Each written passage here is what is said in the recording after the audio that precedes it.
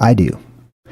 They do not discuss apocalyptic events happening to humans, unless, of course, they're hypothesizing hundreds of thousands or millions of years into the future or back into the past. They insist that people were dumb in the past, comparatively speaking, and that our intellect today is superior. They say that the dog-headed people were monkeys, mistaken for humans. We're going to take a look at that, and we're going to examine that. Here's some examples of how they put these people and tribes onto ancient maps, not just for fun, not just maps that were just haphazardly drawn by any old person, but maps that were commissioned by kings, queens, and popes under the penalty of eternal hellfire from God and the death penalty from those same nobles, as well as ridicule and losing their cartography jobs if they were to purposefully lie or mislead the people by putting things on maps that did not exist. So keep that in mind as well. So, we're going to get into their descriptions, but first let's talk about what they are not. Now, if you look up the dog-headed people, the dog-headed tribe, most academically minded people will just attribute it to these right here, baboons, or different types of monkeys, or possibly kangaroos and stuff like that. So we're going to look at the descriptions of the dog-headed tribes according to ancient historians and explorers who saw these tribes of people themselves and knew others who had met them and encountered them and even gone to war with them, traded with them, converted them to their religious belief systems. And we're going to compare that to modern day monkeys. We're also going to ask ourselves the question, if I lived hundreds of years ago, or even 1,000 years ago, would I recognize that this right here is an animal? Or would I be mistaken because I'm not as intellectually as advanced, and I would think that that's just a human that just looks strange, something's wrong with that human? Is that what you see? That's not what I see. When I look at these animals, they clearly look and appear and act animalistic. They don't walk upright and wear clothing and have religions and, put themselves into the limelight of humanity and interact with humanity. They tend to be and stay within the animal world. So I'm not convinced at all. And I have much better theories about who the dogmen were. As a matter of fact, sometimes and oftentimes I've found that you can find depictions of the dog-headed tribe right along with actual monkeys and dogs. Real monkeys and dogs that they drew because they knew what they were. Oftentimes people drew exactly what they saw. If you look back at the ancient cave paintings, the oldest cave paintings on record that we have found, that humanity has found so far, are pretty good, accurate depictions of animals and beasts and other things that they saw, right? They knew how to draw different types of animals that they interacted with and came across. So, let's talk about their descriptions. Here's one example right here, right? And keep in mind, many of these, even when they show you an actual human with a dog's head, they're still cartoonified. So many of these came out of the Dark Ages, which we've done a whole discourse on, about 2 or 3 different episodes, the season of Satan, discussing the Dark Ages and the time whenever the light actually emerges and is born out of the world, terrestrial beams of energy, likely, I've found to be ionized oxygen that replenishes and resupplies our world, bequeathing attributes unto us like longer lifespans and cellular regeneration and better health and eradicating disease. But there's also some other side effects like mutation. Now, take a look at this. As you can see just from this one example here, they almost always draw the dog-headed tribe, the people of the dog-headed tribe, which we're going to focus on the men of that tribe. I'll tell you why here in just a minute, because there's actually an island specifically of men and an island of women, We're going to talk about that here in a minute. But notice how they put clothing on the dog-headed people. If these were monkeys, why would they be walking around wearing clothing? And oftentimes, it was noted by these historians and explorers and other notable people of ancient times that they didn't just wear any old common loincloths. They wore clothes that were fitting of nobles and had nobles amongst their own tribes. They were often described as being very tall as well, even giants sometimes. We're going to take a look at an example of a giant that's a famous example within Christianity, actually, or Catholicism specifically. So they were very tall. And another notable feature, especially notable, is that they were hairy all over. Hence the dog, right? Now, sometimes you may see these images, and some people, you know, this is interpretation. This is perception filters. This is that telephone game of time as we go through time and how history can change things based on people's way of life and their understanding and their own personal experiences, right? Our perception filters sort of flavor the truth, I'll say. Now, some people may look at this particular example, which is just a cartoonified example, and they may see a bear person. Some other people might see a rat person. Others may see a pig person, etc. It all depends on your perspective. But take a look here. Oftentimes, they were actually shown handling instruments and tools, right? If they were monkeys, then they would not have opposable thumbs and be pictured walking around with axes and whatnot. And also, you'll notice in this picture right here, you can see there's actually a dog in the background, right? Oops.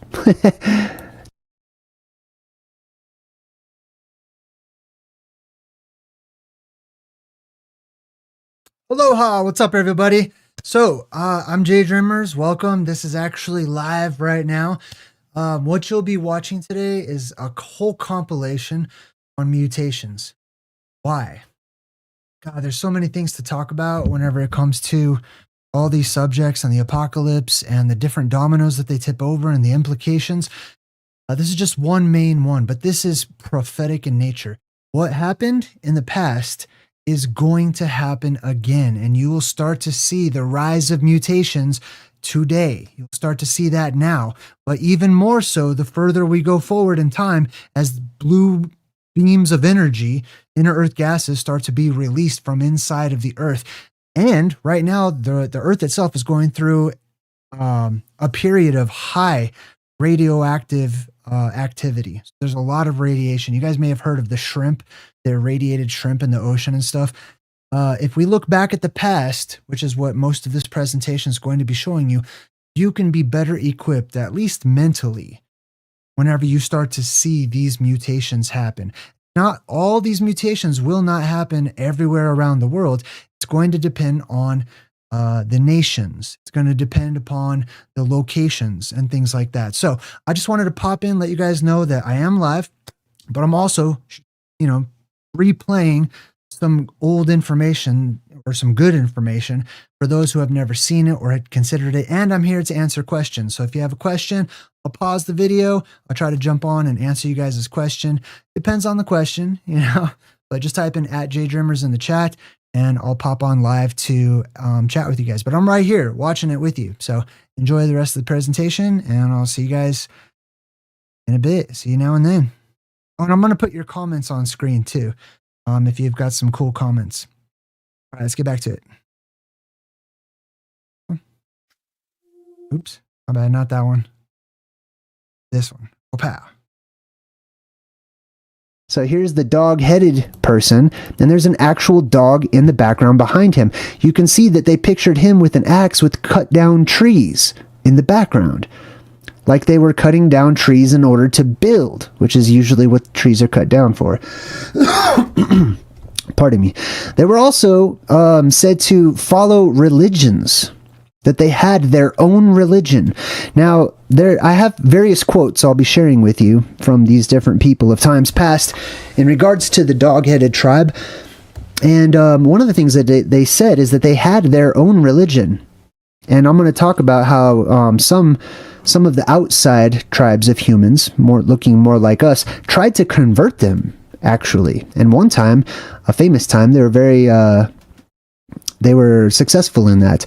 So in their religion, they worshipped the bull god. And this bull god, they would actually draw the symbol of the bull on their forehead, which would be like a circular, with horns sticking up out of it. That's very interesting to me, especially, I'll probably bring that up when we break down this new movie that just came out on Netflix called Three Body Problem, because... Oops. Damn. Okay, actually, I'm going to bring it up right now that we're here live and everything. The reason that these dog-headed tribes and many other people worshipped this bull god is because of what they saw up in the sky, in the Arcadian sky, in the ancient times. They saw what looked like holy cow, or a minotaur, or a headless man with a bull's head above it, whatnot. It was the quintessential bull worshipping. That's what it was. It was apex dome that was lit up, and it was sort of a crescent shape at times, so it goes through its own cycles, just like the moon does, which is why we have the moon, because it projects its own image into our sky. But people in the distant lands, they would look up and they would see this sort of bull-shaped head. Sometimes it was seen as an ox, sometimes a goat. This is why we have the two horns symbolism. This is also the typical symbolism for the devil and Satan and things like that. It doesn't make them satanic per se, but this is the reason for that. This is the reason for two-horn symbolism, representing some sort of negative energy that comes down above. This is who they worshipped, because this was seen directly above their homeland up in... It totally relates to that. And it relates to the signs and symbols of plasma that are seen up in the air during the plasma apocalypse and during the next era that we go into, when people can see different things up there in the atmosphere as our atmosphere changes and the atmospheric conditions in this world change. So they followed a religion. They had their very own religion. Do monkeys have a religion? Has anyone ever seen a monkey or a dog going to church or putting on a cross or walking around with religious symbols? No, not really. I haven't. So they worshipped the bull god, and they wore its mark on their foreheads. They were known as being exceedingly strong, carrying around clubs and tools, etc. You'll notice that this one actually looks like Goofy, which is probably where Goofy comes from. I want to... All right, let me jump back in here. Yeah, I'll figure out how to get back and forth. Now, I've got a question in the chat from Florida Sunshine, who says, Jay, why do you think some people will experience mutations and others will just become superhuman?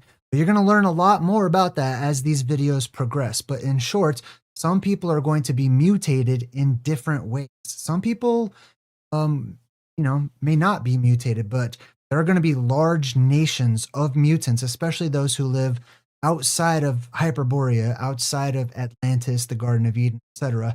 Those ones are going to be affected by the radiation that is thrown out from the Garden of Eden. It's called synchrotron radiation. It's just basically radiation that's thrown outward from the Garden of Eden. And they will be the most mutated of all of the tribes. So it depends on your location and your proximity to different places that are irradiated.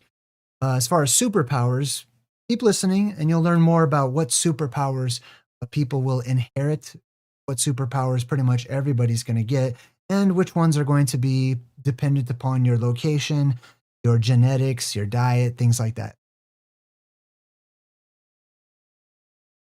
Say thanks to everyone in the chat again. I super appreciate all of your support. So many people have asked, what kind of animal is Goofy? Is Goofy a dog? Because Pluto's a dog and he coexists with Goofy. Goofy is a type that has been passed down through our collective subconscious of Dog Man, the dog-headed tribe. Now, I want to say right now, I do not believe, nor have I found any evidence to support the fact that, or the supposed fact that there were humans that actually had the heads of dogs, that they were part dog and part human. I don't believe that. I don't see any reason to believe that quite yet. But I'm going to give you my theory on what they actually were, what possible substance there was to people looking at these humans and saying, "Oh my God, it's like a dog person," right? So they were said to be extremely tall, hairy all over. They had their own religion. They were exceedingly strong. And this, by the way, right here, where they show you what he's wearing, that's not like, this is just cartoonified. This is his actual body covered in hair, which there was some other legendary tribes that were said to be just extremely shaggy and just covered in hair. We'll get back to that. I'll tell you why I believe that they were covered in so much hair. Here's some other examples, many different examples. These things were drawn all over the place in the Middle Ages and afterwards. They were typically dressed in clothing, even fine clothing, as discussed, and they communicated with outsiders. They were known to possess various spices that were desired by the outside tribes. And by outside tribes, I mean like us, people in what I call the Southlands. And so they would trade with them too, carefully trading with them, because they were also seen as savages and barbaric because of their ways. But their ways were normal to them. They typically wore clothing, even fine clothing. They communicated with outsiders. Now, take a look down here, too. See this one right here? In this one, they look like moose people or horse people, which reminds me of Gulliver's Travels. If you have read the entire story, Gulliver doesn't just go to the island of Lilliput, where the Lilliputians are real tiny and Gulliver's seen as a huge titan. He goes to 2 other islands as well. The last one he goes to is the island of horse people. It's very interesting. I believe it's actually related to this. These dog-headed tribal members were said to have lived on an island that was surrounded by lofty cliffs. They were said to be unbeatable in war because nobody could take their island, because they lived in order to get onto their island, you would have to climb these sheer-faced cliffs, which I believe is directly related to plasma volcanoes. Right? So if you're unfamiliar with the concept, basically in the middle of our world lies the greatest mountain in the world. It is a plasma volcano. It's actually a volcano, and all volcanoes are plasma volcanoes when we go into the next cycle. Right now, they're different. They're lava volcanoes. But whenever the conditions in our world change and we go through an energetic reversal, those volcanoes emit energy. Right? And whenever they do that, they actually electromagnetically draw Earth to them, and that's why they're created in that cone shape. They lift the land up into the air and petrify the mud and other substance that gets drawn into them, creating volcanoes that emit this ionized oxygen. Okay. All right, sweet. So I've got another question in the chat from Dustin John, who asks, is the loss of wisdom teeth a mutation or evolution? As far as I know, we still get our wisdom teeth. But there are certain things that happen as far as puberty goes and changes to the body as we get older. I'll put this mic a little further away from me. That will be a huge and significant change between the world that we are in now and the world the way it once was and the way it will be again. What do I mean by that? In the world to come, many people who live near places of power, but especially those who live in the Garden of Eden or Hyperborea, they are going to live for hundreds and hundreds of years, as long as they're not killed by something or die. They'll just naturally live out very long lifespans. Because of that, it necessitates that the human body goes through more stages of puberty. So, for example, you're going to grow more teeth. You're not just going to have, one pair of adult teeth grows. These are not actually adult teeth, because we're actually children right now in comparison to how long we used to live for. Some people are going to, your bone structure will continue to grow. So some people grow horns, tails will probably start to grow back out, to help with the balance, as there will be an increase in buoyancy, as I've mentioned a couple of different times. So there's going to be different changes to the human body that come with more additions and adaptations to stages of puberty that we go through. Teeth is one of them, growing more and more teeth. And that's why we have the wisdom teeth. That's actually left over from ancient time when we grew more teeth. We didn't just grow 4 extra teeth or whatever. We grew a whole entire set of teeth many different times because we needed them to last for hundreds and hundreds of years. I hope that helps to answer your question. And on these islands that have these plasma volcanoes, specifically at the North Pole, you have Mount Meru in the center. And then my hypothesis is that there is an anode and a cathode island.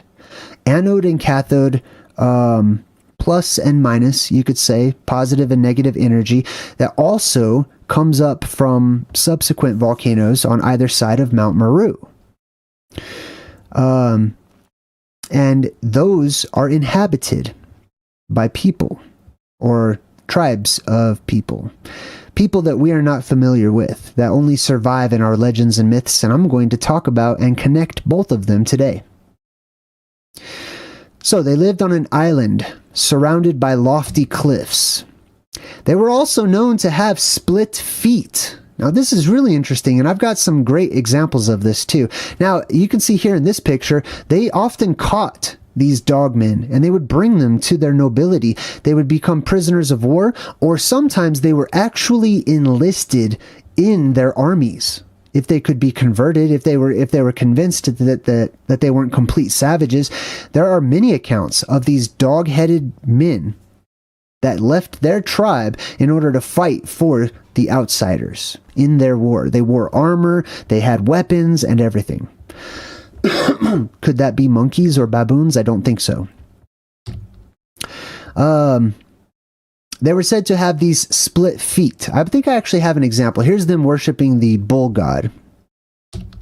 Let me show you this example of their split feet. I'll come back to these other pictures here in a second. There we go. So they're drawn in different ways over time, right? Here's a stone cut drawing, basically, of what you have like the Anunnaki gods on either side, and then you have an example of what looks to be a dog-headed tribal member. But look at the feet. Now let me zoom out a bit so you can see the feet here. Now there you see that at the bottom. Sometimes they were described as having birds' feet. Other times it was the feet of cows or bovine feet. That means that they were split, that their feet looked like this. If I had only 2 fingers here and then they were just split off, that's kind of what their feet were said to look like. So sometimes they were described as having birds' feet, sometimes as having goats' feet or the feet of calves or some other form of split foot. Now, genetically speaking, this is something that we experience in the modern world. Just like people growing horns, which I'll show you in a bit later, or people growing excessive amounts of hair, people also have had bird feet. And these are modern pictures of actual people, and sometimes it's in their entire families. You can look this up on Google and find this easily, as I have. It's a split foot condition. This is also shown to you in some movies. They allude to this too, specifically, fantasy movies and stuff. Let me get back to this main picture here. There we go. All right, so they had split feet traditionally and opposable thumbs, obviously, so that they could handle weapons and tools and things like that. They were sometimes enlisted in the armies of the outsiders, as discussed. They're oftentimes depicted as hanging around Jesus. This is very interesting, right? Dogs are talked about in the Bible. They're referenced as a metaphor. Not as actual dogs, as pets or creatures that walk around on all fours, but we'll come back to that one because it's a very interesting description. They used tools, they hunted, they were said to farm, to grow rice and other grains and stuff, and they were cannibalistic. They were famously known for being cannibalistic, which is one of the reasons why they were seen as being such savages, right? They would eat their own children.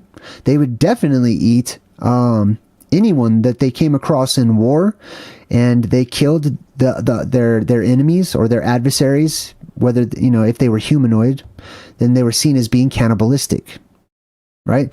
Not just that they ate their own kind, but they ate humans, which made them cannibals, which indicates that they were humans or humanoid, right? Not that they were baboons or apes or kangaroos or any such sort of animal. They were intelligent as well. Now, I read this interesting story, an account where people had gone to war against the dog-headed tribe, who were covered in all of this shaggy hair all over their bodies. And in order to create a type of armor, they lived in an area, or they when this war had happened, they were in an area that was very cold, which to me indicates a northern area. So what they did, according to the legend, is these dog-headed tribal members, covered in fur or hair or whatnot all over their bodies, went and they jumped into the freezing cold waters to drench themselves. Then when they came out, that water almost instantly froze, and then they would go back into the water and get another layer that would freeze, and they would do this a few different times in order to create natural forms of armor out of ice. And then they would go to war. And then the blades of the enemies would just glance right off of their bodies. That to me suggests intelligence, if anything else. It's very interesting that there's a connection to the word canine. The word dog is God backwards, which is interesting in and of itself. But the word canine, which means dog, sounds like there's a relation to the word Canaan, as in the biblical city of Canaan or Canaan, or that an at the end means of the. It could also possibly mean sky, but I believe it's more likely to mean of the. So, Kanaon, which means of the priests, those who were the priests of their god, which was Baal, which is the bull god, one of its many forms. All right, let me jump back in here for just a second. I did have a question that I wanted to respond to. Oh, first we got Winjo, who asks, were the wild men and the dog men one and the same? Yes, they were, with the exception of a slight mutation of a protruding jaw or a protruding mouth. It's a genetic mutation that people still have today. Some people have a top portion of their teeth that sticks out further, commonly called an overbite. Some people have an underbite, sticks out further on the bottom. Some people, just the mouth portion will stick out a little further, giving them more of like, a sort of canine appearance from your profile or whatever. And then I had, what else? So I have somebody else in the chat. Rock Shepherd, where are they? Oh, can they talk? Yes, of course, they can totally talk. So the dog-headed tribe, the wild men, they had their own language. Myths and legends say that they spoke in a strange foreign tongue. Some people said it kind of sounded to them like barking at one another, but that's what languages can sound like sometimes. But they also had the ability to learn other languages. People in the Southland spoke. For example, many of you in the chat have just mentioned many times Saint Christopher, the dog-headed saint. And he was known to help people out and stuff. So it's likely that he spoke another language, that he easily learned how to speak other languages. Not only that, but many of these wild men, these dog-headed tribes, like I said before, they were considered to be of noble birth. They were respected not just as fierce warriors, but as people who were close to the Garden of Eden. So they were considered nobles, basically. And being nobles, they would make visits. They would have emissaries and stuff. So there was definitely a language barrier, because it was harder for people in the Southlands to learn their language, but they easily could learn other people. Somebody else in the chat said Chewbacca, totally the same thing. Chewbacca is totally a dog man. What else? Was that it? Was that all I wanted to comment on? Yeah, I think so. Let's go ahead and continue the conversation. Good questions, everybody. I'm glad you're using your head and thinking outside of the box. Which is very interesting. So the Canaan, or the Canines, or the Canaanites, possibly could have been the dog-headed tribe. Now, it's interesting, too, because there's a story where King David in the Bible famously goes and he fights against a giant who is enlisted in the Canaanite army. At least that giant was in the land of Canaan at the time. He might not have been from there. But what this giant says to King David is, "Am I a dog that you come at me with sticks?" That's an interesting thing to say, especially given the correlation between the Canaanites, or the Cains, those of Cain, basically, the dog-headed people, and him being called a dog. Perhaps that was an insult, right? Just like we would find it an insult to some of us if we were to be called monkeys. Let's say an alien race came down and they were like, "Oh, you just a bunch of monkey people." That would be seen as an insult. Just like if we were to call these people dogs or dog-headed, they would find that to be an insult if they were not actually animals, if they were humans that just happened to resemble dogs, right? That's interesting, and perhaps that's actually what the mark of Cain was. Many people wonder about what the mark of Cain was, right? And there's different theories, and I've heard many interesting ones. But maybe this is the mark of Cain. I'll show you here in just a minute what I mean. I'll be more direct in my theory. So, here's some more examples of the dog-headed tribes going to war, invading castles, riding upon horses, which are animals, right? Wearing crowns, having weapons, holding on to lances, talking to one another. Here they are again, as it looks like they're worshiping here in the background, and this looks like there's an actual dog down here eating this soldier, if you could see him down there. See how this dog right here has actual paws, whereas the dog-headed tribe is portrayed as having hands. Another example where dogs or monkeys are shown at the same time as the actual dog-headed tribe, right? Now, sometimes they were depicted as being civil. Sometimes they were depicted as being able to carry on conversations and learning English, and they had their own language, right? Which to outsiders just sounded like grunting and barking, so to speak, right? Especially if you see them as dog people, which was sort of, I imagine, a derogatory term to call them as your enemies. But other times they were shown their other side, which is when they ate their enemies, right? Not letting that flesh go to waste or whatnot.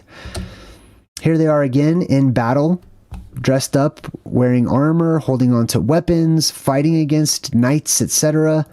We talked about the bird feet thing, so we'll skip on that one. They were often put into rock carvings, put onto the actual walls of churches and other buildings. This was recorded for posterity, that these were actual real humans. This is not guessing. This is not just a myth. And I certainly will not minimize it, especially given this much weight, this much weighty evidence that has survived the test of time, where people were putting these as sculptures right next to saints and Jesus and the constellations, etc., right, on many of these ancient structures.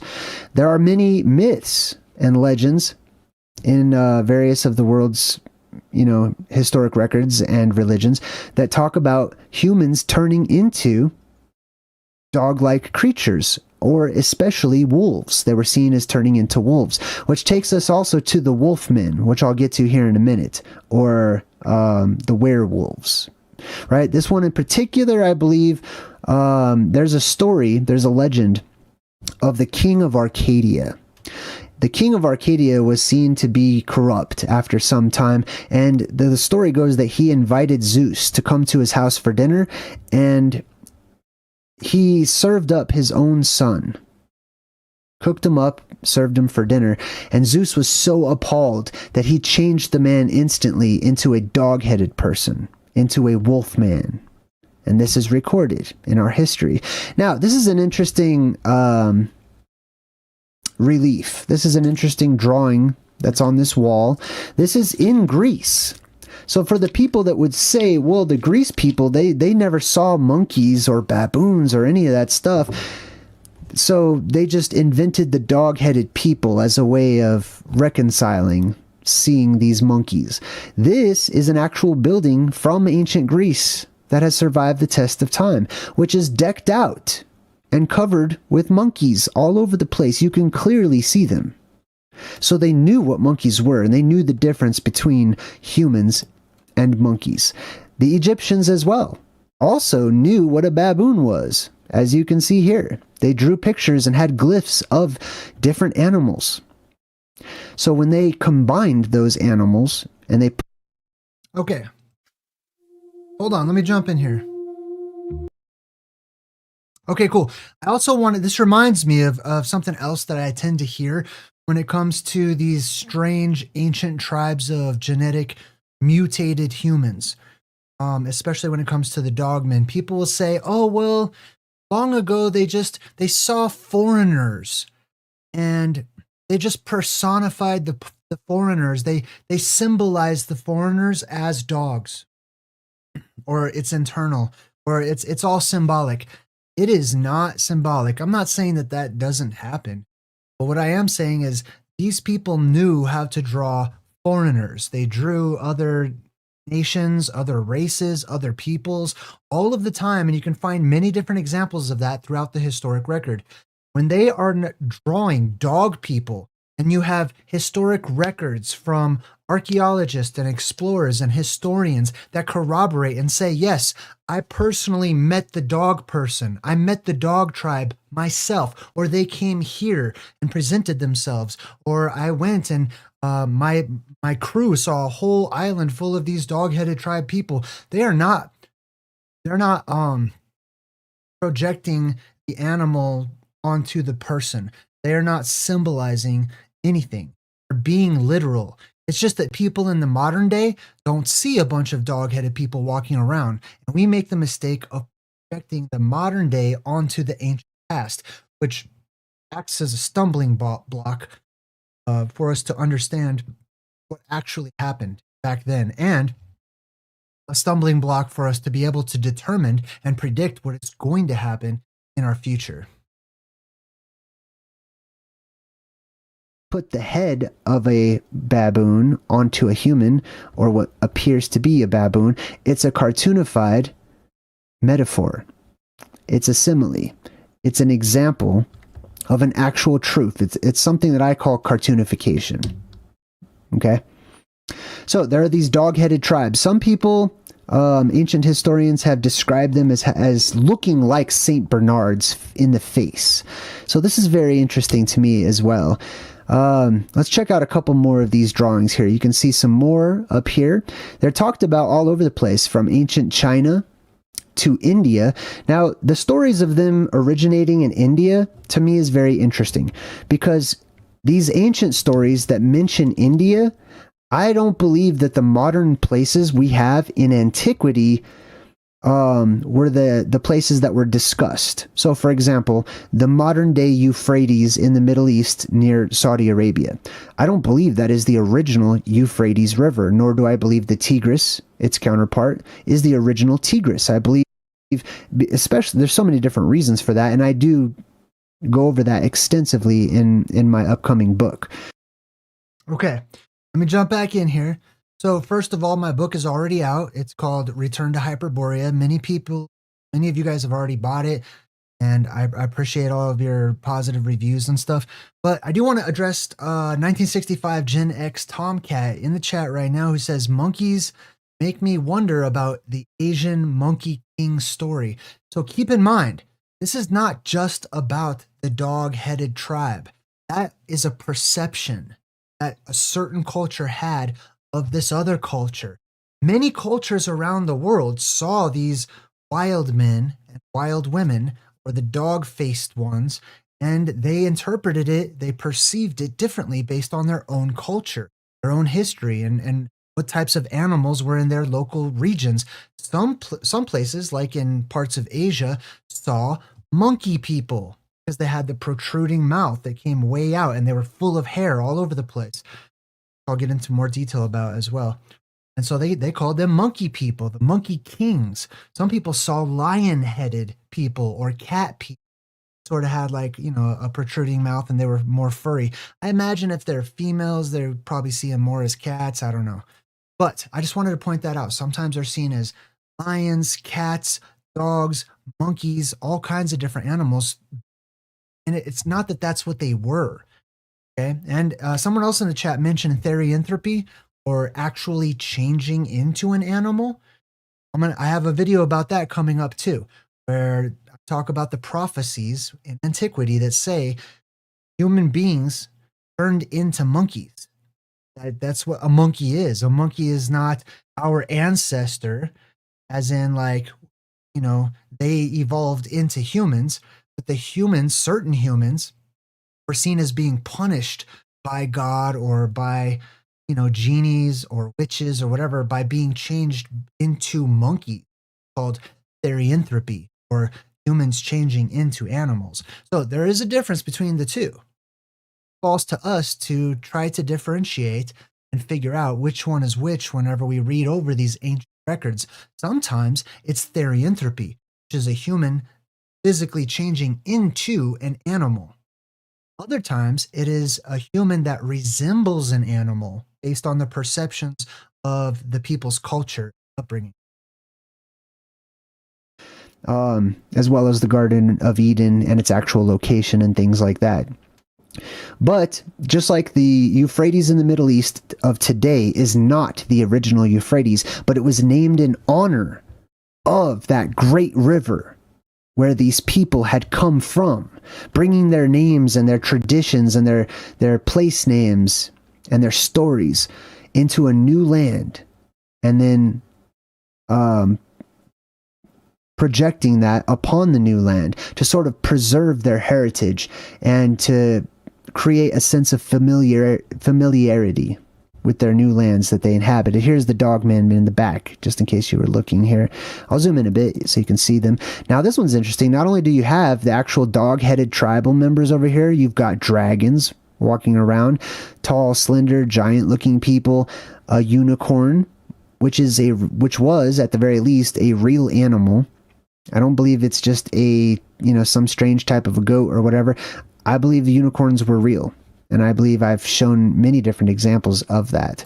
The pygmies, etc. Over here, it looks like there actually might be monkeys. I can't tell what these are supposed to be.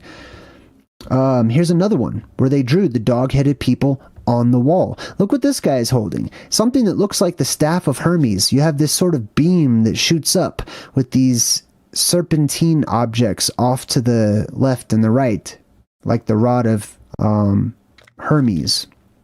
Right? Which that is the beam that comes up out of Mount Meru. This is very interesting too. So there's this energy that shoots up out of Mount Meru at the center of the world. And then we have Anode and Cathode islands off to the side. Then there's other plasma volcanoes as well. That's why that whole area is called Septentrion, because there's actually 7 that surround it. But you have all of these different plasma volcanoes that are emitting energy up into the air. That energy fluctuates because it's a fluid, and it interacts with the fluid that we call the atmosphere. So at first, it's a beam of light. It's a straight line. But after a while, it becomes serpentine and snake-like as it starts to find its currents and move about in the air. So, speaking of that, we have the Anode and the Cathode islands. And I'm going to talk about those for just a second, right? One of them, so you have Mount Meru, which is the biggest plasma volcano in the world, and it shoots up a beam of light that goes straight up into the heavens and then splits off as it gets to the top. This is the tree of life. Now, you have a positive on the other side and a negative on the other side, I suppose. Okay? Right? There may be more to it. I'm still working many things out myself as to my own theories on this. But let's suppose that they have an island of plasma volcanoes, one being purely negative, right? And the other being purely positive, an anode and a cathode. And those can actually reverse depending on the different ages that we're in. They can reverse, and one can be the anode and the other one can be the cathode. But those inhabitants that are born on those islands, it seems reasonable to me to suppose that if that island, the actual land where they live, is emitting a strong, positive male force, that most of the inhabitants of that island would be male and very masculine. And on the other side, contrary-wise, we would have an island of purely females, and mostly females, at least during the times whenever those beams are shooting up into the sky and the entire area, the entire region is resonating with that positive or negative energy. Which brings us to the anode and the cathode islands. One, mostly male, very strong, dominant male energy, and all of those people and creatures are resonating with that. So when they give birth, right, and they give birth to that same male energy, which will produce an excessive amount of testosterone. Now, what happens whenever an excessive amount of testosterone is produced in the body? Here you can see they look more like pig people, actually. And I may do a video on pig people in the future, too. That's an interesting topic. Man, do we talk about Saint Christopher right now? Should I pause on that? Yeah, let's pause. Let's talk about this guy, okay? I'll come back to the anode and the cathode islands, okay? And to my theory. But right now I want to talk about Saint Christopher. Here you can see this is an actual Christian saint, and this is how he was depicted in the ancient times, time and time again. In the modern world, typically they have sort of given him a makeover and made him look like a regular Caucasian, basically, but not in ancient times. In ancient times, Saint Christopher was drawn like this. He had the head of a wolf. He had the head of a dog, or it looks like a horse or a rat or something like that. And he was said to be a giant. He was said to have exceptional strength, which, by the way, the closer the humanoid tribes live to Mount Meru and to that mysterious island at the north, the longer their lifespans and the stronger they tend to be. This is interesting. Now, you'll notice a few different things. One, check it out. He's got pointy hair. He's very swarthy or dark in complexion. He's basically hairy all over. Okay, it's hard to figure that out because of all the clothing and whatnot. But he's got these long, pointy ears. He's got long, flowing hair. He was said to be a giant. And his story goes that at first, he was seen as somebody that basically worshipped the devil or Satan, or an evil god. And he wanted to worship, he was innocent, he just wanted to worship whoever was the most powerful. So, and I'm telling this story or retelling it in my own words, okay? He just wanted to worship the most powerful entity, because to him that made the most sense. And to me, that makes the most sense as well. So, whenever you had these Christian missionaries, these outsiders, regular-looking humans, that came upon Saint Christopher before he was dubbed such, he had a discussion with them, and they asked him, why are you worshiping this evil creation or whatnot, right? And he said, well, it's the most powerful one that I've heard of. Everybody's afraid and terrified of Satan, etc., so I might as well worship him. And those, I'm sure he didn't say Satan. I'm just using that so you can understand we're talking about good and evil, right? Or positive and negative forces, etc. Anyways, so these Christian missionaries are like, there's a way more powerful God. And Satan is subject to this God. As a matter of fact, whenever you talk about the son of this God, people will make the sign of the cross, and people who are satanic, they become terrified and spirits run away. And so he was compelled. And he was interested in this story, and he sought out this God, and he became famously known as a convert, who was a dog-headed tribe, a dogman, who was known as being a savage of those who were cannibals and practiced witchcraft and magic and sorcery and cannibalism and other such, so-called horrendous things. But he was converted famously, and he became a Christian saint. And he was extremely tall and extremely strong, and he asked, what should I do? How can I help? I don't know how to help the people. And so they recommended that he carry people across this river or stream that was pretty deep in one spot. Because he was so tall, he could just put people up on his shoulder and walk them across the river. So we're talking about giants. These dog-headed men may have been gigantic. So Saint Christopher, he was renamed Saint Christopher, which means Christ bearer. The story goes that one day he was carrying these people across the river, different people every day in service to God. And then this child comes and he takes the child, and as he's going across, the child gets heavier and heavier, and he's like, oh my God. And he gets to the other side. He almost drowned. The child became so heavy. And he asks him, he said, why did it become so heavy and such a burden? You're such a small child. It's like I was carrying the weight of the world on my shoulders. And it was Jesus. And the child, Jesus says, you were carrying the weight of the world on your shoulders. It was me. And that's an interesting story of Saint Christopher, the dog-headed saint, who was converted to Catholicism, or Christianity, we'll say, who is known to be exceptionally strong, have superhuman strength, and to be gigantic. This is very interesting. Would that be a baboon? Would people actually try to convert a baboon or a kangaroo or some sort of animal? I don't think so. So here's many different depictions of Saint Christopher dressed up in fine clothing, associated with other Christian saints, wearing armor, holding on to spears and weapons with halos drawn around his head. Many different images and pictures of this dog-headed tribal member who went around the world trying to help people, just wanting to serve the strongest and mightiest of all of the gods. I like this depiction here too. Notice how the mouth protrudes. We're going to talk about that here towards the end as well. But here's this. This is supposed to be him carrying the child Jesus on his shoulders across the river. Now, getting back to the dog-headed tribe, right? They didn't have the heads of dogs, of actual dogs, okay? They weren't a crossbreed between canines and humans. It was just a derogatory term. It was just, they look like dogs, so we call them dogs. Probably like the fish gods were probably those who had scaly skin, looked like fish because fish have scales. Or how about reptilians who have scaly skin? So they call them, oh, you're the reptilians. Maybe not. Maybe that's just a cartoonification. Maybe that's just an easy way of describing them. Just like the dog-headed people, right?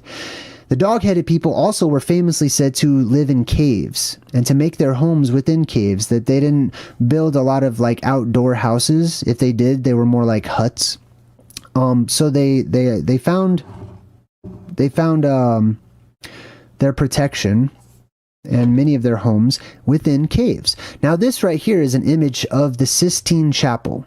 Right? You know that famous image where God is reaching out to touch and Adam's holding his finger out, which is up on the roof? This is the same Sistine Chapel. In front of you is a statue of Jesus Christ. And there is a whole mural of interesting things happening during this apocalyptic event right behind him.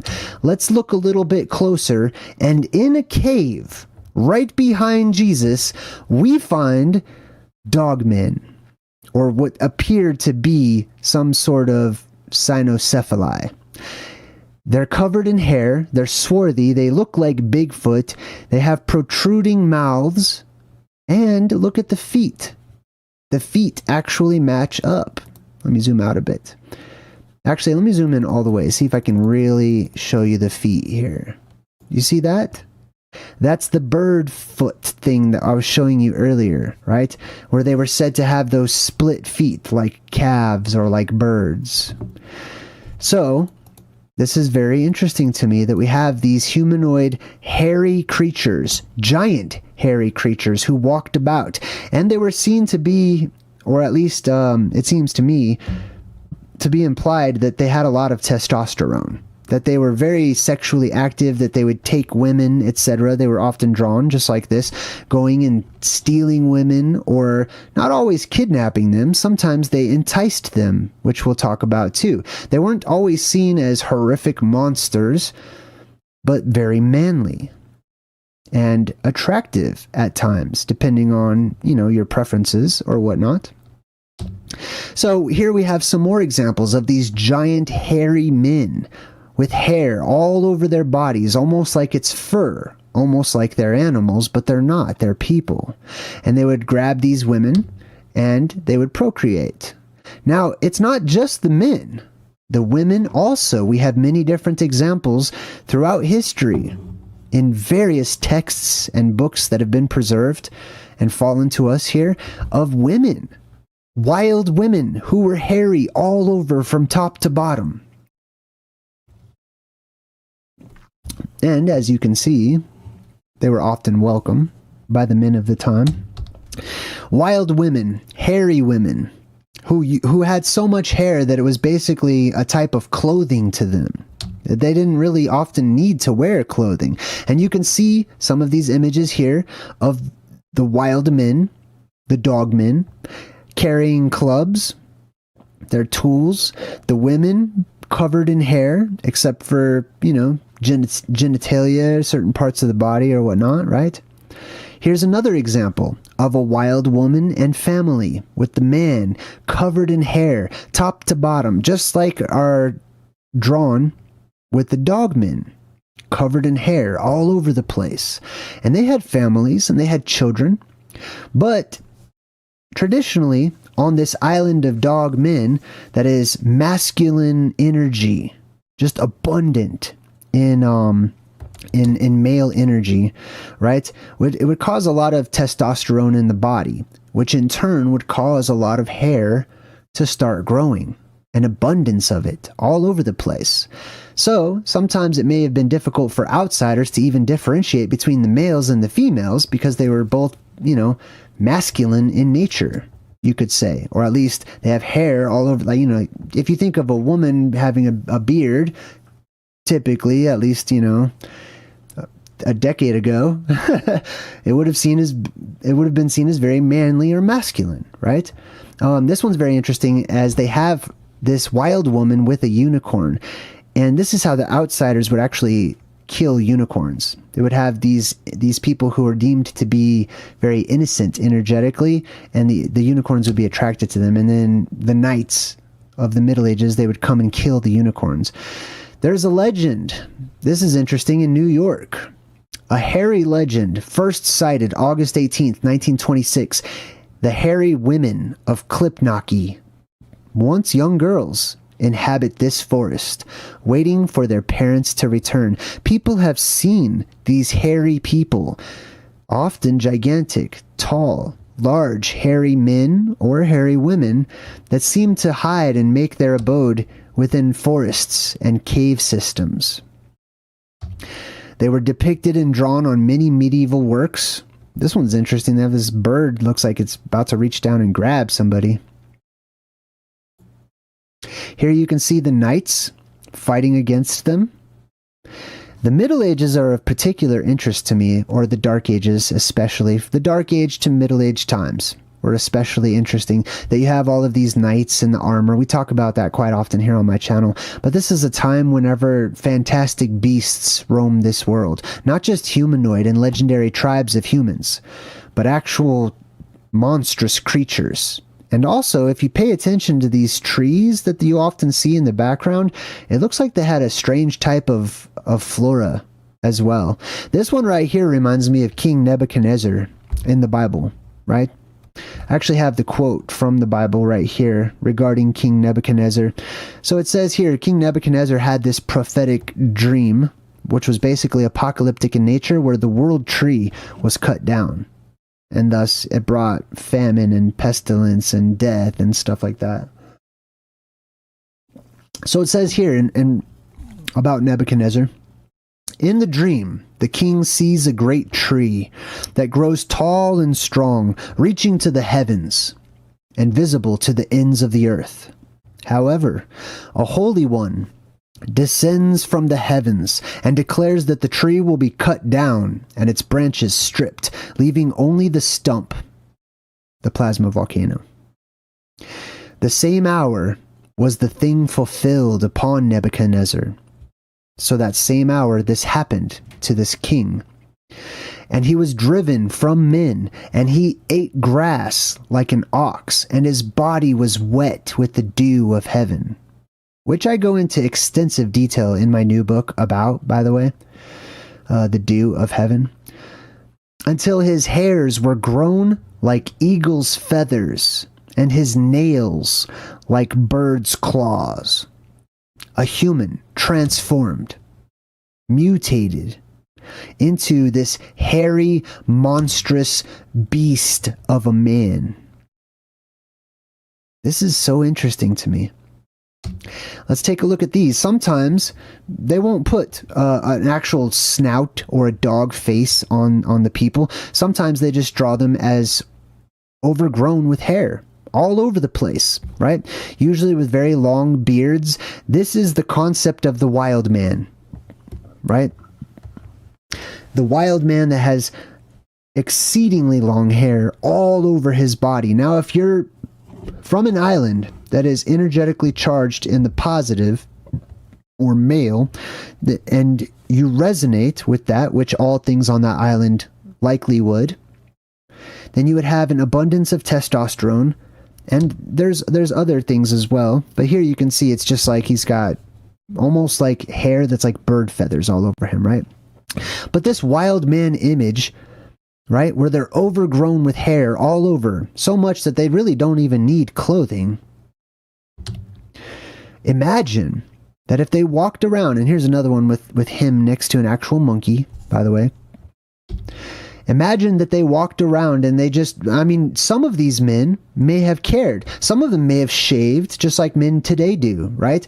When I grew up in the 90s, it was a thing where having hair, you know, was just disgusting and gross and strange. And we go through these different cycles, right, of what's acceptable and what's popular and what's seen as sexy or not sexy, right?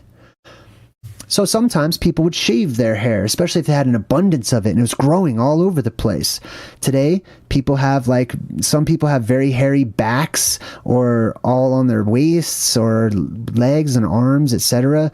And they will shave it all off because they're very insecure. And they're like, oh, society tells me that this is disgusting and gross and I'll look like an animal and I'll look like a dog man. And I don't want that. But that wasn't always the case. Here you can see he's actually gigantic in comparison to this knight. Twice the size of a regular knight, which is why people like Goliath would have been sought out and recruited to fight for the armies of the outsiders. Because these were gigantic people who were from an Anode and Cathode island near to the North Pole. Not at the actual island of the North Pole itself, but just outside of it, or just outside of the holy city, you could say. Ancient Jerusalem, at the middle of the world. Here's another one. This one is what appears to be a wild woman. And there's the unicorn once more with the wild woman. But imagine that these people let themselves go. Imagine they walked about and went off by themselves and they left their society. Just like how sometimes we have people that go off grid and they leave their, cities and whatnot. And these people just let themselves grow and their hair grow and everything. And pretty soon, and imagine they're gigantic as well. I can see that like moss and stuff would probably start growing on their very hairy bodies, which would turn it green. And they could possibly actually be seen as being different colors instead of just dark and brown and swarthy looking or whatnot. This one actually looks like a woman that maybe dyed her hair green. That's interesting. But notice that she's suckling this baby right here, the baby suckling from her, which that reminds me of the founders of Rome, or the alleged founders of Rome, which is basically Ram or Ram. Remember how they worshipped the bull god, or the horned god, right? So the founders of Rome, Romulus and Remus, both of those basically mean ram, or the horned one. They were said as babies and as children to have been found by a human, and they survived. Something happened to their parents, and they were brought up by a wolf, a she-wolf. And there's famous pictures of Romulus and Remus being raised. This one says Romulus and Remus discovered by a gentle shepherd. And you see this wolf. Take a look. These are all cartoonified drawings, of course, right? But look at this one, right? Typically, you have, when they show you Romulus and Remus, they just show like an actual regular wolf on all fours, and they're just sort of underneath like little puppies or whatever. I don't really buy that story, that it literally happened that a dog or a wolf suckled these children, these babies or whatnot, because, you know, they're humans. They need to drink a lot of milk. And what happened to the rest of those cubs, right? But this one is interesting because this reminds me of like Little Red Riding Hood or the Big Bad Wolf, dressing up, all these wolves dressing up in human clothing. This is a cartoonification of someone, a female from the dog-headed tribe, who is taking care of these outsiders, these twins of the outside world, right? This is how it's typically portrayed, is you have this strange-looking she-wolf, and then Romulus and Remus are just down there as little babies. To me, this is a cartoonification of the truth, which is a human suckles a human raises a human, etc. Right? If they're actual wolves, they probably would have just eaten Romulus and Remus. You know what I mean? Especially, you know, same thing with Mowgli, right? In the Jungle Book, Mowgli raised by wolves. Were they actual wolves, or were they of the dog-headed tribe? This one's interesting too. You can see that they depict the wild men, the dog men basically, as having body parts that are cut off, but they still seem to be alive. And this guy has his head cut off, he's decapitated, and yet he's walking around with his own head. This guy's got his leg cut off, he's walking around. This to me indicates amplification of the spirit, spiritual energetic amplification. Those who live closest to these terrestrial beams of energy or light or spirit, which is basically what it is, they have their spirits amplified. So, for example, I talked about why they had so much torture during the Dark Ages and the Middle Ages, and how there's all these various hundreds of examples of people that could not die. They could not be killed while they were being tortured. Things that normally would kill your average human, these people were laughing at it, cracking jokes, unaffected. They could not feel pain, right? And oftentimes you actually had to cut their heads off in order to finish the job. So I theorize that these tribes on the Anode and Cathode Island, being that they lived much longer, they were very healthy, etc., that they also would have had those types of benefits imparted to them. Now, this is also very similar to the Green Man, which I sort of alluded to earlier, but let's imagine that you have hair, and it covers your face, and it covers your body all over the place, and then you're out in the wild walking around, especially if it's damp, especially if you live during a time after the apocalypse when you have atmospheric depressurization worldwide that rips the air apart and causes fog and mist to just appear all over the place. You would have a lot of moss growing all over the place. And then if you have hair all over your body and you're sleeping outside and you're gigantic, then it stands to reason it's going to be growing on you. Okay. Hey, what's up, everybody? I just got back from the post office. I want to comment on the video, but I also want to say thank you. Got lots of packages and letters and stuff from some of you. So I've yet to open them. I just got home, but I want to say thank you so much. I love getting stuff in my post office box. It's always exciting for me, and it really inspires me. It's such a huge pick me up, even if it's just a handwritten letter or something. Means a lot to me. So thank you all very much. Now I want to comment on the standard of beauty. Earlier in the video, I was talking about how when I was growing up, it was considered kind of ugly to have, especially if you're a man, to have a lot of body hair or facial hair, things like that. And I do believe it goes back to this sort of, I don't know if you would call it racism, but this sort of animosity or hatred against the dog people, against the wild people that lived closer to the North Pole, up in the north. We had an elven standard of beauty. So the people that came from certain areas who were not affected, who were not mutated, who did not grow lots and lots of hair, but they were very fine-skinned and fair-skinned and stuff. Those people, like I said, would live for hundreds and hundreds of years, just like the dog people. One group or one family was considered to be the beautiful ones, the lovely ones, those who were beautiful to behold or whatever. Both were gigantic. The other ones, not so much. They were kind of mutants and, wild looking and stuff. But there was still crossbreeding between the two, and between those two and the outsiders, or those who lived in the Southlands. This is the whole Beauty and the Beast story. It's where it comes from. It's not made up. It's a real, actual story that, that mimics real history.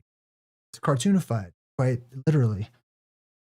So the elven ones, the beautiful ones, the younger ones, who were placed in charge of humanity and not kept at a distance like the dog-headed tribe or wild men, the wild women, those are the ones we saw the most. And so we revered them, and they were usually the younger of the tribal members. The older ones would not be put in charge of humans. That was seen as, a sucky job. It wasn't fun to be in charge of whole cities wherever you got all this huge population coming at you with problems and issues and requesting boons and gifts and miracles and blessings and all of this stuff. But those are the ones that we saw the most. They had not reached a point in their puberty cycle where they started to grow hair. Like I said, they lived for hundreds and hundreds of years. So you could have your local leaders in different areas who are only, 150 to 250 years old, and they would still have baby faces. They would still be very young looking. They wouldn't have beards and things like that. Only the older ones that people rarely saw would have that. So that's the what I call the elven standard of beauty. Let me jump into the chat real quick, see if anybody has any questions for me before I continue on with the conversation. Remember to type in @JayDreamerZ. If you do, it will highlight on my personal chat here on my computer. It will not highlight on yours, but it will highlight on mine. Gen X says Jay's hot on the trail for certain. Thank you. Appreciate it. All right. Yes, Beauty and the Beast, definitely. It's a great example of that. All the fairy tales, not just Beauty and the Beast, all of them. Think of Little Red Riding Hood. My, what a big nose you have. My, what big teeth you have. All of this is describing how they would actually describe these dog people, wild people. Let's see. Yes. Does anyone have any questions for me? Feel free to type it in the chat. I'm going to open up my mail here too, so I'll keep an eye on the chat. It does highlight, like I said, on my side. If you type in @ symbol and then JayDreamerZ. CJC says time traveler equals J. High five. Let's see. We got. Oh, here's a question. CJC says JayDreamerZ, does the currently popular trend of many people with dogs tie into this somehow?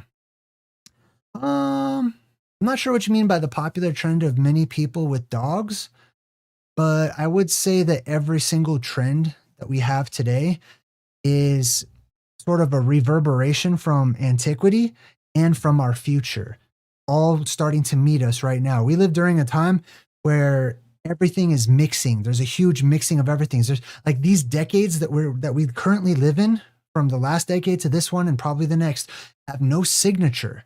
They have no marker that really establishes like this was the 2020s or this was the 2010s or whatever. We lost identity because everything is merging. When you get to that point of everything merging once again, and there is no clear-cut difference between the decades, it's indicative of the major change that is on the way. Because that's what happens right before the apocalypse comes.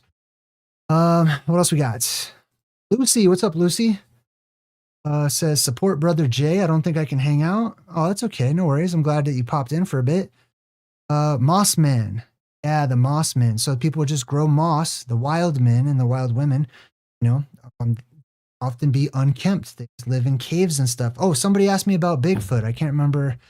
Somebody asked me, I don't know where it is, but somebody asked me, do I think that these are basically Bigfoot?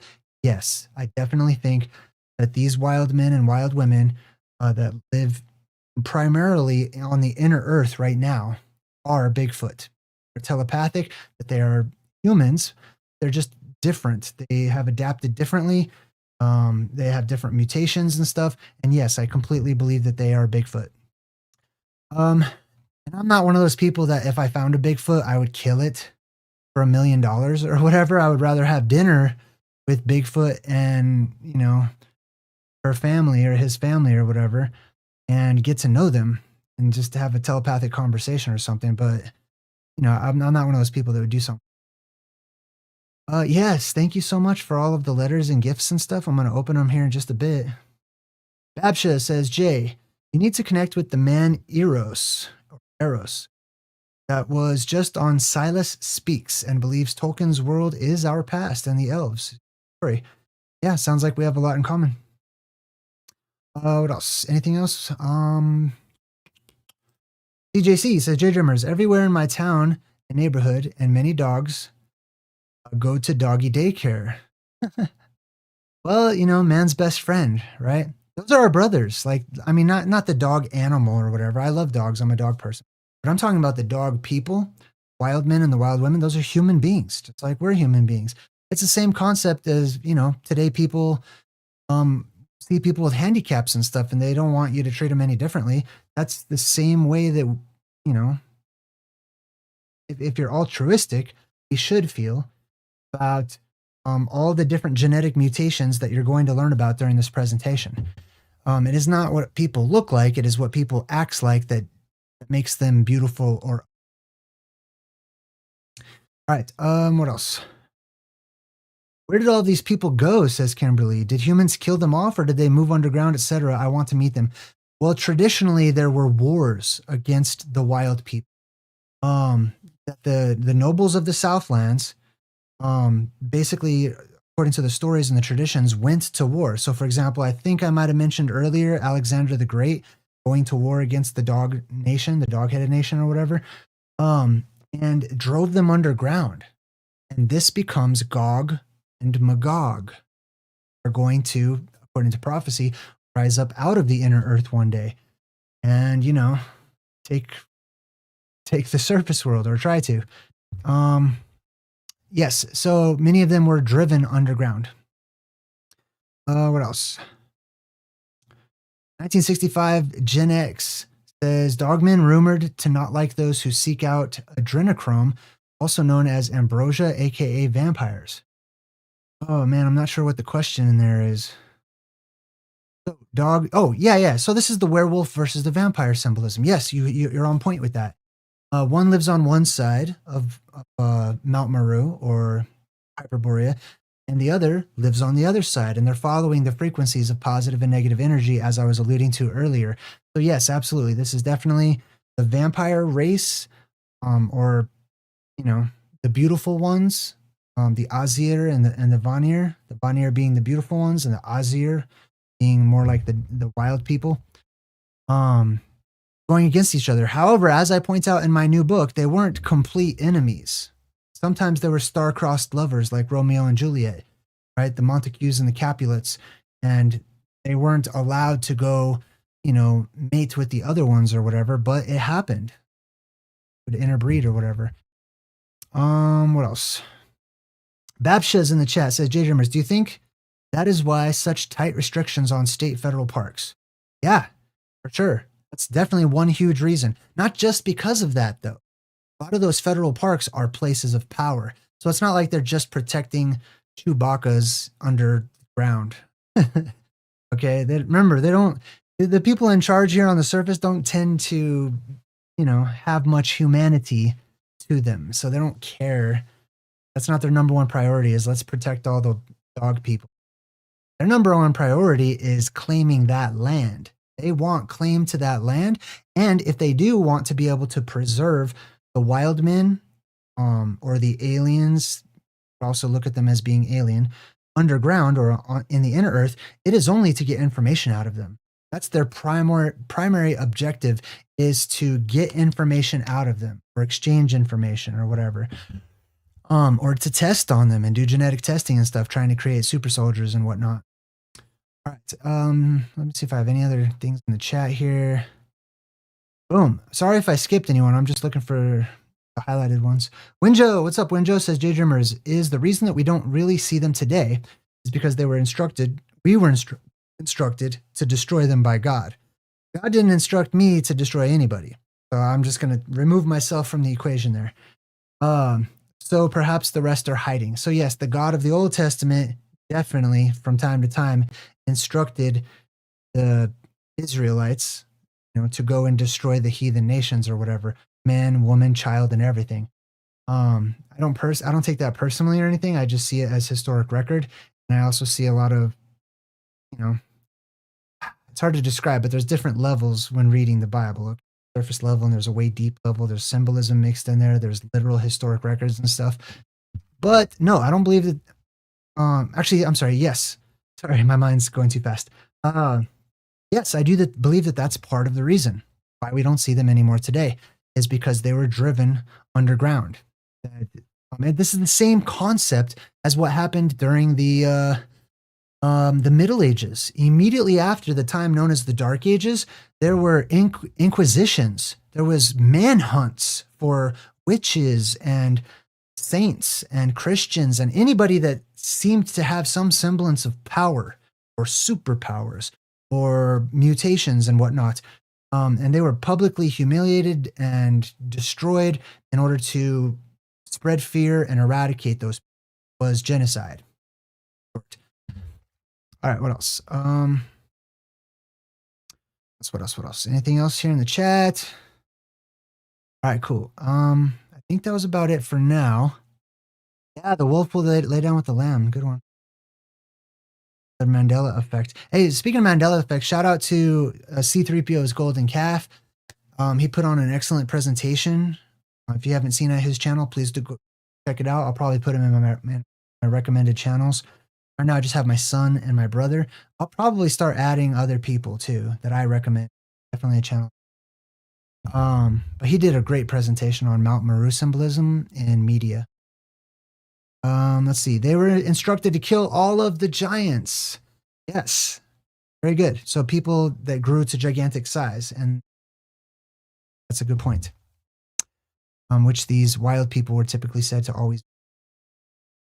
Okay, cool. I'm going to go ahead and I'm going to go open up my fan mail and I'll continue in the conversation. If you have a question for me, just type in @JayDreamerZ and I'll highlight and I'll try to jump on and answer your question personally while I can.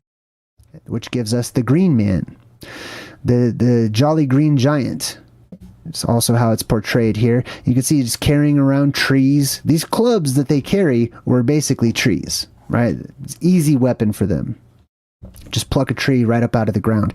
And you can see there are certain parts of their body that tend to be bare, like the kneecaps, the breasts, the hands, etc., right? But here's an example. I want you to keep this in mind. Now, I'm going to get more into my theory about the dog men and what they actually were. This right here, this image, and the green man with all of the leaves and stuff that are spread across his face, all green, is directly related to the dog man, I believe, or the dog tribe, the dog-headed tribe.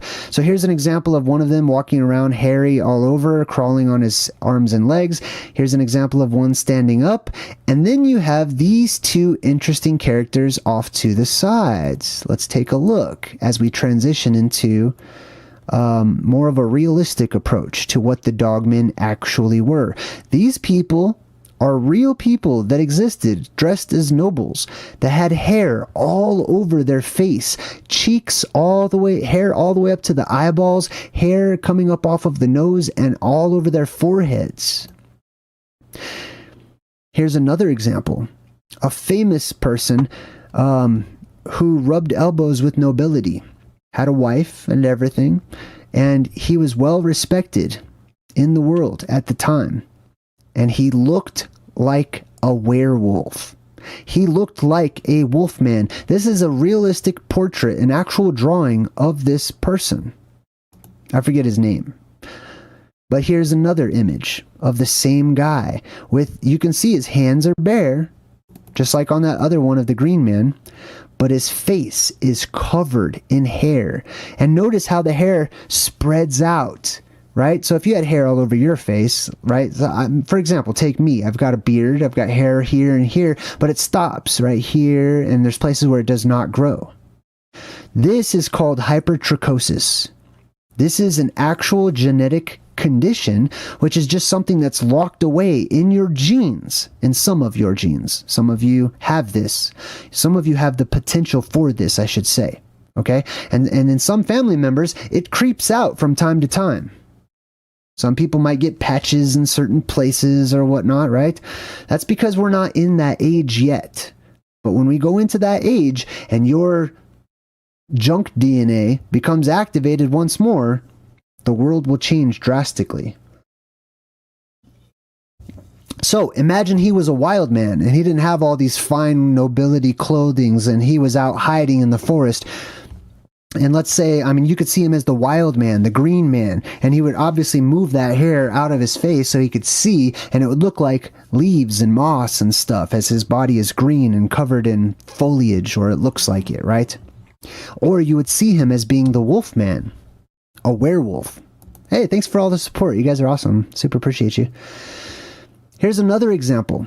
This is real. These are real drawings that were done where people posed who had hypertrichosis. Hypertrichosis is a condition. Remember how I said if you live in that anode or the anode and cathode regions up there, if you live in the one that's positively charged, which is a lot of male energy, then it would obviously resonate with you and you would start growing. You'd have a lot of testosterone, which means you would be really pumped up, right? So you'd probably be known for hunting and going to war and being really excited and aggressive and stuff like that. But it would also cause hair to grow all over the place. It would just trigger it.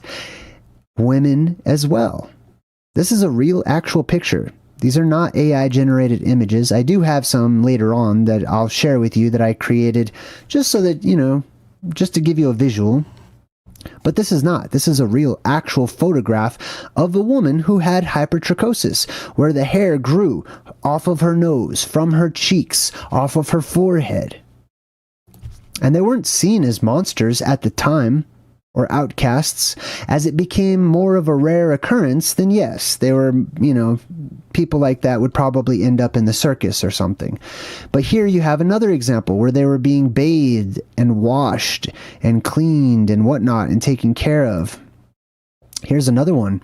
This one's actually on a building. This guy looks exactly like Chewbacca from Star Wars, which is not lies. Okay, none of these things are lies. I was watching that new series on Netflix, Three Body Problem, and there's a scene that really resonated with me where this one guy is reading a story to this alien through a microphone, like the alien's listening, and he's telling the story. It's like a children's story, and the alien is taking it very literally, and the guy's trying to explain, no, it's not real, it's not true, and the alien's like, so it's a lie, so you're lying. And he's like, yeah, I guess, you know, you could say that. It is kind of a lie. But I disagree. I believe these children's stories, nursery rhymes, our fiction and fantasy, none of them are lies. Every one of them is true. Or as the Bible says, love believes all things.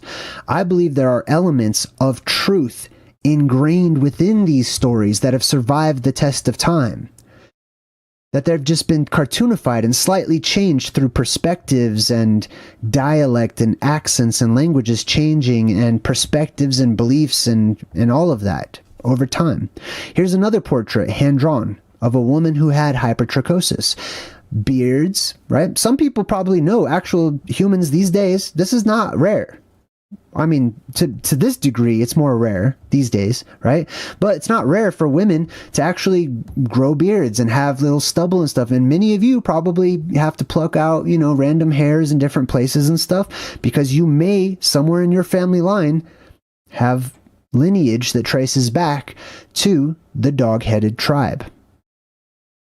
Which I don't really like calling them that, but that's what the title of the video is, right? Anyways, this one has the caption on the bottom down here. It says, "The boy with the lion's head." So these weren't always, these people, male and female, female, they weren't always described as dog-headed, as I've talked about before. Sometimes it was the horse-headed tribe, the rat people. It all depends, right? Sometimes they were seen as lions.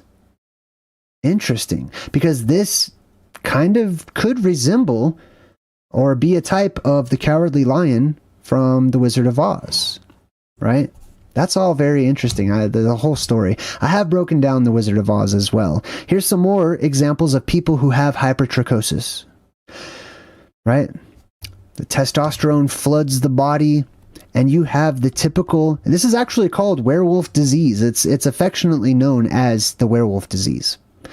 So these people would have, and it seems reasonable to me to conclude, at least thus far, that they looked like werewolves. That this is where it actually comes from. That they look like little dog people. And I'm just saying that that's probably what the common, description was. I'm not saying I would call them dog people, you know what I mean? But here's an example. You have actual families. This is passed on through genetics, through DNA. Remnants of this. And oftentimes, if you go far back into the past, this wasn't appalling. These people were actually seen as nobles. Why? Because they were said to live for like 200 years or more. Here's another example. This one really reminds me of the Cowardly Lion from The Wizard of Oz. If you put clothing on him, this is basically the Cowardly Lion, right? Over here, this one's spot on, right? Here's another example. This is children are no exception. So you can have children also from the dog-headed tribe, people that were born with hypertrichosis. Now, getting back to the Anode and Cathode Islands. These are all modern images, right? These people do exist still today. Oftentimes when people are born with tails, or when people grow horns, or whenever people, have hypertrichosis, or, werewolf syndrome, or whatever you want to say, if they look different than everybody else, then they want to get rid of that. They want to get rid of their differences instead of bask in those differences and glory in them and really be proud of those differences. They see it as disgusting and gross and bad, but some don't, like these people here. And they really glory in that. And somebody in the chat I saw said Teen Wolf, and you're spot on. That's exactly what I believe the entire movie of Teen Wolf was. It is about a family who has hypertrichosis, basically, right? But if you're from the Anode and Cathode Islands, right, one of them is going to be more positive and male-dominant energy, which is going to produce a lot of that testosterone, etc. But now you have the opposite island to think about, an island that is inhabited mostly by women, right? And we have such records of islands, and I detail this in my book too, all the various examples. But we have many different legends and myths of islands comprised of entirely of women. And on that island, it was said that the island was so energetically charged that all a woman needed to do to become pregnant was to be of age, which if you live hundreds of years would be, not like 13, 14, 15 or whatever, but it would be much older. They would have to be of age, and they could just go into a local stream, because that stream is inundated with that energy too. Or sometimes they were said to become pregnant by the wind because of that energy. Okay, let me jump in. Oh, snap. I didn't realize that comment was still up there. My bad. All right. Hey, I wanted to give a huge shout out and thank you to all the people. Some people, like to be anonymous and stuff, but you guys know who you are. I got some cool stuff in the fan mail today. You might see some smoke because I'm burning incense right now, but I got a lot of really sweet incenses. All kinds of really nice ones. Sweet bamboo incense holder. Check it out. Like it. And journal for my trip and my new show, Chasing the Apocalypse, and whatever I want to journal about. And I was surprised. The rest of it is fan mail for my son. I don't know if you guys know, but I allowed my son to create his own YouTube channel now that he's a little older. If you want to check out my son's channel, just go to my main page, click on JTrain 777, and I'm out of breath. But he got lots of fan mail. He got all kinds of cool stuff. I'm not gonna say what because I don't know if he's watching right now. I'm gonna let him be surprised, but man, thank you all so very much. All right, let me jump in the chat, see if we have any questions about anything. Let's see, we got Zedring Bing says, JayDreamerZ, do you think advanced ancient alchemy contributed to all those hybrid beings? I mean, I'm not going to rule out the possibility, but I don't think that that's the majority of what caused all of these different hybrids. Okay, I see. You're not talking about mutations, you're talking about hybrids. Could be. I mean, it's the same form of genetic manipulation that we have today. And then we have the stories of the Anunnaki who are said to be geneticists and stuff. So yeah, I think that's a strong possibility. And then a few people have mentioned the book of Joshua as well, that talks about these human-looking beasts. And I've brought up a few different stories from the book of Joshua too. Specifically these beasts that were humanoid, and they came and stole this guy's donkeys, off with his donkeys, and they had long tails and everything. Yes. What else we got? McCulloch. Hey, I was thinking of you when I was watching freaking Braveheart with my son the other day. I think we were watching that last night. And the second, he's never seen Braveheart, but the moment they were like, McCulloch, or whatever, the Scottish word is that they use, he pauses it and he goes, McCulloch. It's great. What do I think of Joseph's coat of many colors really was? Oh, I believe that Joseph's coat of many colors, I think a lot of that story is sort of, there's a lot of cartoonification, but in short, I believe that his coat of many colors is the same as the Bifrost Bridge in Norse mythology.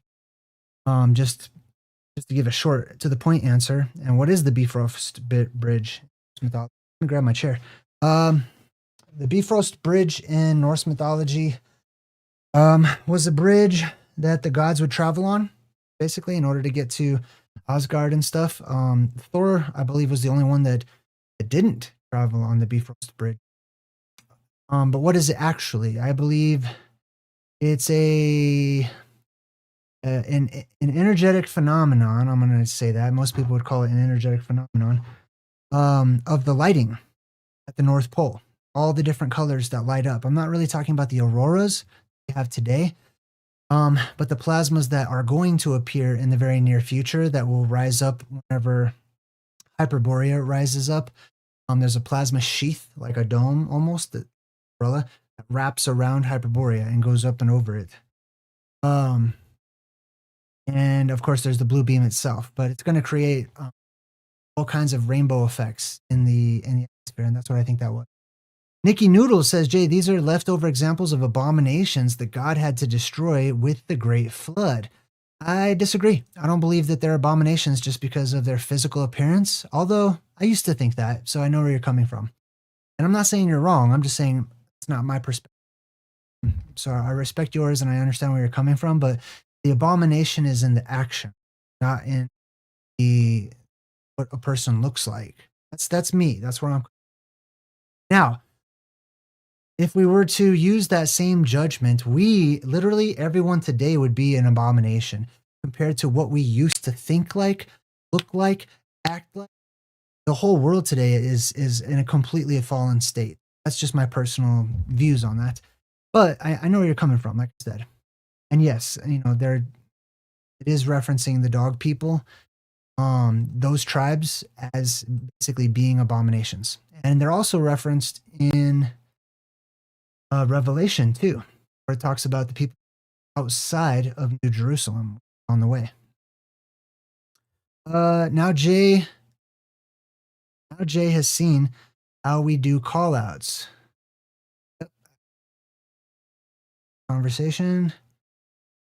Yes. What's up, Eric Red? Yeah, a lot of these people did have tails. Humans are going to grow their tails again once the buoyancy in our atmosphere changes again. Remain balanced.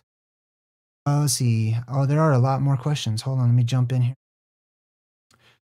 Eric Woodson. What's up, Eric Woodson? High five. Who else we got? Aether Pliskin says, JayDreamerZ, you're the best YouTube channel in my opinion. I appreciate your work, and I wish I had the capital to help you and express my gratitude. Well, hey, it's the thought that counts, and I'll take all those thoughts my way. I love well wishes, you know, bunch. Accept. Thank you. What else? McCulloch says, JayDreamerZ, do you think that God hated Esau because he was a hybrid? I don't think so. I'm just gonna, that's a good question. That one made me think. Esau was a murderer, so maybe that would be more of a priority. Traditionally, Esau murdered Nimrod, and if he murdered Nimrod, he may have murdered other people. I don't know. That would be speculative. But it's definitely said that he murdered Nimrod. Now, you know, whether or not Nimrod deserved that or whatever, that's beyond me. But I don't think God would hate him because he's a hybrid, unless you're looking at God as in not the God, like some lower form of God. You know what I mean? Who can be biased and racist and whatever. I don't know. You know what I mean? But I hear what you're saying, but that might be a longer discussion. But those are the thoughts off the top of my dome. All right. What else? Anything else? All right, sweet. I think that's about it. I'm going to go ahead and get back to the presentation. Thank you guys so much for the gifts and the letters and all the support and everything. I really appreciate it. I do have a video consultations tomorrow with Hunter. So high five, shout out to Hunter. We're both being dad today, or I was earlier, but now I now have to clean up after being dad. So I'll chat with you tomorrow, Hunter. Thank you for signing up for a video consultation with me on my website. And go ahead and enjoy the rest of this presentation. And I'll probably pop in from time to time as I have been. All right.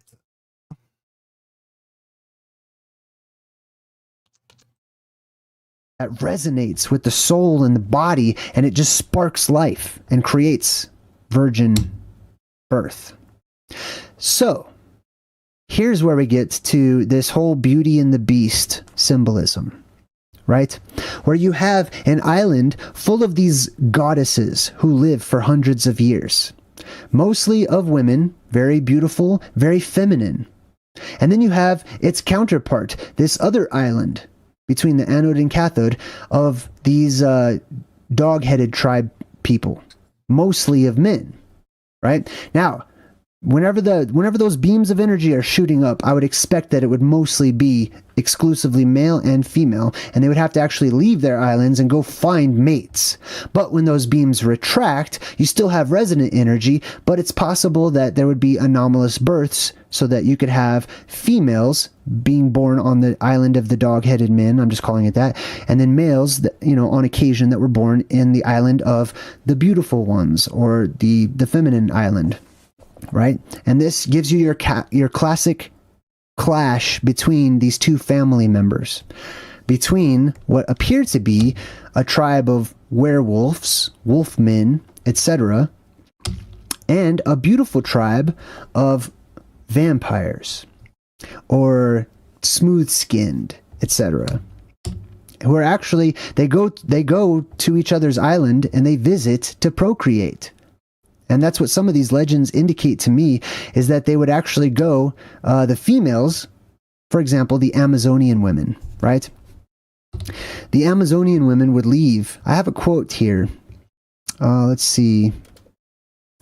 This is a quote from a book called Myths of the Dogman by David Gordon White, who is an author who wrote this book.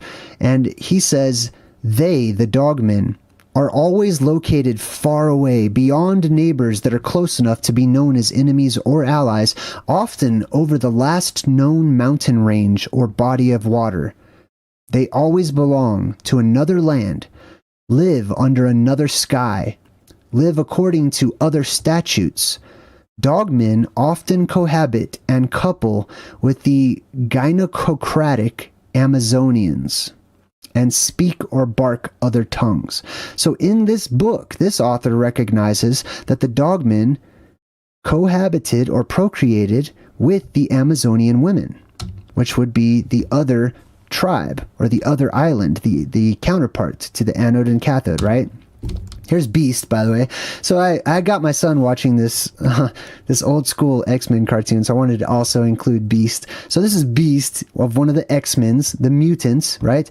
That whole cartoon, the X-Men, is all about the mutations that occur and the powers that people get, or the gifts that survivors get after the apocalypse, okay? And this is one of them, is, you know, super strength and hypertrichosis, depending on where you are in the world. Where you are in the world has a strong effect on what you're going to look like, what type of, you know, pros and cons you'll have in the world to come, etc.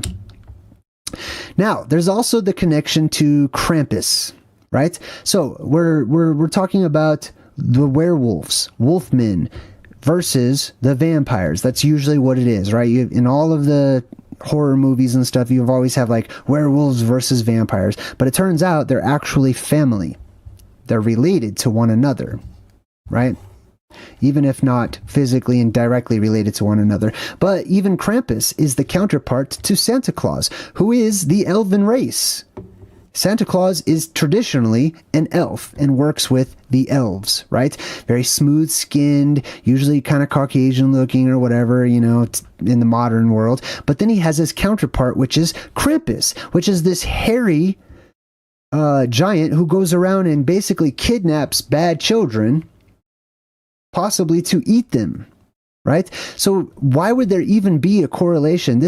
Maybe this isn't as popular in the United States, but in other countries around the world, especially those in the Northern Hemisphere, they know about Krampus, right? And these satyr types of creatures and their relationship to Santa Claus, which is more of the attractive looking of the tribes, right? So you have all of these furry people, hairy people, but they also have horns.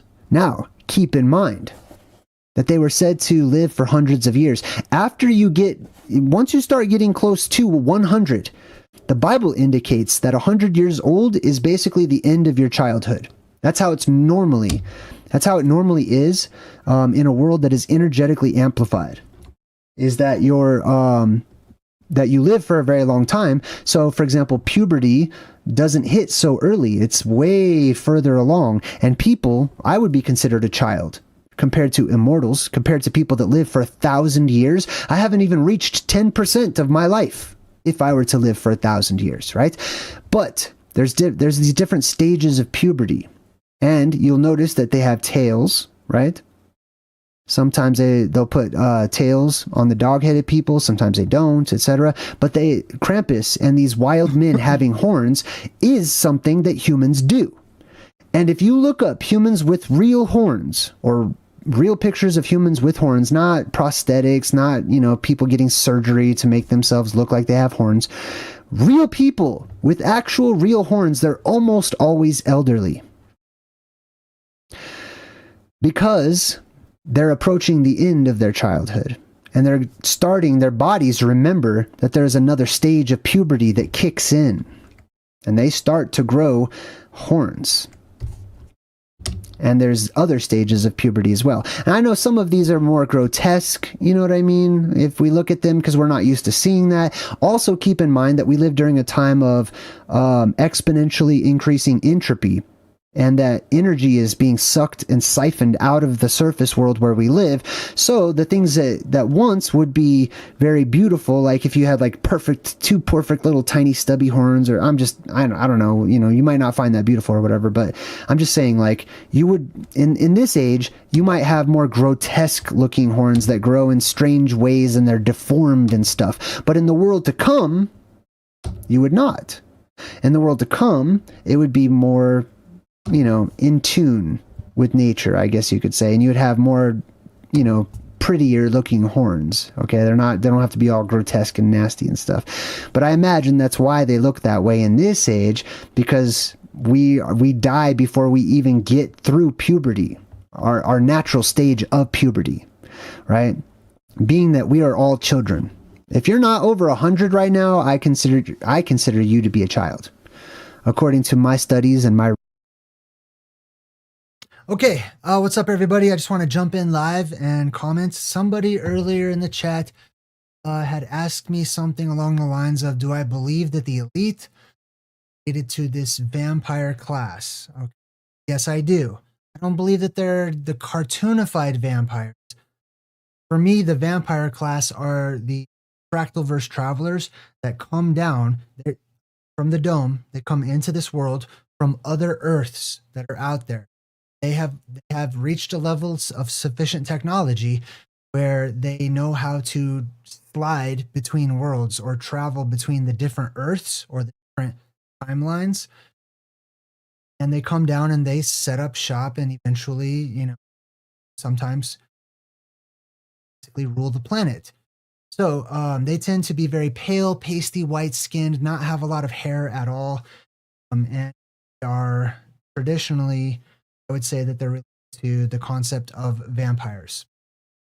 They land right there in Hyperborea, so you have lots of different races of people and beings, inner Earth, survivors from the Southlands that race to Mount Meru, natives, and then people from above that drop down below. So I hope that helps to answer that question. I also want to give a shout out to my brother, Straight Jacket White Rabbit. He's premiering a video right now. I don't mind if you guys want to go check it out for a bit. This live stream is going to be on for a few more hours. I'm going to be here for a few more hours. So also shout out to Library of the Untold. I think he's live right now or premiering a video. And he's another true seeker I support. Oh, there's my brother. It just ended, but hey, go show him some love. Go give him a like. I had no idea he was doing a premiere right now. And he did tell me, damn, how do I stop this thing? He did tell me he's going to be doing live streams soon as well. He's been a guest here on my channel, of course, many times, and I'll have him back on as. So let's continue on with the conversation. We're talking about relationship between the dog-headed people, the wild men, the wolf men, etc., werewolves, and the vampire race. So you're going to learn a lot more about that. Research and me just being honest about myself. I'm a child, and I don't want to lose my childlike innocence just because, you know, society insists that I grow up and get a job and be an adult and this and that and just accept your short lifespan. I do not.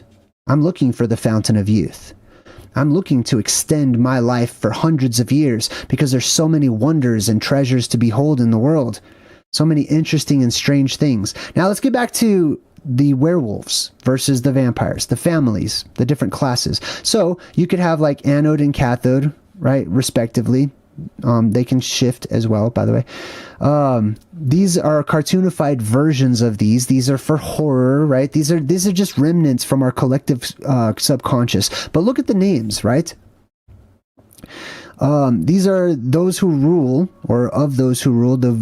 You have amp right there, which is related to energy. But the umpires, the empire, etc., right? And then you have the lichens. Another word for werewolf is lichen. The root of lichen. Lichen, subscribe. Is Luke, or depending on your dialect, loop, or loof sometimes as well, right? Loof, or Luke, etc., right? Anyways, the word Luke means light. The word like, this right here, L-Y-C, that's the root of lichen, which basically means werewolf. Like means light. Luke means light. Lucian, lichen, these things mean of the light.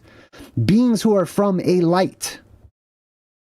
Beams of light. Terrestrial beams of light that shoot up into the sky, which change the life of its inhabitants, of the people who live on those islands, right? Lichens. Now, if you put of thee, which is this V right here, this is a vav, or it means of thee in Hebrew, we'll say. Of the lichens is vulcan. Volcanic or Vulcan. Oh, interesting. So many connections. So many connections to what we thought was fiction and what we thought was fantasy. Why do we suppose that the elves have pointed ears, or that the werewolves, typically they also have really long pointed ears, etc.? Because these are the parts of our bodies that continue to grow even after puberty. Sometimes, even after death. Like ears will just continue to grow. Noses will continue to grow. That's why you tend to have like this sort of a goblin kind of elven look to immortals the older they get. You know what I mean? This is the new Spock, by the way, if you're wondering who this is. This is Spock from Star Trek, who is a Vulcan, or of the Lycans. So when he goes through puberty, when he doesn't have all this beard and stuff like that, that's just the young version of the same humanoid. It's an immortal, right? But if you allow him to go through another stage of puberty, he starts to grow hair and a beard, and people don't typically see Spock so hairy, but I find it interesting, right? So you have a connection between those who are on one island, a mysterious, mythic, and legendary island that is male dominant in energy, or energetically male dominant, right? And another one that is energetically female dominant, and they match. They match with one another. They're both immortals. They want to procreate with other immortals. They don't want to come to the Southlands out here where children live and procreate with a child. That would probably be against their moral code, I would assume, right? So the Amazonians, the women, they go by many names. They're not just Amazonians, but that's the most popular of the island of all females. Hey, thanks for the support, everybody. Super appreciate you. They would go and they would mate. They would get mates from the other islands, right? So we have the werewolves that would mate with the vampires, or the vampiric race, the beautiful ones, the Azir versus the Vanir, right? If you're looking at like Norse mythology, Vanir basically means beautiful, or the beautiful ones, right? The Azir versus the Vanir. This is also the symbolism of so many people. Like, this is from Cabin in the Woods, which is another awesome movie that I broke down. This is one of my favorite horror movies ever. I love this one because it has like everything. But there's this scene where this beautiful woman goes and she makes out with like the bust, like this head. It's not like alive, it's just like a head of a wolf on the wall, and she just starts making out with it. This is symbolic. This is what it's showing us. That the Amazonians, like Wonder Woman is an Amazonian. She's basically a goddess, okay? Now, they're not full gods. They're not completely immortal because they don't live at the middle. If they lived in the middle, they wouldn't look like, dog people, and they wouldn't be Amazonians or anything. They would be the immortals that live in the center of the world, right? Which are completely different. These live outside of the center of the world. Wonder Woman, like I said, is another example. She's famously from the Amazonian tribe. She wears this little eagle symbol. This is actually just the Vav. It's a Vav too, but this is the beam of light that shoots up and splits out on the sides, becomes the phoenix, or the bird of creation, the cosmic bird, etc. That's why she has these Vavs down here. She's got the triple Vav. See VVV down here? That's because of the three beams of light, the anode, cathode, and Mount Meru, shooting and spiraling up into the sky. And then they actually branch off at the top, creating the actual form of the ancient Vav, which looks more like a Y, or a T, or a cross, or something like that. So you have three of those, which is like Jesus in the middle, and then you have like the repentant thief on one hand, and then you have the evil thief or sinner or whatever on the other side. That's the anode and cathode with Mount Meru in the middle. Hey, thanks for gifting a membership, Joshua, in the chat. That was awesome.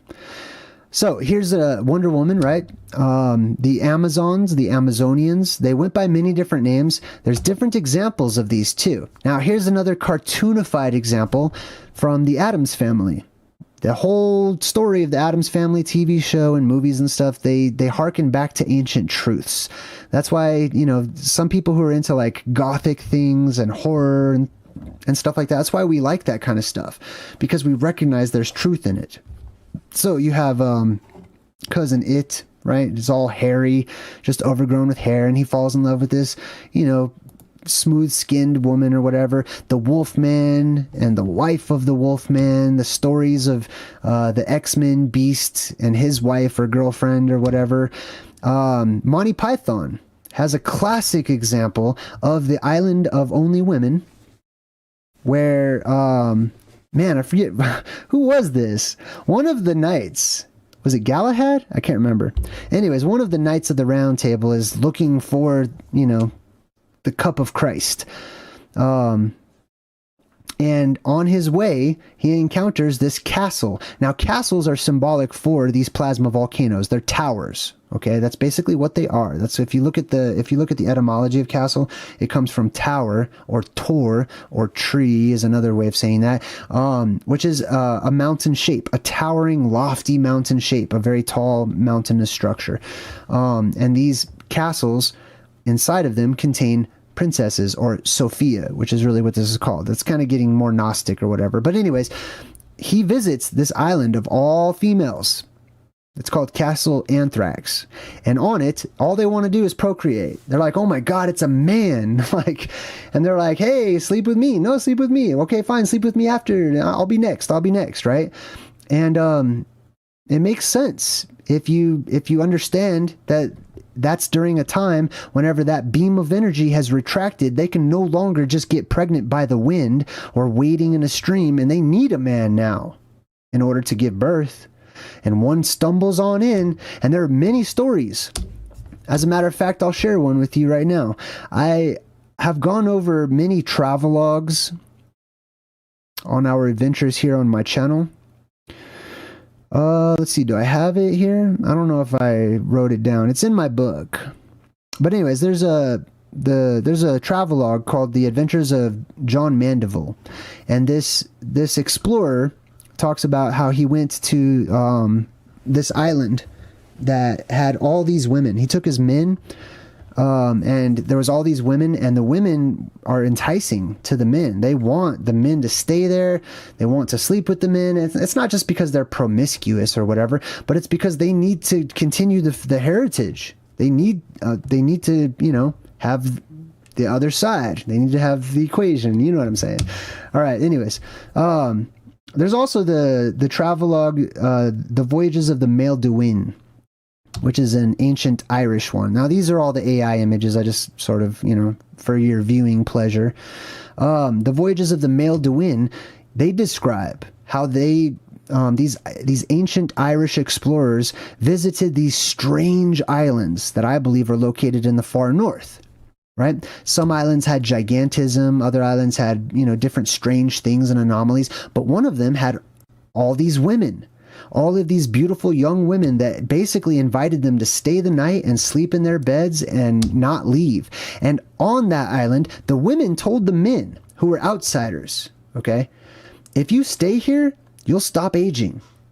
You'll remain the same age that you have always been. So stay with us. There's no reason to leave.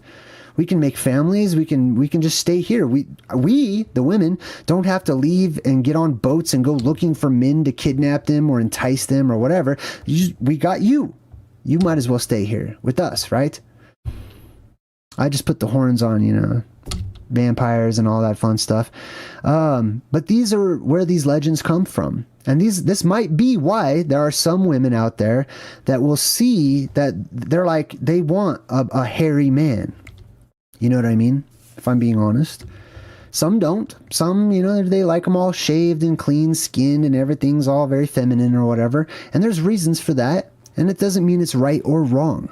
But these preferences come from somewhere, an actual historic truth, genetically speaking. And some women are old-fashioned in that sense, and they like a hairy beast of a man. And that's you know, nice hairy chest and all that stuff, right? And like I said, it's not good or bad. However, I will say this: if you're a woman and you see that, and you come across a human that has the actual head of an actual dog, Like, you know what I mean? Are you sexually aroused? Now, I will also say, I recognize we live in a messed up world during crazy times right now. So there's probably people that raise their hand and say, yeah, totally. You know, like I showed that there's people who got married to actual dogs and stuff like that. Those are anomalies. Those are exceptions. I'm not talking about that. I'm saying in general, or monkeys, right? If you saw a monkey, a bunch of orangutans or baboons or whatever that were dressed up in human clothing, are you going to be all excited? Probably not, is what I'm guessing and hoping, right? I'm hoping you're not, right? This, for some reason, deep down, is more appealing than that is. And there's good, real, like, reason to that. There's real substance to it. You know what I mean? So, deep down inside, I don't believe that ancient humans would have looked at baboons and seen dog-headed people, the tribes of the dogheads, etc., that they saw humans walking around, but they have dogs' heads. Oh.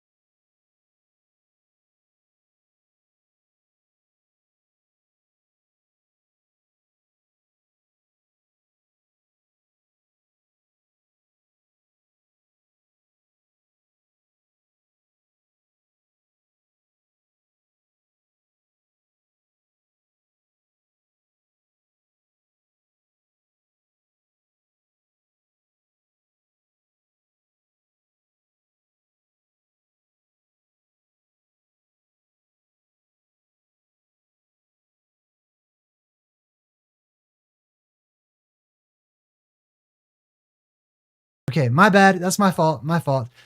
So the first the first comment, sorry about that. The first comment was asking me if I believe that these creatures come from the lands outside of the ice wall. In short, no. I don't believe that they come from the lands outside of the ice wall. I believe that they are terrestrial, and I'm talking about those creatures and mutants and humanoids that are terrestrial and native to Earth, whether it be on the surface or the inner world or the underworld. Okay. I also was going into detail saying, however, there's a caveat to that, which is I believe, and my research indicates, that there are lots of different Earths out there. Once you go beyond the dome or beyond the ice wall, etc. For me, the ice wall and the dome are, pretty close to being synonymous. There are other Earths out there, and that they have similar DNA patterns as what we have. They're copies of our world.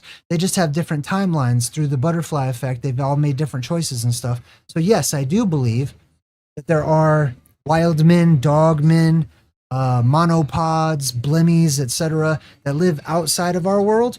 But all of these presentations are pretty much focusing on the ones that live in this world in the ancient past and the ones that are going to reemerge in our future, including when many of us, hopefully not me, but when many humans are mutated once again, which is prophetic that this is going to happen. This is real. This is going to happen. Hopefully the audio is working. Sorry about that. I did have a couple other questions here. Let me jump on. Let's see, who was that? So that was Nikki Noodles. Thank you so much for your question, Nikki Noodles. Eric the Red. Eric Red says it's important noting the werewolf associated to the light. Thank you. I appreciate that. I'm glad you guys like the etymology. I try not to make it boring, you know. If there's no pictures and stuff, sometimes I get bored, honestly. But I do like talking about word origins. Project Hail Mary. Okay. Thanks, Kimberly. Somebody else brought that up. So I'm gonna make a note of that right now. Project Hail Mary. Okay, cool. Oh, interesting. All right, sweet. Yeah, I'll probably look at the preview for that. Okay, what else we got? Who would win between Xena, the warrior princess, the Amazonian, and Wonder Woman? I would probably say Wonder Woman because, you know, she has the whole DC superhero gang that has her back, and Xena pretty much just has Hercules. So, yeah. What else?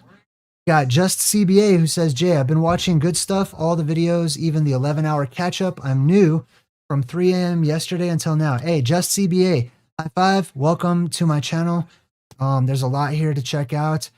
There's a lot of good people to guide you in the right direction.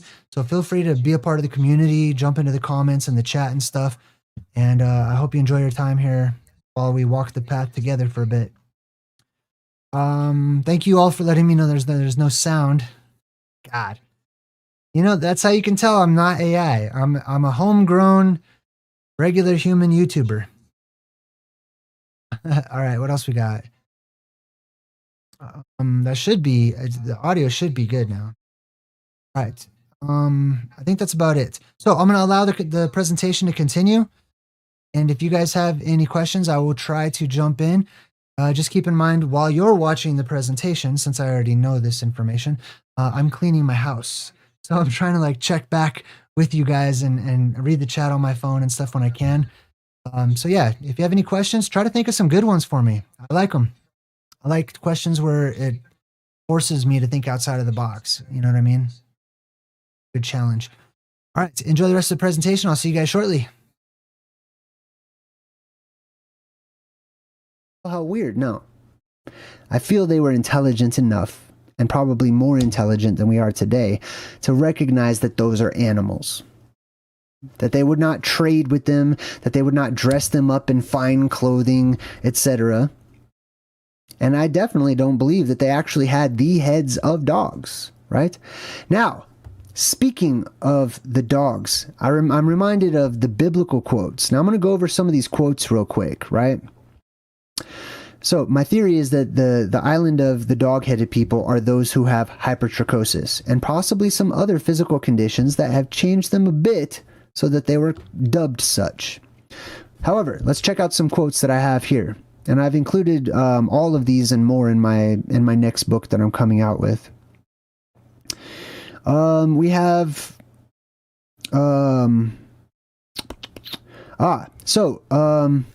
King Arthur was said to have gone to war and fought against the dog-headed tribe.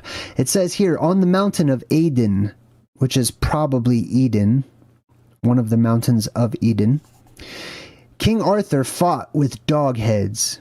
By the 100 they fell. They fell by the 100 before Bedivere, which is Bedivere, the Perfect.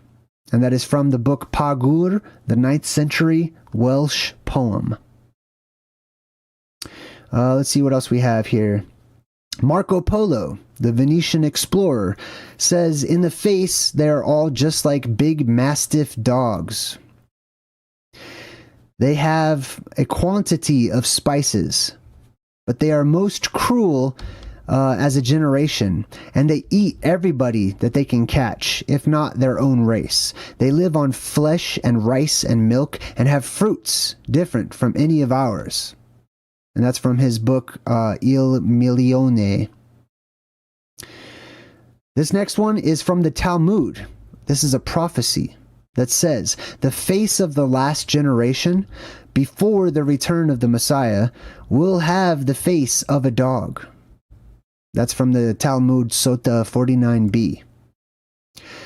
The book of Revelation says, outside of New Jerusalem, which I believe is at the center of the world. Outside of New Jerusalem are the dogs. Those who practice magic arts, the sexually immoral, the murderers, the idolaters, and everyone who loves and practices falsehood. Just outside of New Jerusalem, which is where we would expect to find those Anode and Cathode islands, subsequent powerful places, or places of power, as I like to call them. Now, are they actual dogs practicing magic? No, they're people. Are the people just called dogs because God really hates dogs and he's a cat person? No. It's because they have an appearance that looks like this. In Philippians chapter 3, verse 2, it says, "Watch out for those dogs, those evildoers, the mutilators of the flesh." They were cannibalistic, remember. Not all, but in general, they were known to partake of human flesh. The first to come out was red, and his whole body was like a hairy garment, and so they named him Esau. That is from the Bible in the book of Genesis, chapter 25, verse 25, where you have the classic tale of Jacob and Esau. Jacob was smooth-skinned. Esau came out as a hairy beast. Red, tinted, swarthy, you could say. A hairy red creature, or humanoid. Why? Why was he born hairy? You have these twins, right? The twins represent Anode and Cathode almost every time. So it can be two boys, it can be two girls or whatever, but one is always masculine, dominant, or evil, portrayed as being evil or whatever. The other one's usually good and or beautiful or whatnot, right? Usually it's a male and then a female, or an Adam and an Eve, etc., right? You have a Romulus and a Remus. They're twins almost all the time, because those beams of light that shoot out they look the same, basically, right? "Am I a dog that you come at me with sticks?" says Goliath, the giant of Canaan, or Canaan, or Canine. 1 Samuel 17, verse 43. I think that was pretty much it. Let me just check. I think I have some more pictures at the end here I did want to show you. I do. So, the protruding mouths, right? I actually took a note on the protruding mouths because you'll notice that oftentimes they're actually shown as having these muzzles or mouths that protrude. This is similar. I found it interesting that that's how cavemen are often depicted, right? And I'm not one that really believes in evolution as it's traditionally taught. If anything, I believe it's backwards, and that humans can change into animals, and they actually go backwards and revert or whatnot. But without any of those politics, you can see that they draw these cavemen as having like protruding mouths. And the word for that is prognatism or prognathism. So these are just, whatever artist conceptions of like cavemen and stuff, but I wanted to use them to give you a visual. Imagine this guy if he had hypertrichosis. I mean, he already kind of has hair all over the place and his eyebrows are very bushy and stuff, but let's just say he was full blown, has werewolf disease, right? And looks more like this, with more of a protruding mouth, sticking out on the bottom like that. Then you would have more of like the horse face or rat face or dog face or something that would be called that by, common people who didn't know any better at the time. Even the Sphinx has a same or similar type of appearance if you look at the Sphinx from the side view, right? It has like this sort of protruding jaw, and if the nose was there, I feel like it might even look similar to that. And the Sphinx is sort of lying down like, an animal would or something. Also, this is probably where we get like the myths and legends of the big bad wolf, that these are all actual story form truths, right? The big bad wolf wearing human clothes, a top hat. Why would you wear a top hat unless you had a big elongated skull, which is where the top hat, I believe, actually came from, right? Just like the Phrygian caps and wizard caps and princess hats and witch hats and all of that. They have huge, the people that originally wore those had really elongated skulls. Or Little Red Riding Hood. Now, did you know in some of the original versions of Little Red Riding Hood, at the end, right, you have this wolf that's dressed up like grandma, right? I mean, how else can you pretend to be grandma if you have an actual wolf that's in bed? You know what I mean? First of all, it's not going to talk. It's not going to be convincing as anybody's grandmother or a human of any kind. You're obviously going to see, why is there a dog in the bed, right? And I know some people would be like, oh, it's just a story. Well, I don't believe it's just a story. I believe it's just history. That it's historic record that's just been cartoonified and slightly changed over time. But if we see that this is somebody that had hypertrichosis and maybe like perhaps they shaved some of it away to try to like trick this girl or something, but they were called the wolf and they dressed up and they put on the grandmother's clothing and stuff like that, now the story actually starts to make more sense of how that could possibly happen. Here's that quote from the Bible talking about the places that exist just outside of New Jerusalem, which I believe to be in the center of the world at the North Pole. Outside of the dogs, the sorcerers, the sexually immoral, the murderers, the idolaters, and everyone who practices, loves and practices falsehood. Now, I talked about how the dogmen were said to wear the symbol of the bull, which is probably a circle with a couple of horns coming right up out of it, right? Not like an entire body of a bull or anything, but just, it could be a goat, it could be a bull, it could be anything, but it's basically an animal, a circle that has horns that come up out of it, right? And that harkens back to the shape in the sky that was seen up in the north, towards where the North Star today is, right? That there is this doom shape, which I have discussed in my Plasma Apocalypse playlist, right? There was this doom shape up in the sky. It's a part of the firmament, and it lights up, and it goes through its own cycles and stuff like that. And as a part of that, it has a crescent shape underneath it. And so at times it can actually look like a circular object or a face that has these horns or this crescent shape on it. And they worshipped that because there was energy that came down from that. In a time when an ancient cataclysm is about to return, one book holds the key to unlocking the biggest secret in all of history. JayDreamerZ presents Ancient Oblivion, the Plasma Apocalypse. Study it, and you'll discover the very real details behind the reoccurring event that resets civilizations and reshapes the entire world. Bridging the gap between fiction and fact, this book is a must-have for all truth seekers. Then in his second book, you'll learn about the one place of refuge from this world storm. You'll explore the ends of the earth, find the fountain of youth, and envision yourself enveloped in the vapor canopy. In Ancient Oblivion, Return to Hyperborea, available now. Order direct from JayDreamerZ and receive your very own autographed copy.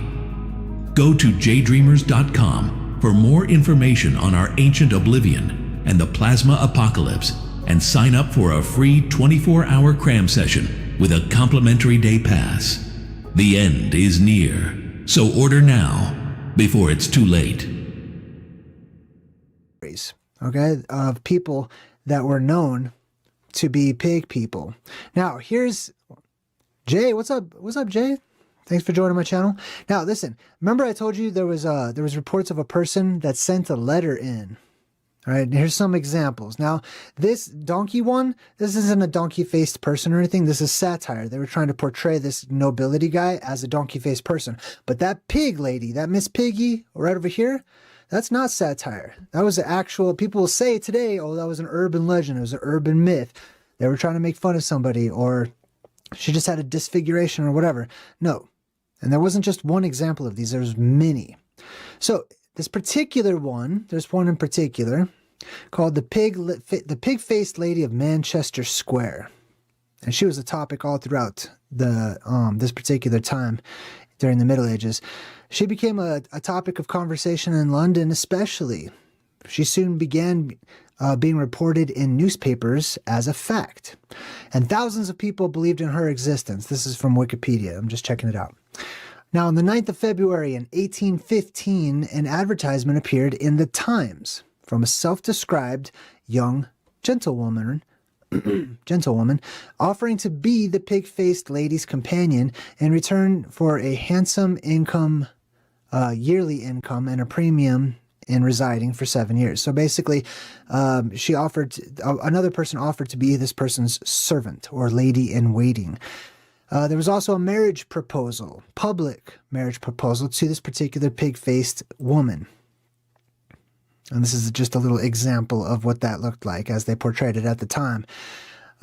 So one newspaper didn't want to print the proposal, but two others actually did. It says here, there is at present a report in London of a woman with a strangely deformed face resembling that of a pig, who is possessed of a large fortune, and we suppose wants all the comforts and conveniences, incidences towards her sex and station.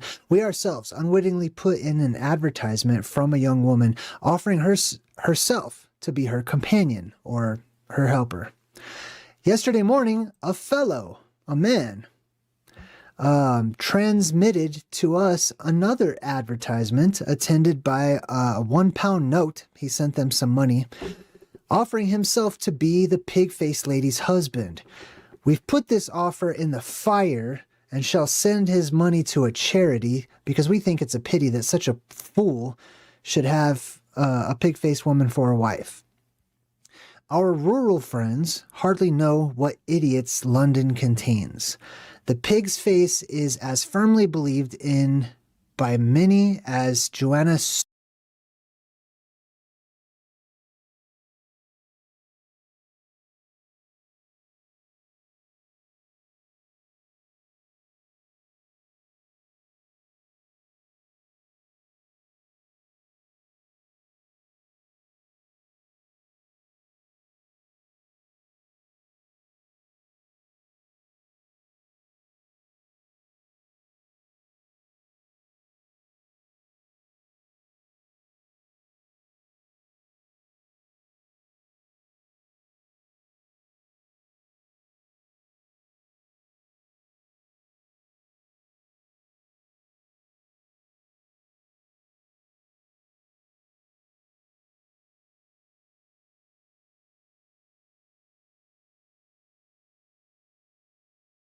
Okay, my bad. I just wanted to say, first and foremost, welcome to Project Cheney, who is in my chat. I highly recommend checking out her channel too. High five, Project Cheney. My first episode was probably my favorite whenever I was a guest on her channel, called The Secret Society of the Good Guys, a segment that she does. And yeah, it's just pretty cool. Anyways, this whole next segment is going to be about different things that happen to humans to cause their facial features to look different and their bodies to look different. So one case is going to be the pig people, or especially this pig-headed woman. This is not myth. This isn't an old wives' tale. Over time, it might become that through the telephone game of time. But this was historic record. This was printed in newspapers and such. So these are real, actual accords, real accounts of people that saw other people that looked like they had the face of a pig. Not that they were genetic hybrids or cloned between pigs and people and stuff like that. Keep in mind, therianthropy, we'll talk about later. These are people who resembled pigs, at least to some cultures. Other cultures might look at them and call them something else, but that's going to be this presentation. And as always, I'll be here in the chat with you guys if you have any questions, okay? All right, let's continue the presentation. And I'll try to remember to unmute myself next time I jump on. Soothcote's pregnancy, to which folly has succeeded. So they didn't believe it. And it goes on. Let's see. The story, however, is an old one. About 50 years ago, it was well recollected by several elderly people that there were exactly the same rumor about 50 years ago.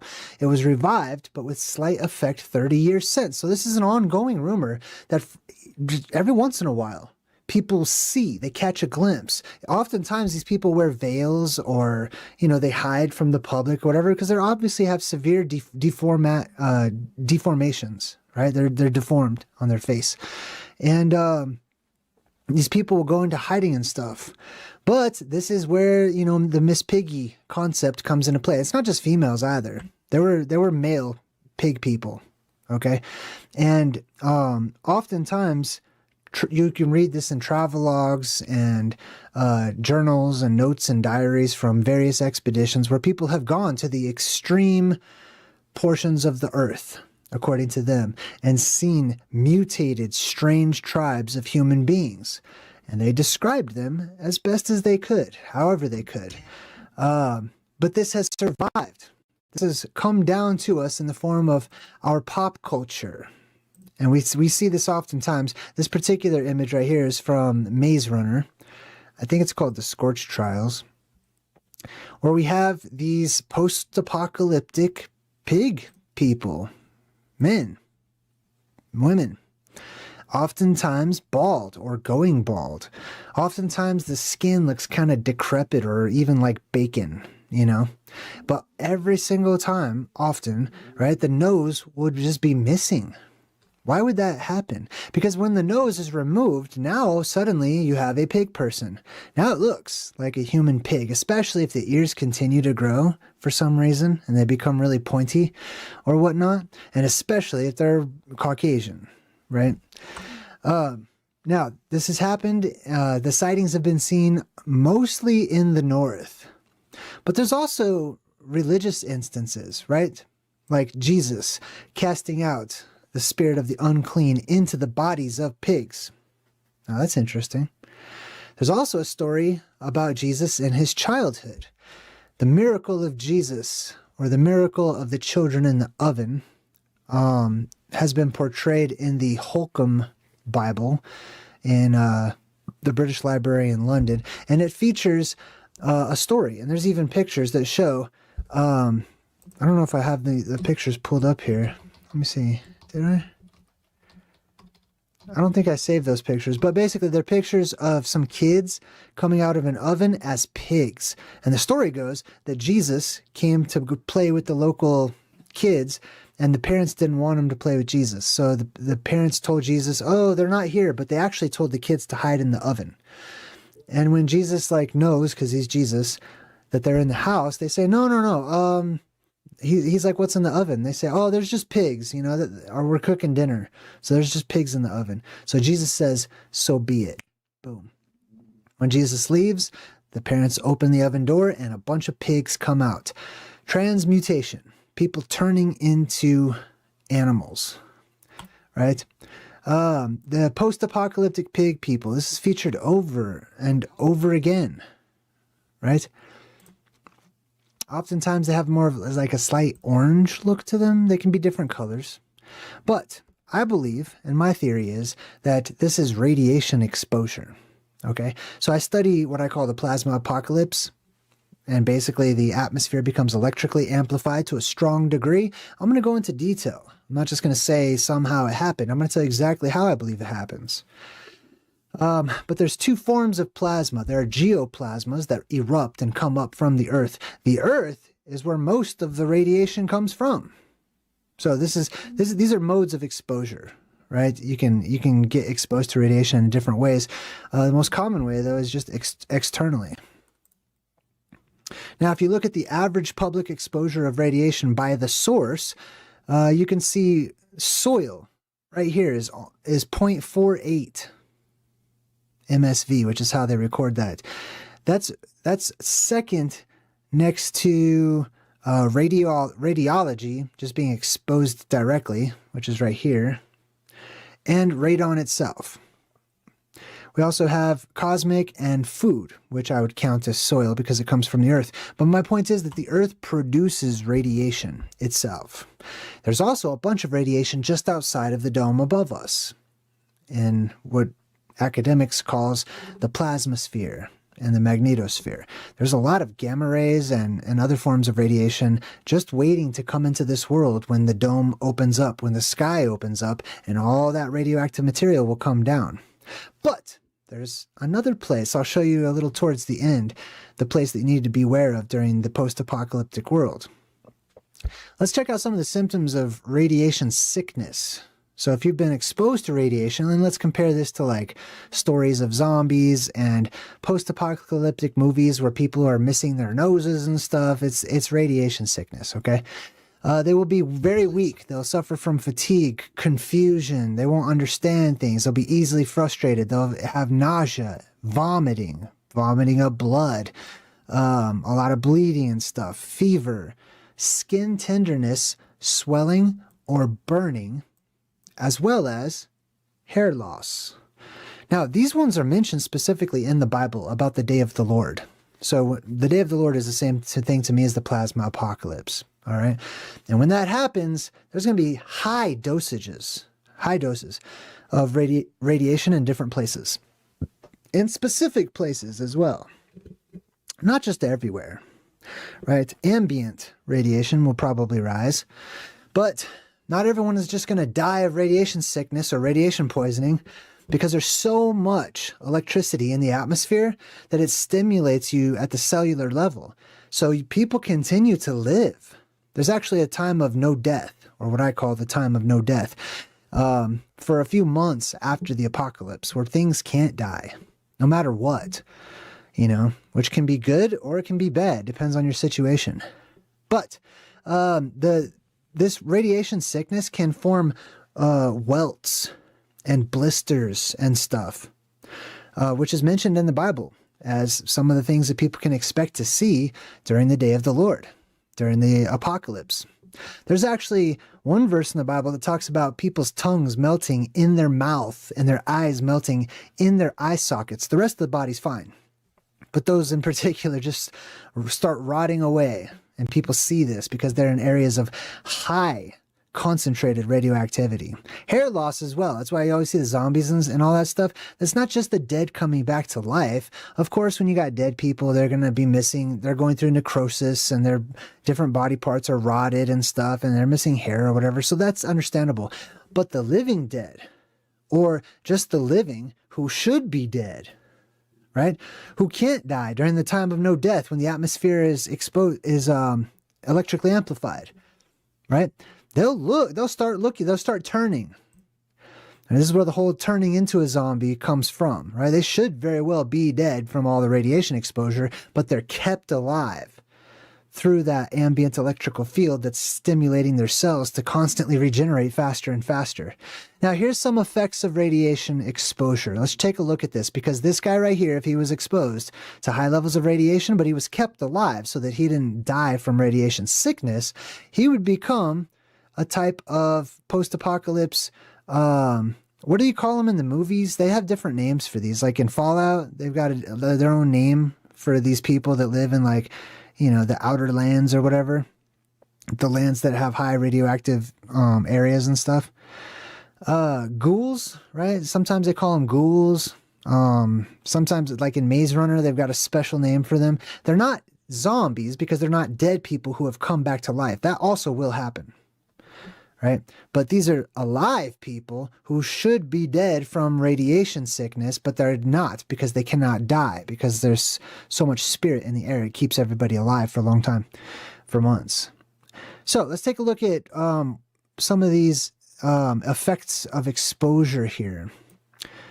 So we're going to look at immediate effects and really focus on that, because this is what you can expect in the post-apocalyptic world, depending on where you are. This is not everywhere on Earth, but in certain places, certain radioactive places, and the closer you get to that particular type of radiation, the more you could see this extreme effects on humans as they go through necrosis, as they're alive and kept alive. They become ghouls, basically. Immediate effects, cell damage. You see that? Especially fast-growing cells. So the radiation causes cellular damage. So the first thing to be affected is going to be your outer skin, your outer layers of skin. So the first parts of the body that are going to start decaying, although they're reproducing, right? They're still dying. And if your rate of cellular decay is slightly higher than your rate of cellular regeneration, right? Then you're going to start seeing particular parts of the body, especially those outer parts, the skin, right? Those parts of the body that have the fastest growing cells. So let's think about that. I looked it up for us. You're welcome to look it up as well. But the parts of the body that have the fastest growing cells, which is the parts of the body that will go through necrosis from radiation exposure first, while the rest of you stays alive, will be the lips first. Those have the fastest reproductive cells. So they'll keep reproducing, but they'll get mutated. And they'll go through necrosis and stuff. So people start losing their lips. They start looking like Fire Marshal Bill from the 80s. I don't know if you guys remember, early 90s in Living Color. Remember Jim Carrey? He would like do that whole thing like that, right? Next is inside of the nose, which is the nostrils. So your nostrils will go through living necrosis as they're trying to rapidly reproduce, but the rate of decay is faster because they're exposed. And I'm speaking of people who are closest to strong levels of like X-rays and gamma rays and different types of radiation. Okay. This is not everyone on Earth. This just depends on where you are. This is why it will benefit you. This information is going to be beneficial to some of you who are going to somehow remember what I have shared with you. I promise. You're going to stay away from particular areas after this video in the post-apocalyptic world because you will know. You don't want to turn into a ghoul. You don't want to, become deformed and stuff. And so the lips, the nose, they will start to decay. That basically looks like the nose is starting to like fall off. The face in general, the scalp, the armpits, the groin, and then the hands and the fingers, the feet or the soles of the feet, the arms, legs, and then the back and the torso. Jim Donovan, what's up, Jim? Hey, thanks for emailing me the other day. I'm glad I could give you a pick-me-up. All right. So it's radiation poisoning, it's radiation sickness, it's radiation exposure. So this makes people obviously look like pig people, right? Let me go back to this guy's picture. Okay. This guy, by the way, this is from Fallout. He's a ghoul in Fallout. This is the same exact guy in the movie Maze Runner. Also basically a ghoul. Okay. I forgot what's the name that they used in Maze Runner. They just have different names, but they're like people that basically should be dead, but they can't die. Okay. So they're falling apart at the seams. All right. But you can tell, right? He's got that scarecrow kind of look too, now that I think about it, right? From The Wizard of Oz. But he also could be interpreted as a pig person. They start losing all their hair. The ears will continue to grow. So people will live a very long time after the apocalypse, those survivors, because of cellular regeneration, like I said. So the longer you live, your nose and your ears, they just continue to grow. So if your ears continue to grow, you start looking like you have pointy ears. But if your nose is falling off, now you look like a pig person. You see what I'm saying? All right. Now let's switch gears for just a minute because I'm going to make a comparison to the dog-headed people. These, I've done many videos. You can find them on my Ancient Oblivion playlist or Plasma Apocalypse. I can't remember where I put it, but just look for the dog-headed thumbnail. Okay. This is St. Christopher.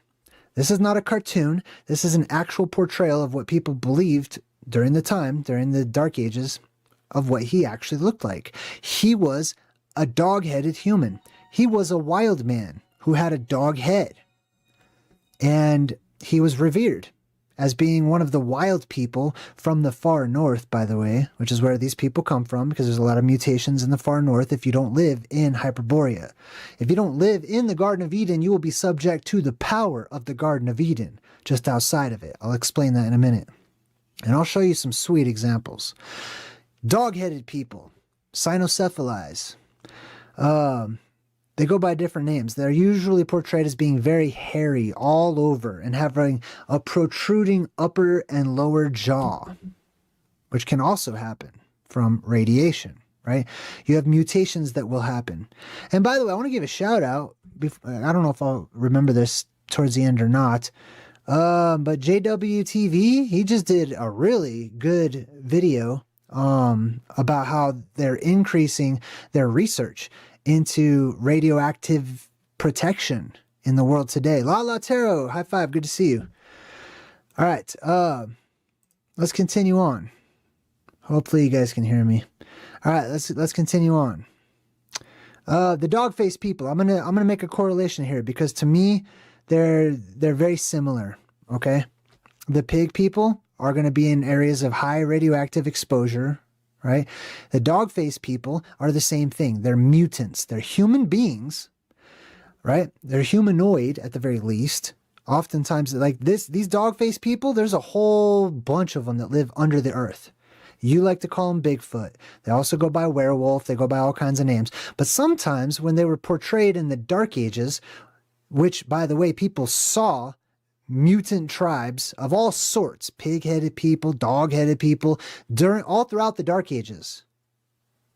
Here's one example where you can't tell which is which. Is this a dog-headed person or a pig-headed person, like a wild boar? Right? It all depends. It all depends on what you're going through. It all depends on how much hair you have, or if they have shaved their hair, or if they have lost their hair due to radioactivity, etc. But these are mutations. These are there's monsters during the Dark Ages that people today will say, well, they didn't understand what gorillas were, or they didn't understand what a giraffe was. They looked like a monster. They knew what human beings were, okay? But they didn't quite understand genetic mutations at the time. So, for example, here's one type of genetic mutation where you can have an underbite. A lot of people are familiar with that one, where your jaw sticks way down low, the lower jaw, right? Regular, the teeth should match pretty close and line up, right? But then they have this one called maxillary prognathism. It's basically a protruding upper and lower jaw, but specifically the upper part that has the teeth, it'll stick way out, giving you this dog face, this pig face or snout or whatever, right? Some people were reported to have that. A whole nation, a whole tribe of these people. This is not a one-off instance during the Dark Ages. This was across the world. Explorers across the world saw, this is a monkey x-ray, by the way. So it's a human and a monkey. Monkeys have the same type of thing. Why do monkeys have that?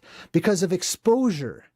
They started to adapt. They just lived in the same area for a very long time. Why are monkeys so super freaking strong compared to human beings, right? There's reasons for these things because, and it all has to do with the plasma apocalypse.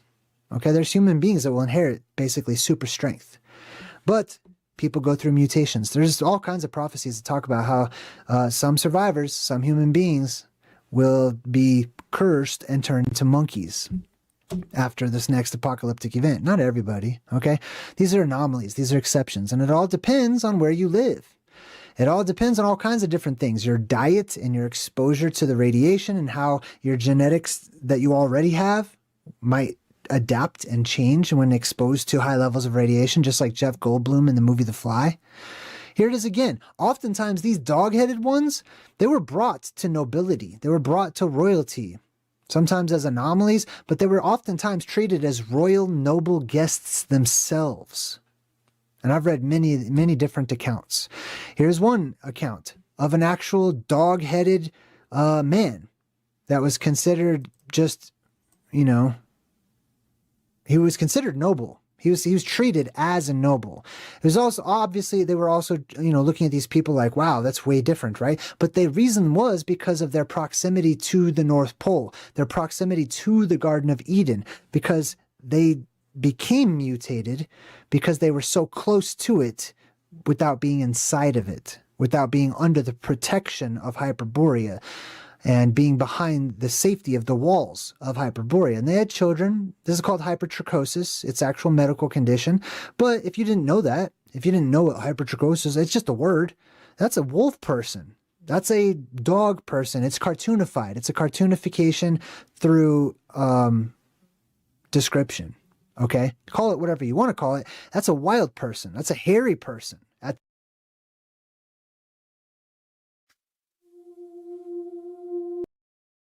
Okay, so what's up, everybody? Quick break. I just want to jump in live. I want to talk about this. Okay, so somebody jokingly is like, this is for entertainment purposes only. I want to separate myself from the majority. The majority of truth seekers on every channel. They say, oh, this is just for entertainment purposes only, and they believe that they're tricking the algorithm. They believe that they're somehow going to like slide all of these weird things that they're talking about under the radar. That's fine. I respect them for doing that. They can do that all they'd like to. I will not do that. I am not going to jump on that. I don't want that. I don't want to contribute to people making that one of our new social norms. So I'm never going to do that. Okay. This is not for entertainment purposes only. As a matter of fact, I list all of my videos under education. This channel is an educational channel. So be amused at your own risk. All right. If you guys want to say, you guys can say whatever you want to, but you'll never, ever, ever hear me say this is for entertainment purposes only, because that's bullshit. It's not. Okay. I'm not going to try to trick the algorithm. I'm not going to try to do any of that stuff. I'll be careful about how I talk about certain things, but I am being serious and literal. And this is not to entertain you. You can be entertained by it. I think it's interesting, right? But to be amused means to not to think about anything. I want you to think about things. That's the whole purpose of my channel, is to get you to think outside of the box, to start turning those wheels and freshen up the mind, and to come up with your own ideas and theories about things. You can't do that if you're just amused. You know what I mean? Now, if you want to be amused, that's great. I'll take the views. I'll take the revenue from ads and stuff. That's fine with me, because it still supports what I do for a living, which is my passion, which is sharing the truth with all of you. But I will never contribute to all the ways that people are kind of giving in and trying to feed the man. I don't know how to describe this, but I'm not doing it. Okay. I'm not slamming on people that do that, or I'm not slamming on people that do that at all. That's their channels. That's their platforms. They can do whatever they want to, but I will never do that here. I will always be truthful with you. I will always be honest with you. There's people, I might say that, and there's people out there that can't catch my drift or whatever. I don't want to speak between the lines or whatever. I don't. So I will be wise about how I say things or whatever, but never, ever, ever on this channel, unless I slip up or something, will I ever. I never plan on ever doing that, okay? If I'm speaking to you about some medical advice, I'm giving you freaking medical advice. If I speak to you about the past, I'm speaking as a historian. If I talk to you about the chemical nature of the plasma apocalypse, I'm speaking as a chemist. I own those things. Those are mine, and I'm proud to be them. So just want to throw that out there. I know some of you guys kind of joke. I know some of you guys are worried about my channel being taken away by whatever. Hey, that's my risk. I risk it. Choose to risk it. Okay? I'm not going to give in. I'll be Braveheart at the very end, screaming freedom instead of mercy. Just wanted to share my 2 cents on that with you guys. Thank you. Thank you very much. All right, let's continue the thing. At the very least, okay, I don't care about all the PC stuff that we have today. Back then, they didn't have all that. I just said that's a dog person, that's a pig person, that's a whatever kind of person. But they were oftentimes seen as royals. They were treated with respect and fear, oftentimes, because they many times were gigantic. Just like St. Christopher, he was said to be a giant himself. Why? Well, their proximity to the North Pole will also tend to lead to gigantism. That's why Bigfoot tends to have a big foot, because he's a big human, big man or woman or whatever. There's men and women Bigfoots. You can see here hypertrichosis of the face. This is literally called werewolf syndrome. And if you knew that, sweet, you probably wouldn't see a werewolf, and you probably wouldn't fall for all of the cartoonification from our modern pop culture and our movies and stuff, as we think these people go around sucking blood or whatever. But there were, and there will be again, cannibals in the post-apocalyptic world. The stories are the dog people weren't scared to eat human beings. that if they killed somebody in battle, they would oftentimes eat that person in battle. And they babbled. They grunted to one another. Why? Because they were so close to these high levels of radioactivity and atmospheric amplification, energetic amplification, that they had telepathy. They didn't need to speak to anybody. But the people that live further away from these places of power on Earth didn't have a lot of telepathy or strong telepathic powers. So these people would try to speak to them. And this is how languages were born. But this is how the modern day wolfman is portrayed. Not so much a modern day werewolf or a lichen or, you know, something from the modern movies. But when the movies first started to portray the wolfman, the dogman, they looked just like this. It's a person with hypertrichosis. Plain and simple. It's a mutant. This is a mutant human. This isn't some monster. If you're unfamiliar with it, fine. You might label it a monster. You might call that a monster. But there are entire tribes. There were entire tribes of these people all across the world. Up in the north, up in the far north. Now, over time, there'll be more cartoonification. You know, they'll add longer teeth and stuff. But there are genetic mutations where you can have longer teeth. And pretty much the human body, you'd be mind blown as to what the human body can do, what your stem cells can do. They can change into anything.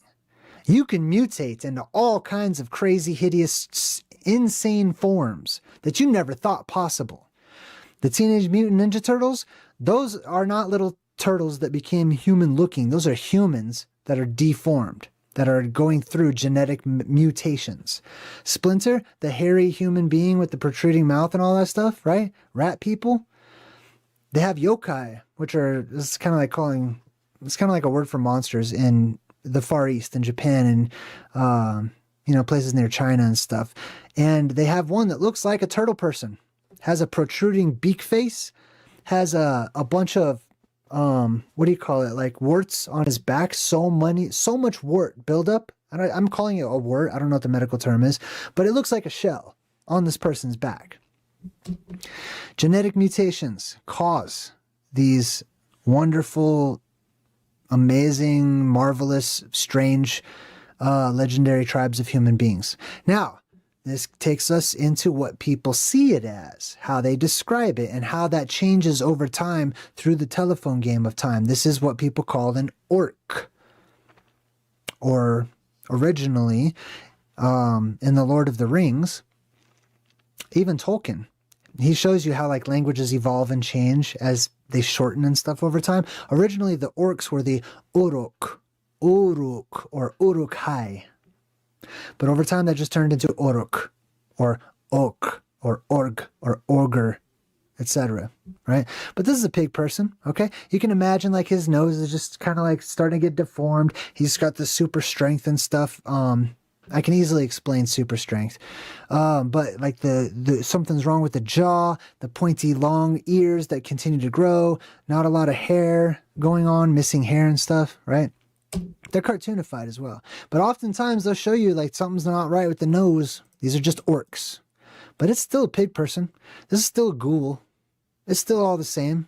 Teeth are all jacked up and messed up. Their skin's all, you know, that's radiation. This is all my perspective based on my research, but this stuff's real. All of your fantasy and fiction, no matter how outlandish it might seem, is based in science, is based in reality that people just might not have understood at the time. They called it magic. They called it a miracle. They called it a curse. But it's based on real, actual things. People can grow horns too, just like this guy has. I showed it with you guys. Look it up on YouTube. I can't share a lot of these genetic mutations because they're way too grotesque when you see the reality, okay? This guy doesn't even look too bad. He looks kind of playful and, you know, like, I don't know. But when you see the reality behind this, and you see an actual human being that's got genetic mutations and diseases and disfigurements and stuff, it can send a shiver up your spine, depending on what it is. Some mutations are really beneficial. Some mutations end up being a type of superpower in and of themselves. Others are just sort of, you know, how you look. Look at this. That's an orc. All right? That's an orc, and he's starting to missing his nose and stuff too. right? Here's another one. This is a shot from The Lord of the Rings. This is an orc with no nose. And the one-eye symbolism, which is a whole nother topic, but they're decaying, but they're kept alive. They're going through radioactive decay themselves. Their body is decaying from radioactive radiation exposure, I should say, right? Their ears are starting to grow longer. They live for a very long time. So the exposure, the X-rays, the gamma rays, and other types of radiation, radon, all that stuff, it can affect the body and will affect the body depending on where you live. But that high amplified electrical charge in the atmosphere stimulates your collagen and your elastin and your cellular structure, and it keeps you alive. You just remain a mutant, a superhuman in some cases, a super mutant. They have those in the Fallout video games too, right? How are there so many examples of orcs missing their noses? And you know what I mean? Because there's a truth. There's a commonality here. And these are rude. Even the color, I could get into the color. We could make all this make sense. But let's look at reality. This is a real human being. You see why I can't share actual real pictures? This one's not as bad. Okay, this guy did these modifications. Okay. Oh snap! I want to actually comment on my own comment. All right. So the word orc, right, is I believe related to the biblical city called Uruk. And this is interesting, okay? Uruk, the root of that is Or, meaning light. It's the city of light. I pulled up some information on it. It says here, Uruk, and by the way, the orcs in the original Tolkien writings the original orcs were known as the Urukai. So they weren't called orc. That's just a cowboy way of saying it over time as people shortened their language and stuff. But the Urukai. Uruk is a major ancient Mesopotamian city-state identified as the biblical city of Erech in Genesis 10:10, listed as part of Nimrod's kingdom in the land of Shinar. This is interesting. Or, means light. Shin is what they called the apex dome, the light of the apex dome. This tells you the location of that place, which is Hyperborea, or thereabout, center of the world in the North Pole, which is where these ones come from. That's why the original orcs are all what I call phantazoid white or albino. They're white, basically. They're freaking elves originally. So yeah, I just wanted to point that out. It says located in modern day Iraq. I disagree with that. Or Iraq. Uruk was a dominant early urban center known for inventing writing, massive city walls, and legendary King Gilgamesh, which I believe all that takes place up at the North Pole. But massive city walls. So a lot of these biblical cities had massive walls, not just tall walls, not really high walls, massive walls, because they were earthen walls. These are not walls that are created by human hands. These are walls that are created by Mother Nature that rise up out of the earth. Like there's, Avatar earth bending action happening. What else? Anything on Uruk? Situated in southern Mesopotamia, east of the Euphrates. I also believe that the original Euphrates is located at the North Pole. Considered one of the world's first cities. That's also another contender for the land at the North Pole. Erech. The name Erech, or Uruk, is often believed to be the Aramaic name for the city. Some people believe is where we get Iraq from. Possible. This goes all the way back to 4000 BC, etc. Yeah, I don't believe that I think that the people that lived in the Middle East in 4000 BC, if there is such a time, is nothing like ancient Babylon. It wasn't a domesticated city or anything. These were survivors in the Southland, nomads. Like that's whatever Iraq used to be called in modern day Iraq, Jerusalem, Egypt, all these modern places was nothing like the original in Hyperborea. And Gilgamesh, of course, right? The Epic of Gilgamesh. Gilgamesh's entire deal throughout the entire book was to preserve his life to live forever. He was a demigod. He was related to the gods, and he wanted to know if he's going to live forever like his goddess mother, or if he was going to die like a mortal. So what better scene, what better what's the word I'm looking for? What better place for this to take place than at the North Pole, in the land of the saints, the land of Hyperborea, the land of Atlantis, and this mythic legendary place. Not the Middle East, not the sandbox, you know what I mean? But the heart of the earth, center. What else? Is that it? Yeah, that's pretty much all I wanted to share. Let's jump back into the presentation. Purposefully, if you can believe that. Purposefully.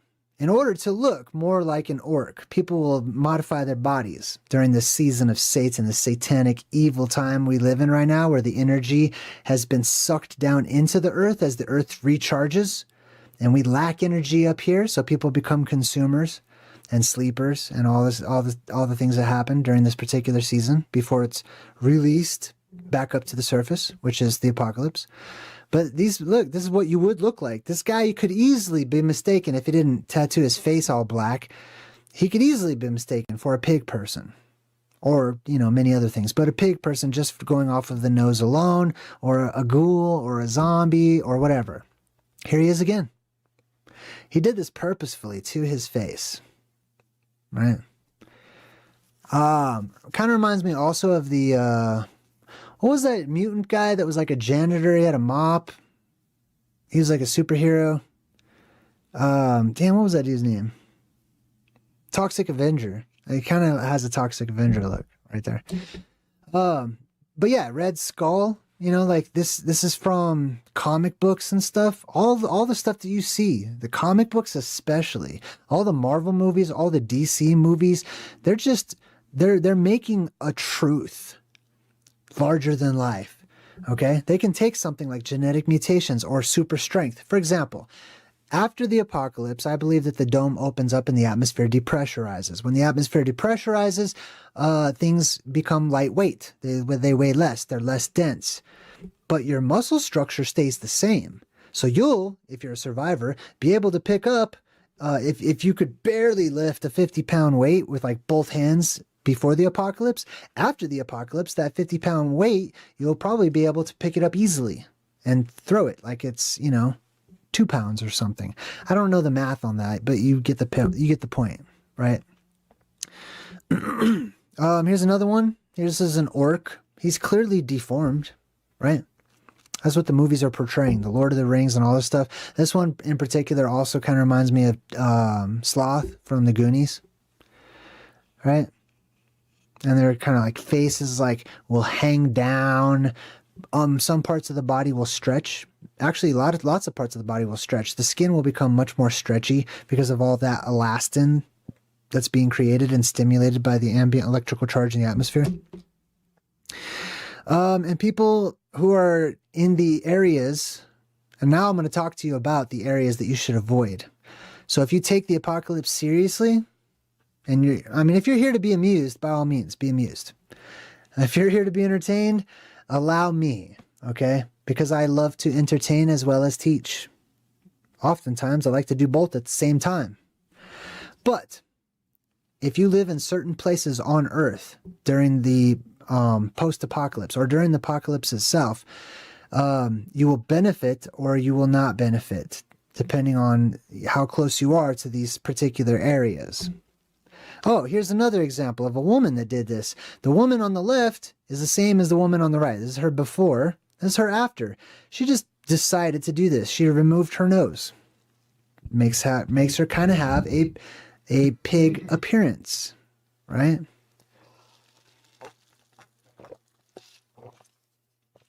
I mean, other things too. And this is like beautiful. This is like, I want to talk about the season of Satan so bad when I share these types of images, but I don't want to go too far off topic. Here she is again. They add things under their skin to make it look like they have horns and stuff. The body can grow horns though, right? You can look that up. Humans can grow tails, they can grow horns, and they will, given the right conditions, they will. They can lose parts of their body, like their nose and their lips and stuff. Every single thing that you think in the movies is not real. It's just made up. Just a story. Like, remember on the Neverending Story, the kid's reading it? He's like, it's just a story. That's all. It's just a story. It's not real. Wrong. Every single one of those stories is real and based in reality. Based in scientific fact. Based in actual historic events. Like the legendary tribes of human beings that were mutated, that are featured all throughout many different writings and pictures and stuff from the Dark Ages.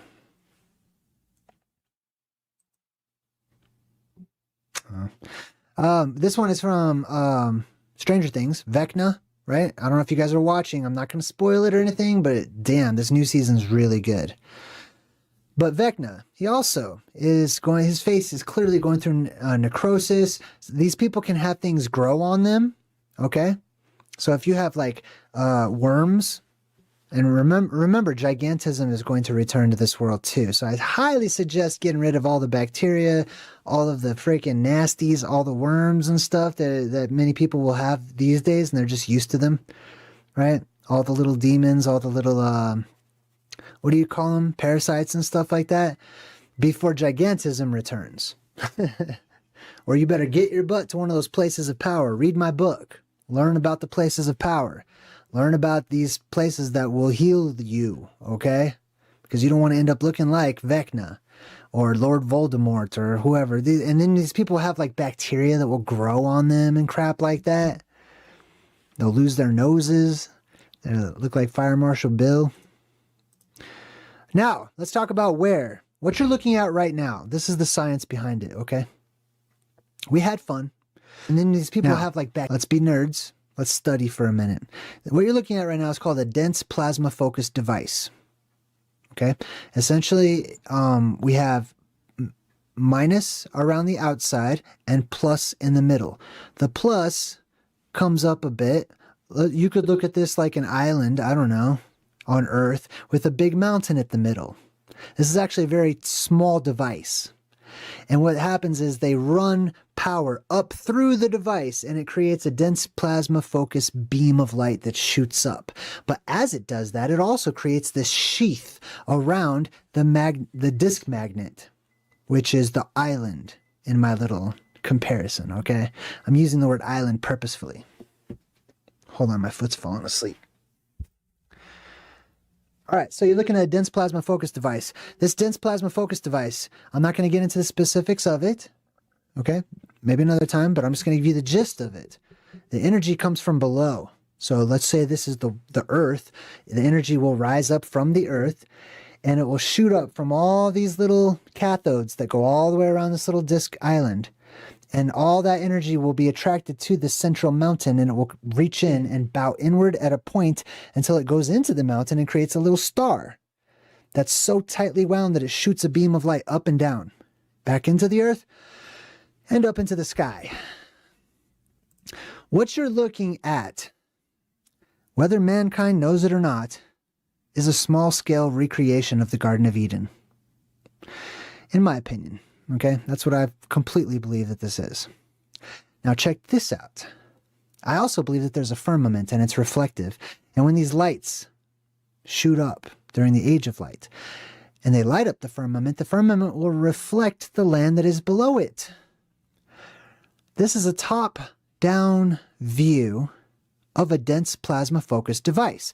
So, on this little disk world, or our island, if we're looking straight down into it, that would be Mount Meru. And each one of these would be a little mountain, a little plasma volcano with energy that is erupting up. It comes up out of here, and then it curves back down. Or I should do it like this. It comes up, and then it curves back down towards the center. This perfectly matches the island at the center of the world that I've featured and showed you guys many times. But let's go a step further. I also believe that what people saw in the sky, they drew on the ground. Stone Age survivors, plasma apocalypse survivors. If that's true, I should be able to easily find some sort of rock carving or earth picture of this exact thing. Because people would look up and they would get a top-down view of the Garden of Eden. We have that. These are called medicine wheels. That's because this is a healing place if you live under the protection of that plasma sheath. People looked up to see what was below. As above, so below. And there's many different ones of these medicine wheels all across the world. Keep in mind, this is a laboratory. This is real life. People would look at this today and go, why did they make that? I don't know. Maybe it's because they would just let their minds wander. They would have no idea. They would just make stuff up. And maybe it's like that's like the sun, and these are like the planets, and you know what I mean? Like people just let their minds wander instead of correlating, instead of putting two and two together. Science and ancient fiction and ancient stories. The people looked up and they saw what was below. If you look to the north, you will see the Garden of Eden. People who have been there and traveled there and then left and went back to the Southlands, they could tell you what it looks like. Just that without even having to look at it, without having to fly and look down at the earth or anything. They could just simply look up to get a bird's eye view of the world that they're standing on. Dense plasma focused device. Look that up if you're interested. It's this. This is the image. Right? And you have all these, you have the beast that rises up out of the ocean in the book of Revelation. If you apply this to the book of Revelation, you will understand it way more than you ever did. I promise you. Or you can go watch my decode of the book of Revelation and I explain it for you from my own perspective. Now, what you're looking at is the legs of the squatter man. Okay, so this is a bird's eye view. When you look up, you can see what it looks like from above when you look down on the Garden of Eden. Remember, I said it's a dense plasma focus device. It shoots a beam straight up. A lot of people in electric universe worlds and even, you know, some people that study plasma apocalypse and other stuff, a lot of people have a theory and they believe that this electricity or this discharge came from space. That there's like planets and they all got too close and they zapped the earth or whatever. That's cool. I like it. I do. I don't believe it. I'm not convinced, I should say. I'm not compelled by it. I'm compelled by the Earth's energy. The Earth releases this power and it shoots straight up. And there's other ones around it. And it creates this bell. It creates this sheath. It creates the Ouroboros, which is the electrical circuit that's chasing its own tail over and over and over. And people will look at this, and this is at the North Pole. The largest one of these is at the North Pole. Okay? Don't worry about the other stuff for right now. Don't worry about all that other stuff. It can be easily explained. But just focus on the beam itself. Focus on this plasma sheath right here, which is shown to us right here, right, as this sort of umbrella, or you could say a dome. It's sort of dome-ish, but it's more umbrella-like, with a little dip in the middle, right? The arches, right? This is the Fountain of Youth. This is what it looks like from above. A dense plasma focus device, small scale. Scaled up, people would look up at the sky, at the firmament, which is reflective. They would see the land below, and they would draw it. They would make shapes. They would recreate it, the images. And this is what it looks like in a laboratory. This is plasma, a beam of it that shoots up from the earth. What happens? Our world depressurizes. The surface and the inner earth depressurizes. We live in a closed system at this point in time. In that closed system, gases are constantly brand new gases are being created all of the time, and therefore the pressure increases and increases and increases, and it necessitates a pressure release. That is called depressurization. The sky will open up and release all of this pressure that we call atmosphere, the air that we breathe. It will do that inside the earth as well. When it does it inside of the earth, all of those gases will rush up, and the static from being pressed together and squeezed into tight spaces and rubbing up against cavern and cracks in the earth and stuff like that too. Cracks and caves and caverns and volcanoes and stuff. It will ionize. It will become electrical. Those gases turn into plasma, and there will be a discharge, and it will be the earth that discharges the electricity. not some passing by planet or whatever. There will be a beam of light that will shoot down from the sky, but that's a different story. It's the sun, okay? I don't want to get too much into that, but if you want to go look for my thumbnails where the sun is blue, and you can learn about the one beam of energy that's destructive that comes down, and it comes from the sun, or it will. But these are geoplasmas, okay? And you can imagine this is the North Pole. It creates a protective sheath. This is the fiery sword that turns every which way around the Garden of Eden, and it shoots straight up into the air. And it creates and gives you Excalibur. And it sings and it resonates and it makes noise and sounds, and it is the singing sword. And it's so many different motifs across cultures, pop culture, history, myths, legends, etc. But this is what you're looking at. That bell shape down there at the bottom, that's this right here on a microscopic scale. That is the Garden of Eden. Now, for those who live outside of this radiation, okay, this is spinning. Okay, this is following an electrical current. It's the Ouroboros. Because it's high levels of radiation, those who live under it, like let's say you have a little guy and a little girl right here, and they live inside the Garden of Eden, they're far away from these walls. And the radiation is spinning outward and throwing radiation outward. Gamma rays, X-rays, and other things. Outward. You're inside, you're protected. You're inside of Eden, you're safe. You're inside of Hyperborea, you're safe. You live just to the outside of the walls of the camp of the saints, or Eden, or Hyperborea, or Atlantis. This is what happens. Jesus replied, "It's not right to take the children's bread and toss it to the dogs." The bread is manna. Manna is created from this, from inside of the Garden of Eden. I'll tell you exactly how. And I explain this all in my book, my second book, Return to Hyperborea. But in short, there are gigantic plants that grow in the Garden of Eden, in this whole area, and inside of the earth.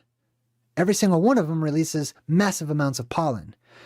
Because there is a temperature and a pressure differential between this world and the Southlands, or the Arctic Circle, it creates fog all the way around this whole island. That fog, first of all, there's a wind. Okay, let me back up. I'm going to explain this real quick. The wind pushes everything outside of Eden, okay, towards these plasma sheath, towards this wall. The pollen from all those plants mixes with that fog that's just outside of Eden, and even further outside of that will be desert or the Arctic Ocean, depending on which time you live in. And it will create manna. It will create this viscous, healthy stuff that you can eat. And it will solidify. It will dry out and turn into wafers and stuff, like honey. Okay? That's manna. That's the bread of life. And it's tossed off of the Table Mountain, which is Mount Meru. It's tossed out of Eden to the dogs, to the people that live or are wandering around outside of Eden, lost in the desert, trying to find their way. Right? It's not right to take the children's bread and toss it to the dogs. But outside, this is from the book of Revelation, outside of the Garden of Eden, outside of Atlantis and Hyperborea, outside of New Jerusalem, outside of the camp of the saints, right? Just outside of this plasma sheath. Where is it? This one on the bottom. Outside of this area, where all that synchrotron radiation is being thrown immediately outwards, are mutants. And here's how the Bible describes it. Outside are the dogs, or you could say dog people, not actual dogs. You think God hates dogs? Has something against he's not a dog person? It's gotta be. Outside are the dog people, or the dogs, the sorcerers. These people are working with magic. They're working with the electrically amplified atmosphere. The sexually immoral, the murderers, the idolaters, everyone who loves and practices falsehood. Watch for those dogs, those workers of evil, those mutilators of the flesh. Pig people with mutilated flesh. Some of the scholars, some of the academics, some of the explorers or across time and across the world who have met these creatures in person themselves or had secondhand accounts or had eyewitness reports of meeting such legendary tribes of mutant and mutated human beings. We're going to take a look at those, and we're also going to speculate as to what happened. How did so many human beings on Earth become all mutated with the same genetic defects at the same time? So here's a list of notable sources discussing monstrous races of men in antiquity, along with relevant quotes and the names of their writings. They're in no particular order. The first one's going to be Herodotus from the 5th century BC.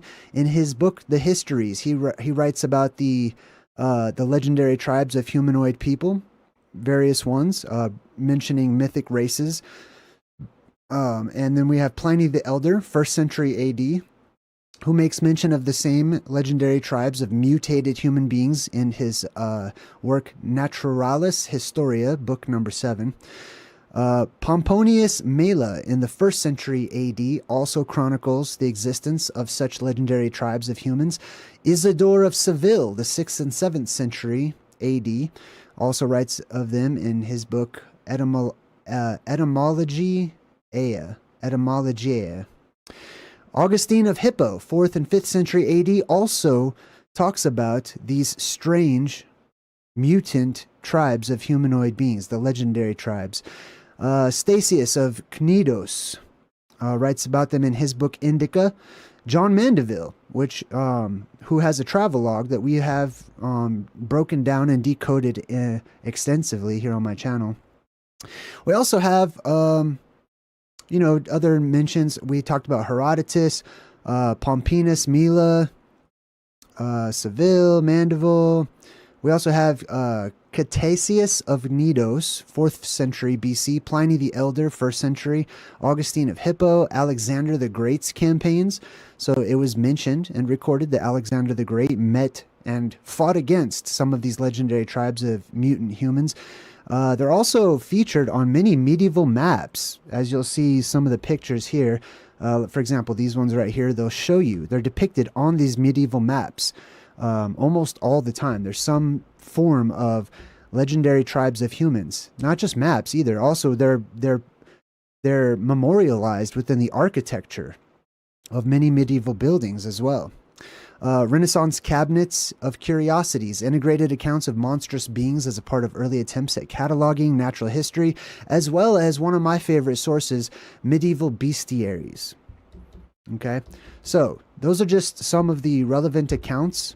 I'm also going to share with you this account, which comes from the creation epics from the Middle East regarding Enki and a female goddess named Ninmah, sometimes known as Mami and other epithets as well. So this was the first creation of human beings, according to this particular story. I'm just going to go ahead and start this slideshow over here. Now, Enki is challenging Ninmah in the creation of humans, but when she first creates the humans, she makes genetic mutations. They're all mutated and they're all kind of messed up, and they have, things wrong with them. So, for example, it says, Ninmah took clay from the top of the Abzu in her hand, and she fashioned it the first man who could not bend his outstretched, weak hands. Secondly, she fashioned one who turned back the light, a man with constantly opened eyes. And third, she fashioned one with both feet, which looked like they were broken, one with paralyzed feet. Fourth, she fashioned one who could not hold back his urine. Fifth, she fashioned a woman who could not give birth. Sixth, she fashioned one with neither penis nor vagina on its body. And so they took a look at that one. Ninmah threw some clay on her hand, and Enki basically gave them all positions within his kingdom, right?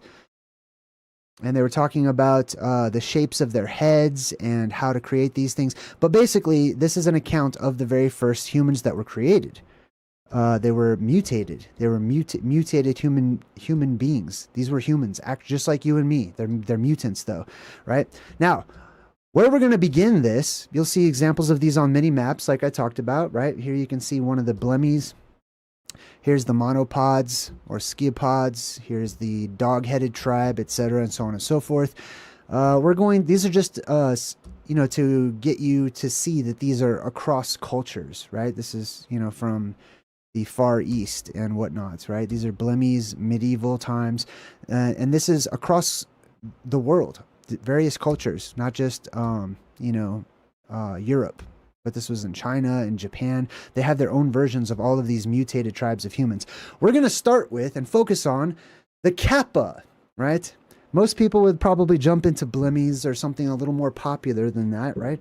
But I'm going to discuss the Kappa, a lesser known of the mutated tribes of humans that once walked this world, okay? And remember, I'm not talking about it's just one instance or a one-off. I'm talking about entire communities, as they're often depicted whenever they're drawn, that people met up with these people and they had diplomatic relationships with them. So let's talk about the Kappa. You may or may not have heard of or seen the Kappa before. It kind of looks like some weird version of a turtle with part of its head that's cut off there. What it really is this is a monstrous creature that was a humanoid creature that was said to make its dwelling near bodies of water and rivers and lakes and things like that. And then it had sort of a flat head that had an indentation at the top. And that indentation, people saw that it carried water. And so sometimes the Kappa could be very respectful, especially if they met with a human that was respectful to them. They were known to, give a slight bow or nod, and to treat them well. But if they were not good people, then the Kappa oftentimes would attack them and drown them and pull them into the water. They were very emotional. Hey, somebody just gave a membership in the chat. Hold on, let me check on that. See what's going on here. Woundsocket, Truth Seeker, gifted 5 JayDreamerZ channel memberships. Congratulations and thank you to Woundsocket, Truth Seeker. All right, cool. So the Kappa. So basically, the legend says that the Kappa was very strong, and that in order to sort of disorient the Kappa so that it wouldn't be aggressive or that it wouldn't attack or that it would lose its powers, that you had to spill this water that was on the top of its head. Okay, there's truth to all of these things. They've been cartoonified over time, as I'll show you. Now let's take a look at some other depictions of the Kappa so we can figure out what this actually is in real life, right? Here's a picture, here's a close-up you'll see of its eyes.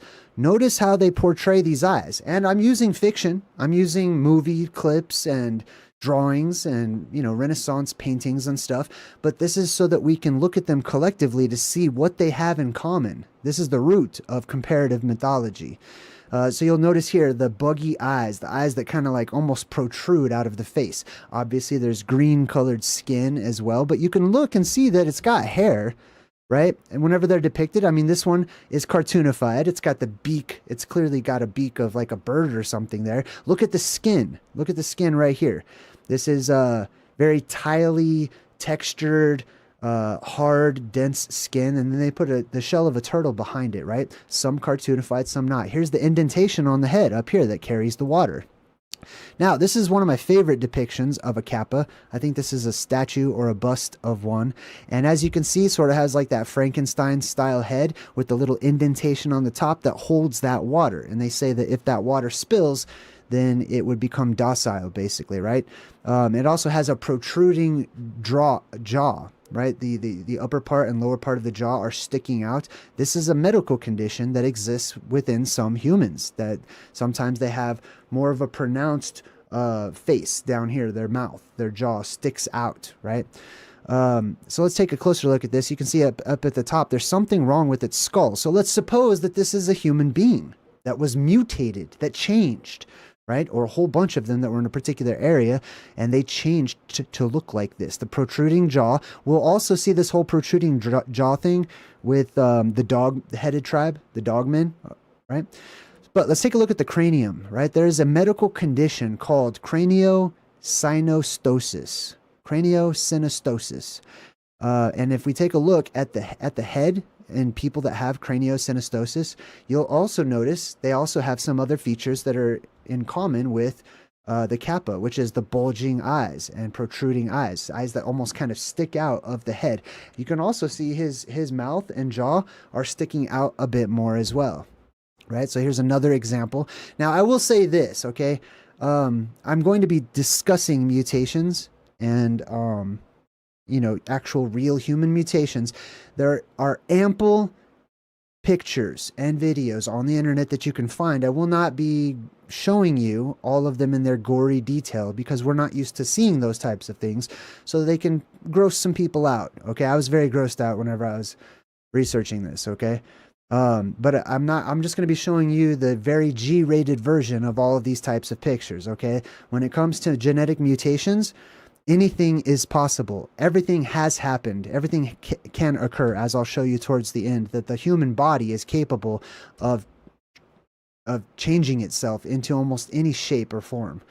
Now, the green skin, right? Of course, we have the legend of the green children of Woolpit, these foreign children that wandered out of the forest and were found to have green tint to their skin, speaking some foreign languages. We also have, descriptions through myths and legends and whatnot of different colors of individuals, not just white or black or yellow, but green people. And along with green people, blue people as well, as like I'll show you. Now, here's another medical condition, which is a mutation, where basically calluses and warts and things that are similar to those things, they build up, and they can build up in particular regions. This is an example where they build up on the back of the individual, exactly like how we would expect to see with the Kappa, which is also just a version of the Teenage Mutant Ninja Turtles, which are, there's truth to that story as well, right? So these are not turtles that became human or whatever. They're human that devolved or appeared to us to devolve into some sort of animal figure or something that looks more animal-like or monstrous to us, right? This is an example of how the skull can actually mutate so that it sticks out and it protrudes, like the upper area that hold the upper teeth and the lower teeth in the jaw. It can actually stick way out. It can be an extreme underbite, an extreme overbite, or both at the same time, which causes this part of the mouth to actually come out, right? When you're profile looking at the mouth, it comes way out. Here's an example of the blue family of Kentucky lore, right? There was actually a whole family of blue people. Now, if you think about this, I talked about the color spectrum shift that our world goes through many times, right? Right now, we have all of the colors, basically. But going further back in time, the sky itself was more golden during the Golden Age, or more of an amber or an orange color, or even further back, a red color, right? So you have to take into account the mixing of the colors of light and the new colors that will be produced by this. So, for example, if you have an orange-colored sky or a yellow Golden Age light that is radiating and bouncing off of blue people, yellow and blue make green, right? So they would look green. Here's an actual a guy whose skin turned blue. It's reminiscent of the Avatar people, many different blue gods and goddesses and whatnot in the movies and in history. Then we'll go over to the Cyclops. Okay, the Cyclops is not just a legendary monster, but an entire race, an entire tribe of humans that had only one eye right in the middle. Sometimes they're depicted as, their eyes are closed over and they grew a third eye right here and that one's open or whatnot. Here are some depictions. I'll show you these ones. Notice how all of these, many times they depict these legendary tribe members as being very hairy. You see that one? That's like more of the Blemmy with the head and the chest right there, very hairy. Here's the dog-headed tribe, very hairy. We've got the Cyclops right there in the middle, hair all over the body. And I have an entire chapter dedicated to this overabundance of hair and a couple of these tribes in my new book, which is Return to Hyperborea. Ancient Oblivion, Return to Hyperborea. Now, here is how they're commonly portrayed. When people first come across this, oftentimes they're researching the Middle Ages or the medieval times. Jim Donovan, hey, with the super chat. Thank you. Happy holidays, Jim Donovan. So people see pictures like this, right? We've got some guy that's laying on his back with a gigantic foot over his head. Those are the monopods. Here we have the Cyclopses, people that only have one eye right in the middle, people that are born with two heads. Now this one, we actually have seen this in the news, so we're slightly familiar with this concept. Although when this happens, and it does happen frequently here in our world, it's oftentimes not really put in the spotlight. Then we have the people whose heads are in their chest, and then we have the dog-headed tribe as well. This is what they're commonly depicted as. Let's take a look at Cyclops. This is a medical condition called cyclopia, and it comes from genetic mutation. All of these things come from mutations within the body. These are real mutants, and it's not just one cyclops that lived. And it doesn't just happen to humans, to people. I don't want to show you pictures of actual humans with cyclopia because it's very disturbing, okay? There's plenty of them on Google. You can check it out for yourself. But I can show you animals. So here's a drawing of an animal. Looks like a pig of some sort that has cyclopia. One other thing that you'll notice for those born with cyclopia, and I will also say this too, let's think about, since we are speculating on, legendary tribes of mutant humanoids existing and living, keep in mind, there is a reason why this happened in ancient times. And I believe that it has everything to do with the conditions of their earth and their atmosphere were different to allow these types of mutations to exist without things like instant death, as you would commonly get during this time. If a baby is born with cyclopia, they usually don't even survive, a matter of days or whatever. Also consider in hospitals these days, whenever children are born with extreme deformities, oftentimes they will terminate, its life, basically, or whatever. But the conditions back then were much different, which allowed for cellular regeneration and healthier living and longer living and whatnot. So when you have these mutations, they can live under different conditions much longer and actually be healthy. Now, up here you'll notice what's called the proboscis. The proboscis. In those creatures, even humans, with cyclopia, there's often some sort of appendage that grows just above the eye. It sticks right out of the head. Sometimes it looks like an elephant's trunk. And there's actual real medical pictures of this online. Here's a drawing of one where you can see an example where you would have a person who's born, one eye right in the middle, and then this proboscis deal that sticks out right there. Now this turns into our modern Cyclops depiction of the one-eyed creature that has a horn that sticks right out of the middle of its face. But it's a real, actual medical condition. Now, next up here is we're going to look at the dogmen, the dog-headed tribe. Like I said, take a look at how the mouth protrudes and it sticks far out of the face. They're very hairy all over as well. We have got an example here. It says, who are the mysterious dog-headed men? I have an entire video dedicated to only the dog-headed men, the dog-headed tribe. It's on my Ancient Oblivion playlist. Feel free to check that out, and I'll go into great detail discussing the dog-headed men. Now, when researching some of the medieval chronicles, these images, pamphlets, pictures, bestiaries, and historic records that have depictions quite often as well. You won't notice this in more recent times, but back then they liked to combine imagery with writing, which is more of a balanced approach. But you can see here that there's like somebody that's going to cut this guy with a sword. Nobody's really paying attention to what's going on. These guys are looking at these animal people that are over here. But look what the animal people are concerned about. You see these animal people, right? They're standing upright. This guy's wearing a robe, right? This suggests that they are humans who mutated, right? That changed. And their form has been put through a perception filter of the individuals or communities that first saw them or spoke of them. And it's turned into gossip in writing, which is a cartoonification of ancient history. These animal humans are worried about and seem to be in great reverence of this flame that is descending from what I call the apex dome, or the inverted dome that is up there in the heavens, surrounded by this cloud or this mist. You have the fire of the heavens, heavenly fire that is descending down, that these people or animals or beings are greatly, in fear of. Everyone else is checking them out. Their eyes are over here. These guys are looking over here. He's not even worried about whatever's happening over here. But that's because this is what causes this. These animals and whatnot recognize the power that exists within this plasma, which is what it is. This is heavenly, quote-unquote, cosmic plasma, cosmic rays and radiation that comes down from the heavens whenever the firmament opens up. It cracks open, it blows open as the atmosphere depressurizes during the neutral point of a polarity shift that our world goes through.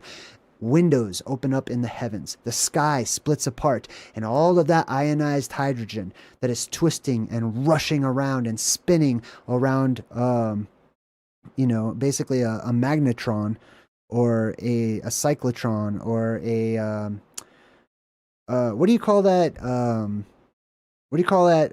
Whenever you can send electricity through like super cold object, and it like there's no resistance.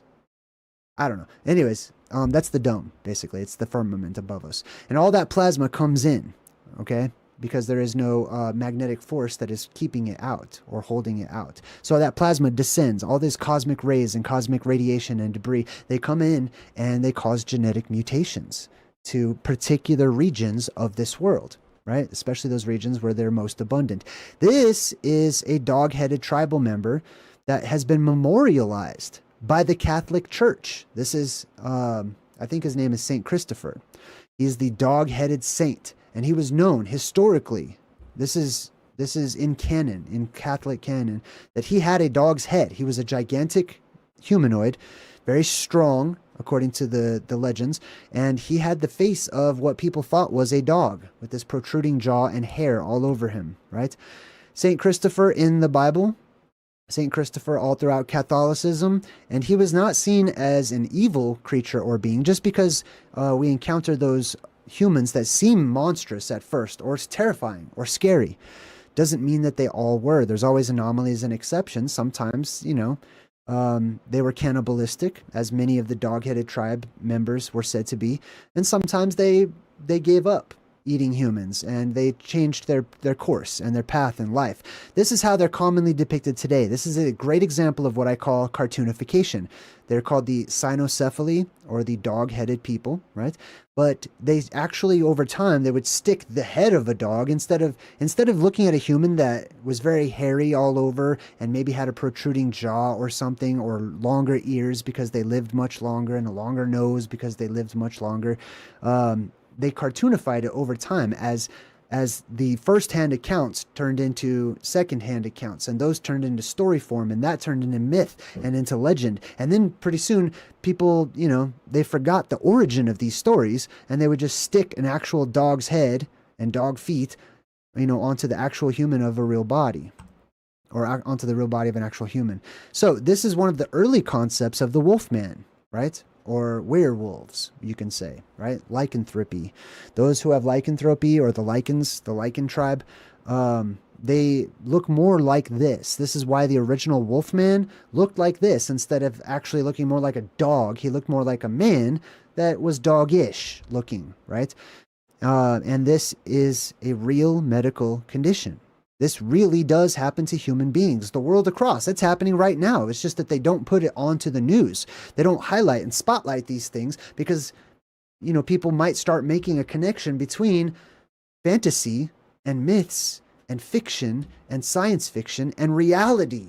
The reality where these things stem from, where they come from. There's nothing new under the sun. This is a condition called hypertrichosis. And basically, it's also known as Wolfman syndrome. Right? Here's another medieval drawing of somebody with hypertrichosis hundreds of years back. This guy went and spoke with and had relations with the nobles. Oftentimes, these mutants, because of where they were from, they were able to act as representatives to those tribes and nations, so they were held in high regard. They were brought into the castles, and they were brought as speakers and representatives of entire nations of mutant tribes of human beings. Now, those with hypertrichosis and, other genetic defects, they may grow an abundance of hair all over the body, so much so on their face, all over their bodies, that they would not need necessarily clothing. Okay, but they could put on clothing to, maybe fit in whenever they go into town and they speak with the royals and act as ambassadors or representatives to their mutant tribe that they're a part of.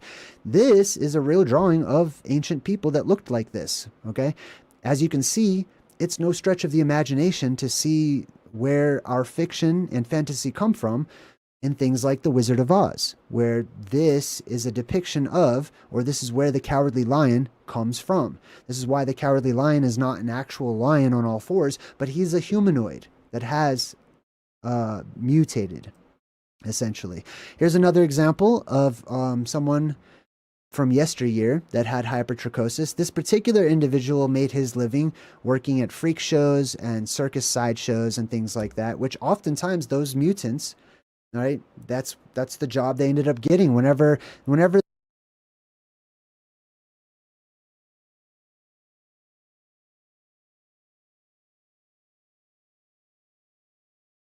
genetically from time to time, because the genes remember these ancient times when whole entire nations of people could do this type of stuff, right? Bending over backwards.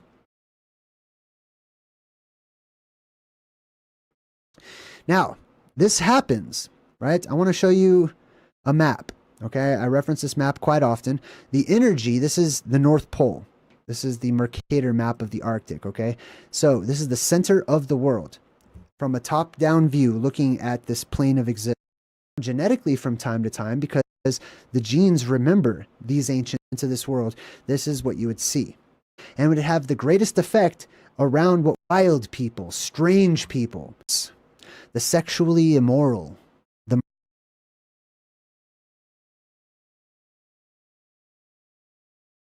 Arctic, at the edges of the known world, not in paradise. Although you might find some examples here as well, especially as some of these tribes found paradise and they went there, right? Like the pygmies. But you find these examples up here. And then from time to time, those people would migrate. Not often. They would often stay on their islands. They would often stay home where they're used to being, okay? Which would oftentimes actually enhance their genetic conditions. But sometimes they would travel outwards, just like St. Christopher did. He lived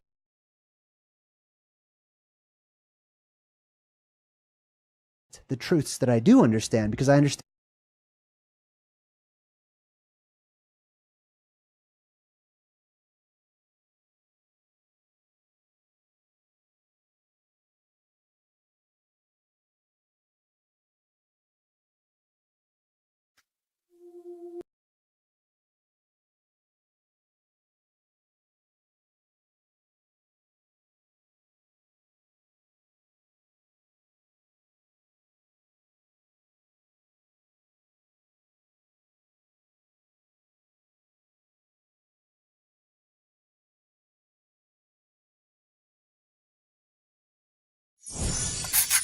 genetically from time to time, because the genes remember these ancient times when whole entire nations of people could do this type of stuff, right? Bending over backwards. Now, this happens, right? I want to show you a map, okay? I reference this map quite often. The energy, this is the North Pole. This is the Mercator map of the Arctic, okay? So this is the center of the world. From a top-down view, looking at this plane of existence, right? So pretend we're looking from the firmament itself, the dome above, looking straight down into this world. This is what you would see, okay? Now, when the firmament opens up, this is what the plasma would see. All of those gamma rays and stuff, they're going to be focused in on this particular area. When they come into this world, they would be naturally spread out. They would also be repelled by a magnetic force right here in the middle in the form of a magnetic mountain or a lodestone mountain. This is Rupus nigra, the black rock. It's a magnetic mountain which would repel much of that plasma, right? So that plasma would come in, it would spread out, it would wrap around this island, and would have the greatest effect around what we now call the Arctic Circle, all the way around this island, which is represented by this, this red line. So anything that is within this red line, there was a good chance, if I'm correct, that those inhabitants would be living at the edges of the known world or at the edges of the earth, and that they would become legendary mutant tribes of human beings, dog-headed, cannibalistic, hairy, wild people, strange people. Now in the Bible, in the book of Revelation, it talks about the New Jerusalem, which is this right here. This is the Garden of Eden. This is Hyperborea. There will be a new version that's created. And it compares the Southlands, which is all the way around, with the center place, with Hyperborea and with paradise. And it says this, Revelation 22:15, outside of paradise, outside are the dogs who practice magic arts, the sexually immoral, the murderers, the idolaters, and everyone who loves and practices falsehoods.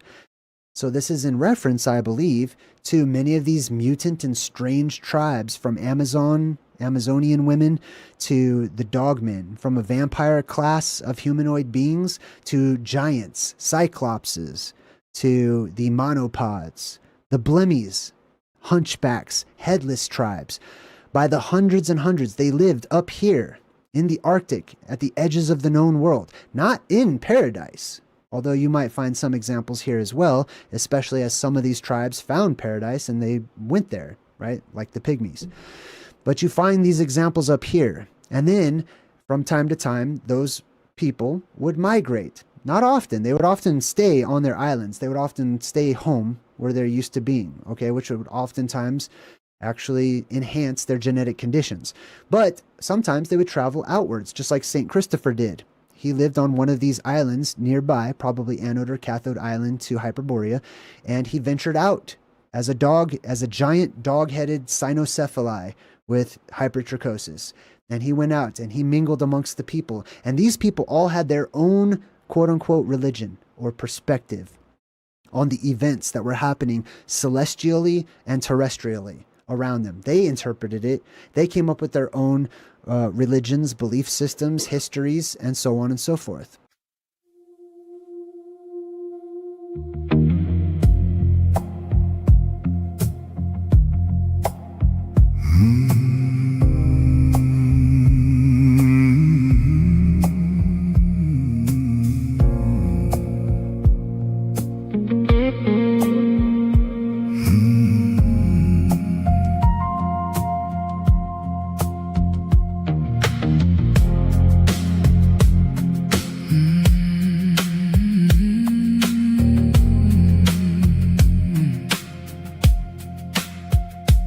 Buried in the dust of forgotten names,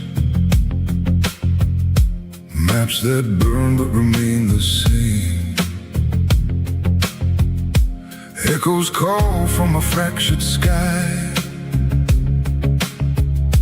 Truth was sealed but it never died.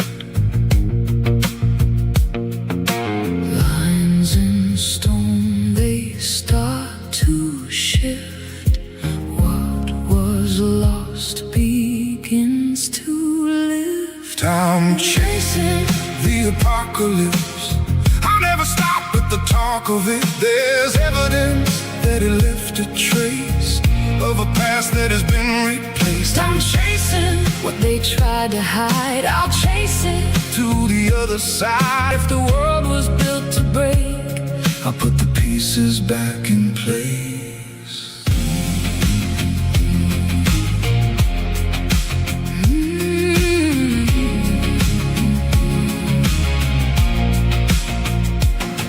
Sleep beneath our feet.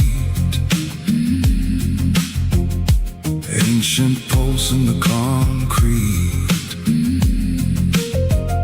Static storms across the dome. Something here is not our own. Shadows move where light should be. Bends invisibly. I'm chasing the apocalypse.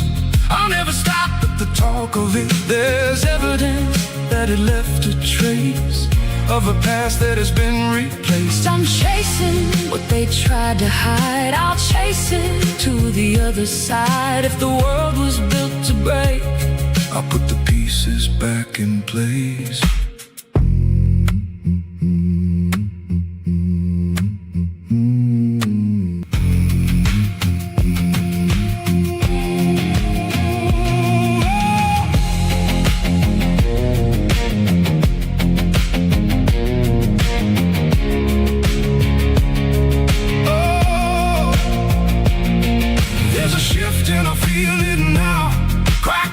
So the world around us, when the world will begin to break, I'll be awake, it's not too late. I'm chasing the apocalypse. I'll never stop at the talk of it. When the sky begins to fall, I'll be there to see it all.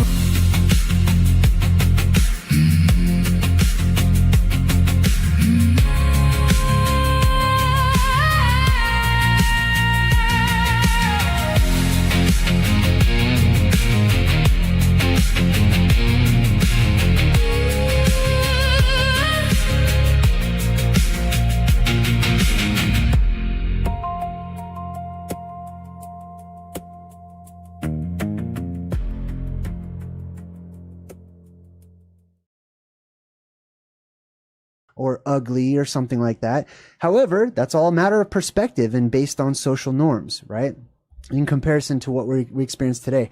So, one of the major factors that I believe causes huge major what's the word? Mutantism? Jeez, what's the word? Mutant. Anyways, the thing that causes people to turn into mutants, basically, right? To mutate, basically, right? Is well, one, there's the ionized hydrogen from above. Hydrogen is very reactive, and it bonds. It loves to bond to whatever it touches, right? In its pure form, and especially in its ionized form. So it will come down, and it has the ability and the potential to change the bonds, the actual chemical. Simply Jess, hey, good to see you. It can change the chemical and electrical bonds within nearly anything that it comes into contact with. And we've gone over this in various other truth in movies. For example, and most notably, there was The Color Out of Space with Nick Cage. Remember that? That one's based on H.P. Lovecraft's writings, and he talks about this strange color, which happens to be this magenta red spectrum color, which I believe is ionized hydrogen, because that's the exact same color of ionized hydrogen. Plus, mainstream academics would agree with that, or tend to agree with that, in that we have ionized hydrogen plasma tubes, or whatever they want to refer to them as, that wrap around this world in what is known as the plasmasphere. When the Earth's atmosphere depressurizes, because it's building pressure over time, and now exponentially, now that all of the gas, Mother Nature is releasing all of these gases lately, which are causing, holes to open up in the earth. The gases ignite, causing crazy wildfires the world across. All types of domino effects from the gases that are being released from the earth right now, and the inner earth depressurizing as well. So anyways, the ionized hydrogen comes down. It has the ability to change the chemical structure and the bonds within bodies, right? And I believe that it's sentient. I believe that it's here on a mission to cleanse this world, which is what every religious book and scriptures that I've ever come across, they seem to indicate this, that the apocalypse is here, or it comes, to clean house, to make the world a better place. If you're new to my channel, I know a lot of people are afraid of the apocalypse and whatnot, but I like to talk about it so that we can bring these things to light, so that we don't need to fear the inevitable. We don't need to fear what has already come, but we have forgotten about. Let's cast light on that, right? So that we don't have to be afraid of shadows. So, the plasma itself has the ability, I believe, to mutate and to change things. And what I believe oftentimes it will do is it will read our coding, or activate our coding, our DNA, our genes within our body, that are some that are active and some that are dormant, many actually that are dormant. So we still have these echoes from times long ago, right? Some of us, as you can see, right, some of us still have these genes that become activated from time to time, where we become, some people develop mutations, basically, or mutant abilities, or mutant powers, or mutant physique, you could say, right? And all we need is the right change in circumstances and atmosphere and living conditions, and our dormant DNA can become activated again, which means that our DNA will become alive, and it can activate those parts that will be necessary, or that it deems necessary. Not us, not individually, but the coding and the structure inside of our body that it deems necessary in order to survive, or to make sense of all of the genes and DNA and stuff that's mixed up in our bodies today from chemicals and pollutants and, poor diets and all these different types of things, right? So the world changes and our DNA becomes active, and the DNA itself wants to fix the body, so it will, basically, right? And then there's also other factors, environmental factors that change, that will add to not just mutations, but adaptation as well, as we adapt to a brand new world in a new age, in a new environment. And this is also, just want to say that this is not a guarantee that everybody in the world will mutate or become some hideous creature or something like that, right? It's just that there are examples of this happening in the world. And I believe that it all depends on your proximity to the stronger streams of plasma, to various gases that are released in the earth, to different earth changes and stuff. Your location is going to be huge. So let's talk about some historic examples. The first example that I'd like to talk about is the story of the creation story out of Babylon. It's called the Enuma Elish. Most people think of it as the story of the Anunnaki and those beings that came down from the sky. Many people who watch my show, I'm sure, have also seen Ancient Aliens, where that's like their favorite topic is the Anunnaki, right?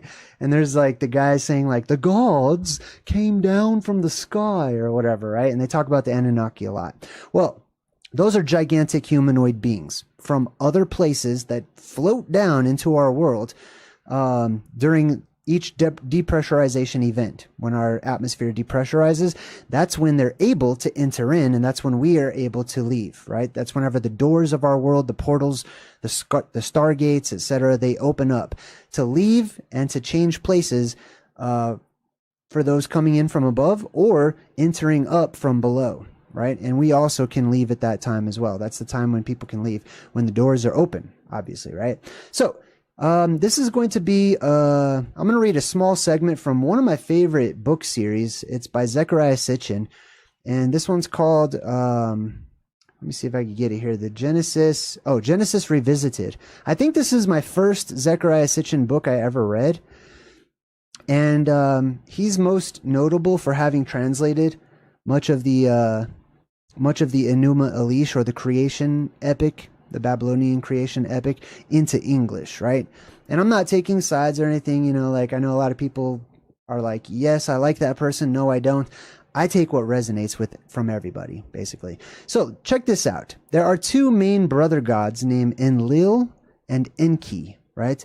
And they're seen, these types, whether they be actual humanoid alien creatures or whether they be cartoonified and personified representations of acts of nature, right? For example, the blue beam that shoots up out of Mount Meru that turns into the tree of life or the world tree, right? That could be seen as a god, depending on your perspective, or a giant or a titan or a tree or a burning bush or all kinds of things, right? So just keep that in mind as we tell this story. Sandy Smith, welcome to the Good Vibe Tribe. Good to see you, Sandy Smith. High five. All right, so this says, and Enki must have toyed with the intriguing challenge of playing God and conducting experiments in genetic manipulation. Now, the story goes that these fallen beings, or these beings that floated down from the heavens, that they were geneticists, or that at least they had expert level geneticists among their classes, right? That there was many different types and classes of these Anunnaki creatures. I'm totally going to get a Wikipedia article slapped right on this video. I already know. I always wondered when I talk about so many different subjects, if the algorithm gets confused as to like which, they can only put one Wikipedia article on my video, you know, like which one are they going to do today? Is it going to be Anunnaki, or is it going to be, you know, old world cosmologies, or who knows? Anyways, so this god named Enki, he was experimenting with genetics, and it says to aid his experiments, he asked, now this is before, sorry, I'm just going to interrupt myself. This is before the official creation of human beings, right? So the story goes that these Anunnaki giants came down to Earth to mine gold. I'm not so sure if it was gold. I feel like it was something that would be more valuable than just gold, because if you think about it, like, why is gold that valuable? You know, except for like use in electronics and stuff like that, or it's pretty and shiny. That, to me, that's kind of a, you know, Cro-Magnon way of looking at value. But anyways, these Anunnaki, they came down and they got trapped in our world for a time, until the next apocalyptic cycle when the sky opens up and they were able to leave again. All of the stories talk about how they all blasted off and left all at one time, saying goodbye to humans as they took off, right? But before there were humans, according to the story, they had some of their lesser classes doing all of the work, doing all of the mining and all of the physical and manual labor, right? And they got tired of that. They're like, we're gods, man. What are we doing? Like, why do we have this? Why don't you make some servants, right? So there was a debate, between Enki and Enlil and some others about whether or not they should create robot slaves, which is basically the same word, or if they should create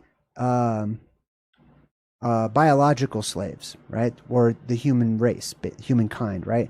Which could be, if that's true, why we might be predisposed to slavery and so accepting of allowing our governments of the world to enslave us and to make us do all of the work, reaping very little of the benefits while they reaping all of them, right? And they're all rich and famous and stuff. Anyway, so Enki is toying with the idea of, creating some biological slaves. To aid his experiments, he asked Ninti, another of his clansmen, to come to Africa and be by his side. The official reason was plausible. She was the chief medical officer. Her name meant Lady of Life or Lady Life. Later, she was nicknamed Mami, M-A-M-M-I, Mammy, the source of the universal mama or mother. There was certainly a need for medical services, considering the harsh conditions under which the miners toiled. But there was more to it. From the very beginning, Enlil and Enki vied for her sexual favors, for both needed a male heir by a half-sister, which she was. This is also another theme you'll see throughout all of the ancient myths and legends about these families of gods, too. The three of them were children of Anu, the ruler of Nibiru, but not of the same mother. And according to the succession rules of the Anunnaki, adopted by the Sumerians and reflected in the biblical tales of the patriarchs, it was not necessarily the firstborn son, but a son by a half-sister from the same royal line who became the legal heir. Sumerian texts describe torrid lovemaking between Enki and Ninti with unsuccessful results, though the offspring were all females. That's interesting too. This whole, I've come across many different examples in my studies of islands that people could only procreate and they would only have females, and other islands where they would only be able to have males of exclusively female inhabitants, basically, like the Amazonians is a good example, and islands of exclusively male inhabitants, inversely.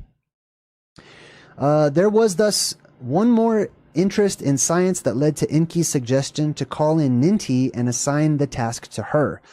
Knowing all of this, we should not be surprised to read in the creation texts that first, Ninti said that she could not do it alone, that she had to have the advice and the help of Enki, and second, that she had to attempt the task in the Abzu, where the right materials and facilities were available. Indeed, the two must have conducted experiments together there long before the suggestion was made at the assembly of the Anunnaki to let us make Adamu in our image. Some ancient depictions show bull men, or men with like bull heads and hooves and stuff, accompanied by naked ape men, or bird men, sphinxes, bulls or lions with human heads that adorned many ancient temples and have been more than imaginary representations. And when Beresus, the Babylonian priest, wrote down Sumerian cosmogony, the tales of the creation of the Greeks, he described a pre-human period when men appeared with two wings. So there's many accounts of a time when humans or humanoids, certain humanoids, had wings on their backs, or one body and two heads, which is not too far-fetched because we have that. There's probably examples that you've already seen already. Or with mixed male and female organs, or some with the legs and the horns of goats, or other humanoid animal mixtures. So what it's listing off right now is all of their failures Okay, so they're genetic failures, they're mutations basically, when they're trying to create humans.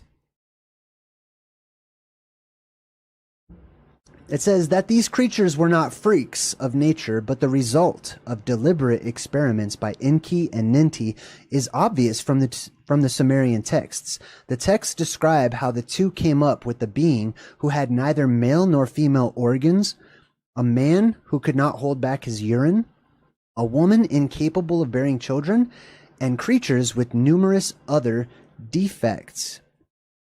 Okay, so that's all I'm going to read from that little snippet from that book, which is Genesis Revisited. So basically, it's describing these gods who are trying to create humans. And this is, or you could look at this as being like at the beginning, just after the apocalypse, or the creation epic, the Genesis, the Garden of Eden, etc., right? It's a type of that. Whether or not you concur that, you know, this is the story or whatnot, I don't think this is the story. I like to believe, you know, that there's pieces of truth in all of them, basically. But this is right around the beginning time. So this is right around the time when, if the sky did open up and the plasma did come down, or ionized hydrogen and various other gases, and huge atmospheric changes, huge earth changes all over the place, it's reasonable to assume that whatever life existed before that time in this world, in their modern age, that life would have changed drastically, given a drastic change in their environment. Don't you suppose? Right? So that's right around the time. Now, me personally, I see Enki as being a type of the blue beam that shoots up, and it sort of turns into a squatter man or a stick figure in the sky, like a cosmic stick figure. So people, or humans, are watching all of these events, which I believe are cosmic and terrestrial discharges of energy, and they're telling a story. And so this is funny. Speaking of telling a story about things that have happened long ago, I just posted some short videos about me and my son. We went hiking this weekend, and I posted some videos about these caves and stuff that we saw on our hike. Well, when we were walking back home, I was just having conversation with my son, and we were looking at like this huge overpass, right? This freeway overpass or whatever it is that connected these two mountaintops, and the cars were going on it and stuff. And we're down here like in this gorge, you know, where there's no civilization or whatever. It's just all nature. And we're looking up at it. And I asked him, can you imagine what that would look like after the apocalypse? And he was like, yeah, it'd probably be broken and stuff. And he's describing it to me. Now I said, son, I understand what you're saying, and I can envision that because I'm with you now in the modern times. I'm with you right now, and I have all of the intelligence that you have. But how would you describe what you're seeing now to, your great-great-great-great-grandchildren far into the future after the apocalypse? How would you describe a cement bridge connecting two mountains and cars with people inside of them driving across this bridge? Just that scene, just that one scene alone. How would you describe that to them? So he started, trying to describe it, in different ways.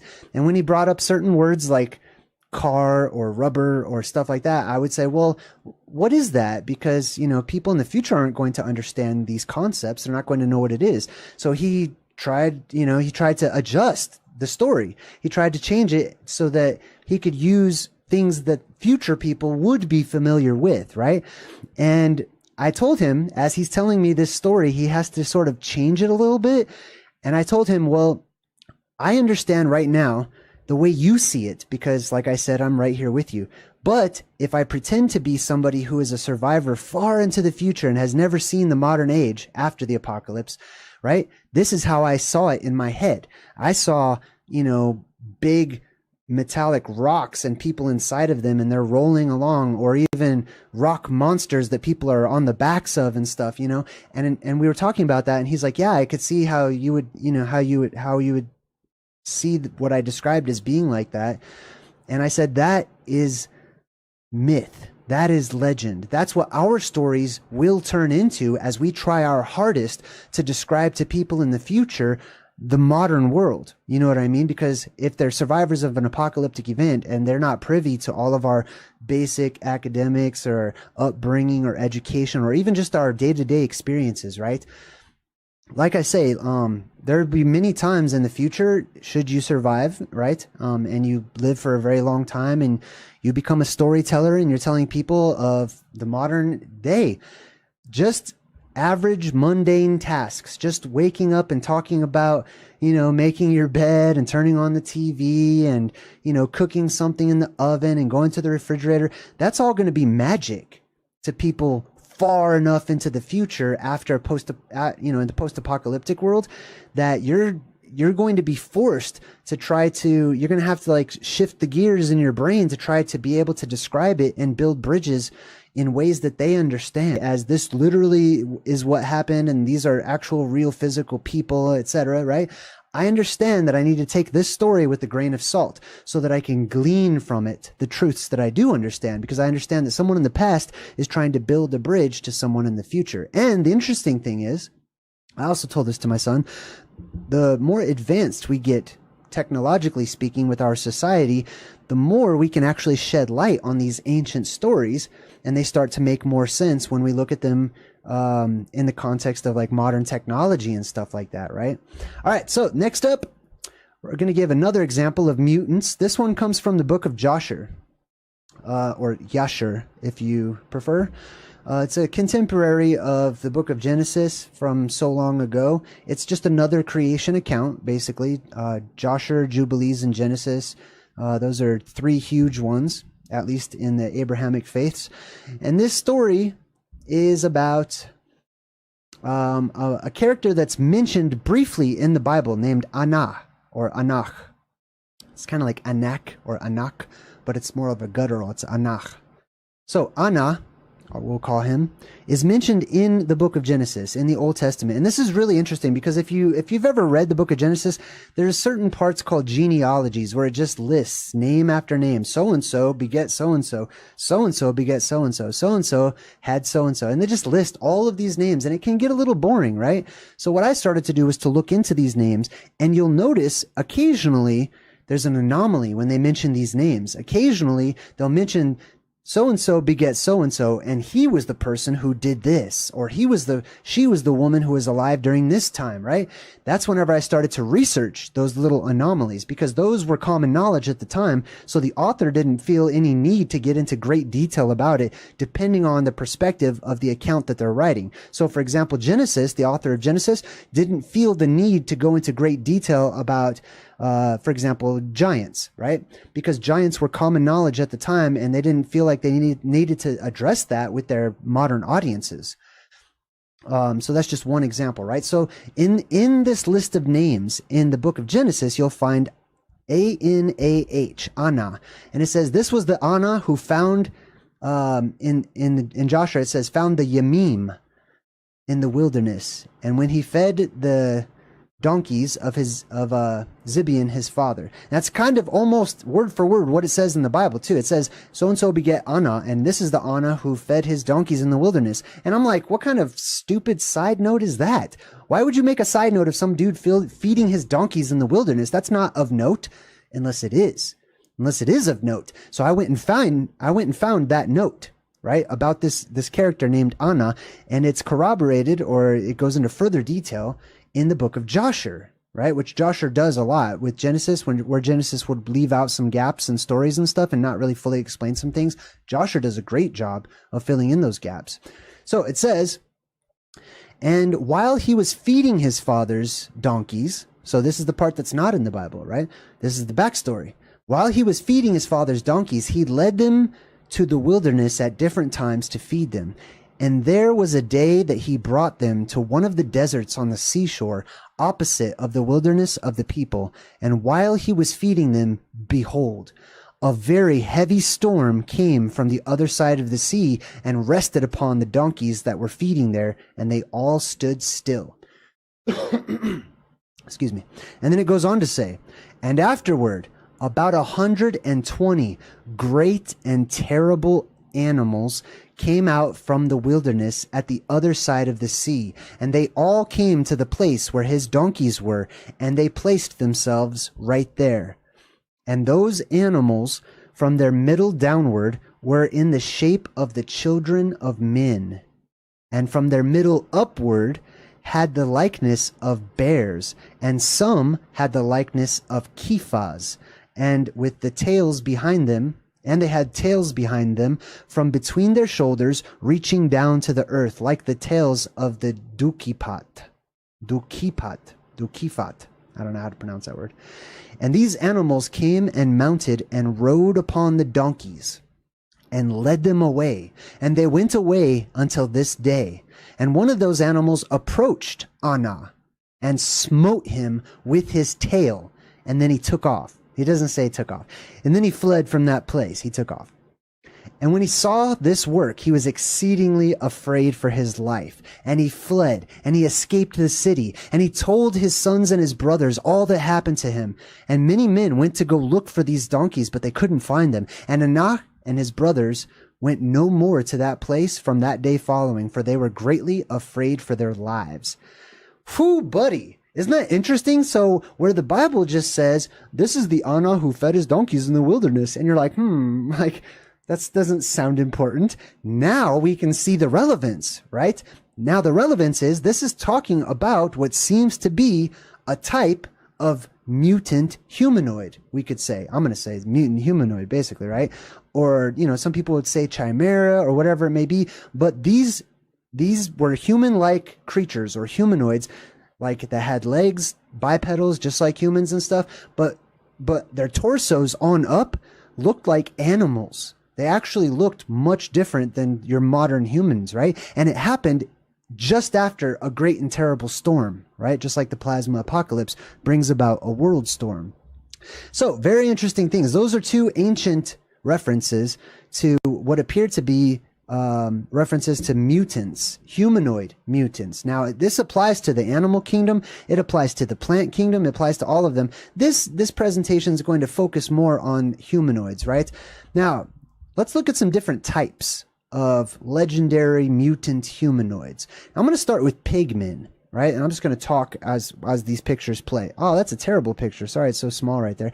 I'll do some screen sharing and I'll show you that one because I actually want to show you a couple of these. So, all right. So pigmen, pig people who have turned into pigs, human pigs, basically, right? Now, there's many videos out there and much research where people talk about how humans may actually be related to pigs. And there's many stories of people who have been turned into pigs, including the story of Jesus as a child, right? This is extra biblical. This is not mentioned in the Bible, but there's many stories about Jesus and other people that's not in the Bible, right? Well, this one was a hugely popular story about the child Jesus. This was drawn out in many medieval manuscripts. There's various ancient pictures of this and depicting Jesus going up to this Jewish family asking if their children can play, and they don't want their kids to play with Jesus. So they tell their kids to go hide in the oven, right? So the kids hide in the oven and they shut the door, and Jesus comes knocking and he's like, hey, can your kids play? And they're like, oh no, they're not here. He's like, oh yeah, what's in the oven? Because he's Jesus and he knows.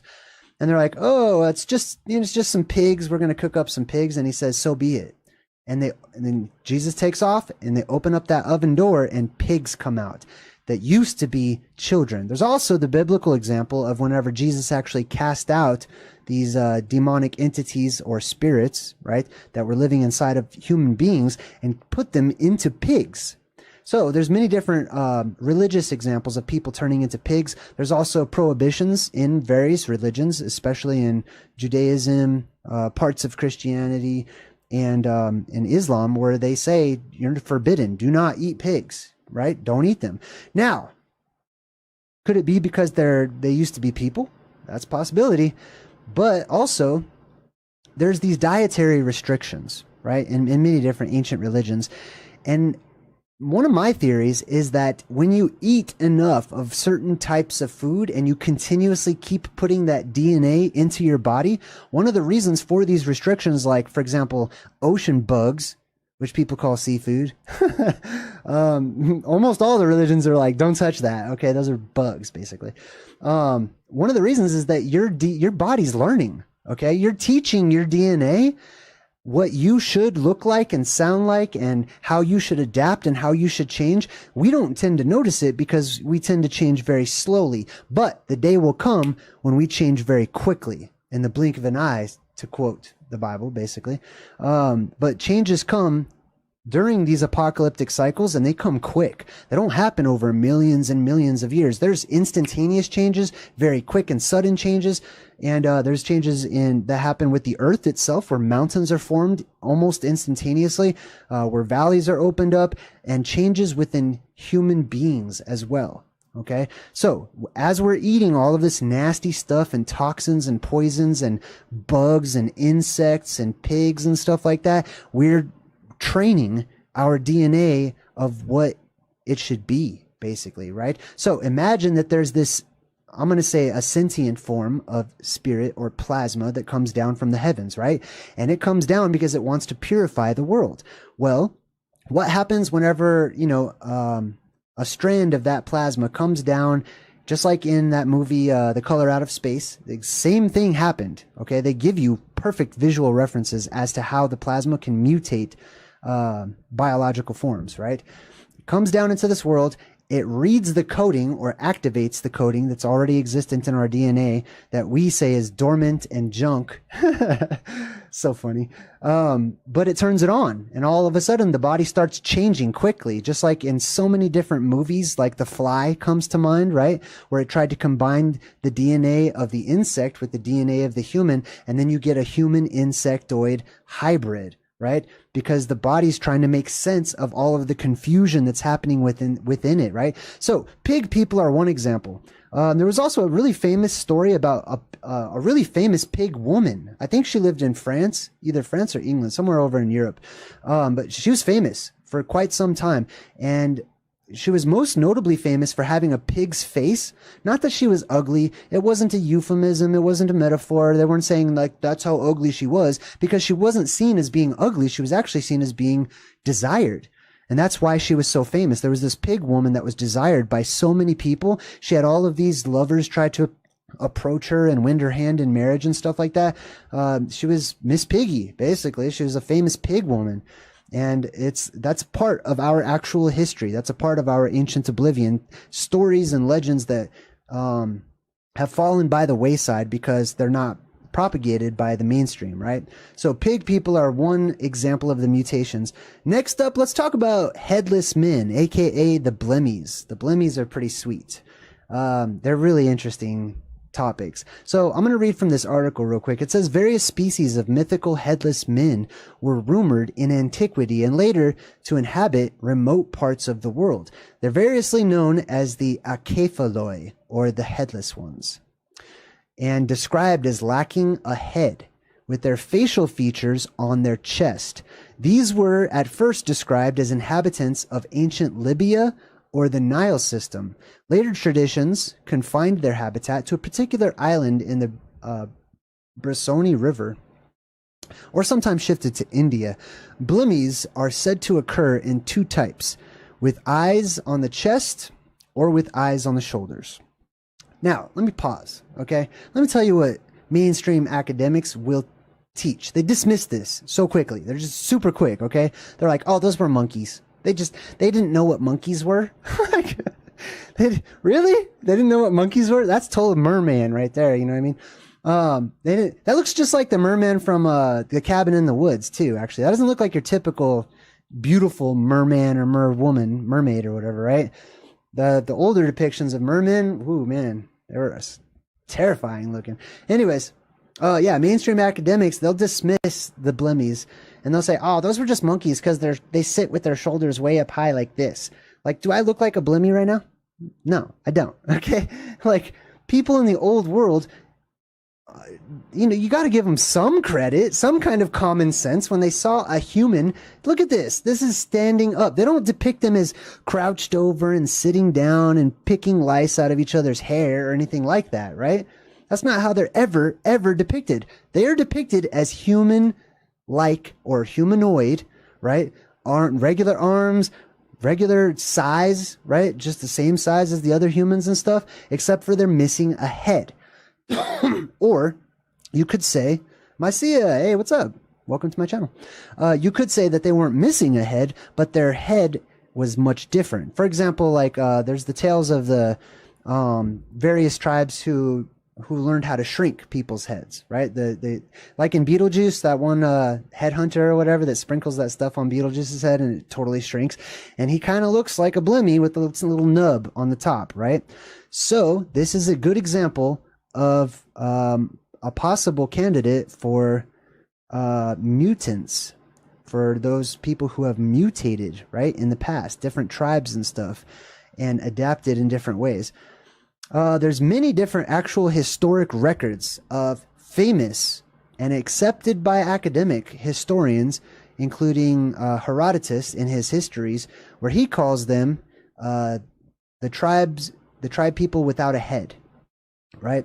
And he also mentions, in addition to the blimmies, the cynocephali, which is the dog-headed, and the wild men and women, besides many other creatures not fabulous, that dwelled in the eastern edge of ancient Libya, according to Herodotus's Libyan sources. So this is so interesting to me, especially whenever mainstream academics, they will quote Herodotus and other ancient historians all day long, until they get to some weird stuff. And then they're like, oh yeah, he didn't know what monkeys were, you know, like, get out of here, dude. Like, why are you, they're salad bar historians, basically. They're like, oh, well, this fits with, you know, our agenda. So we're going to take what Herodotus says here, but this does not fit with our agenda. And we don't want to talk about ancient history and magic and monsters and giants and stuff. So we're just going to make up an excuse that Herodotus was ignorant when it comes to those things, right? Anyways, Mela, there was another one named Mela, or Mela, was the first to name the blimmy of African as being headless with their face buried in their chest. Pliny the Elder, in his natural history, also reports the blimmy tribe of North Africa as having no heads, their mouths and their eyes seated in their breasts, right? So there's Pliny, there's Herodotus, there's many different references. These are referenced by, I want to say Columbus. I can't remember. There was another explorer that also referenced these as well. But yeah, if you look into these ancient writings and documents and journals and diaries and stuff of ancient historians, of ancient explorers and stuff, they talk about the craziest, weirdest, strangest things that are just dismissed by modern academics because they're all salad bar historians, basically, right? They're all you can eat historians. They just go and pick and they choose and they leave out all of the really good, interesting stuff that I'll eat all day long. I'm glad that they left some for me, basically. Anyway, so those are the blimmies. I don't want to get too much into the blimmies. Let's move on to the Abarimon. Abarimon, or antipodes in mythology, which is history, by the way, are people whose feet are turned backwards. Their feet look like they're pointing the other way, right? Instead of like pointing that way, they point that way, basically, right? Which is really interesting because when I watch a lot of these movies and I'm breaking them down, that's how oftentimes they portray these aliens that are from other worlds. Their knees bend inverse. They have like inverted kneecaps, basically, that bend the opposite direction.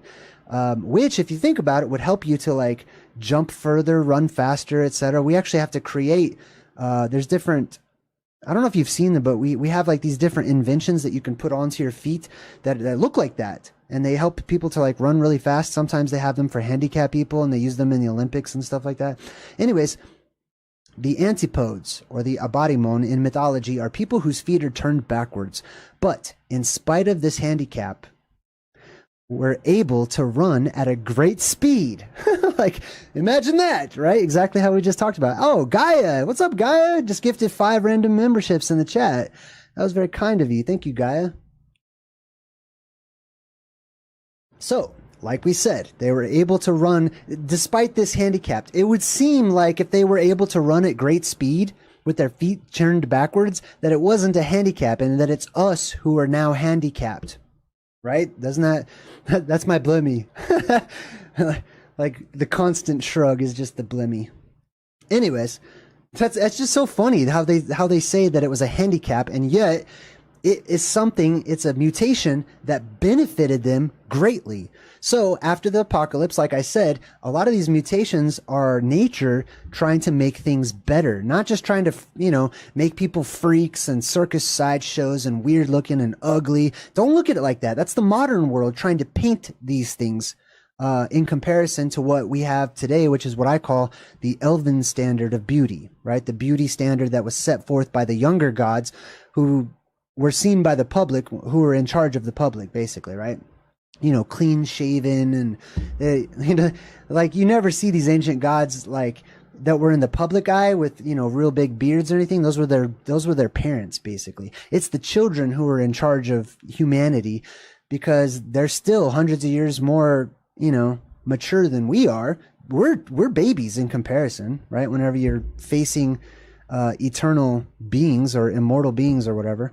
Now, in Europe, this tribe with the backwards feet was first described by Pliny the Elder, another ancient historian, an academically accepted ancient historian. Went into detail describing them in his book Natural History, Volume 7, who considered them to be native to India. A similar tale is recounted by Aulus Gellius in his book Attic Nights. What's up, PJ Warden? What's up, BB? I see you guys in the chat. All right, let's continue on. Let's see. Pliny refers to information that originates from Baiton, which was Alexander the Great's land surveyor. So Alexander the Great had a land surveyor who came across these people. And Alexander the Great himself actually has different accounts of meeting monsters, dragons, strange creatures and legendary creatures and stuff as he, went on this expedition to expand the territory. Now, Baiton says that the Abadimons, the backwards feet people, could only breathe the air in their own domestic valleys. That's interesting. Because of the special quality of air, which meant if it was breathed for a long period of time, it would be impossible to breathe any other type of air. Now, this is very interesting, right? Because we're talking about atmospheric changes in the post-apocalyptic world. And it makes sense to me that you would have turbulence, right? The world would be turbulent and chaotic initially, but over time, things would, reach an equilibrium. Things would start to settle down. But before they did reach an equilibrium, our atmosphere and our land and various parts of our world would not be in equilibrium. They would not all be the same, right? It makes sense that you would have, valleys and other places that have different types of gases and pockets of, different types of atmosphere and stuff, right? So here's the example, that these people had a different type of air that they breathed, and they happened to be mutants with backwards feet that allowed them to run super fast, or have mutant powers, you could say. Let's see. So they breathed a different type of air. It was impossible to capture them and bring them to the courts of a distant ruler. like, why would you do that? Like, you don't just that's kidnapping. Why would it say capture? That's kidnapping. You know what I mean? You hear how oh yeah, it's crazy. Hold on. God, man. These guys crack me up. All right, so it was impossible to capture them and to bring them to the courts of a distant ruler or to the great Macedonian conquest. It is possible that this is an overly designed ethnographic description of an ancient wildlife strain in the areas near the Himalayas. According to another legend, Abadimon is mentioned as a landscape in Scythia, a valley of Mount Emmaus, which may be identical, blah, blah, blah. Let me see it. Anything else here? Oh, this is interesting too. So later, Abadimon has been briefly described in Thomas Cooper's Thesaurus Linguae Romanae Britannicae as a tribe in the country Tartaria. Wow. Isn't that something? During the Middle Ages, some map drawers, after a familiar heliocentric view, have made monsters in the form of Abadimon people and placed them on the outer border of the world. See, that I don't buy that either. Let me tell you what they're saying here. They're saying that they made these mutants up, that they made them up to scare people away from leaving their countries or whatever, right? No. Now, they may have put them on the maps in order, to scare them away or whatever, but they don't just put stuff on maps just on a whim, okay?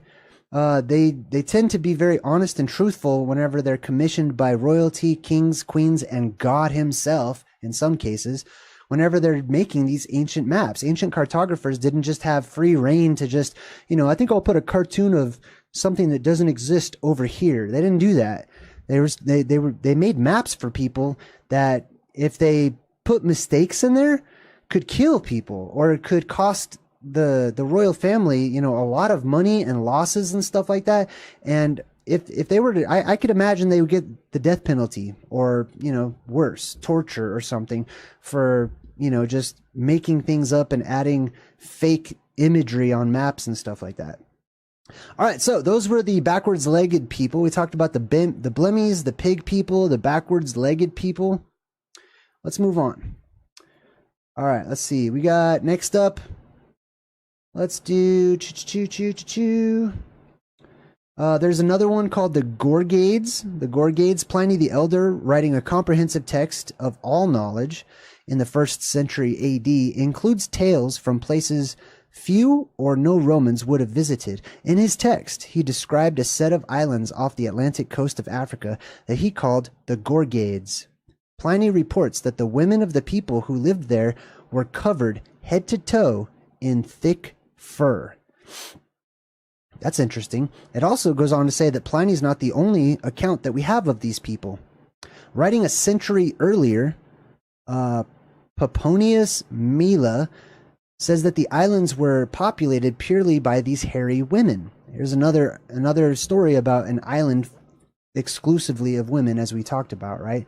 Which, now keep in mind, these places that they're referring to might not be the actual modern places. They might have the modern names, but if you go back further in time, it might be a totally different location that we mistake for being the modern location because they share the same name, right?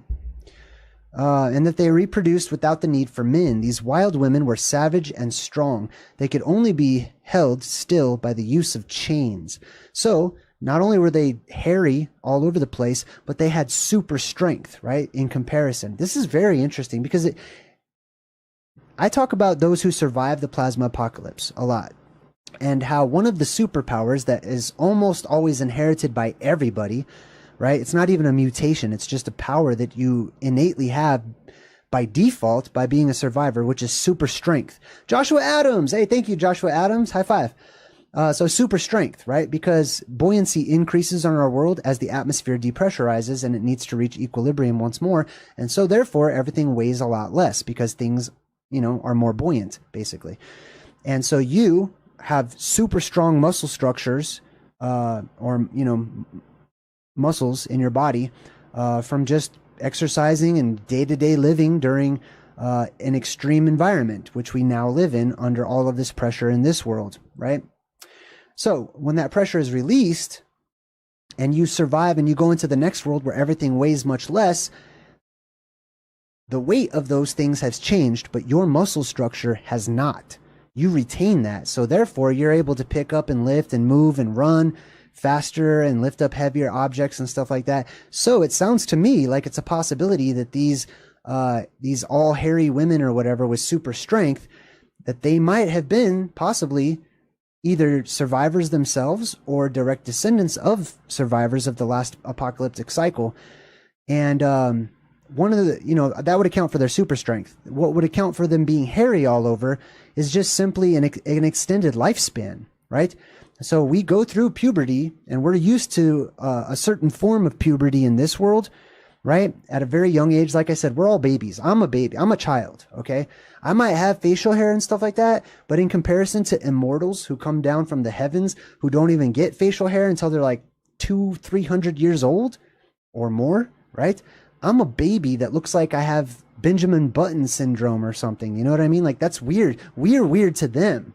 We're aging super quick, abnormally fast, and we don't live very long. We die children, essentially, in comparison to immortals. And in comparison also to humans who once lived according to the myths and the legends long ago, right? So what happens is if you extend a human being's lifespan, what does puberty then look like whenever you don't live to be 75 years old, but you live to be 750 years old, right? And how many cycles of puberty will a person go through, right? Is it just one? Is it going to be the same? Do you really think it'll be the same? Like, oh, well, when you're 13, like that's like an infant, you know, when you live to be 750 years old, when you're 13, you'll start growing hair in strange places or whatever. I'm pretty sure that there will be various cycles of puberty whenever you live to be hundreds and hundreds of years old. So if we start growing hair as one of the first cycles, imagine what the rest of the body will do if you allow it to continue to grow under regenerative circumstances. Keep that in mind as well, right? So after the apocalypse, we talk about how the conditions are right for regeneration, right? Regenerative cells become regenerative in our bodies. So that's one of the reasons why we get to live for so much longer, is because we don't have all this entropy and degradation and pressure and stuff that's killing us, and under a direct light and all this other stuff that's adding to or taking away from our lifespans, right? And causing wrinkles and, you know, causing people to become infirm and decrepit and crippled and stuff like that, right? All right. Anyways, another one is the astomi. The astomi, this one's really interesting. It says the eating habits of other cultures can be shocking to some. Pliny the Elder was particularly fascinated by the things that people put into their bodies. Man, if he could only see us today, right? Like, oh my God, people are eating plastics and rubbers and chemicals and stuff that's not even food. Like, we're eating all kinds of weird stuff, dude.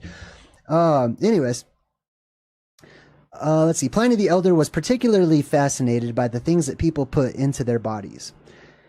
That was why the astomi interested him so much. According to Pliny, as another ancient historian, this tribe lived near the source of the Ganges in India. Now keep in mind, this might not be the modern location, right? These people did not only eat food, these people not only did not eat food familiar to Greeks and Romans, but they also did not feed on food at all. This is perhaps explained by the fact that they had no mouths.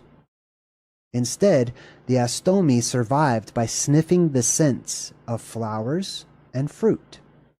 To travel on long journeys, they would carry perfumed items with them as a source of energy. There was a downside to their diet, however. Apparently, strong odors of the wrong sort could prove deadly. Now, this is extremely interesting to me, and I'm going to relate this to the apocalypse and the post-apocalyptic world. It is one of my strong theories that I have. One moment.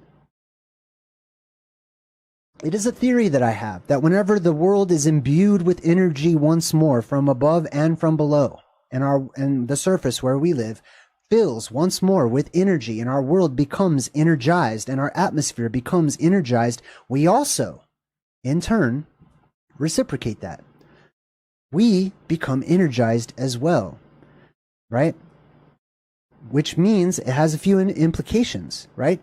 All of the things that we now do in a dying world in order to get energy, like, for example, I have a cup of coffee right here. I'm drinking coffee to get energy right now, right? We would not need that when you are already energetically amplified, right? So your spirit, your soul, your energy, your electrical forces in your body are charged to a high degree in the post-apocalyptic world immediately following the plasma apocalypse and lasting for some time until, like I said, we reach equilibrium once again, right? So things like eating we only do that, or I can't say we only do that. There's people that eat just for all kinds of crazy reasons, right? But eating, the whole point of it, and having teeth in our mouth and mashing things up and swallowing and all that stuff, the whole point of that is so that we can energize the body. So it makes sense and it stands to reason that if you are already energetically amplified all of the time, there will be no need to eat physical food, right?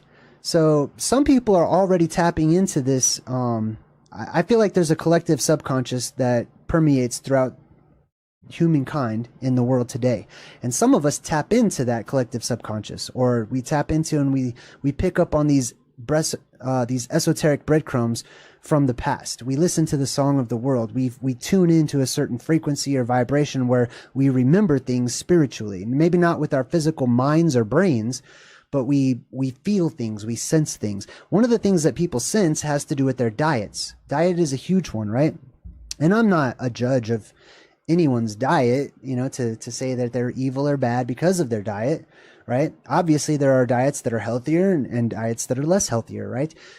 So for example, you've got some people who are total carnivores and meat eaters. My brother is a total carnivore. He's a giant too. He's huge. He packs away. He'll sit down and eat a steak as big as the plate, right? And then other people might say, well, you know, I'm a vegetarian and that's what I like because that's all I need. I can get all my energy from vegetables or fruits or whatever. And that's great. And I support that. And other people still would say, well, all I need is just meditation and water or whatever. And then still other people would be like, well, I'm a breatharian and all I need is the air, etc. Just like these guys, right? What were they called? The Astomi. Basically, we're breatharians. I don't know, breatharians? Is that what they're called? Breatharians? But that's basically what I feel like many people will go back to being. Now, after the apocalypse, it may be that in some areas that are less energetically amplified, because like I said, the world will be in flux at that time, there might still be a hunger, a remnant of what we call hunger today. I think hunger is kind of like a disease in comparison to paradise, where we didn't need, you know, to just shove things into our face, like to get energy. That's weird, you know? I mean, that's weird to me. But anyway, you know, I eat stuff, okay, just like everybody else. So it's not judgmental or anything. It's just, it's interesting implications, right? What are the implications on us as individuals and collectively when we change our environment, or when there is, supposing, a drastic change worldwide in our environment, right? So it may be that there's places in the future, especially the further away you would get from energetic sources like those terrestrial beams that I talk about that emanate from the earth, right? The further away from those that you get, the more a person may feel sluggish or need energy or eat. They might need to eat, right? So those are the areas where you might encounter cannibals or, you know, like people who are eaters, basically. And the closer you get to those energetic fountains, or those fountains of youth, you might say, the less, obviously, right? It's inverse. The less people would need to eat or anything like that. They would just basically probably, you know, hydrate, I would assume. Anyways, those are really interesting stories about them. Then we have another class called the Panodi, or Panadi. Now, these people look like they have huge ears, like Dumbo, like elephant ears. Let's check this out. It says here, some people might get surgery if they think that their ears are too prominent. Wow, I could talk about that all day. But they should be thankful that they are not members of the Panadi. Their very name means all ears. Their ears were so large that they were used instead of clothing. They would drape their ears over themselves on chilly nights. This totally reminds me of a song. What's that? Do your ears hang low? Do they wobble to and fro? Right? Oh my God. I wonder if that's what that's about. Anyways, Pliny, once again, mentions the Panadi. But they are not his only large-eared people. He describes Indians who are entirely covered by their huge ears. Pliny also quotes an author called Stasius, who wrote about an Indian tribe called the Pandai. The Pandai were covered entirely in white fur that turned black as they got older. They also only had 8 fingers and 8 toes. I don't know why it says only. They had 8 fingers and 8 toes.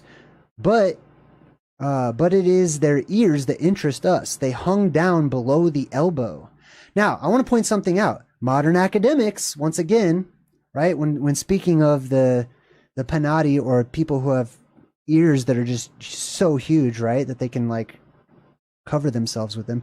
Modern academics would say, well, that's because they didn't recognize tribal people that like, you know, put gauges in their ears and they got really big or, you know, loopy or whatever, right? Like they'll try to explain that kind of stuff just like that.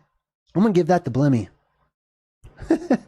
Anyways, really interesting. So people with huge ears. I also want to say this too. I'll point this out. Remember, in a regenerative condition, when the world is energetically charged and therefore people live much longer because your cells are constantly regenerating, right? I'm just like thinking. In those conditions, there are certain body parts that will continue to grow as you reach 100, 200, 300, etc. years old.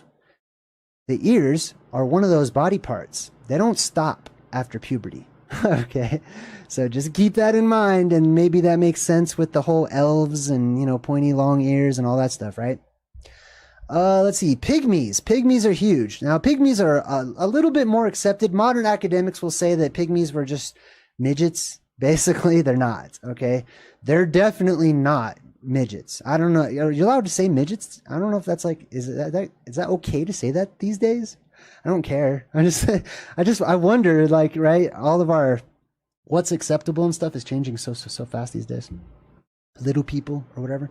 Anyways, they're not, okay? They're not Willow. Pygmies are like the brownies in Willow, if you ever seen Willow, right? They're tiny little people, okay? Like you could hold them in your hand. Like they're little tiny people, okay? Little guys, basically. They look like just shrunken people, right? And that's pretty much, I'm not going to get too much into pygmies. I don't know, maybe I'll just read this one because pygmies are pretty interesting. Brownies, pygmies, right? All these tiny little people. I find them to be very interesting, especially because many of you don't realize this. This is you. In comparison to gigantism that we're going to head into, we're tiny. We're the Who's in Whoville. We're tiny little guys in this world right now. We don't grow as big as we used to. According to the ancient myths and legends and stuff where people lived much longer and were way bigger and stuff, we're shrinking. We're getting smaller and smaller and smaller, which is also an omen of the end of times, according to many belief systems and stuff, that the lifespans would shrink, right? Society would degrade and we would get smaller and smaller and smaller in stature. Until finally, the atmosphere pops, the world depressurizes, and things can grow to larger sizes once more. Now, I know there's some people out there that believe that increasing the pressure actually increases size, and there may be exceptions and anomalies that do exhibit that, but it's my personal beliefs, according to my studies and research thus far, that the opposite is true. That whenever you depressurize and you have less pressure pushing down on all parts of the bodies and organs and everything that comprises us, that we're allowed to grow to larger stature, larger sizes, right? But that's my perspective on that. Let's check out what it says here about pygmies. For the Greeks and the Romans, pygmies were a range of diminutive tribes that could be found in various places around the world. According to Homer, in the Iliad, the pygmies were locked in constant combat with cranes. Birds, basically. Aristotle believed this story to be true. According to him, the pygmies lived underground and rode little horses appropriate to their small stature. There's many references to everything that I'm reading to you right now. It's weird because for me, it's common knowledge. Like I've read these stories about pygmies like hundreds of times, almost to the point where I don't want to talk about it. So I'm forcing myself to talk about it, realizing, hey, you know, Jay, there's people out there that have not read these stories and are not familiar with them. So let's talk about the pygmies real quick. They, one of the famous stories about them is that they went to war with cranes or storks or large birds that could scoop them up and pick them up and take them places. Now, in addition to that, I will say that there are many other references to huge birds. And I'm not talking about flightless birds like an ostrich. I'm talking about gigantic birds like the roc. There's a bird called the roc. And there are ancient explorers who have left historic accounts of being eyewitnesses of seeing the roc, which is this gigantic titanic bird that picked up elephants in their talons, swooped down, picked up the elephants, flew high up into the sky and would drop the elephant and watch it smash onto the ground and die so that they could go down there and just easily pick it apart and, you know, feed their young and stuff like that.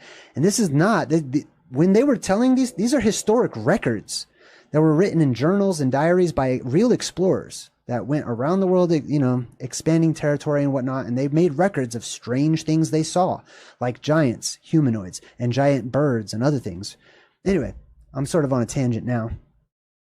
All right, we're talking about pygmies.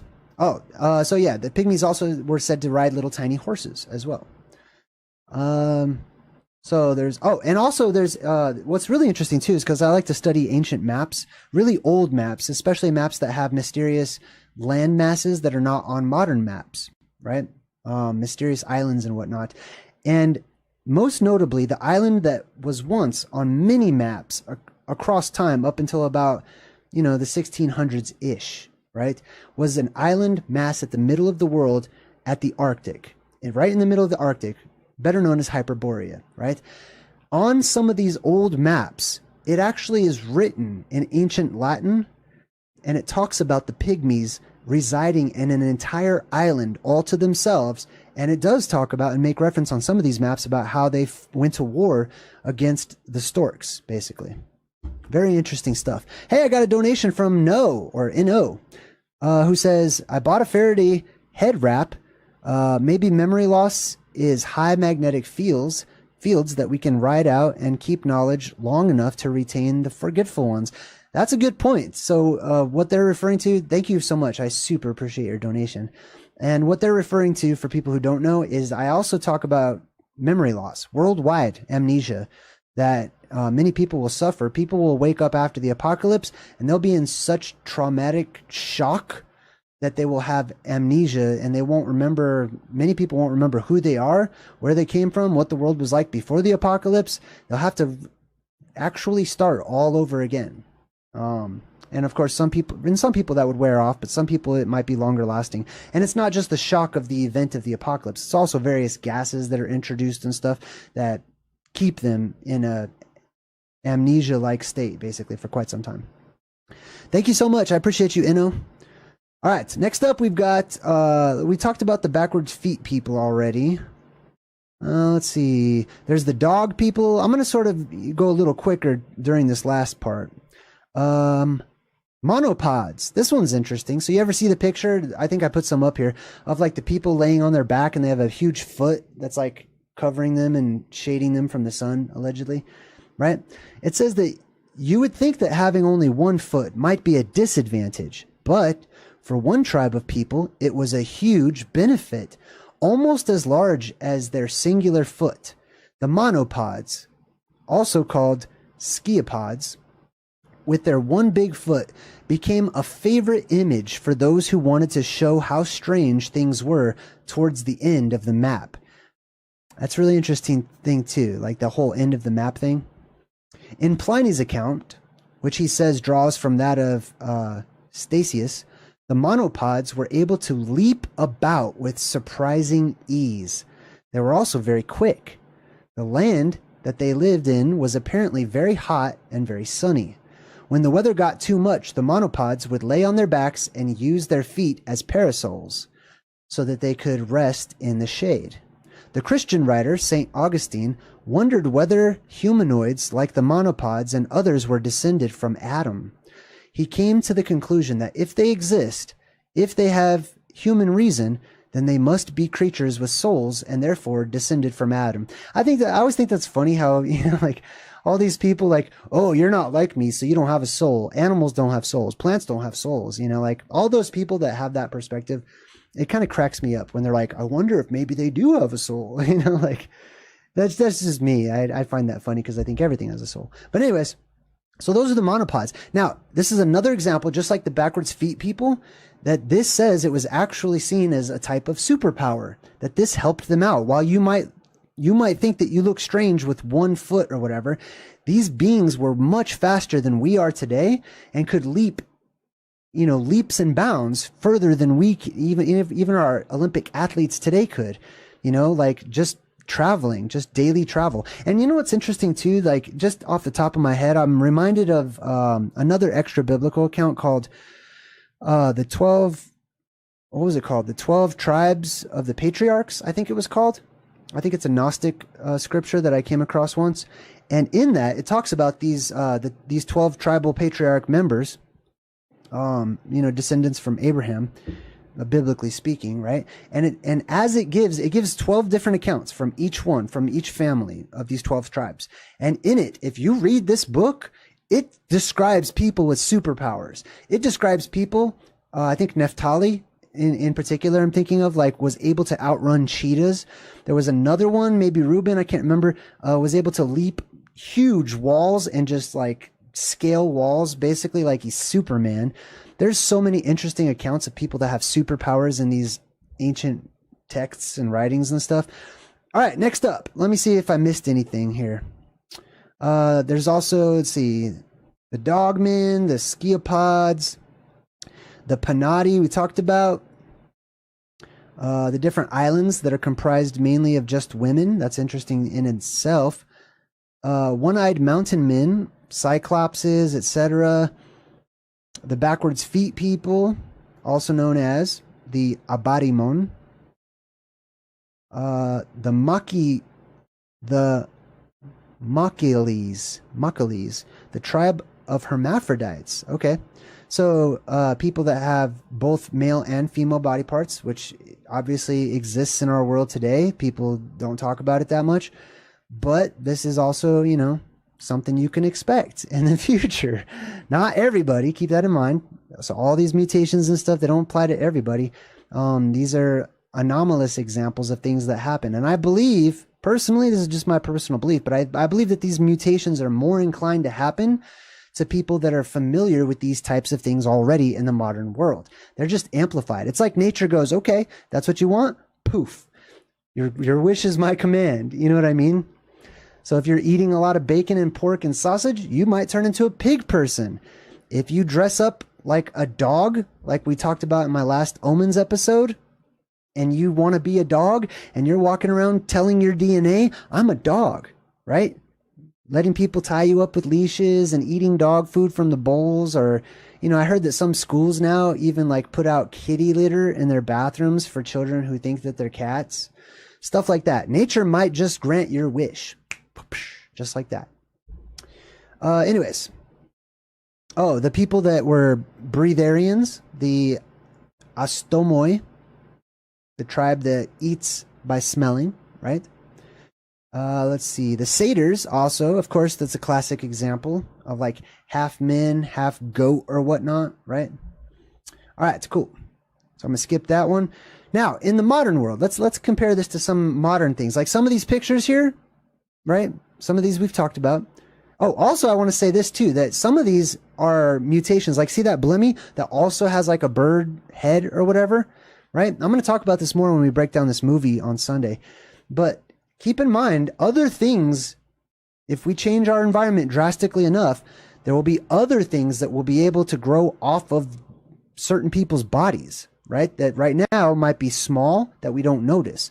But in the world to come, they might grow to gigantic sizes. That's another reason, all the more reason for me to be healthier, like to be as pure as I possibly can. And the elephant-headed people, man, I forgot to talk about them.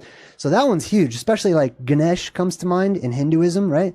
There's many references throughout pop culture and fiction and stuff of aliens that have like humanoid bodies and elephantine-like heads and stuff like that. The nose is also one of those body parts that continues to grow no matter how long you live for. Keep that in mind. Now, there's also something called parasitic twins, not Siamese twins, which we accept and we know. We don't talk about a lot of these. We just, because we've had that whole epic in the late 1800s, early 1900s, where we considered people sideshow freaks or circus freaks, and that became a bad thing, like an insult and stuff like that. So Siamese twins, that exists all the time in nature. You can find hundreds upon hundreds of examples of animals that have two heads that are Siamese in nature or whatever. There's many humans, right? I could pull up many. I wanted to be careful about all the pictures that I was sharing, right? I don't want to be too graphic. But, Siamese twins, we accept. Academics accepts that Siamese twins exist. they portray it as if there's like maybe 1 or 2 Siamese twins in the whole world right now, even though it's way more than that. Oh, the Refined Alchemist. Thank you. Did I hear about the alien attacks in Peru? I saw that somewhere, but I haven't looked into it yet. I'll have to check it out. Thank you. I super appreciate you. All right, but a parasitic twin. Now, this picture that I'm looking at right now shows like a child head buried in a dude's stomach, and it's just growing and hanging from his stomach, if you can imagine that, right? Sometimes they're conjoined at different places. They're not always conjoined at the hips, and it's not as easy as just, oh, I'll just separate them and, you know, cut the flesh between them. Not always, especially parasitic twins, also known as asymmetrical twins or unequal conjoined twins, occurs when a twin embryo begins developing in utero, but the pair does not fully separate, and one embryo maintains dominant development at the expense of the other. It results from the same processes that also produces vanishing twins and conjoined twins, and may represent a continuum between the two. In parasitic twins, one ceases development during gestation and is vestigial to a fully formed, otherwise healthy individual twin. The undeveloped twin is termed as parasitic because it is incompletely formed or wholly dependent on the body functions of the complete fetus. The independent twin is called the autocyte. So this is very interesting too, and this also brings to mind a biblical prophecy where Jesus says, "Woe to those who are pregnant in those days." Right? So, I mean, imagine, just keep in mind, right? Let's just say and speculate, what if the plasma does come down and it has the ability to, whatever it touches, to mutate it or to, you know, turn on its DNA, or to make sense of foreign DNA that might be in the body, right? It might blend the two bodies together, right? Instead of being able to give birth and getting that extra human out of you, you might get stuck with an extra human forever in you as a part of you, right? And I don't want to freak people out too much, but you know, that is a possibility. So yeah, interesting things about different types of twins. There's something called BB. Hey, BB, thank you. I appreciate it. High five to BB for the super chat donation. That was very kind. All right, now I want to mention this. This is something called teratoma. God, there's so many weird anomalies in the field of biology and stuff. Teratoma. A teratoma is a tumor, or a lump of flesh, basically, or a lump of cells, right? A teratoma is a tumor made up of several different types of tissue, such as hair, muscle, teeth, and even bone. Oh my God. Teratomata typically form in the tailbone, where it is known as a sacrococcygeal teratoma, ovary or testicle. Ew, man, they grow in those places too. But anyways, the whole point, I'm not going to show you this picture because it's disgusting. You don't want to see this, okay? It's a nasty lump of cellular flesh that's growing out hair and teeth and weird stuff, all right? So my point in saying this is that cells, right, especially when you think about stem cells, right, they have within them the coding to create anything. Anything. So imagine those stem cells go into flux for some weird reason. Like, I don't know, the atmosphere is going into flux and we have high impulses of electrical energy coming into our world that's activating these things. You might have, you know, some anomalies that happen where the stem cells just start growing weird stuff. And we have this today, right? It doesn't happen as much in a world with less energy, right? But we have people that are born, and I've shown some pictures up here, with like, you know, more than 2 legs. Some people are born with 4 legs or more. Some people are born with 4 arms or more, or toes, or multiple parts of the body, right? I'm going to take this picture off the screen. We're not going to talk about conjoined twins, but I want to talk about people who are born with anomalous features. So for example, I just mentioned people who are born with more than 1 leg. There was that girl, I think I put a picture of that girl who was born in India, and she was seen as a goddess because she had all these different feet and stuff, right? All these different legs that were growing out of her, and like not just 2 legs. That's because the stem cells in our body contain all of the information to create anything. And whenever they are anomalous, right? Whenever weird stuff's happening with the stem cells, they can just grow. You can grow any body part out of any body part, basically, is what I'm saying, right? So you have the ability. That's Goofy. Look at that. It's totally like that's what Goofy is. He's a human. There's dogs in the post-apocalyptic world. I'm totally distracting myself. There's dogs in the post-apocalyptic world, but then there's dog men, like we talked about, mutants, right? Dudes that want to dress up and be dogs and walk around as dogs. Okay, your wish is my command. You know what I mean? Then you got the Goof Troop. Anyways, what was I talking about? Hold on, I want to show this picture real quick. Let me do some screen sharing, and then we'll wrap things up. Let's see. Let's switch this, and I'm going to share my screen with you if I can. I believe that should work. There we go. Now, I want this to be huge, so let me make this bigger. Okay, cool. I can just do that. Awesome. All right, sweet. So this comes from the Nuremberg Chronicle. See that right there? I believe this was written during the Middle Ages, so 1440 to 1514, right? And this is okay. You have to imagine back then what a work it was to write a book, right? Just to make paper, to get the ink, different colors of ink and stuff like that. Look at all these different historic records that are written and chronicled in this book. You've got your Dogman, right? Let's check this out. So this whole thing, I have not translated this because it looks like it's in German, like ancient German or something. That's not one of my areas of expertise, but you have the example of the Dogmen, right? People who are part dog, part human. You have the Cyclopean race that has one eye right there. We have the Blemmy, which we've discussed and talked about in detail. And there's many different examples of Blemmies in pop culture too, right? Like there's that one red hairy Blemmy that's in the Looney Tunes or whatever. I forgot what his name is. There's Hitmonlee, the Pokemon. There's all kinds of Blemmy examples. Then we got the backwards feet people, right? Who can run faster than you. Keep that in mind, right? Before you think, ew, that's weird, right? 1, 2, 3, 4. I'm just counting their fingers. There's also people that have like different fingers. You got your hermaphrodites. You've got the giant foot people that can jump super far, right? You've got the straw drinking people. I don't know what this guy's supposed to be.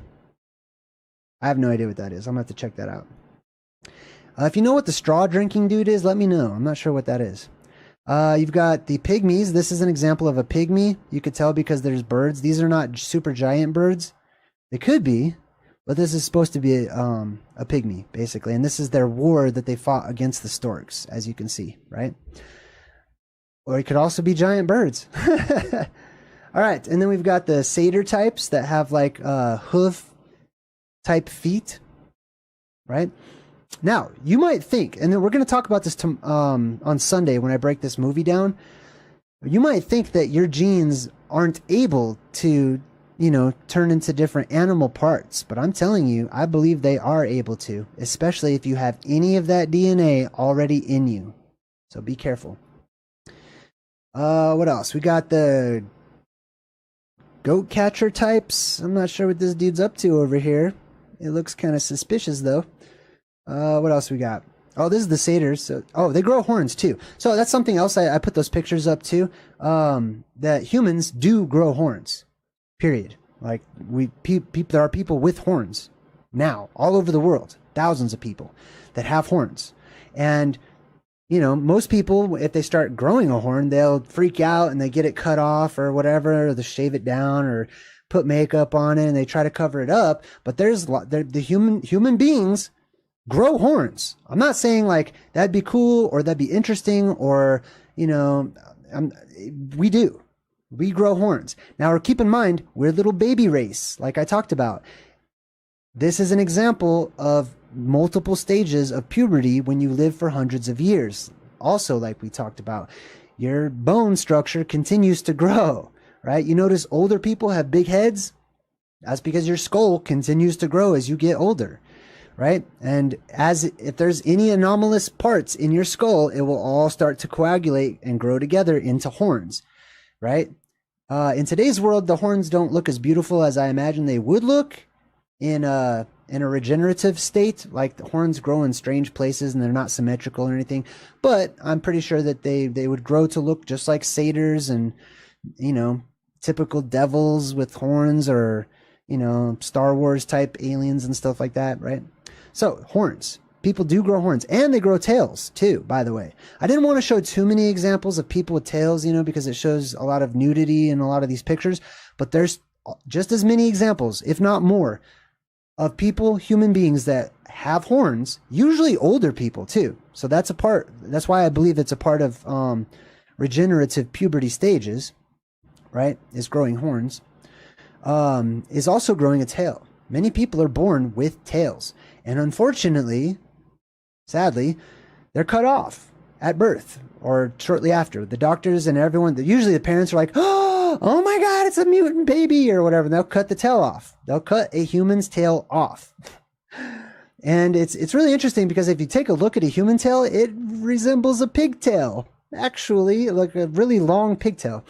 So there might be more truth to the movie Avatar than we previously thought. But anyways, humans do grow tails. So it's likely that whenever we enter, you know, a change in buoyancy in the atmosphere in the future, you might need a tail to balance a little better as you're jumping from tree to tree, you know, like ninjas, you know, in pop culture and fiction and stuff. Like you'll be able to do that kind of stuff because the buoyancy will be increased because of the depressurized atmosphere. So you might need a tail to help you out, like monkeys have, you know what I mean? Not saying you'll turn into a monkey, but not saying you won't. Anyways, then we got the elephant Dumbo looking people. I forgot what they were called, but then you got some people with some big old lips, looks like, and people with no noses.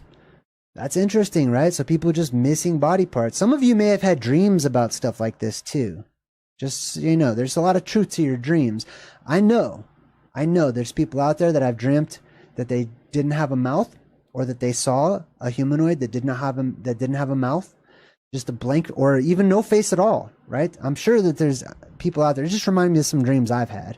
And I know if I've had them, many of you have as well. And what else we got over here? So here's some other examples of mutant births, right? People that are born with multiple arms.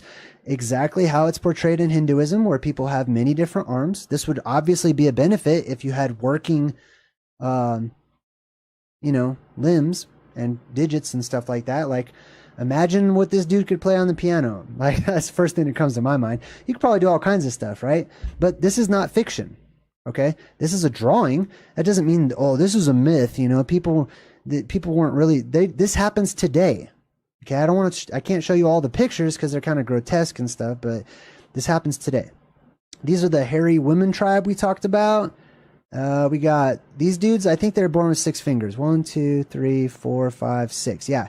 So oftentimes people are born with extra digits, right? Especially if you have that amplified regenerative quality or amplified energy or spirit or soul, however you'd like to see it, right? People will be born with extra toes, extra fingers, extra arms sometimes, right? It all depends. And the giants, you know, of different lore of times past, many of the giants were said to have 6 fingers and 6 toes. It's also reminds me of the movie The Princess Bride, where they were looking for the man with 6 fingers, right? All right, what else we got here? We have these guys are really interesting. They're like centaurs, but they don't have the front hooves. Like, how does this dude stand? How does he not fall? You know, there's some truth to this, right? But in my mind today, I want him to just topple over. But basically, this is a type of satyr. People that have like goat legs or horse hooves or whatever, right? This guy, I'm not sure what this dude's doing here. He's just an old man that's crouching down. People with multiple eyes, right? They look kind of Phanazoid looking. So people who have many eyes on their faces. This is also people who are born with a split face, right? A face on one side, a face on another side. It's very similar to like Siamese twins and stuff like that, except for it's not an entire head that separates. This is not fiction. This is not fantasy. This is not make-believe. This is real. All these things, they have strong elements of historic truth to them. and modern truth to them. It's just that it's usually suppressed, you know. This guy reminds me of the dude from Labyrinth. You know, that guy that holds the little beggar that has the cup and he's got a bird on his head and he's talking or whatever. That's kind of what this guy reminds me of. I don't know. I'm still working on ideas for how that would be feasible, but I'm sure there's truth to that one as well. All right, sweet. So that's pretty much it. The centaur dude must have a backache. That's funny. All right, cool. Well, I'm not really going to do any questions and answers today because this was kind of a longer live stream. Normally I would jump in the chat and just say what's up to everybody, but I've got a lot of work I need to do tonight and tomorrow. And I'm working on a lot of different changes. I hope you liked the little waiting video that I made with my jelly, my little plasma jelly. And I hope you guys had a good time. Please do leave comments if you think of any other legendary humanoid types or, you know, possible mutant examples of, you know, things in our forgotten past, or even prophetic things, or things that, you know, might be referenced in pop culture or fiction and stuff like that, that could hearken to a time not yet come. It's the plasma apocalypse. JayDreamerZ was on top of this. Visit JayDreamerZ.com. In these times, be free and calm. Visit JayDreamerZ.com. Read where these theories come from. Read where these theories come from. Visit JayDreamerZ.com. In these times, be free and calm. Visit JayDreamerZ.com.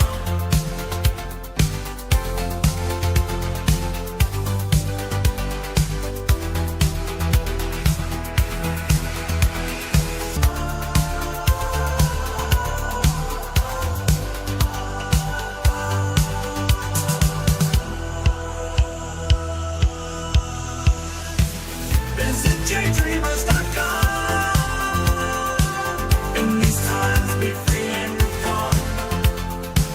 Visit JayDreamerZ.com. Read where these theories come from. It's the plasma apocalypse. JayDreamerZ was on top of this. Not just a theory or hypothesis. Gonna take down the metropolis.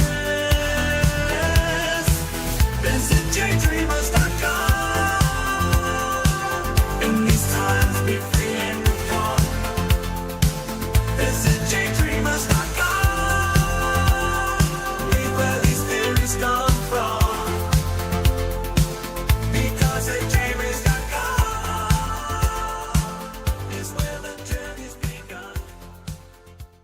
When the energy buildup reaches maximum, and that's when we see the polarity of our world start to shift, or the poles shift in our world.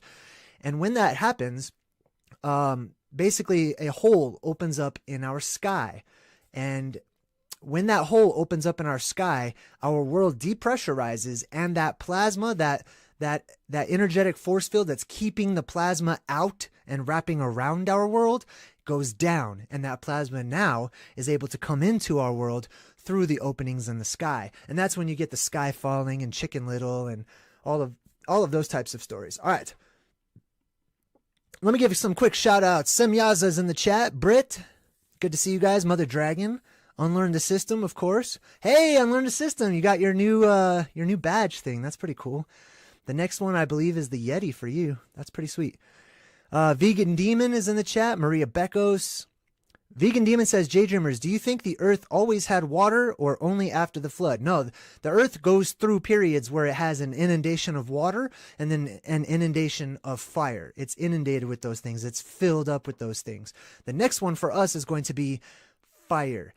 I don't know if I don't think it's actually going to be like fire how we're used to it, but basically plasma. Fire is a type of plasma, and that plasma is what we're focusing on next, because I believe that is the next thing to come. The flooding was before, and it goes through these periods of being washed out and then burned away, basically. And a lot of these records talk about that. Jessica Coker and Michael McCowan, what's up, everyone? All right, so the subject, what this is called, humans turning into animals, is called Therianthropy.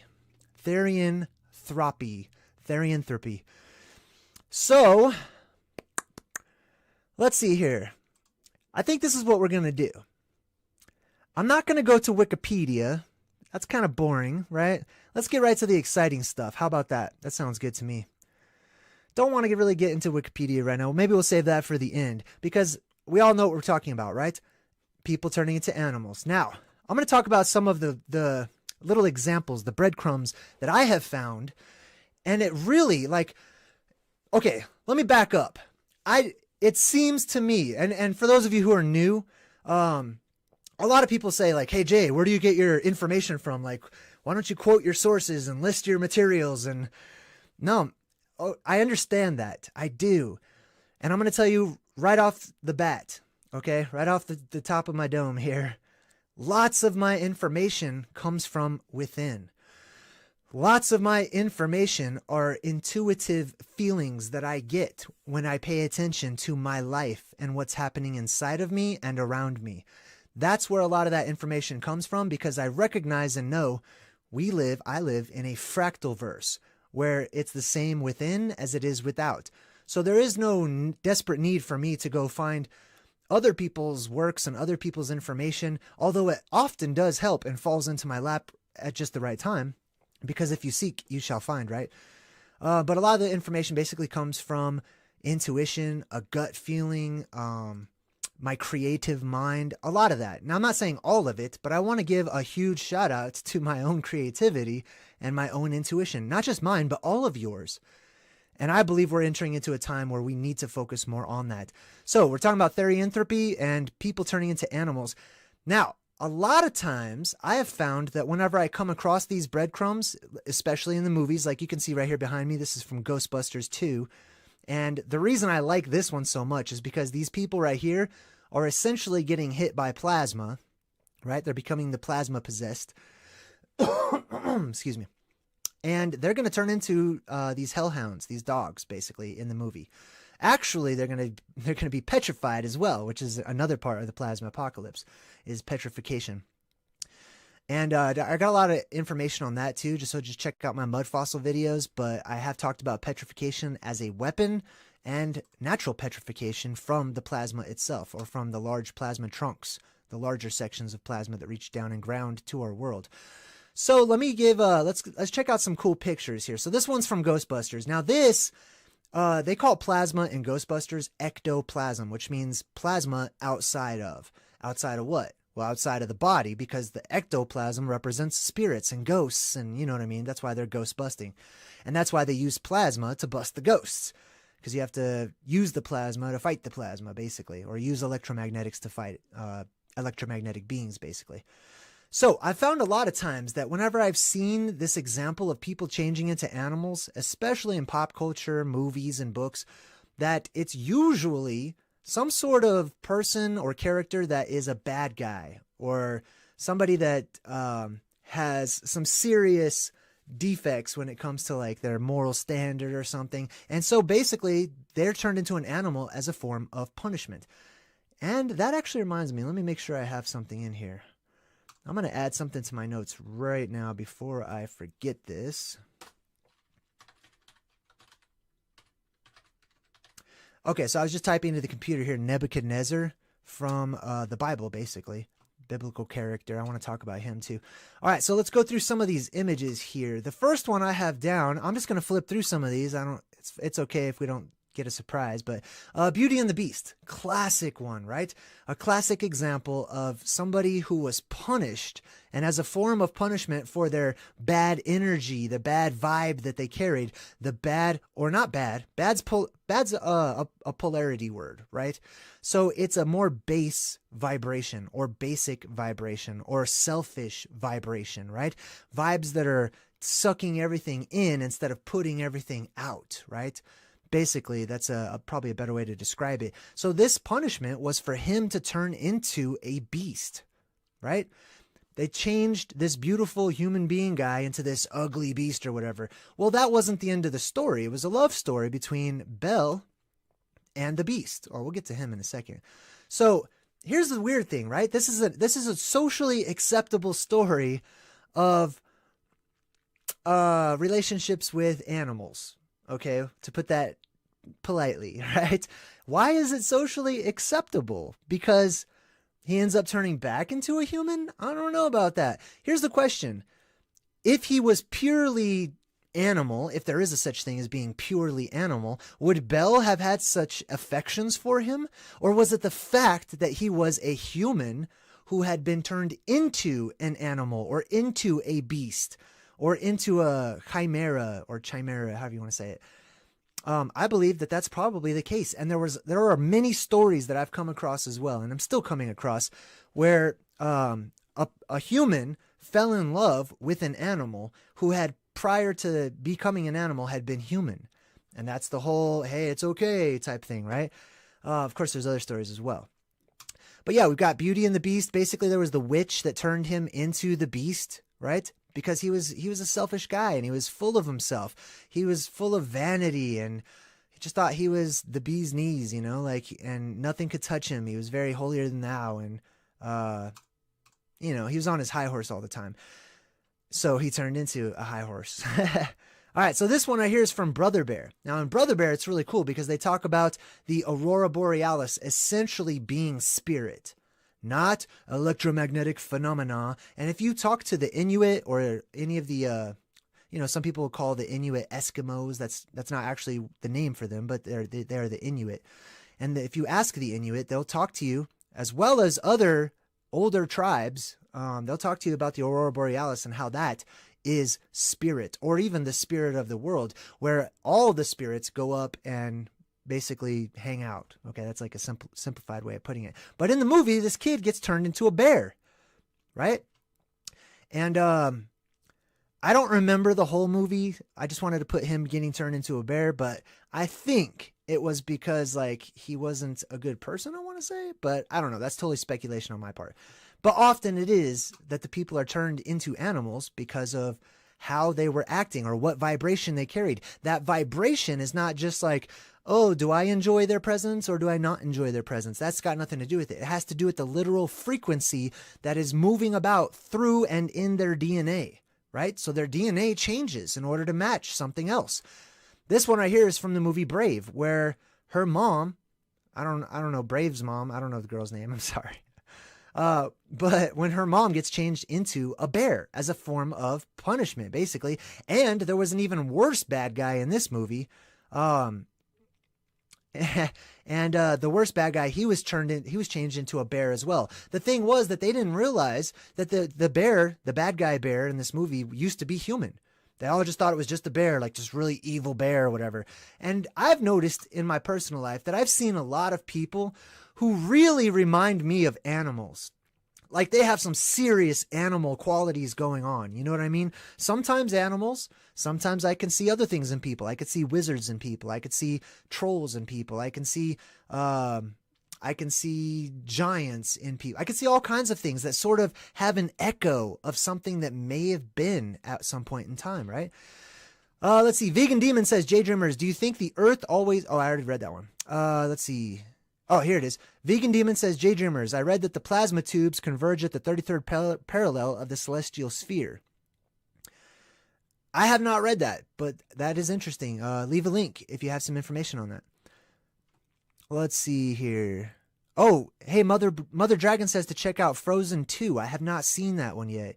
She says that it's an entire 1 hour and 43 minutes worth of the subject and its potential outcome for when it is forced to happen. Okay, well, I'm going to check out Frozen 2, I promise. Oh, Merida, thank you. That's her name. Now, this one right here is Beast from X-Men, right? All of the X-Men, in my opinion... well, first of all, there are no made up stories in our world. Okay. Every single movie is a part of our reality. It is a part of our story that we have gone through and will continue to go through because we live in this sort of cyclical loop, right? And the plasma apocalypse sort of marks the beginning and end, or the transition period in that loop. But all of the X-Men basically are what we will see after the plasma apocalypse. Because of the influx of electromagnetics, it's going to affect people psychically. It's going to affect people electronically. and magnetically. So you're going to see this actually happen. These will be the X-men, or the men of the X. And the X is basically marking the spot to either the inner Earth and or the North Pole itself, or above the North Pole, which is the spot in the sky where the hole opens up. But as you can see right here, first of all, he's blue, which harkens back to the ancient blue gods, right? And he turns into a beast. That's his X-Men power. Well, they get their powers from radiation, is usually what it is, right? That's almost always where like any superhero is getting his power from. Some mysterious form of radiation. Well, that mysterious form of radiation is probably electromagnetics in the form of plasma, is my guess right now. And that's why they all have these sort of electromagnetic powers, basically. But Beast is a little different. He doesn't really have electromagnetic powers. His DNA just changes, right? And it changes rather quickly, as you can see. This is also from the remake, the live action scene of Beauty and the Beast. I just want to throw this in there because it's kind of a beautiful image. Also has the roses going around in circles around him.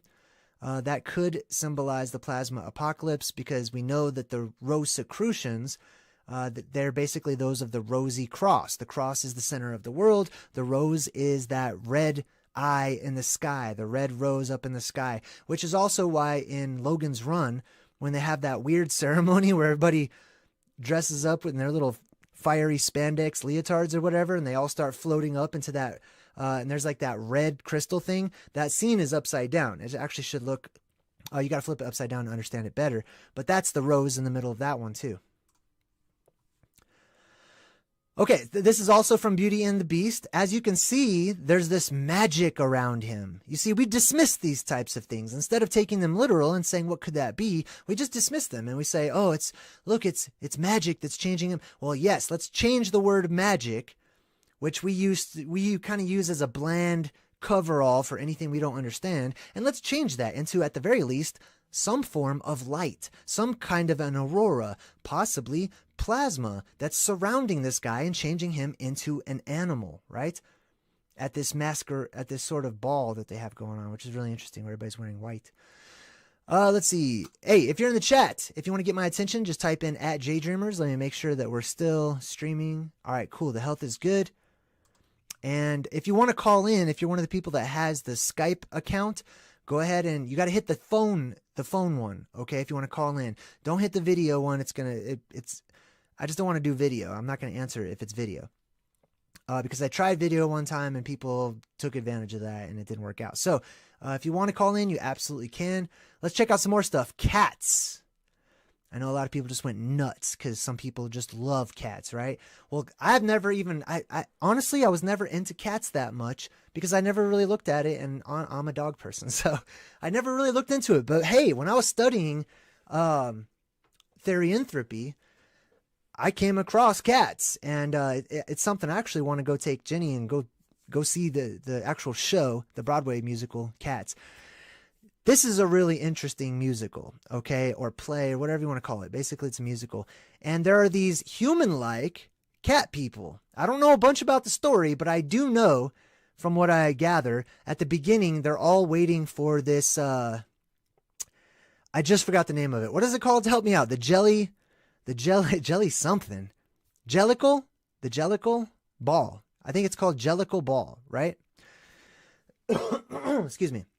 So they're all making a big deal about this Jellicle ball, and there's going to be a Jellicle moon, and they're basically like people who are turning into cats. And this whole Jellicle situation is a big deal because the leader of the cats, Deuteronomy, interesting choice of names for people, right? Or for cats. Deuteronomy is holding this special event, and he's going to choose one of the cats who's going to like go up into the sky and go through a transformation. They're literally going to change, right? And the concept of physical, literal transformation has come up a lot in my studies, especially when going over like Ovid's Metamorphosis. There's a lot of people changing into animals in that particular work.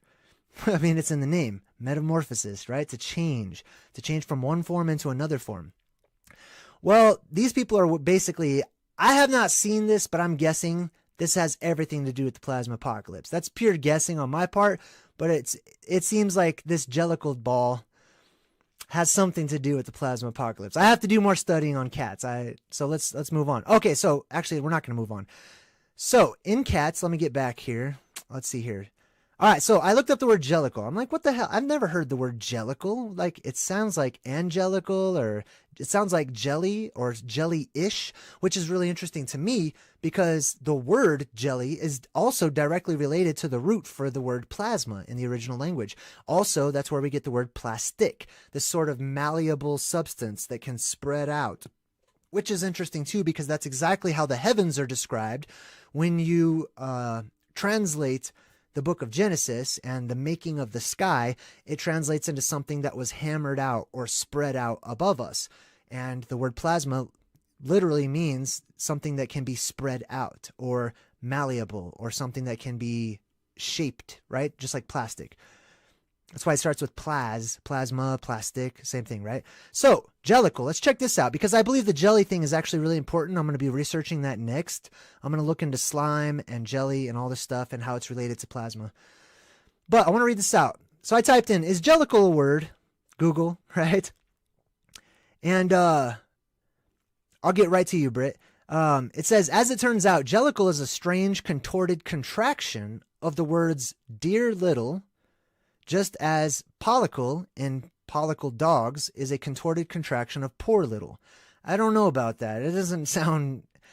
That could be true, but it doesn't... Something sounds off about that. It says these words originally came from a little niece of the poet when she tried to say the actual phrases. So what this is talking about is the word jellicle from cats, and a lot of the stuff in cats apparently came from, what was it, T.S. Lewis? Is that what his name is? Something like that. You could correct me if I'm wrong, but a famous poet, basically. And I looked up the poem from where they got this word jellicle. This is just a piece of the poem right here. So let me read this to you, okay? Hold on, let me move this actually. One sec.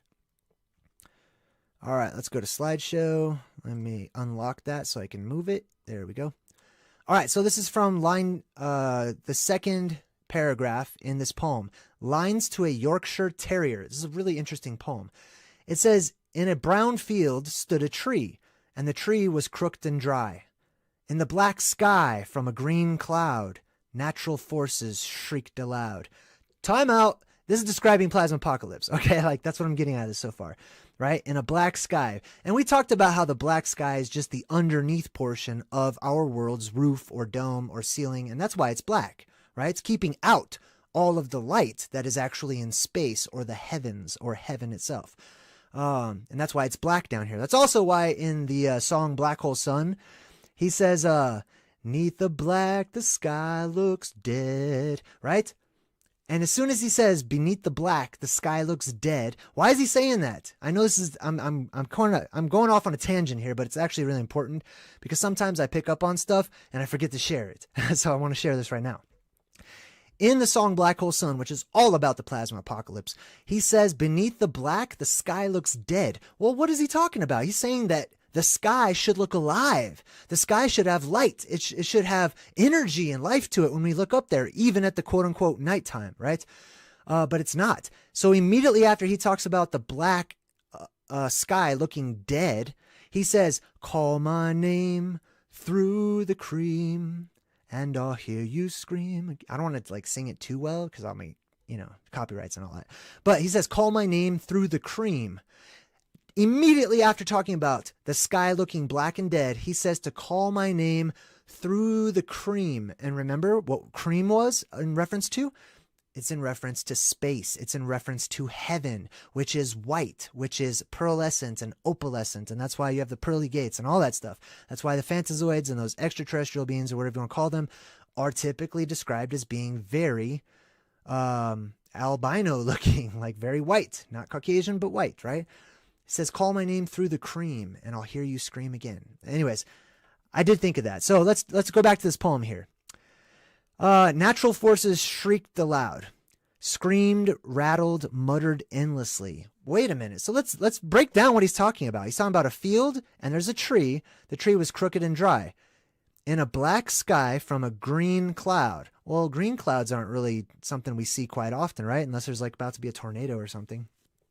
Natural forces shrieked aloud. That means that something's happening with the weather so that it's shrieking, screaming, rattling, muttering endlessly, right? It almost sounds like the sky itself is the voice of God in this particular poem, how he's describing it, which is exactly how Chris Cornell describes it in his song Black Hole Sun. He talks about how the sky or the plasma apocalypse that's happening, the hole in the sky basically, is literally sounds like it's singing or talking or something, right? This could be the voice of God. And I do know from religious studies, back when I was more of a religious person, that the name of God, or how people think it's pronounced from one variation to another, it's thought to have been an actual sound that came from the earth itself. So that's pretty interesting. Let's see here. Oh yeah, hey, by the way, if you're a moderator, remember to put some links in the chat. You see Mother Dragon just dropped a link in there. If you're a mod and you want to put some links into some relevant stuff, I say go for it. All right, so let's keep going. He says, little dog was safe and warm under a cretonne eiderdown. Yet the field was cracked and brown, and the tree was cramped and dry.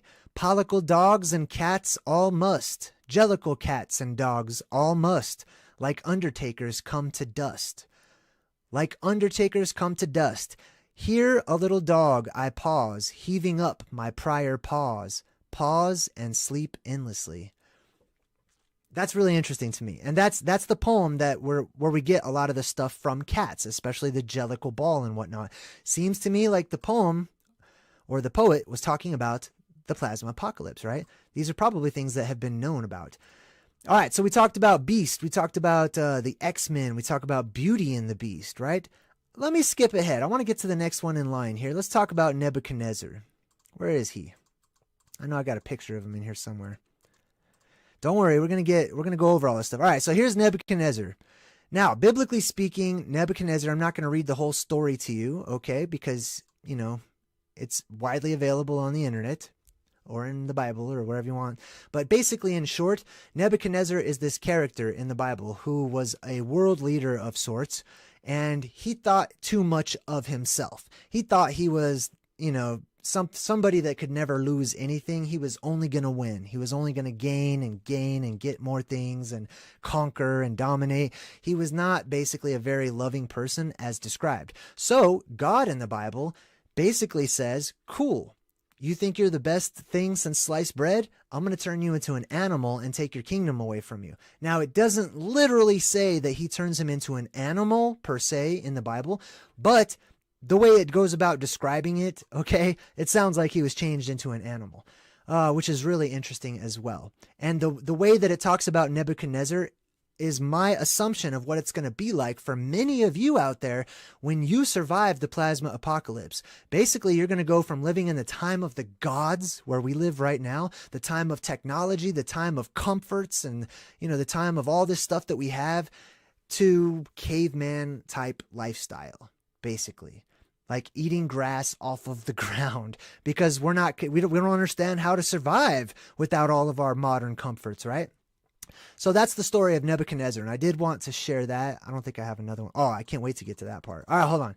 Let's see, where are we next? Werewolves. All right, let's talk about werewolves real quick. Where are my werewolves? Let's find some werewolves here. All right, so we all know what werewolves are. They're basically, it's a disease, technically, right? In fiction, it's a disease.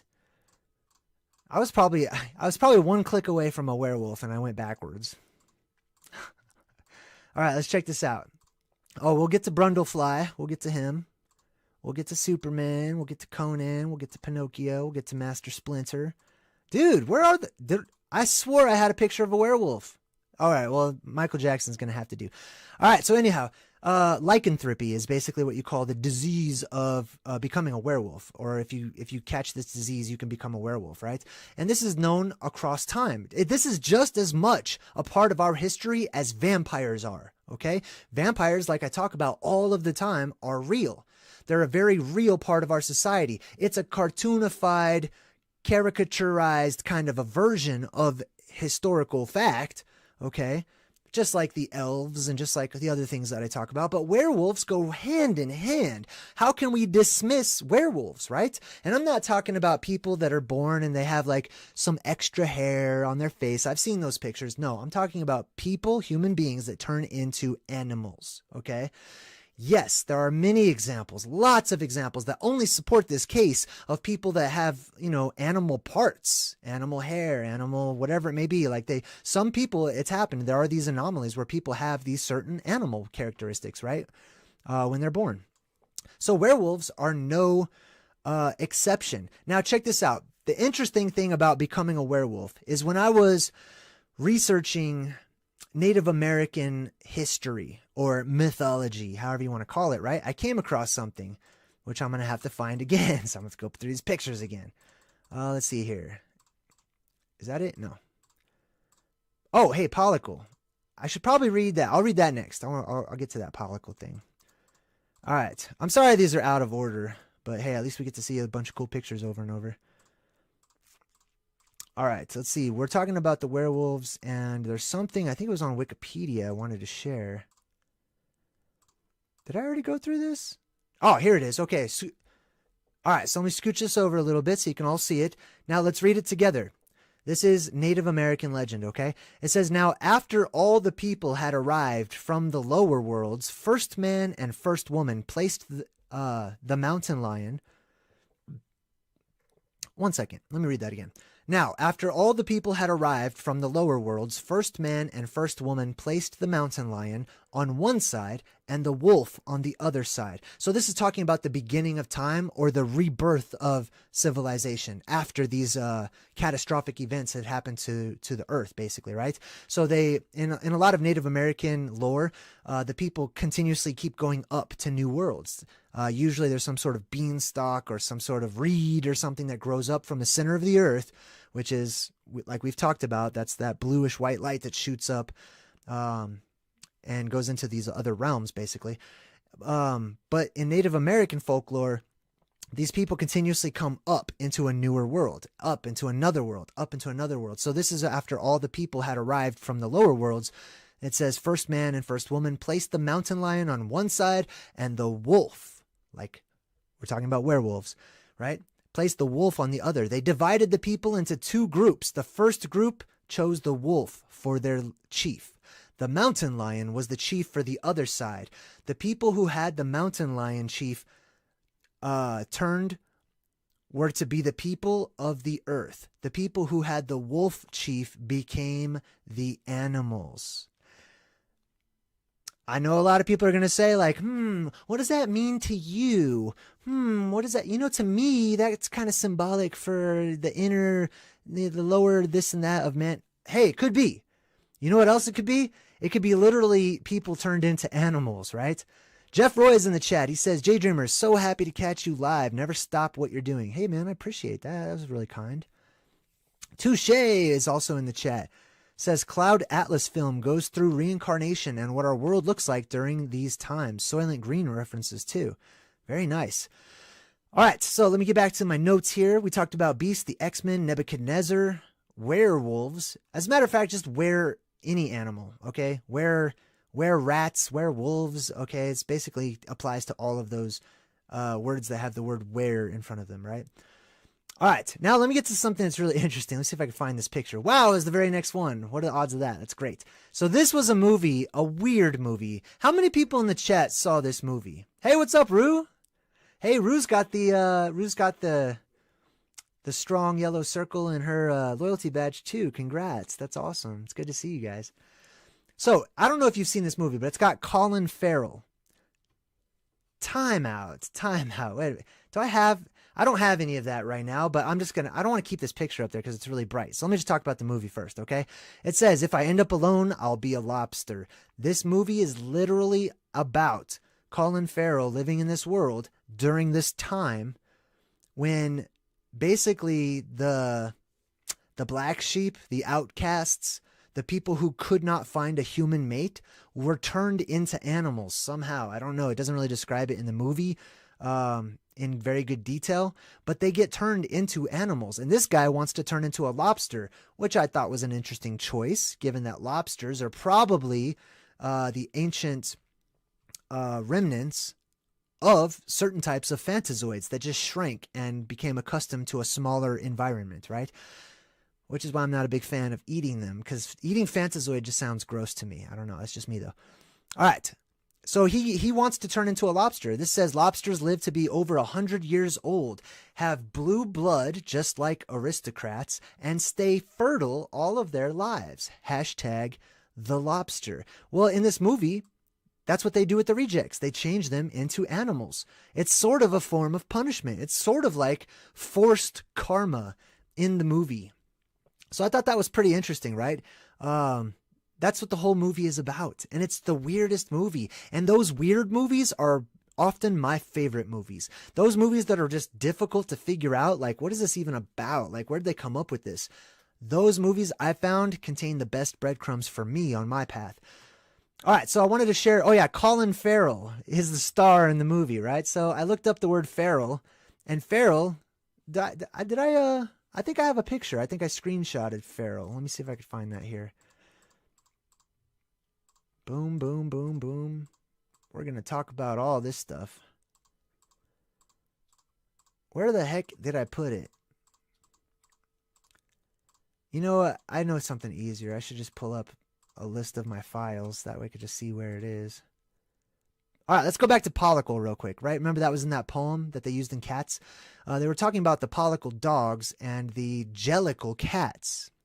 Okay, so Jellicle, to me, the word Jellicle is not a made-up word, okay? It could be, but if I'm correct, if my intuition is and my spidey sensors are right, it just means jelly-ish or like jelly. And jelly is directly related to the root for plasma or plastic, etc. Same thing, right?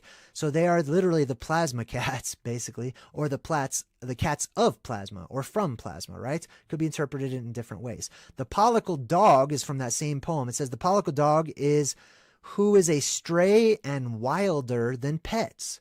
In Cats, the Jellicles put on a small play when their leader, Old Deuteronomy, arrives.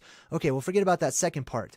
Folklore, according to this, remember, it's pretty much a made-up word, is a stray dog and more wild than a pet. Well, you guess what feral means? Like Colin Farrell, who was in that movie The Lobster, about being changed into an animal, right? Feral literally means a wild animal, not like in direct opposition to a pet or a tame animal. I thought I had a picture of it. I thought I screenshotted it. Let's find out.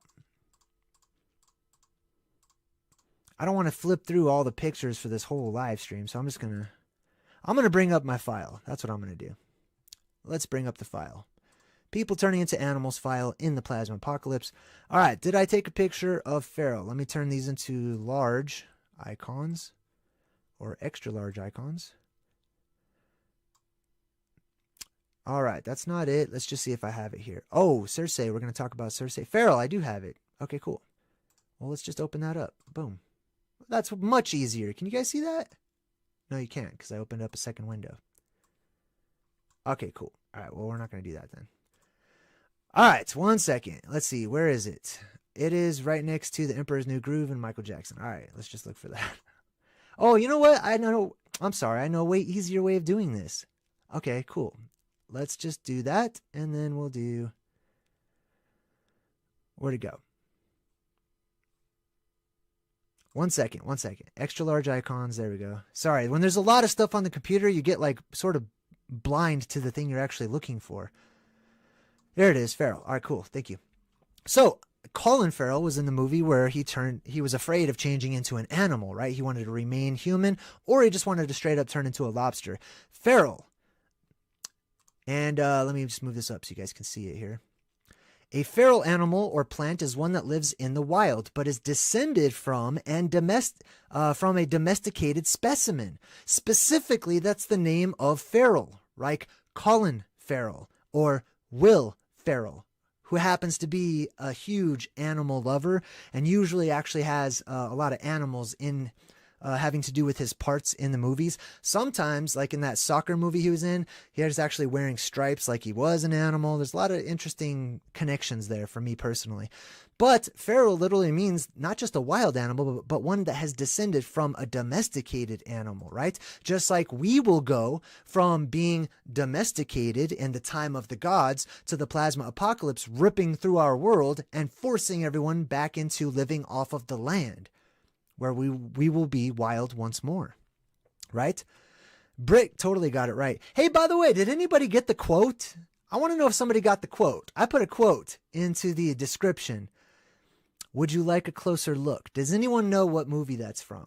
I'm just curious, because if you know what it's from, you're automatically a cool person in my book. You guys are all cool people, but that's extra cool. All right, while I wait for an answer, let me, I'm going to check the cat. I'm going to check the chat too. I'm going to check the cat. Oh, there's all these like cat things going on here. And there's something about cats, isn't there? Okay, the next one I want to share is Electric Dreams.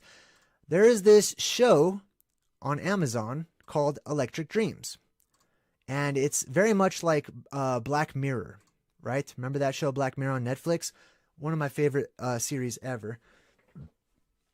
Philip K. Dick, who wrote a lot of esoteric stuff, he's the one who did this Electric Dreams. Now, that's also an interesting title, Electric. What does electricity have to do with all of these strange, seemingly unconnected stories that are in this particular series, right? And why call it Electric Dreams? I think it's all very esoteric, which it usually is, right? To the esoteric, all things are esoteric, and I myself am an enigma. I'm esoteric. Anyhow, so this is a clip from the show. Basically, there's this world, okay? It's basically our world, is what I'm saying, where these people have changed into these like chimera, right? This lady right here is clearly part human, part pig. Here's another clip from the same thing, right? Now, the deal about this in the movie is that, and this also happens a lot with the chimera or with animal hybrids, is they don't typically have long lifespans, and it's generally hard for them to reproduce. Typically, from my studies and my research. I could be wrong, but that's what I found so far. Now, in the show, in Electric Dreams, this particular episode is called, if you want to look it up, it's called Crazy Diamond. And all of these episodes are really good, okay? It's a really great series. This one's called Crazy Diamond. And one of the things about these people who are half human, half animal, is that they don't have very long lifespans. They have really short lifespans. So it's an interesting thing, but yeah, they turn these people into animals, right? Oh, let's see. Did anybody get the quote? Blade Runner? No, it's not Blade Runner. Actually, I'm sorry. Let me be fair. The quote is, would you like a closer look? That's probably in hundreds of movies. You have to guess the movie I'm thinking of, okay? So yes, there are probably many correct answers, but there's only one right one. Vegan Demon says, would mermaids relate to this topic? Yeah, of course they could, right? They could totally relate to this topic. Now, mermaids could be two things. It could be an anthropomorphism of the ancient gods, and they just depicted them as being fish because they were already kind of scaly and shiny looking, and they typically came up from the water. Or, hey, if we're going to say that people can turn into animals and vice versa, we're not going to throw the baby out with the bathwater, okay? We're going to keep that in, I'm going to keep that in my mind as a definite possibility. Nobody got it. Okay, so I'm going to tell you what movie it's from. No, I won't. Remind me at the end. I'll give everybody more time. Hey, I also want to throw out there, you can call in, okay? If you are on the circuits of time, I've got my Skype open right now. I believe I fixed everything. I have not done a live call yet, but you can call in and just go ahead and grab my Skype account from the community tab, and you can call in and talk for me for a little bit if you want to. I just want to throw that out there and remind people that we're doing calls now. All right, so let me go back to my notes. So we talked about two good movie examples of people turning into animals, right? And I mean, I'm not talking about like movie examples where it's portrayed as being fictitious, but it's portrayed as being very real, normal, and an accepted part of life. And that was The Lobster with Colin Farrell and Philip K. Dick's Electric Dreams and the episode called Crazy Diamond. Now, the next one I want to talk about is a play. Let me see if I could find, hold on. I don't need to find it. I just go right to it. I forgot. All right. The next one is called Rhinoceros. And it's a play a while back. It's an older play. Here's a little advert for it. Okay. Now this play was by Eugene Ionesco. It's called Rhinoceros, and I'm gonna sum it up. I'm gonna sum it up real quick. Basically, there's this guy in this town. Okay, and over the course of time, this guy's an alcoholic. He's got issues. He's trying not to accept his inner being and his true self and stuff. And he's got issues with the world around him. So he just drinks a lot, basically. And he just tries to forget about life. And he doesn't want to deal with it. Well, life comes at him and makes him deal with it in the form of the people in the town all transforming into rhinoceroses. Rhinoceri? Rhinoceroses. I don't know. Anyways, they all turn into animals, basically, right? One by one, slowly over time. And the rest of the townsfolk start going, oh my God, it turned into an animal. Oh my God, it turned into a rhinoceros. And he doesn't believe it. Like, he doesn't want to believe it. Because over the course of time, people basically try to convince him that he is also a rhinoceros, right? And you question over... When you watch this play, you're basically saying, is the rest of the town all humans and they have a mental condition? Or does he have a mental condition and the rest of the town literally is turning into animals and he does not want to accept this fact? Which at the end, I believe he ends up accepting the fact that he is a rhinoceros, right? But why would he be a rhinoceros who is thinking like a human? Why would he be a rhinoceros that is thinking like, I'm not a rhinoceros, I'm a human being? If he had recently changed into an animal or is going through the process of therianthropy, then yeah, it makes sense to me that he would start questioning his own identity when he's physically starting to change into something else, and he would have a lot of problems with that. Now, I also want to point this out too. I have an animal. Her name is Delilah. She is a part of my family. And the more time I spend with her and many other animals as well, the less animal I see and the more person I see. And some of you animal lovers out there know exactly what I'm talking about. You start to see and connect with your animal as its own person, right? Like you can almost see a human behind those eyes. And that's some of the most compelling evidence to me that has nothing to do with proof or evidence or, studies or research or any of that. It's this feeling you get when you look into their eyes and they are literally communicating emotion. They're telling you things. They're sharing things with you, or with me, I should say. All right, let's see here. Remember, if you want my attention, just type in @JayDreamerZ, or if you're a member of the Circuits of Time, you could just call in using Skype at any time. All right, so let's go on to the next one here on my list. We talked about werewolves. We talked about the movie Lobster, Electric Dreams, the rhinoceros. Was he actually a rhino who could not come to terms with being a rhino? Let's talk about centaurs, right? These types of things permeate our world, our stories, right? The centaurs are no exception. A lot of people would just say, oh, well, that's not real. Centaurs is just made up. It's just complete fiction and utter fabrication. I don't believe anything is complete fiction. I don't believe anything is utter fabrication or total lies. I believe that truth makes everything, and therefore everything is made out of the truth, but it falls to us to unravel it. It falls to us to make sense of it. There are no contradictions in life, but everything can be reconciled. Even centaurs, right? Part men, part horse. I don't know where this clip came from. I pulled this off the internet. But we've seen the centaurs talked about in all of our mythology, right? And here's the thing, right? If we are able to be open-minded enough to accept a lot of fringe topics and a lot of strange ideas because of comparative mythology, shouldn't we be open to at least considering all of it throughout all of mythology? People turning into animals, animal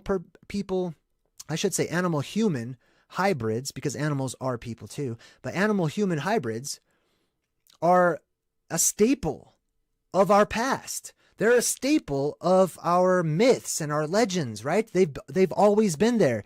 Actually, I'm sorry, that one is actually the Minotaur.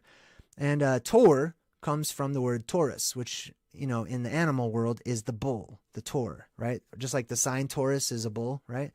There's also the Taurus field, and that gets really deep.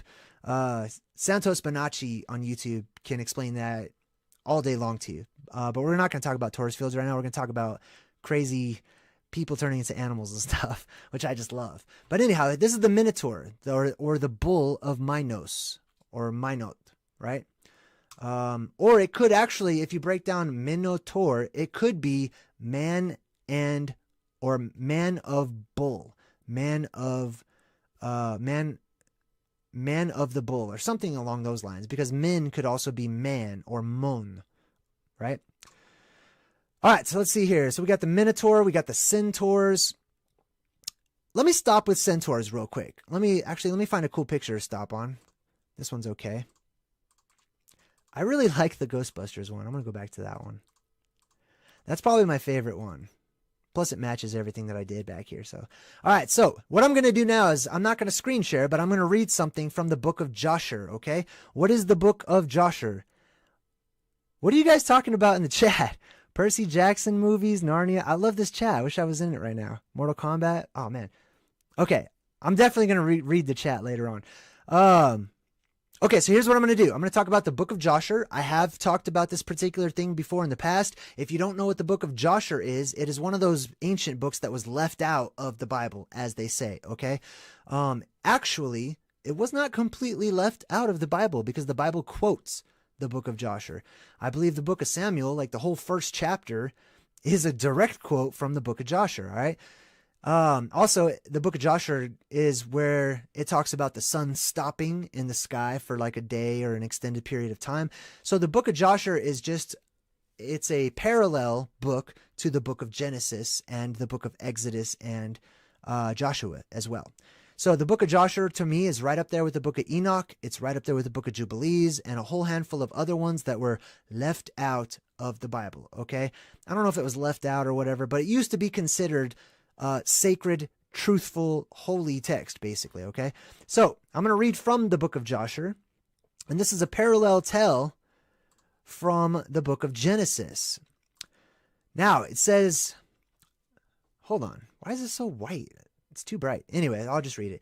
It says, the sons of Shobal. So this is giving you the genealogy of somebody's family. The sons of Shobal. And you know what? Let me stop right there. For those of you who are doing biblical studies or studies in any type of religion, and you get to the part in your books where they're listing off names and you get really bored with hearing so-and-so beget so-and-so, so-and-so beget so-and-so, stick with that. That's my advice to you. And find the gems, find the hidden treasures in that, because they're not just listing off these names for no reason. Sometimes you find a little gem in there. And it doesn't go into great detail about it because it was such a commonly known story at the time that this was written that they didn't feel any need to go into it. Or there was another manuscript that was written that did go into detail about this. Now, this is exactly what it says in the Bible. In the Bible, it's got the same exact family lineage that I'm about to read to you, but then it has this little breadcrumb, this little gem that it throws out, and it says, this is the so-and-so who found the Yamim in the wilderness. And that's all it says in the Bible. But thankfully, we've got the book of Joshua that goes on and corroborates the story. It goes on and gives more information about what was that? What was that, right? The book of Joshua says, hey, here's what that was about. And let me read you the story. The sons of Shobal. I feel like my volume's too loud. Is my volume good? I think I'm just going to turn it. It's probably good. I'm going to leave it alone.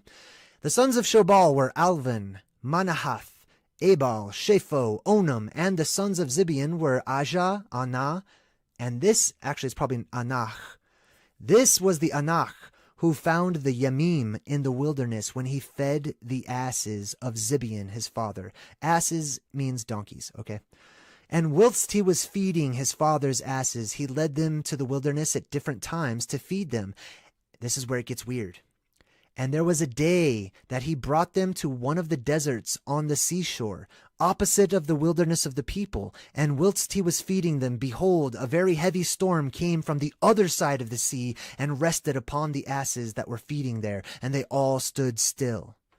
And afterward, about 120 great and terrible animals came out from the wilderness at the other side of the sea, and they all came to the place where the asses were, and they placed themselves there. And those animals, from their middle downward, were in the shape of the children of men. And from the middle upward, some had the likeness of bears, some the likeness of kephas, with tails behind them from between their shoulders, reaching down to the earth like the tails of the Dikupat. And these animals came and mounted and rode upon these asses and led them away, and they went away unto this day.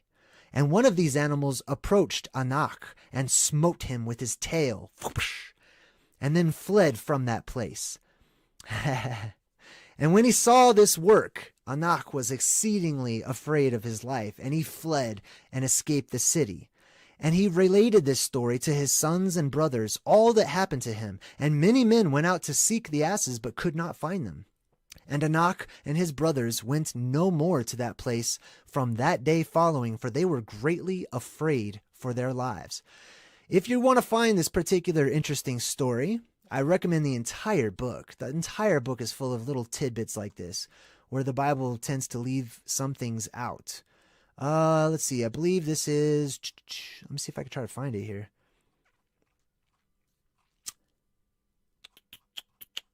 Oh, that's Joshua chapter 33, interestingly enough.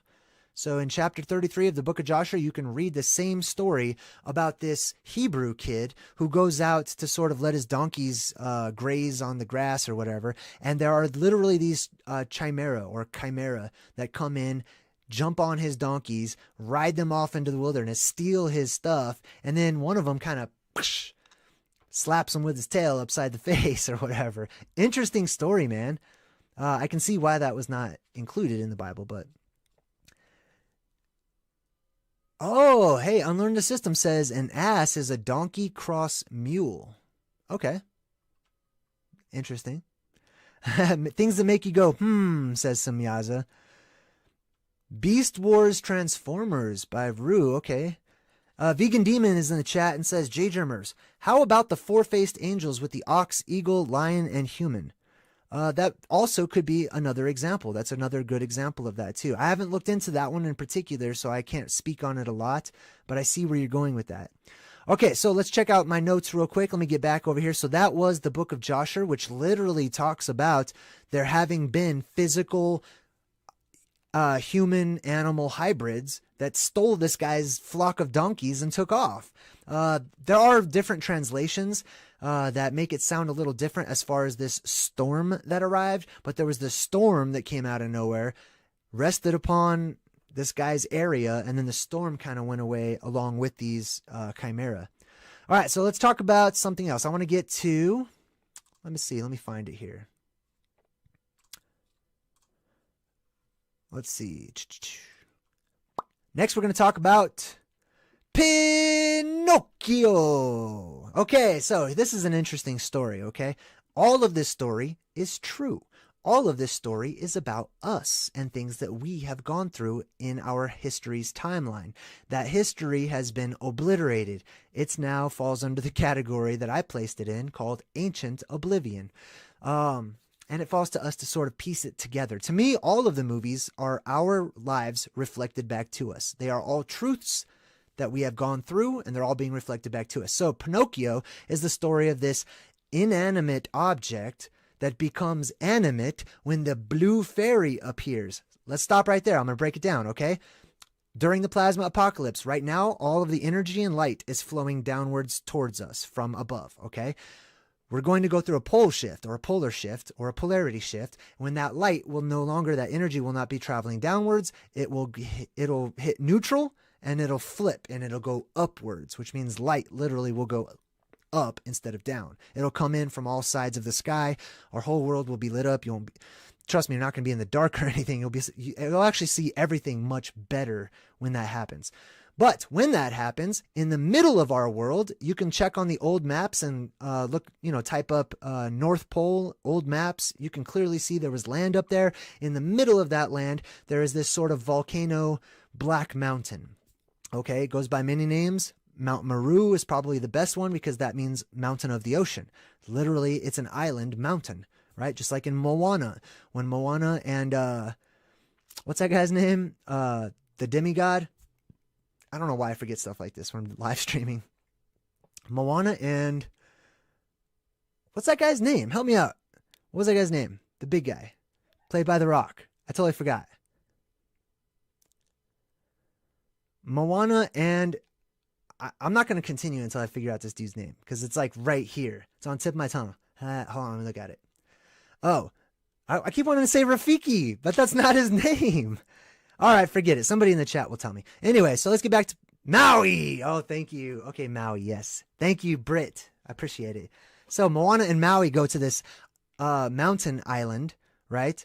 And it's basically hollow. It's like a volcano. They jump inside of it, and that's how they enter into these other worlds. Well, I believe that's exactly what exists in our world. It was called Mount Meru. It goes by many names, but in the middle, basically, it's not a lava-filled volcano, but it is a conduit for the energy or the plasma when the plasma does not come down, but it reverses and comes up from underneath our world. It comes up through and around our world, going upwards, which means it will shoot up this baby blue, whitish, brilliant light of plasma in a huge beanstalk, in a huge Jacob's ladder. I mean, it's been described in so many different ways. From the middle of our world, that's going to shoot straight up into the sky.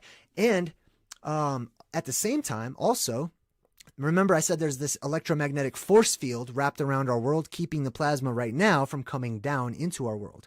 Well, think about this. If the plasma is coming up from the middle of the world and that force field goes back up and the force field repels plasma, it's not going to leave. It's actually going to fill up our world with electromagnetic energy or plasma. And that is the blue fairy. That is the blue fairy that gives life to the inanimate objects of the world because it's filling it up with spirit, aka plasma. So Pinocchio is the story of this inanimate object that all of a sudden becomes animate because that's what's going to happen during the plasma apocalypse and probably afterwards. The electronics, I totally spat on my monitor, dude. So I'm excited right now. The electronics of our world are all going to come to life, probably along with many other inanimate things, okay? And that's why you get things like Toy Story, Total Recall, not Total Recall, Terminator, all these movies where you have these inanimate objects coming to life. I even did the movie breakdown. What was that movie I broke down about the semi-trucks and they all come to life? Maximum Overdrive, right? That's exactly what's happening. That's a part of the plasma apocalypse. So that's what we're seeing with Pinocchio. Inanimate object, toy, basically, just like in Toy Story, coming to life. Now, he's not fully human, though. So he tries to go on this self-identification quest of becoming human. But check this out. There's a point in the story in which Pinocchio, right? He goes off to the island of misfit children. Basically, there's all these people there, these humans. Like, they're already human and they are bad. They're portrayed as being like immoral, basically. I mean, I'm not going to judge the things they were doing. You know, I'm not going to say if you smoke cigars and drink beer, you're going to turn into an animal. But what I'm saying, these things are symbolic for what's happening to them. That's how they're being portrayed by the people who made the movies or wrote the books, right? And a lot of people forget that this even happened in Pinocchio. Okay, a lot of people remember Pinocchio was a puppet. He wanted to be a real boy. There was a whale. There was a cricket. But they forget Pinocchio literally turned into a donkey, or started to turn into a donkey. And they forget about the island of misfit kids, or just like they had on Toy Story, the misfit toys or whatever, right? They turned into animals as a sort of punishment for their lower vibration, their lower frequency that they were on. They were changed into lower forms of life. I say that loosely, okay, because I don't believe in lower forms of life, okay? But everything has levels to it, okay? So that's what I'm saying. Pinocchio basically is tempted to stray off of his path of righteousness, to stray off of his path of self-identification and finding himself and getting to know himself and wanting to be the best he can be, and he gets distracted by these people who are like, I thought I had another picture of that other kid. I bet I do. Let me see if I can pull it up real quick. There's like this bully. I don't know if he's a bully. This is just this cool guy in the movie. And he starts turning into a donkey first, and Pinocchio sees it happening, and he starts freaking out. Like, oh my God, this place sucks. Get me out of here before it's too late. All right, I don't think I have that one. But anyway, Pinocchio is a classic example of all of this. Let me go back to my notes here. And let's see, we talked about Pinocchio and turning into the donkey, right? So that was his choice. He could have turned into a human or an animal, just like the ancient tribal stories that we went over already talked about. On one side was placed the wolf. The people that followed the wolf turned into animals. They turned into the animals of the world. The people that followed the lion turned into the humans. Same story in Pinocchio. We already talked about Brother Bear. Let's talk about one of my favorite cartoon movies ever. Let me see where it is. It's probably the funniest cartoon movie ever that I've ever seen. And that is... Where is it? Well, that's weird. I don't seem to have it. Let me see if I... Let me click on all files and see if it brings it up.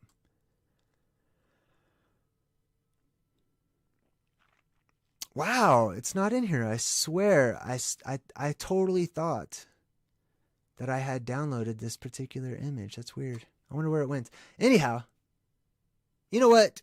I want to have a picture for you guys. Let me just go ahead and grab one real quick off the internet. It's going to be a surprise. Let's see if you guys can guess which movie I'm about to bring up.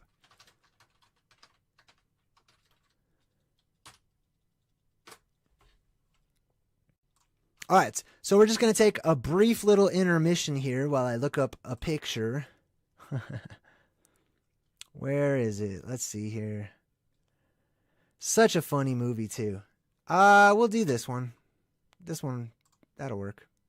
All right, cool. Let me save this image, and I'll bring it right up. And we'll save that as image 0 so I can find it easier. There it is. Boom. Wait, did that work?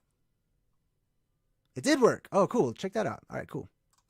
All right, so it's called The Emperor's New Groove, basically, right? And in this Disney movie, it's about this emperor, just like Nebuchadnezzar, just like all these other people we've been talking about, just like Pinocchio or whoever it is. They all started to get very self-righteous or self-involved or selfish in some way, shape, or form, and they were distracted by the very basic and base things of the world. Their vibration was off, right? So as a form of punishment, sometimes it's by a witch. In this movie, it's by a witch named Isma, which is, this whole movie is freaking hilarious.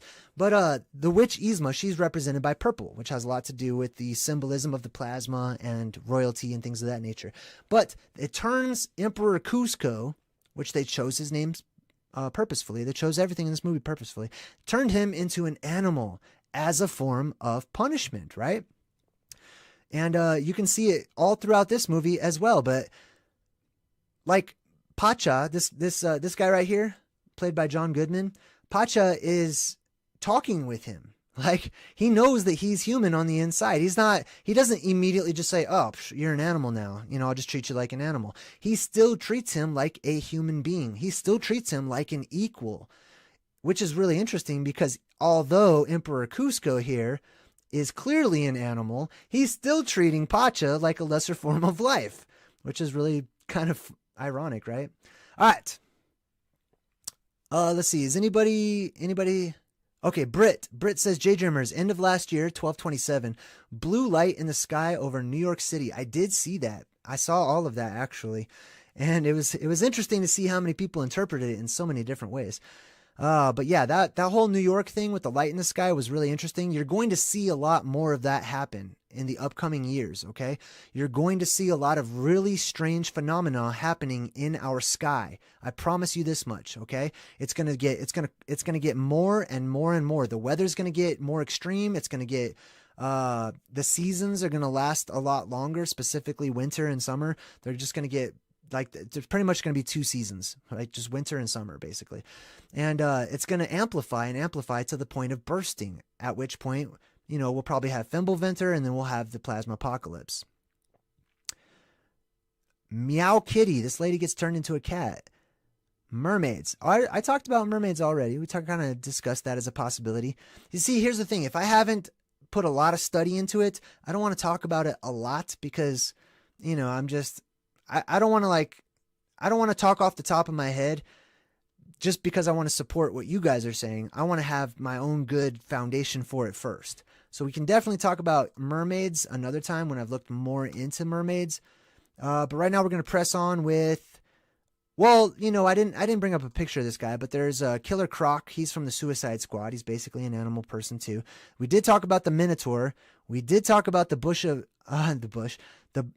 book of Joshua and the hybrids mentioned therein. Those hybrids, if you want to look them up on Google, they're called the Zamzumim, the Yemim, the Zamzumim, and there was another one. I forgot what it was, but they're basically words for hybrids and hybrids that are giant in stature as well.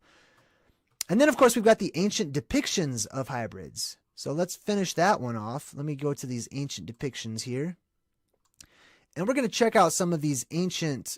Oh, here's a werewolf one. Man, where were all these ones before? Well, this is... Okay, I might as well just share. This one's kind of cool. So this chick is turning into a werewolf, okay? Just total pinup calendar werewolf, which is okay with me. But here's some more examples of people changing into animals. Now, keep in mind, please keep in mind, just because we accept this is a possibility doesn't mean we should jump to the conclusion this right here is exactly how it looked. This right here is most likely, like all other things have been, this is a caricature. This is a cartoonified, glorified version of the small bits of truth that pass down to us. Okay, we can reverse engineer these things. Does it happen that fast?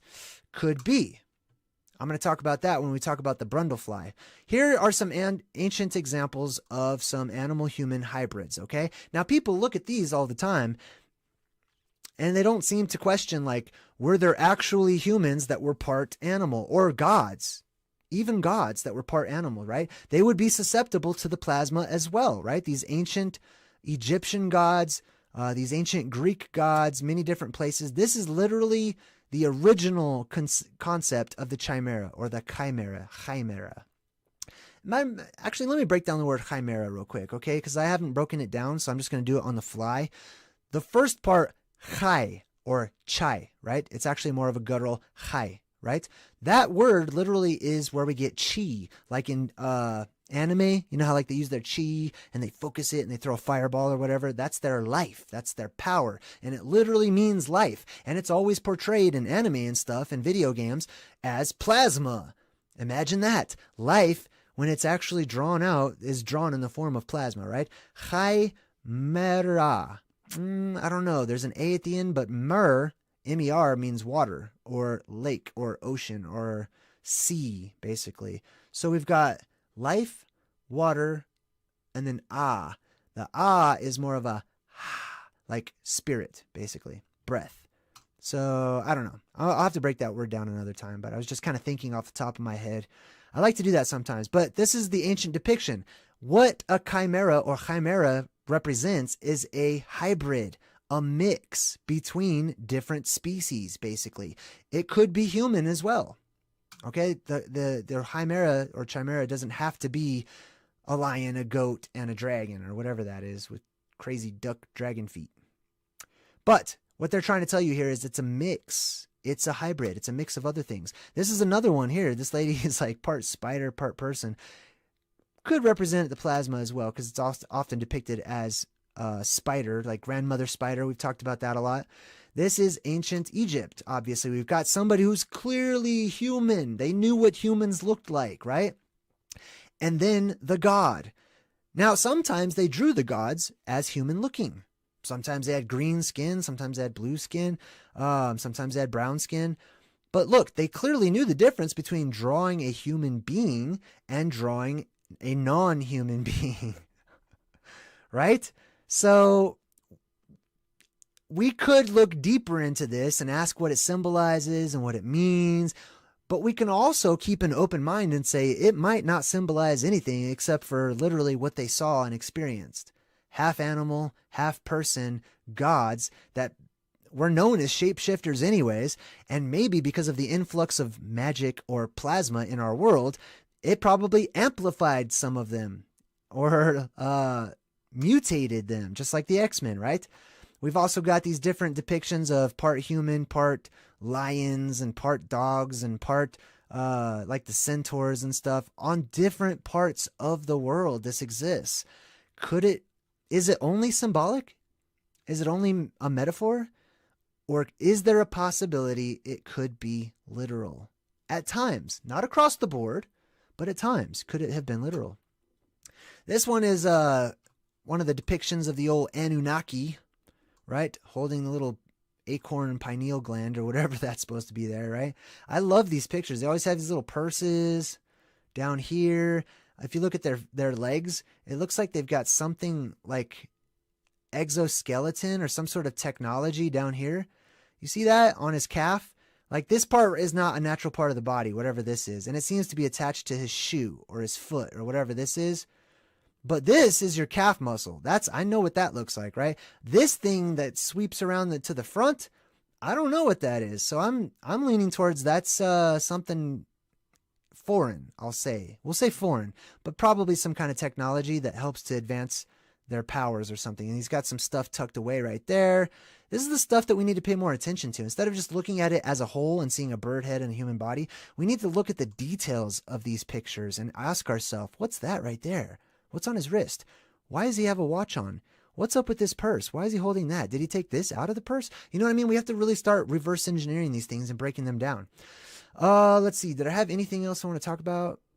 No. Okay, cool. Let me close out my notes and got it. Okay, hold on one second. I don't know what just popped up. All right, so I'm gonna go over the rest of these images, these pictures. We're still taking calls. If anybody wants to call in, you could totally call in and chat if you want to. I know it's not a lot of people are gonna call to start off with, but over time we'll end up getting a lot of callers. So here are some other depictions here. We're just gonna go over all these pictures. We're gonna start with the green monkey. So remember that when we get back to the green monkey, we're gonna be done. All right, so this green monkey is some sort of a god or deity in Hinduism, right? And we all know in Hinduism, their gods are a plethora of gods. They have different things, gods for everybody, right? But look at this. They have this statue right here with all these different human faces. This guy's a god. He's got the blue face, blue skin. But then we start getting over here, and you've got this sort of Dr. Seuss looking character, this sort of Whoville god. This is like the Hindu god of the Who's. But he basically has an animal kind of structure. Next to him, this dude's clearly an animal, right? What is this showing us? Why would they put these two here? The rest of them, okay, they're pretty human looking, right? But boom, we've got two hybrid looking beings here, right? We already talked about The Emperor's New Groove. Ghostbusters is all about the plasma apocalypse. I love that movie. It's just classic. We talked about Beauty and the Beast already, Brother Bear as well, and the natives talking about their own legends about how people were given the choice to turn into animals or people, right? Well, let's say that we're given that choice, but how it's presented to us is another thing, right? Most people would wait until it's too late and say, no one ever told me I had a choice. No one ever asked me, do I want to be an animal after the plasma apocalypse or do I want to be a human?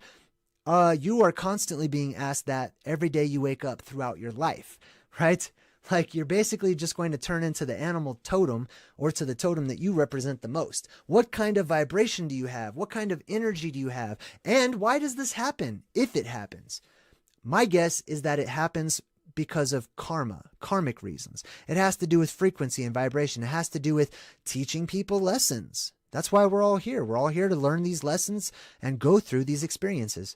This is just my personal opinion on these things, of course. Cats. I'm definitely going to look more into cats, and I'll probably rent. Oh, actually, I think Jenny has cats. I don't know if Jenny's watching right now. But Jenny has cats, so we're probably going to watch it. We talked about the poem that had the word jellicle in it and pollicle. We did talk about the centaurs as well. This whole series right here, The Lion, the Witch, and the Wardrobe, I think that's what this is from. This is all true, okay? Like The Lord of the Rings, The Lion, the Witch, and the Wardrobe, all of these fantastic movies that have these strange beings and whatnot, This is your esoteric past, and this is inevitably going to be your future one of these days. All right, let's see what else we got here. Hopi, hey, Hopi's in the chat, says, JayDreamerZ, did you read Bel and the Dragon? Yes, I have read that. Another text that was removed from the Bible where people were worshiping a dragon, and one of the gods, Peeps, goes and kills it with basically a hairball. Yeah, actually, that's a really interesting story. We should break that down sometime. What is that dragon, I wonder? Was that a phantazoid? I often wonder if that was actually a phantazoid. The centaurs are often depicted. The Minotaur is classic. I mean, the Minotaur is not just in Greek mythology. It's in all of the myths. It's in all of the legends. They all have some version of this Minotaur, who is this sort of strange monster at the middle of the labyrinth, in the center of the world, where there is magic, right? We know there's an inner earth. Well, I know there's an inner earth. I mean, hey, Circe, I want to talk about this too. So Circe, okay, or Kirke. Kirke, pronounced Kirk, or Kirke. So Kirk, just like Captain Kirk, right? Kirk and church and Kirche, okay, however you want to say it. All these words basically mean circle. That's what they all mean, circle. Circus, circular, circumference, Circe, Kirke, church. All these words mean circle, right? Ku Klux, like the Ku Klux Klan, that means family circle. That's all these words mean circle. So why is this word circle so prominent, right? Circe, I call it Circe. I don't like Kirke. A goddess of magic, or sometimes a nymph, enchantress or sorceress in Greek mythology. She is a daughter of the god Helios, sun god, and either the Oceanid nymph Pirce or goddess Hecate. Circe, Kirke, whatever, was renowned for her vast knowledge of potions and herbs, through the use of these and a magic wand, light blue plasma beam shooting up out of the center of the world, the reed of the ancient Native Americans, the beanstalk of Jack, the ladder of Jacob, right? I'm just putting that out there, okay? The magic wand, right? Through these and the use of her magic wand or staff, she would transform her enemies or those who offended her into animals.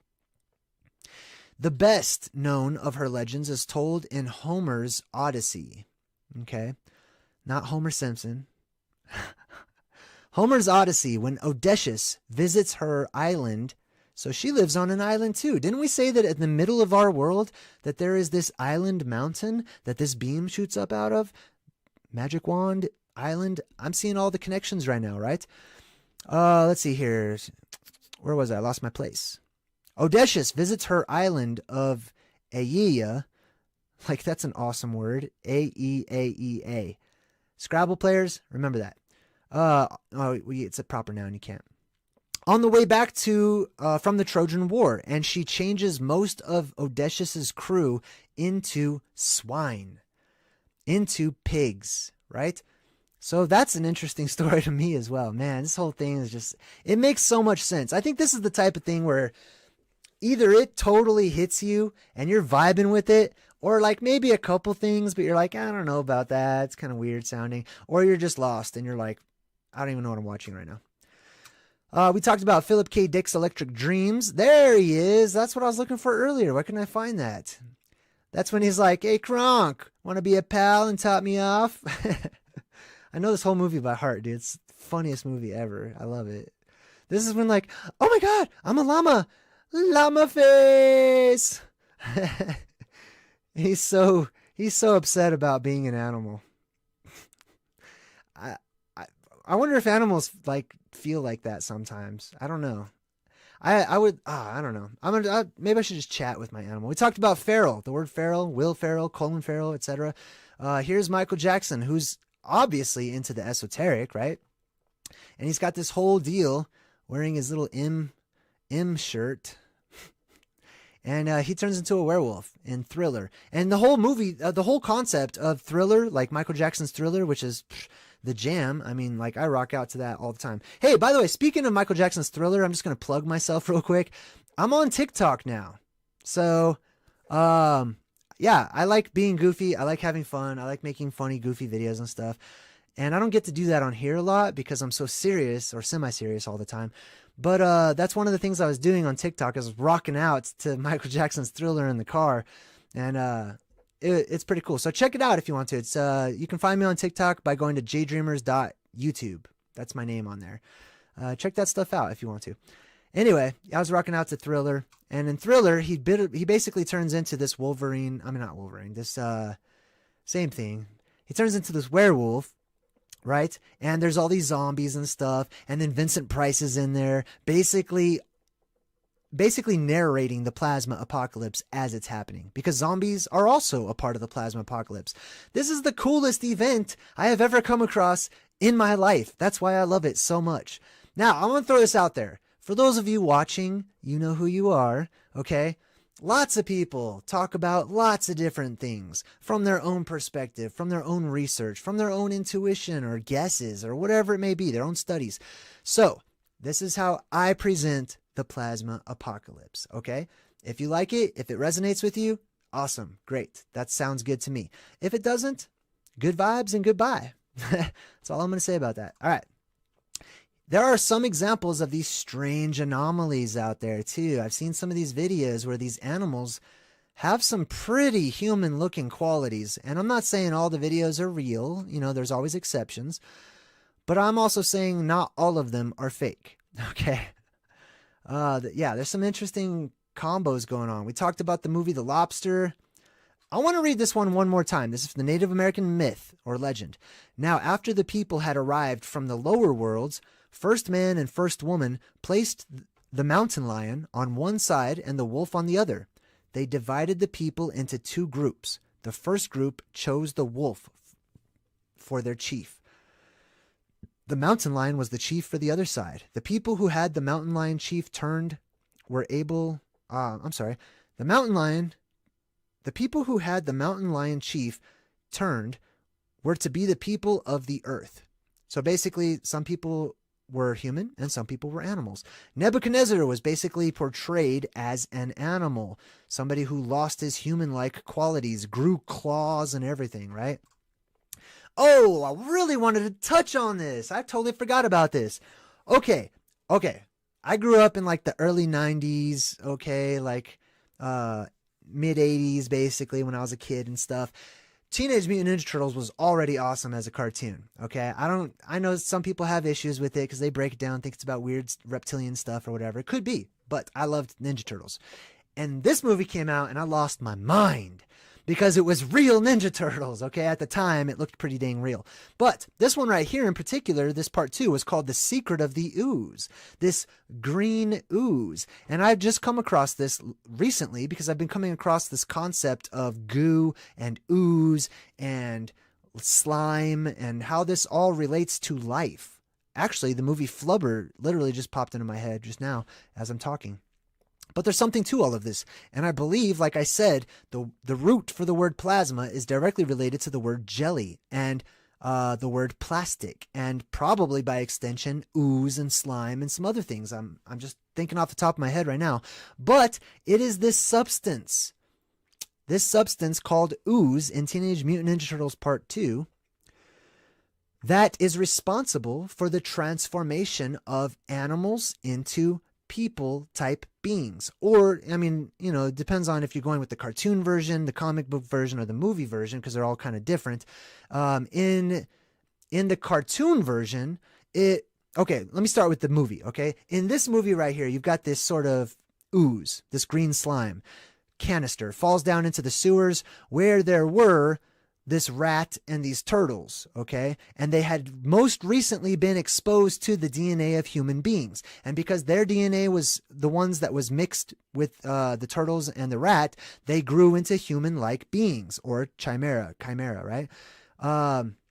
This is a theme I have started to see lately of that ooze actually being plasma and the introduction and amplification of plasma or spirit or life, whatever you want to call it, into our world, and it having the ability to change and modify DNA, even combining DNA to make something better out of it, which we're going to get to here in a minute. But if you watch this movie, in the beginning, this ooze gets sort of poured out onto these plants, right? There was like this toxic spill or whatever, right? I just thought of the Toxic Avenger. There was this toxic spill, and these dandelions, this guy right here, he walks right up to it and he goes, dandelions, right? He picks them up. They're clearly gigantic. This ooze, which I'm saying is plasma, was completely responsible for mutating these tiny little flowers and turning them into something gigantic. So that's a part of the plasma apocalypse theory as I present it, is when the hole in the sky opens up and the plasma comes down, our world will no longer be pressurized. It'll be depressurized. And there's going to be a lot of things that will contribute to longer life and gigantic growth. That totally reminds me of Magic. Like there's a card game called Magic, right? Which I love. And there was this one video game version of it that came out, and there's a spell you could cast on your little guys, and it goes gigantic growth or giant growth or whatever it was. It was cool. It was a green spell. Anyway.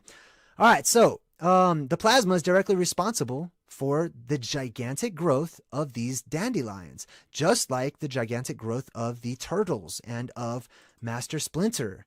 Right? Here's Master Splinter right here. Now in the cartoon version, he was a rat that was he was a person. His name is Hamato Yoshi, and he's a person that was around a rat or something like that. Anyways, basically the ooze is plasma, and the plasma is what fused together the DNA.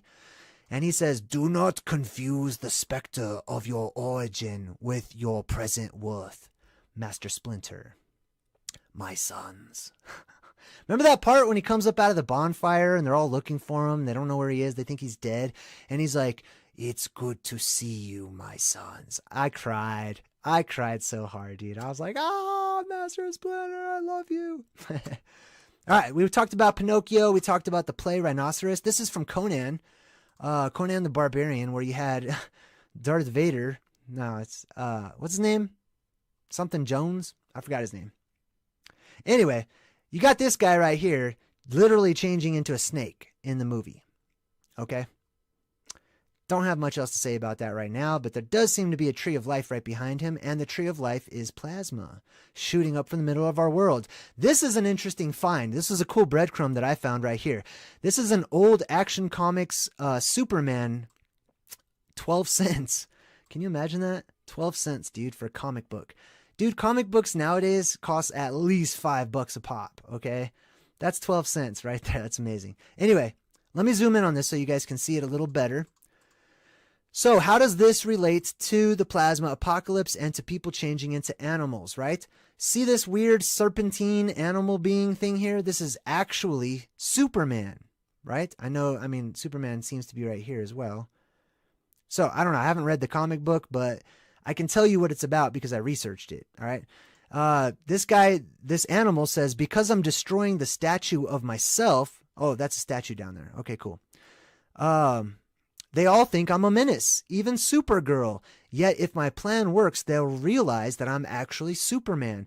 Now read this part right here. See what happens when red kryptonite, let's put that in some serious wannabe quotation marks, red kryptonite changes Superman into the monster from Krypton. Okay, interesting. So even Superman gets changed into this sort of animal, monster, fantasoid, whatever you want to call it, right? And I think it's interesting they chose to put red kryptonite changing him. The green kryptonite weakens him.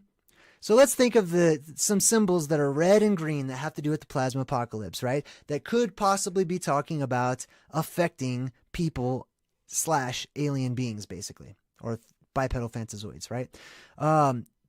The red kryptonite is plasma. I'm just going to say it, okay? Red kryptonite equates to plasma, basically. The green is like the aurora borealis, right? Which takes away his power, makes him more normal, right? All right, let's get to this one right here. Who knows what movie this is from? Let's see who can get it first in the chat. Oh, James Earl Jones, thank you. Loon Through the Ether said James Earl Jones. That was the name of the snake dude in Conan the Barbarian. And then there was that one black chick that was like super Amazonian. Like, man, she was like strong. All right, so this is one of the pods. I don't know if anyone's going to guess it because there's a delay between when I talk and when you guys hear it. Oh, Semyaza super got it. And even put some neon lightning bolts right next to it. Nice one. All right, so yes, this is from the movie The Fly with Jeff Goldblum, right? If you've never seen The Fly, good old Jeff Goldblum right here is a scientist. He gets into these pods and he's working on teleportation basically, but he accidentally discovers something else other than teleportation. What happens is there's a fly that goes into this pod with him, and this machine that he's in right here, it reads the DNA of everything in the pod, and it tries to make it better. So it's supposed to make him healthier and stronger and live longer and all the things that we do talk about, which are byproducts of the plasma apocalypse, right? But the other thing was, he had this closeness to this foreign DNA. So it took the foreign DNA and basically, as you can see, through electrical or plasma influx, merged the DNA. It rewrote the DNA. It changed the DNA so that he no longer was human, but he started to change into something else. In this case, it's not an animal. Okay, I don't know if flies are, I mean, they're considered insects, right? But who cares? I mean, we really can't stop and just say, oh, this only applies to animals. No, man, this applies to all kinds of stuff, right? And he says, I'm becoming Brundlefly, right? Which is a mix of his human name, Brundle, and a fly, basically. Look at him. He's literally going through a metamorphosis. He's going through a transition into something else because he was exposed to this influx of plasma in this little sealed off, domed world chamber, right? There's a lot of truth in these movies. And it's really interesting, too, because he actually gets a lot of superpowers, too. Okay, so if you don't end up changing into something else, you're basically going to be a superhero version of yourself, or supervillain if you choose to be. This is from Ghostbusters as well. Remember I said they changed into dogs or devil dogs or hellhounds or whatever, which I believe are a class of Phantazoid, by the way. I think I've said that before, but I definitely think that hellhounds are a class of Phantazoid. All right, let me see what else I got. This is from Love, Death, and Robots. There's this huge thing about this lady wanting to be an animal and changing back into an animal. They use technology to help her out to turn back into this dog thing. And this is kind of funny. I just like these robots from Love, Death, and Robots.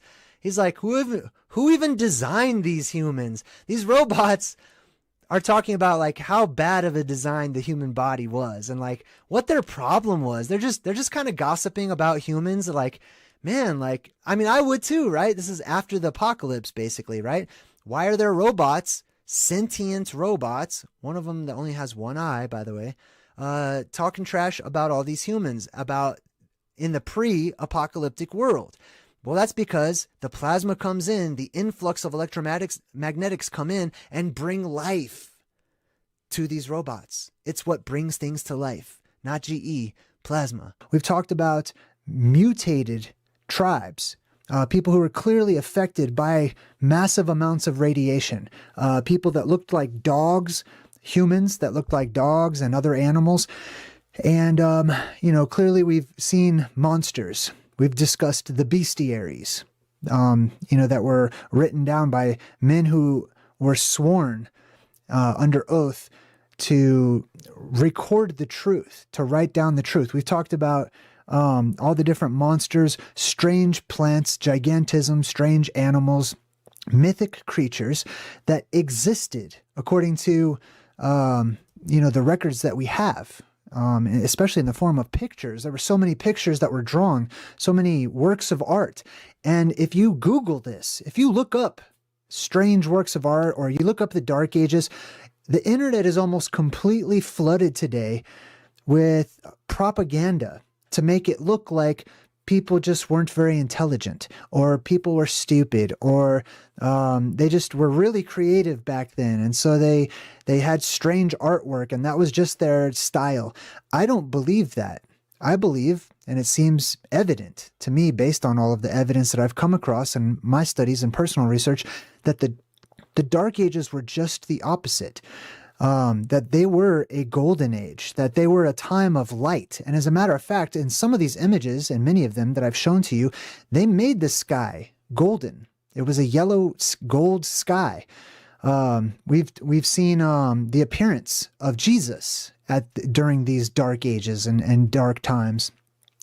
That's why I believe it was the opposite, actually, and that we live in a time where everything has been flipped upside down. So today what we're going to focus on is martyrs, Christian martyrs. So I would just want I want to ask that if you have any, reservations when it comes to religions or these particular words, don't allow these words to trigger you when I say words like saints or martyrs, okay? Because they've existed in various forms throughout time.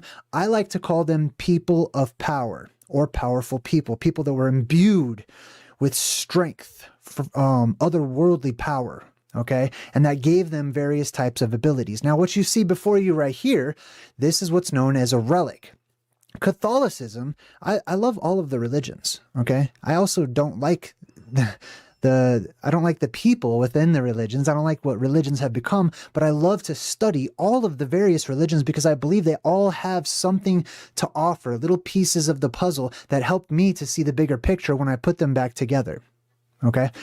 So we're going to start off by talking about relics. Right? A relic oftentimes is a body part of one of these people of power. And if they identify, or if they are identified as, followers of Jesus, then they would be Catholic saints. If their belief system was different, then they could be seen as witches or wizards, or they had different titles for these people of power depending on the location and the belief system and the perspectives of the people at the time. Okay, so I recommend strongly don't get too caught up in the names and the titles and whatnot, okay? These are people who are imbued with power during a time of power, all right? There was powerful people that existed, superhuman people, superheroes, essentially. Supervillains, superheroes, I'm sure. And there was also a time immediately afterwards where the people of the world, whenever the power left this world, the powerful people remained, okay? They were leftovers. They were left over from an age of power, all right? Some people refer to this as the millennial kingdom or the millennial rule, which I think is appropriate. And they were rounded up. They were herded up, not because of what they believed in or anything, but because they were a physical, actual danger to the people that had no power, okay? Now, where do they get this power from? I'll go over that as we continue on. But this is an example of a relic, and this is where we're going to begin. These relics were the body parts, oftentimes, or, sometimes it might be clothing or something that somebody used, one of these people of power. People sought after these body parts of these saints, of these Christian martyrs, of wizards, and all the like, because they believed that although the body was dead, it still possessed power, aka it was radioactive to some degree. It still had some kind of power emanating from it, right? And oftentimes, people knew that it had the ability to heal. All you had to do was be in proximity to it, or sometimes focus your attention on it, and you would come into contact or near to these relics, these ancient relics, and they would heal people, physically actually heal them. Listen, this was not a placebo, as modern academics would have us to believe, that people just believed in it so much that they healed themselves. This was a time of actual real power and magic, where the atmosphere was electrically amplified, and there was energetic currents that were rushing up throughout the earth in different cavernous systems. And a lot of these Christians, I'm just going to use the Christians are the most popular ones, okay? And I don't want to get too deep into the whole names and tags and what people were called or identified as or whatever. They were people of power, all right? Many of them lived underground, okay? Some people say that they were hiding underground, Wizards even were said to live in caves. Witches were said to live in caves. All of these people of power lived in the earth, which is why they're powerful. Because at this time, energy, powerful energy, was welling up from within the earth. People saw this on the surface. The surface dwellers, they've recorded it, especially in things like the Anglo-Saxon chronicles. I'm going to go ahead and put this on a slideshow here, so that way you can have stuff to look at while I share.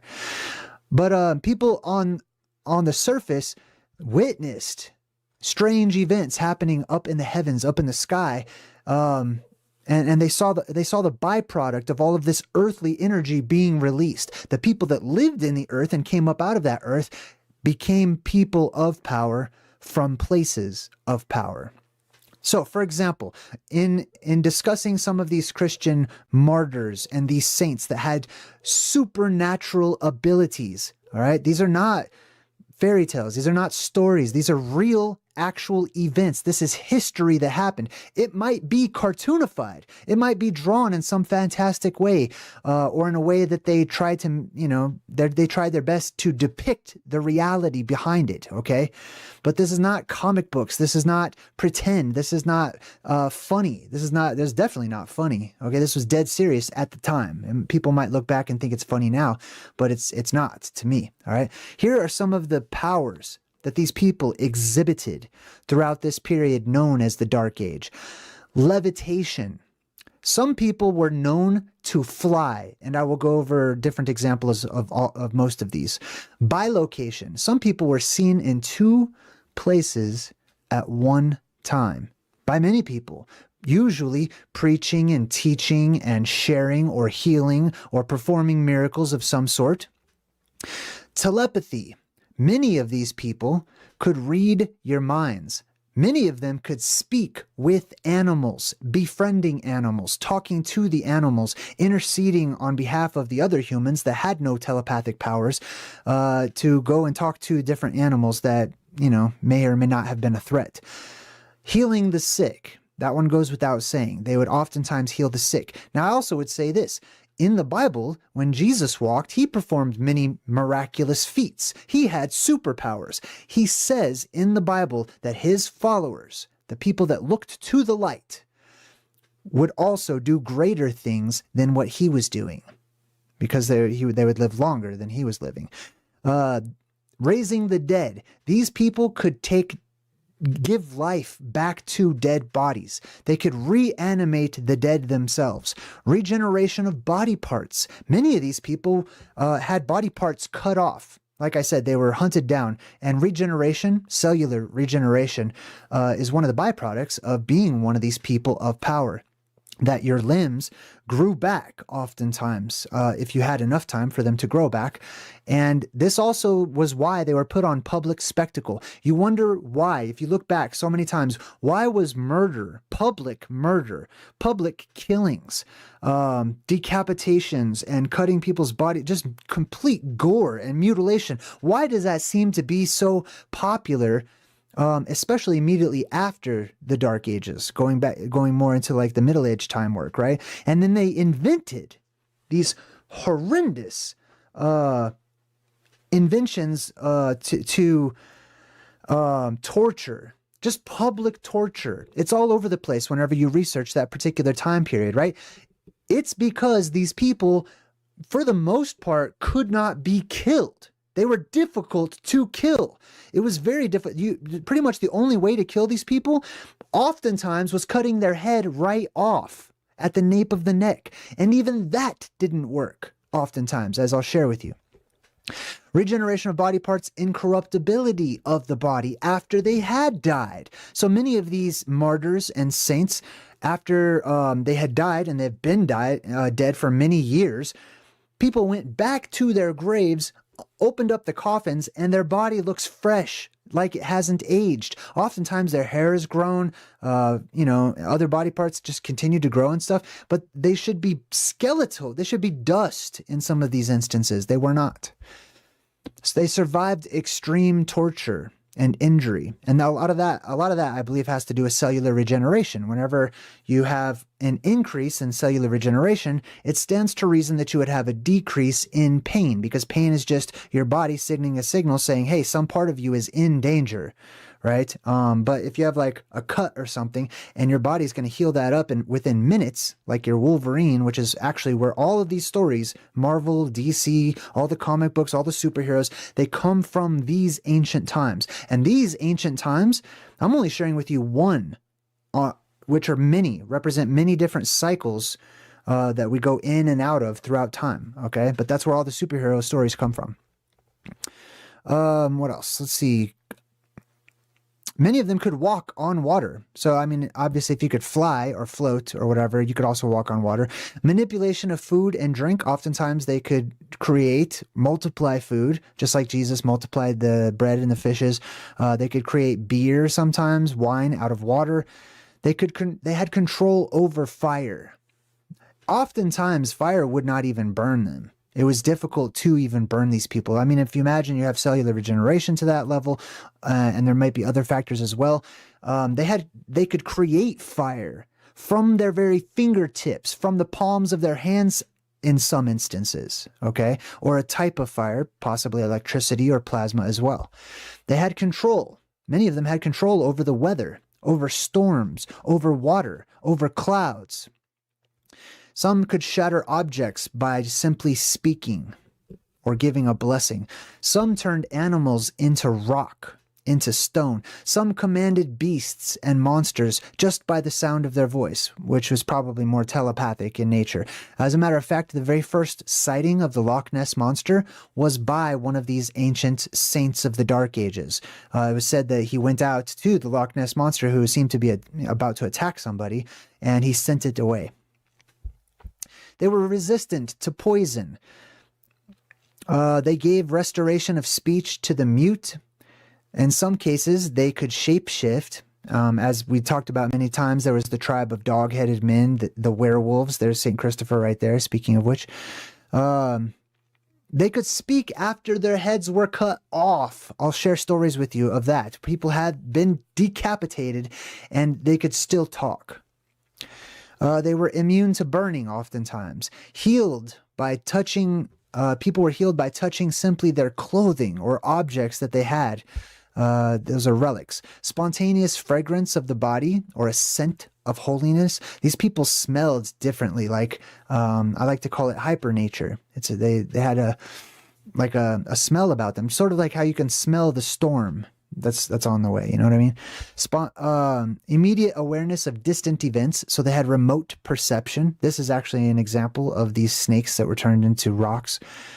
I'll get into that. Exorcism, so they could expel demons as well. They had power over energetic forces, different types of energetic forces. Now, let's go ahead and get into some examples of these medieval superheroes. I mean, not in every case were they heroic. Not in every case were they just, using their powers, I'm sure, to help people. But these were the notable ones. These were people who did. All right. And this all stems from the cycle of cataclysms that we go through, like I talked about, and the earth changes that we go through. This was an entirely different time. This was not just a time of mud and muck and unintellectuals, walking around and people being weird and, people having no intelligence whatsoever. That's all the propaganda story. Now, we're going to start off with, Saint Denis, 3rd century France. The story is after being beheaded in Montmartre, in Paris, Saint Denis supposedly picked up his own head after it was cut off, went over and picked up his own head. He walked several miles while preaching a sermon. This made him a martyr saint in France, and he's often depicted carrying around his own head. He's by far not even close to the only story and the only example of someone who was decapitated, had their own head severed and cut off. And in some instances, they just stuck it right back on and it grew right back. Like I said, cellular regeneration.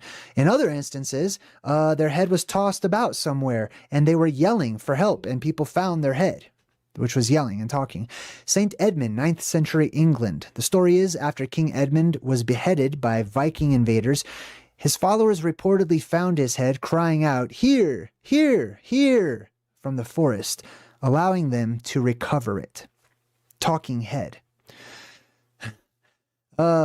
Saint Aphrodisias.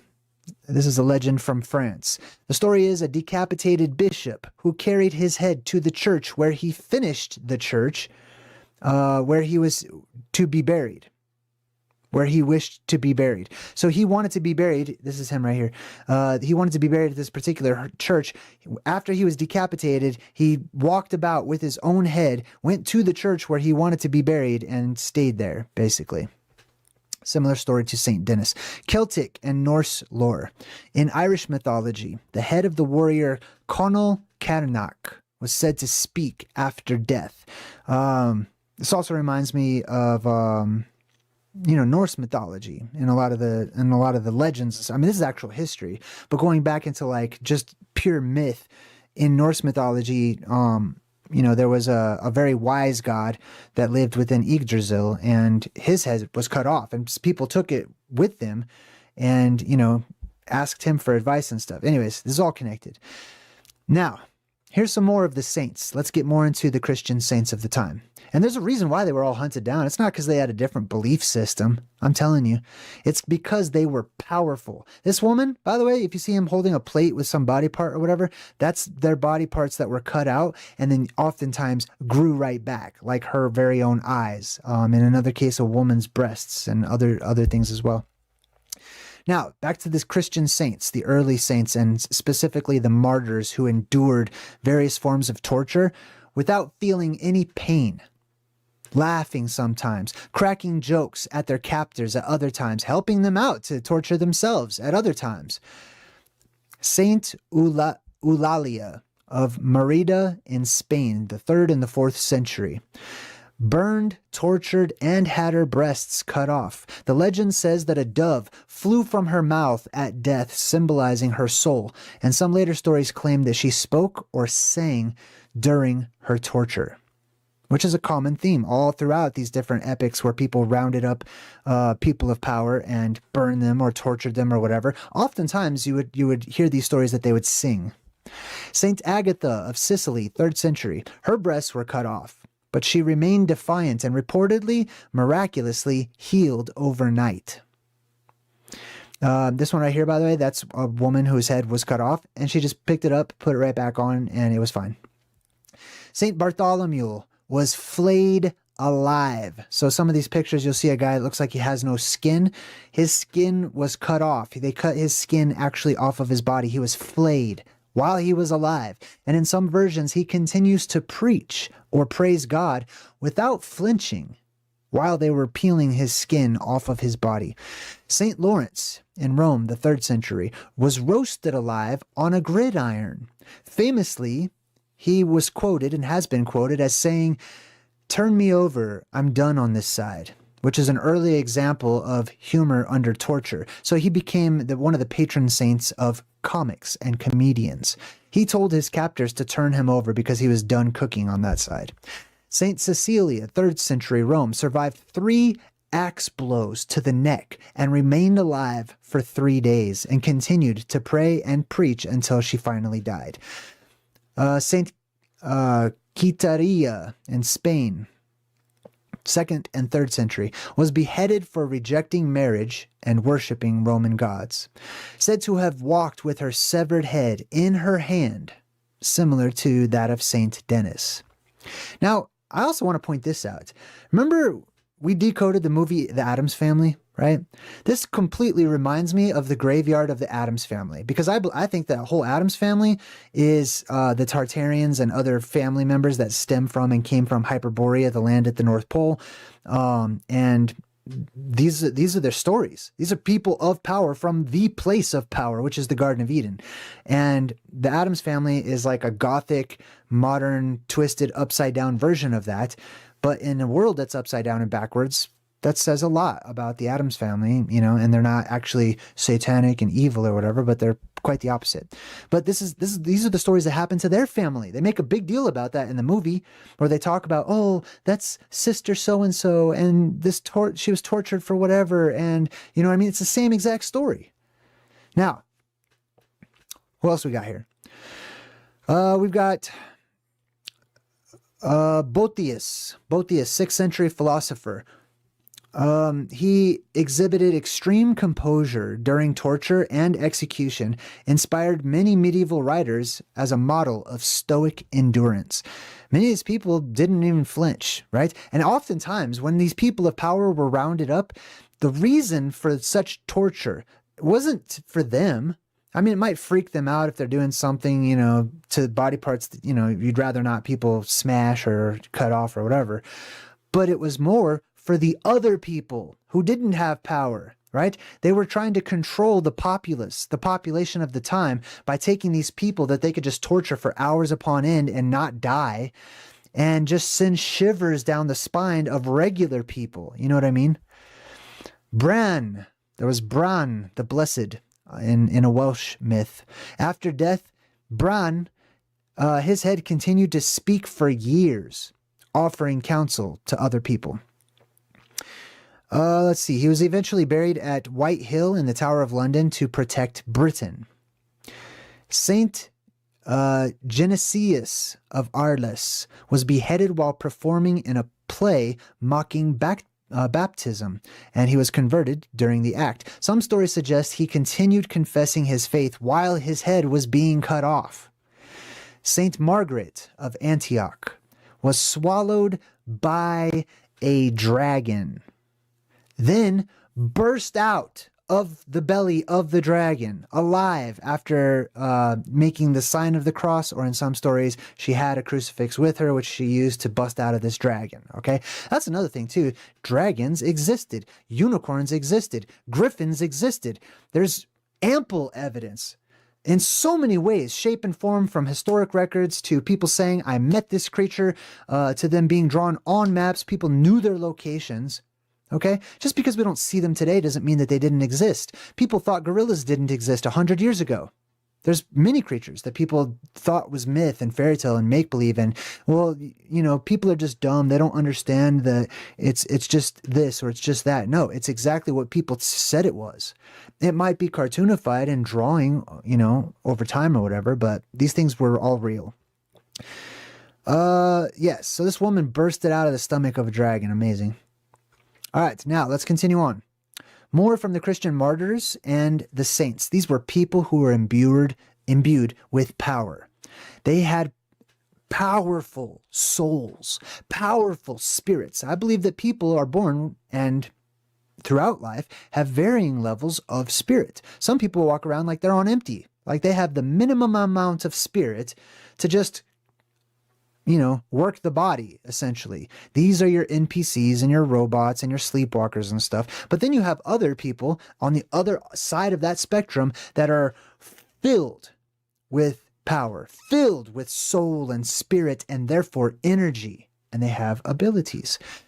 We have Saint Symporosa, martyred with her 7 sons under Hadrian. One son, Eugenius, was hacked limb from limb, and yet continued to praise God with each blow, according to the legend. Saint Catherine of Alexandria in the 4th century, tortured on a spiked wheel, which miraculously shattered. She was eventually beheaded, but milk, not blood, flowed from her neck, and angels carried her body to Mount Sinai. Now, like I said, you'll see the same theme starting to reoccur. They had to cut off their head eventually, just like when you watched William Wallace and Braveheart, right? That's they had to eventually just cut his head off. You know what I mean? He probably represents somebody who was a person of power, right? That's how they had to end it finally. Oftentimes, you know, fire didn't work. Torture didn't work, and more regular people with less power would have died under much less circumstances, okay? But that's how they had to finally end it all. And even in some cases, that didn't work, as we've seen. We have Saint Polycarp in the 2nd century, was burned alive, but remained unharmed by the flames. His body gave off the smell of baking bread or incense. He was only killed after finally being stabbed, so he didn't even burn to death. This saint right here, by the way, had telepathy. He was known for just holing up in the mountain. He just walled off his little cave in the mountain, but he could sense when people were coming, and he could talk to them telepathically, it's said. We also have Saint Stephen of Marsaba in the 8th century in Palestine, noted for extreme asceticism. He reportedly did not flinch when enduring harsh desert conditions, including wounds from wild animals. Saint Julian of Antioch in the 4th century, he was tortured, sewn into a sack with scorpions and serpents, and thrown into the sea. This is how they came up with some inventive ways of torturing people. One girl, they put her in a barrel with like razor blades, or some people say shards of glass and stuff, and just rolled her down the street. This guy's body washed ashore intact after he was sewn in with the bag of scorpions and serpents and thrown into the ocean. His body washed ashore intact, and it said a heavenly light surrounded him. This is another thing that you'll notice in these depictions, like you can see right here, there's a halo that glows around the head. The other guy didn't have a halo, okay? Why would they have a halo unless they glowed? You know what I mean? Unless they physically gave off a light, oftentimes from the eyes, or, maybe residual radioactive energy from the body or the head or the chakras or something, right? I don't see any reason. I mean, the halo has turned into just like a ring above the head these days, but that's not how it used to be. It was more like an orb around the body. It's like you could see their auras. That's how strong their auras were, right? And it may be possible that back then people could see others who had strong auras because of the amplified energy that was in the atmosphere, which allowed even regular people to have certain levels of superpowers in comparison to us today, who are basically on empty, energetically speaking. Next up, Saint Pelagia the Virgin in Antioch, 4th century, killed herself to avoid dishonor from Roman soldiers. Oftentimes they were, rapists and, trying to take advantage of virgins and women and whatnot. Legends say that her body never decayed. It remained incorrupt and fragrant. That's another example of cellular regeneration, right? Now, we've also have King Olaf II of Norway, or Saint Olaf. He was killed in battle in 1030. When his grave was opened, his body was incorrupted, and his hair and his nails had grown. Often this was seen as a divine sign. We have Saint Cuthbert, or Cuthbert, in Lindisfarne in the 7th century England. This person's body was exhumed years after death, found to be flexible and warm as though it was still alive. We have Theodoric the Great in the 6th century. After death, legends said that his soul was cast into Mount Etna. Some tales say that people saw his shadow riding a horse through fire for years after this. We also have the story of Saint Seraphim of Serov, Russia, in a later period, but rooted in older monastic traditions. This person survived a brutal attack by robbers, including blows to the skull. He lived with crippling injuries for years afterwards, but never complained and showed serene strength.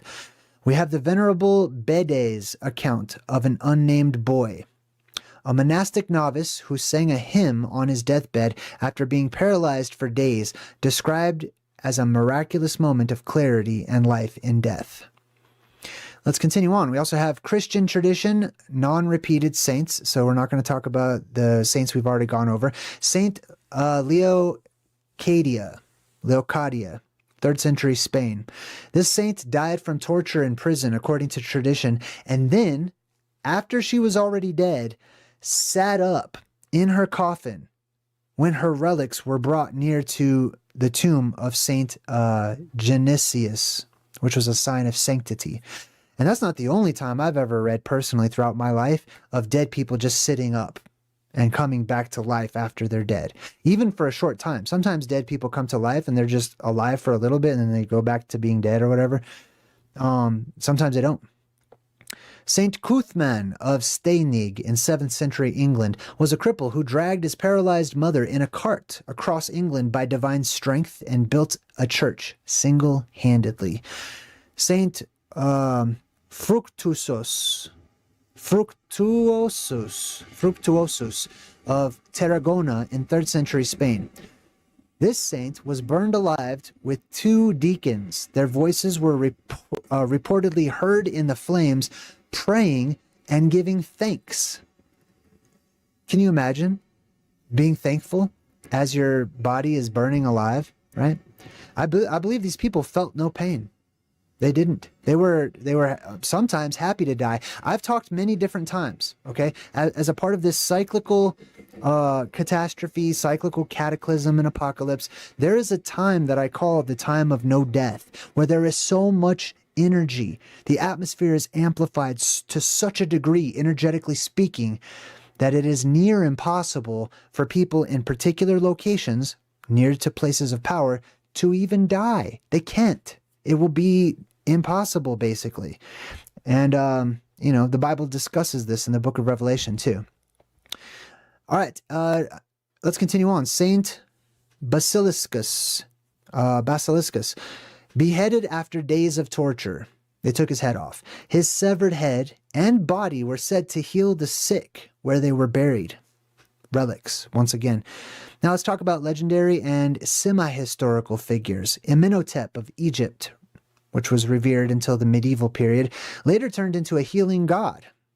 Its body was believed to perform miracles, and pilgrims came to his supposed burial for healing. Gregory of Tours' account of a blind man. A blind beggar touched the bones of a martyr and not only regained sight, but was overwhelmed by light for days afterwards. The Merovingian queen, Redgonde, in 6th century France, practiced extreme self-mortification, wearing chains, hair shirts, and burning herself with hot irons, and yet showed no physical damage, according to her story. The Venerable Bede, 7th and 8th century England, on his deathbed, he continued writing and dictating hymns and theology, despite intense pain and near blindness, considered miraculous endurance by his followers. We've got Lombard, the warrior priest, recorded by Paul the deacon in the 8th century. He was beheaded in battle. The story says that he remained standing after they took off his head, long enough to strike down his killer before he collapsed. So he was in battle fighting against somebody. The guy cut his head off and he still continued fighting and killed the other guy. That's amazing. Like this is straight out of modern movies, Marvel, DC, Spider-Man, all those people. Other strange anecdotes. Theodore of Sicyon, the 7th century Byzantine Empire. As a child, he was trampled by animals, but rose without injury, later performing acts like healing lepers at a touch and surviving poisonous attacks. Athelbert of East Anglia. This is around 794. He was beheaded by Offa of Mercia. His body, when exhumed, was said to glow and cure illnesses. His head was miraculously reunited with the body of angelic, his head was miraculously reunited with the body by angelic intervention in some of these stories. And that's another theme that we've seen time and time again. Oftentimes people would just stick the body part, sometimes the head, right back on. And because of cellular regeneration, the body would just quickly know what to do. It would start growing and attaching itself right back, and it would fix itself. Which is what your body would do if we had more energy during this time. We live on empty. All the energy is being siphoned down into the underworld as we speak. This is a sinful time. This is a time of entropy and degradation, and everything is getting worse and worse and worse because we're lacking energy, simply put. Let's continue on. Now, we've got Saint Cecilia, 3rd century Rome, survived. Oh, we already talked about her. Let's see. Bran, the Blessed, could not die by normal means. After decapitation, his head lived on for years, to talking and entertaining companions. I think we mentioned that one before too. We've got Cúlainn in Irish mythology and medieval manuscripts, was mortally wounded. He tied himself upright to a standing stone. His enemies feared approaching him. He only truly died when a crow landed on his shoulder and his head was cut off. So there's another example of they had to die by decapitation. It was the only way. Which also, by the way, is the only way to oftentimes kill a zombie in the zombie movies, right? Which is the same type of deal. Norse saga and legend. Mimir, that's who I was talking about earlier, the wisest of all of the Norse gods, according to the legends. Mimir was beheaded during the Asir and the Vanir War. His head was preserved and still spoke, offering wisdom to Odin. This implies Mimir's spirit or knowledge was bound to the head and not to the body, of course, because his brain is there. We have Sigurd, Hring, and Ragnar's kin, legendary Norse kings. In various retellings, warriors were said to be invincible, except by decapitation. This also reminds me of the Berserkers, too, right? I don't know if you've heard of the Berserkers, but it was a Norse, tribe or clan of basically a whole army of these people of power that went into like a berserker type rage. This is where we get the word from, okay? There's so many myths about them not being able to die, having superhuman strength, right? Just being filled with power, filled of energy. You know what I mean? I mean, imagine how people are today just on fake energy, like 5-hour energy, Red Bulls, coffee, all that type of stuff. Imagine what it's like when you don't even need any of that stuff because your spirit is so strong. Your body is just rejuvenated completely at the cellular level. You know what I mean? We also have Saint Winifred, 7th century Wales, beheaded for rejecting a noble's advances. Her head was reattached, and she lived again, suggesting her death was not final until that act. Saint Edmund, the martyr, 9th century England, could not be killed by arrows or torture. Beheading was required. Even then, his severed head cried out, showing that life remained. Oftentimes they would tie some of these people up to trees. This dude's hairy, by the way. He's not wearing like a fur coat, just so you know. There were wild men, all right? There was wild people and stuff that grew excessive amounts of hair all over, like Chewbacca style, okay? Some tribes. It depends on where you were and other things as well. Notice the color of the sky. Notice the orb of energy around his head. The soldier of Constantinople. This is a Byzantine folklore. A Christian soldier enchanted by relics, swords and arrows could not kill him. He was eventually captured and beheaded, which ended his life. We continue on. Byzantine and Eastern Christian traditions. Saint Theodore, 4th century Byzantium. He was tortured repeatedly, flayed, burned, beaten, but he would not die. Only through beheading was his soul finally released, according to the legend. Saint Mercurius, 3rd century Roman soldier in Eastern tradition. He survived extreme torture. Some accounts suggest that he was only martyred successfully by beheading, echoing similar patterns of invincibility beforehand. Saint John Chrysostom in 407. Though not executed violently, later legends circulated that enemies tried to kill him by poison and abuse, but this failed. Death only came when God permitted it. And a theological echo of the same idea that these people were untouchable until a certain time or until a certain way. There was only a certain method that they could be killed by, right? It's also, similar to Achilles, right? There's the story of Achilles. Sometimes these people were covered in some sort of magical substance or whatnot, and there was like one body part that was not covered, and that was their weak point. There's a famous story of Achilles being dipped by his ankles or whatever in the water. There's another one of a person that was bathed in this substance, but a leaf landed on their back, and that was their weak spot. So, somebody threw a spear at their back.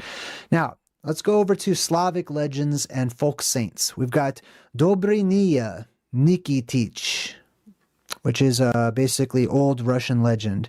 A heroic bogatyr, or a warrior knight, who could not be killed in battle. In later retellings, only beheading or divine intervention could stop him. Saint Boris and Gleb, 11th century, rooted in the 10th century events. This person was, they were actually, there's two of them. They were martyred princes. And in some versions, one brother continued to pray or speak after being stabbed and slashed, requiring a final cut to the neck to end his life. Volk Vaslavyevich, mythical prince in Russian folklore, said to have power to turn into a wolf and escape death repeatedly. Only decapitation would prevent transformation and stop him, right? I go into pretty extensive detail as to like werewolves and the dog-headed tribe of people and stuff in my new book, Return to Hyperborea. So if you're interested, feel free to check it out. It's available on my website. Islamic and Middle Eastern legends. So this is not by any means restricted to ancient Christianity, which in my opinion is a completely different religion and belief system or way of life than it is today in modern Christianity, no matter what denomination. Islamic and Middle Eastern legends say Al-Qadir, an Islamic mystic figure, was not killable by any means. Though not beheaded, he was said to live eternally, escaping physical death entirely. This also reminds me, man, I forgot the guy's name. People say I actually look like him. What was that guy's name? Damn it, I can't remember. I forgot his name. Anyways, there's different saints that they say basically like keep reappearing throughout history and stuff. I'm not saying like I'm a saint or anything. I'm just saying, let's just continue on. Imam Hussein ibn Ali in 680. He was beheaded in battle.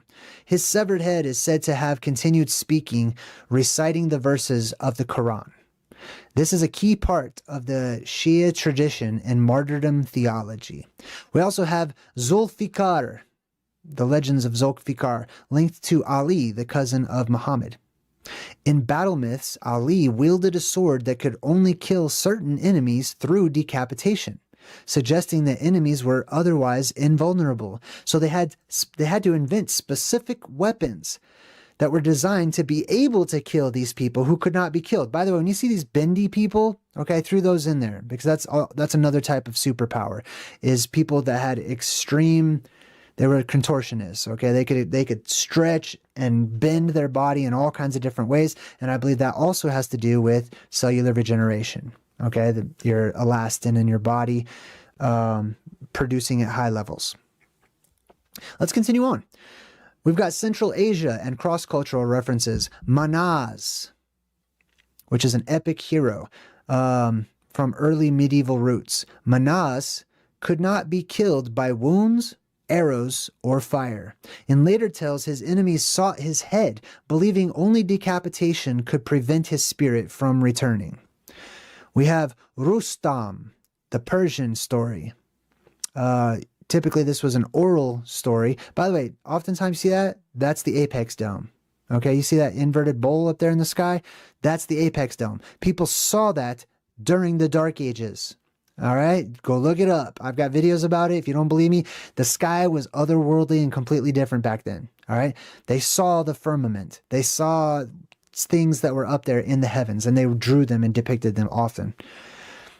Now, Rustam, a near invincible hero, though not always requiring beheading, when he was finally killed, it was by a clever trap that pierced his side, and then his head was struck to finish him off, suggesting no simple wound could defeat him. Now, we'll continue. We've got Joseph of Cupertino. Now, we're gonna sort of fade from people being tortured and surviving deaths and stuff, which is basically a superpower of its own, and get more into like miracles and things too. These people performed miracles. They could do the miraculous. That woman, that's the one with her breasts were cut off. That's why she's holding the plate or whatever. And they grew back, or she was healed the very next night. And oftentimes animals, like see the lions licking her, it's licking her wounds. These lions are attending to her. They wanted the lions to eat her. Sorry, I might comment as I go. We've got Joseph of Cupertino from an Italian legend of the 7th century. He was said to levitate and fly during moments of intense religious ecstasy, oftentimes in front of witnesses, crowds of witnesses. Oftentimes, these people that could fly, they were men of God oftentimes, or some sort of saint or holy people or spiritual people, people of power. If they worked at like a church or some place like that, it wasn't always seen as the best. Okay, it's not like David Blaine and everyone's like, oh my God, that's great, that's awesome. It was seen as disruptive because they freaked people out. Now, Saint Simeon of Stylites in Syria, the 5th century, he lived atop of a pillar for 37 years, surviving on almost no food and crazy exposure to the elements. He claimed to have healed people by his voice alone. Saint Francis of Paola. The legend arose later, but attached to early monastic traditions. He walked across the sea by laying his cloak on the water and just riding it like a raft. This is also similar to flying carpet tails from, ancient Arabia and whatnot, right? As I said, the atmosphere and the earthly conditions were much different back then. Okay, it was like a different planet. It was like a different place altogether. You wouldn't recognize your own world if you were just suddenly time traveled back into the Dark Ages. I promise. Okay, there was monsters. There was gigantic insects. You'll see the knights and people fighting against gigantic snails. That's not symbolic. It doesn't represent some sort of class of royalty that they just wanted to depict as snails. It represents gigantic insects that grew and thrived to gigantic proportions, including actual physical snails that posed a threat to crops and people and whatnot. Saint Francis, we talked about him. Saint John of Egypt in the 4th century walled himself inside of a cave for 50 years. People said that he had the power of remote vision, knowing visitors' thoughts before they spoke. Telepathy. The return of the original language to certain people in this world. And I believe that language is going to return to many people after this next apocalyptic cycle. Saint Martin of Tours, 4th century France, was resurrected a dead person, basically, by embracing and praying over him. Right? And these are some stories you've heard in different religious texts as well, right? Resurrecting the dead is no brand new thing. It's not a revelation, but it's possible and has happened time and time again throughout antiquity. These days, it's not too often that type of thing happens because, like I said, we've got no energy left. We're at the end. We're in the Kali Yuga. This is the end of the world. You're living on the cusp of the next world, okay? Some of you will make it. Some of you won't. Saint Martin, let's see, we did that one. Saint Genevieve of Paris, 5th century, could quell mobs, divert invasions, and was said to make bread multiply during famine simply by touching the loaves. Saint Ciaran of Clonmacnoise in Ireland. His dead body helped build his monastery. Monks claimed that his corpse rose and assisted to help finish the building. That's amazing. Saint Brigid of Kildare in 5th century Ireland turned water into beer for a leper colony and healed a man by removing his eye, washing it, and then sticking it right back in. Saint Columbia, 6th century Scotland, drove out demons, calmed storms, and once made a feral beast obey him by his voice alone, interpreted as a water monster. This is, I believe, what they say is the first sighting of Loch Ness, or the Loch Ness monster. Saint Aidan of Lindisfarne in the 7th century gave a blessing that extinguished a fire in a surrounding village. That was a fire that surrounded a village, even though he himself was miles away. Saint Germain, that's the one I was thinking of earlier. Some people said I look like Saint Germain. I don't know. Saint Germanus of Auxerre, 5th century Gaul, when attacked by Saxons, calmed an army by shouting Alleluia. The enemy supposedly fled in terror. Now, I imagine, it doesn't say this, but I imagine that it's like amplified voice in combination with telepathy as well, because many of these people of power were telepathic, and telepathy doesn't simply mean you can hear other people's thoughts. That's one byproduct of telepathy. Another one is you can put thoughts into other people's heads.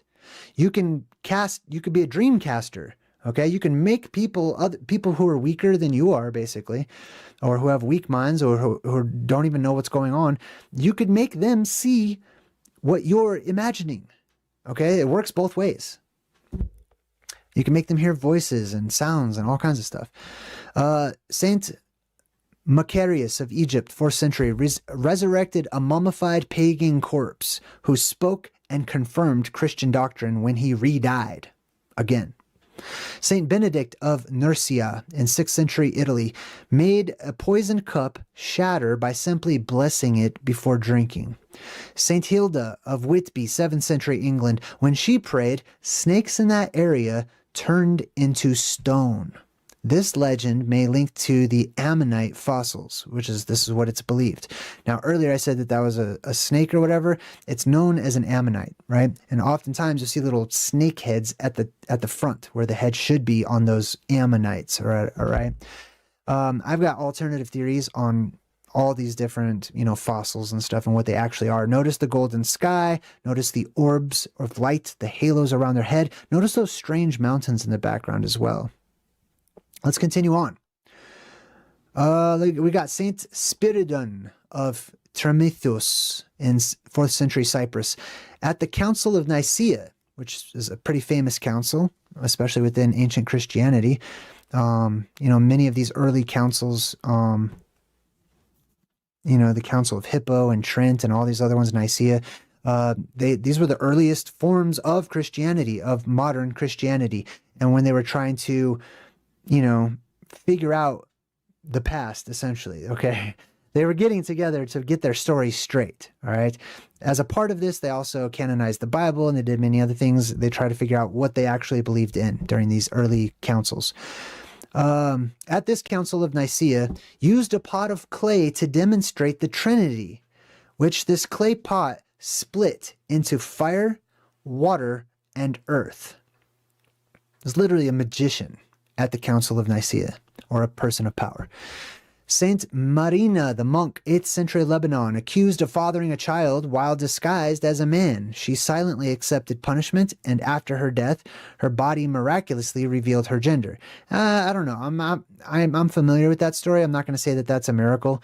It's just, it was a woman pretending to be a man for many years so that she could live with the monks or whatever. And then at death, they figured out it was just a woman. All right. Saint Verenus of Cavalian in 6th century Gaul drove a dragon out of town by blessing the air, with reports saying that it dropped dead outside of the city. Now, like I said, if you follow my work, there's a couple of different types of quote-unquote dragons. There's physical, actual phantazoid creatures, which are monstrous to many of us because they're otherworldly and alien in comparison. And then we actually have ethereal dragons, which is plasma. And this guy blessing the air and stuff insinuates to me that he was manipulating the atmosphere, the weather, the plasma that was, threatening the thunderbolts of the god, threatening the city or whatever. All right, let's continue on. We also have the blacksmith of Antioch, a Byzantine legend from the 7th century. After converting, he could walk into molten metal unharmed to prove faith under pressure. We've got King Midian III of Iberia in 4th century Georgia. He was blinded during a hunt. After praying to Nino's god, his sight instantly returned, leading to mass conversion for the entire kingdom.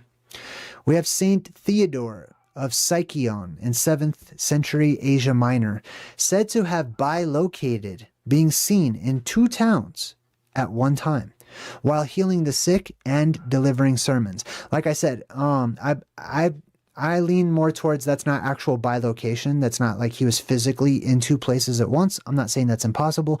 What I'm saying is I believe it's more likely that he was telepathic, that many of these people were telepathic, and that they could send an image of themselves into the minds of a population somewhere else to make them see him, and he could essentially be there, even though he wasn't physically there, right? This one's funny. It looks like the lion's getting his nails done. That's just, this is a person of power who's helping a lion who had something stuck in his paw, okay? Right? Anyways, let's continue on. Incredible strength stories. Let's talk about super strength during the Dark Ages. We've got Saint Christopher, said to have been a giant of enormous strength, strong enough to carry Jesus across a river despite currents that grew impossibly violent under divine weight, right? So this is the story of the dog-headed saint, all right? So there's a dog-headed tribe of people, right? If you want to know more about that, check out my videos on the legendary tribe of humans, right? In my Ancient Oblivion playlist. I talk all about the Blemmies, the dog-headed tribe, the monopods, etc., and so on and so forth. And I give practical theories on how they really physically actually existed as entire tribes of mutant people. St. Christopher was said to be the doghead, but not only was he a dog-headed person, he was a giant, and he had incredible strength. Saint Germanus of Auxerre, 5th century Gaul. During a battle against invading Saxons, Germanus was said to have physically restrained warriors and pushed them back with almost no effort at all. Now, I also want to point this out. A lot of these super strength, it comes from people who serve. Let me give you an example, okay? Our world today has a lot of pressure, atmospheric pressure, and it's making things denser and denser as the pressure builds and more gases are released into the closed system that we live in. When that closed system opens up, or the sky breaks open, right, it will depressurize our atmosphere, but you will remain as dense as you already are. Children born into that world after the pressure release will be less dense because there's less pressure. Therefore, you'll have like super strong skin and bones and muscles and stuff. You'll basically have superhuman strength. That's the guy that was flayed, by the way. His skin was cut off. All right. Let's see. Let's continue on. Also, things weigh less. Okay, after depressurization of the atmosphere, buoyancy increases in our atmosphere. And so things physically actually weigh less in those conditions than they do today. Today, things are very heavy. Everything's extremely heavy today. Very dense, very heavy. But that's not always the way that it will be. Okay, we go through cycles where things are much lighter and cycles where things are much more heavy.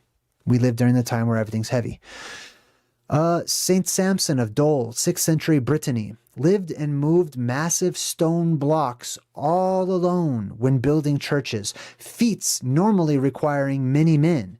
One person could do it by himself. Like I said, if you're one of those survivors, if you're one of those people that survived from the time where everything was dense, you're going to have super strength. You're going to be able to lift extremely heavy objects. You're going to be able to jump much higher than everyone else and run much faster than everyone else.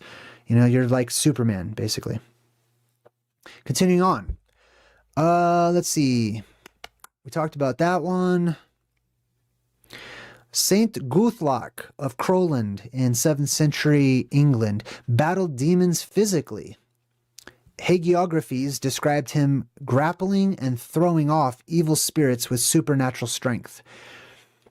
That's interesting too, being able to just use your energy against other energetic or ethereal ghosts, monsters, demons, etc.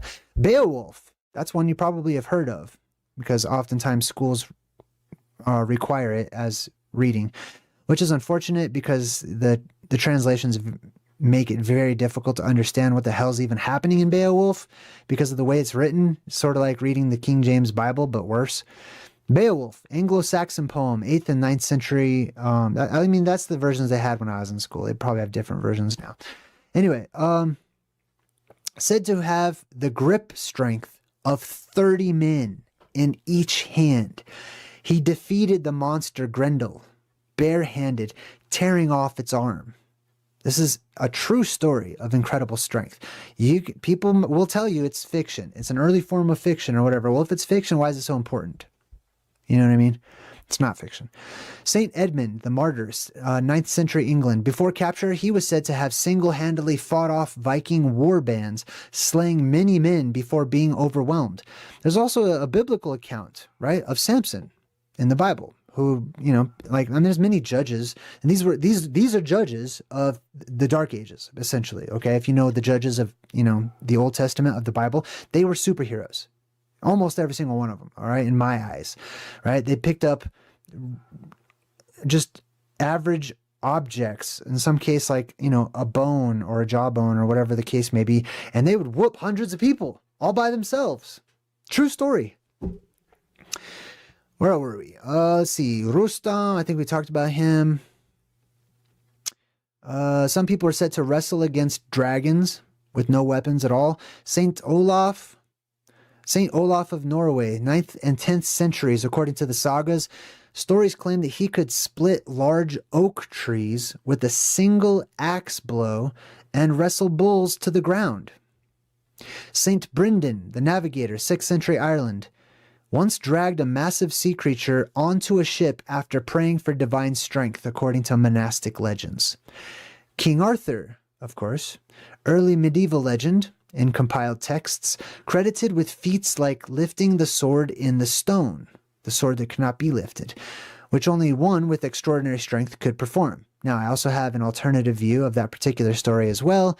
I personally don't believe that there was a king named Arthur as a physical human. I believe he was a type of an energetic phenomenon that people witnessed and saw in the form of a sword that rose up from the earth in the sky as terrestrial plasma, etc.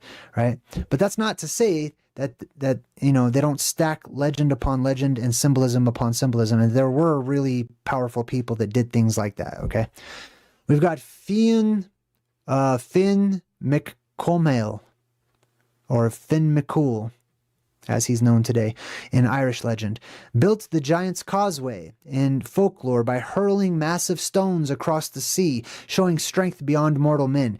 Now, I also have a similar, you know, alternative idea about that particular story. However, I do want to say that the giants casting huge stones, right, is twofold. One, there's what I call plasma volcanoes, okay? These cavernous systems and stuff, they erupt, they explode. All of that gas is rushing up from inside the earth, and oftentimes it's ionized, so it's plasma. And it rushes up, all this wind, and it blows rocks and debris and stuff all over the place. And then you see where it came from, this massive spirit man or angel or whatever it may be, and you could interpret that as like, oh, there's a giant throwing boulders at us, right? That's one interpretation. Another one is that there were actually real giants who could pick up large boulders and throw them. There was also people with super strength, like we will be in the coming age, those of you who survive, and you'll be able to pick up large boulders and toss them at people, and you'll be the protectors of that world, okay? It'll just be a default, okay? Some of you, maybe you won't help people or whatever, but I'm sure you would help your own family members and stuff, right? People will write legends about you. You'll be the superheroes of the coming age. You'll be the patriarchs and the matriarchs of a fantastic world. And people will write these legends about you. And they'll come to you. They'll hear about you, about your strength, about your perceptive abilities, about miraculous things that only you can do, that they've never seen anyone do. All these children born into this new world. Let's continue on. Let's see. Harold Fairhair, 9th century Norway, claimed to row long ships all by himself, outpacing multiple crews of oarsmen. Paul the Hermit, 4th century Egypt. After years of surviving in the desert, accounts say that he was able to lift boulders easily when aiding travelers.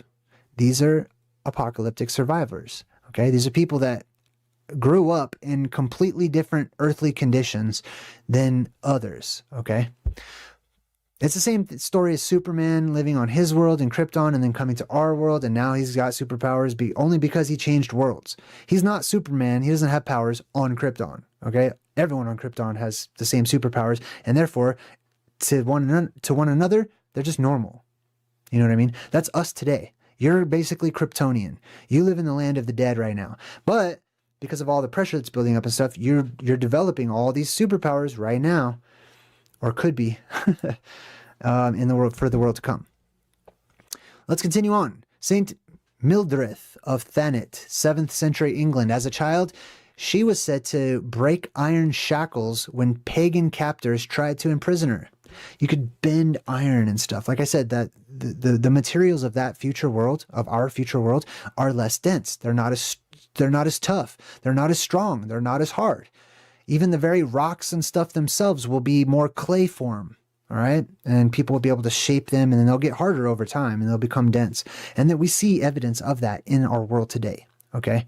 It's very obvious that there's impressions in solid stone where people just pressed into it when it was not solid stone. Ragnar Lodbrok, semi-legendary Viking of the 9th century. The sagas describe him as breaking shields and mail armor with his bare hands.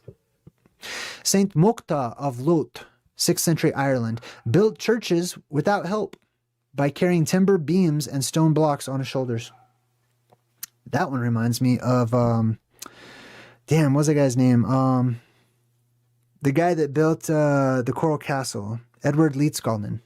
That's what that reminds me of. Arminius, early medieval Germanic lore. Roman chroniclers hint at almost superhuman strength, describing him killing multiple Roman soldiers at one time in ambushes. Also, somebody told me, shout out to you guys for always recommending cool movies. Someone told me to watch The Lost Lands, which I just watched last night with my son. And a lot of the things that we're talking about right now is actually portrayed in that movie, The Lost Lands. It's amazing. Let's talk about supernatural healing and restorative miracles. I'm going to go a bit quicker through these ones. Saint Martin of Tours raised a dead man back to life after prayer and touching him. Saint Genevieve of Paris healed the blind man, restored motion to a paralyzed individual simply by touching or praying over them. Saint Nino of Georgia cured Queen Nana of Iberia of a crippling illness, leading to mass conversions of Georgia to Christianity.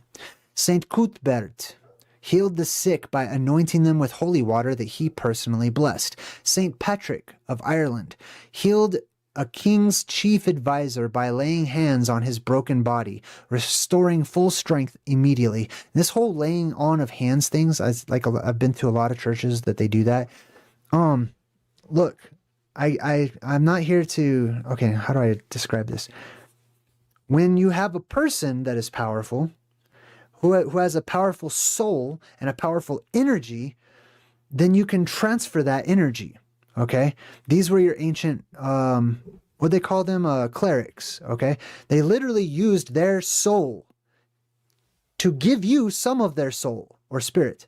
They would transfer some of their spirit to you so you would have more spirit, allowing you to heal yourself. A deer could easily outrun a human being, right? Is my point. Judah says this is him bragging. He's like, I raced a deer and I caught it. I prepared the meat for my father and he ate it. And the roes I used to master in the chase. I think that's another type of gazelle or something. And overtake all that was in the plains. So he's super fast already, right? Just like the Flash, you've got people who are super fast. It's because of the increased muscle in comparison to the world we live in today. I'm going to break it down after this. A wild mare, that's a horse, I overtook and I caught it and I tamed it. So this dude can outrun horses. He can outrun deer. He goes on to say, I slew a lion and plucked a kid out of its mouth. That's a little baby goat. I took a bear by its paw and I hurled it down the cliff and it was crushed. I outran the wild boar. Mary, welcome to my channel. I outran the wild boar, and seizing it as I ran, I tore it in half.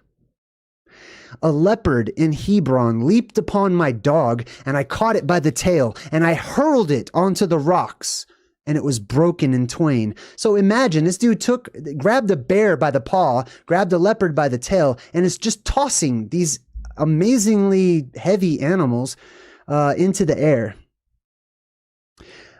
And then he also ripped animals in half too, right? Just tore them apart. It blows my mind.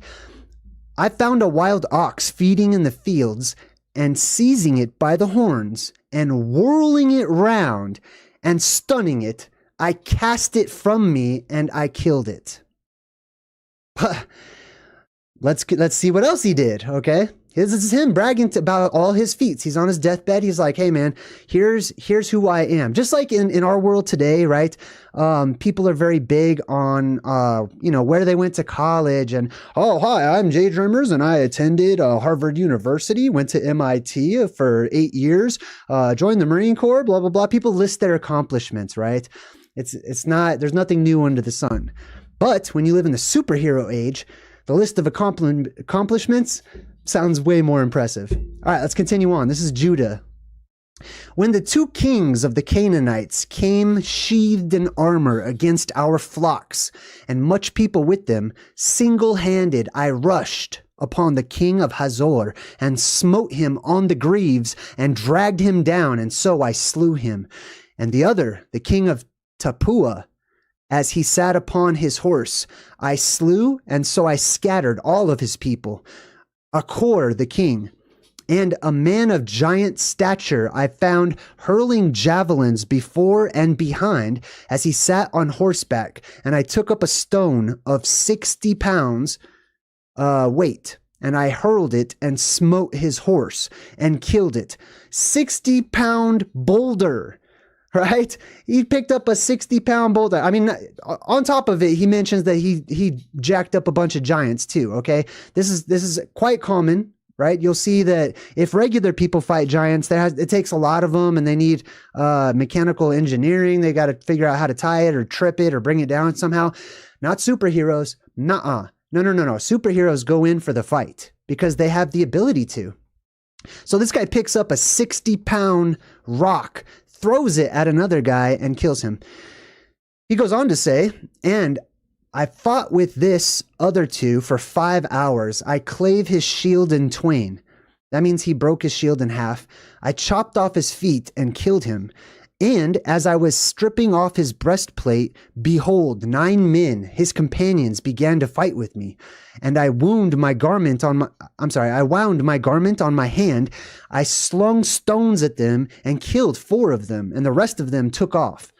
And Jacob, my father, slew Beelasath, king of all the kings, a giant in strength, 12 cubits high. A cubit in today's standards is about 1.5 feet, so that'd be about 18 feet tall. However, there's good argument to be made that a cubit was actually much longer back when people were larger. And he says, I fell upon them and they ceased. Oh, fear fell upon them and they ceased warring against us. This is Judah. Excuse me. A mighty man of old, a Superman. This is where Superman and the legends of our comic books and our myths and stuff, this is where they come from. So that's very interesting. And there's way more accounts in there in this particular book. I just wanted to give you one example of these superpowers. Now check this out. It says here that a normal deer can run anywhere between 35 and 40 miles per hour. And Judah says he runs faster than that, right? And there was another one here too where it talks about Naphtali. Let me get in. I think it's in the next one here. Okay, cool. So this next reference is coming from the book of Joshua, as I mentioned before. And Joshua goes into great detail, right? Whereas the Bible and the book of Genesis, Exodus, Leviticus, they tend to leave out a lot of the details of the stories.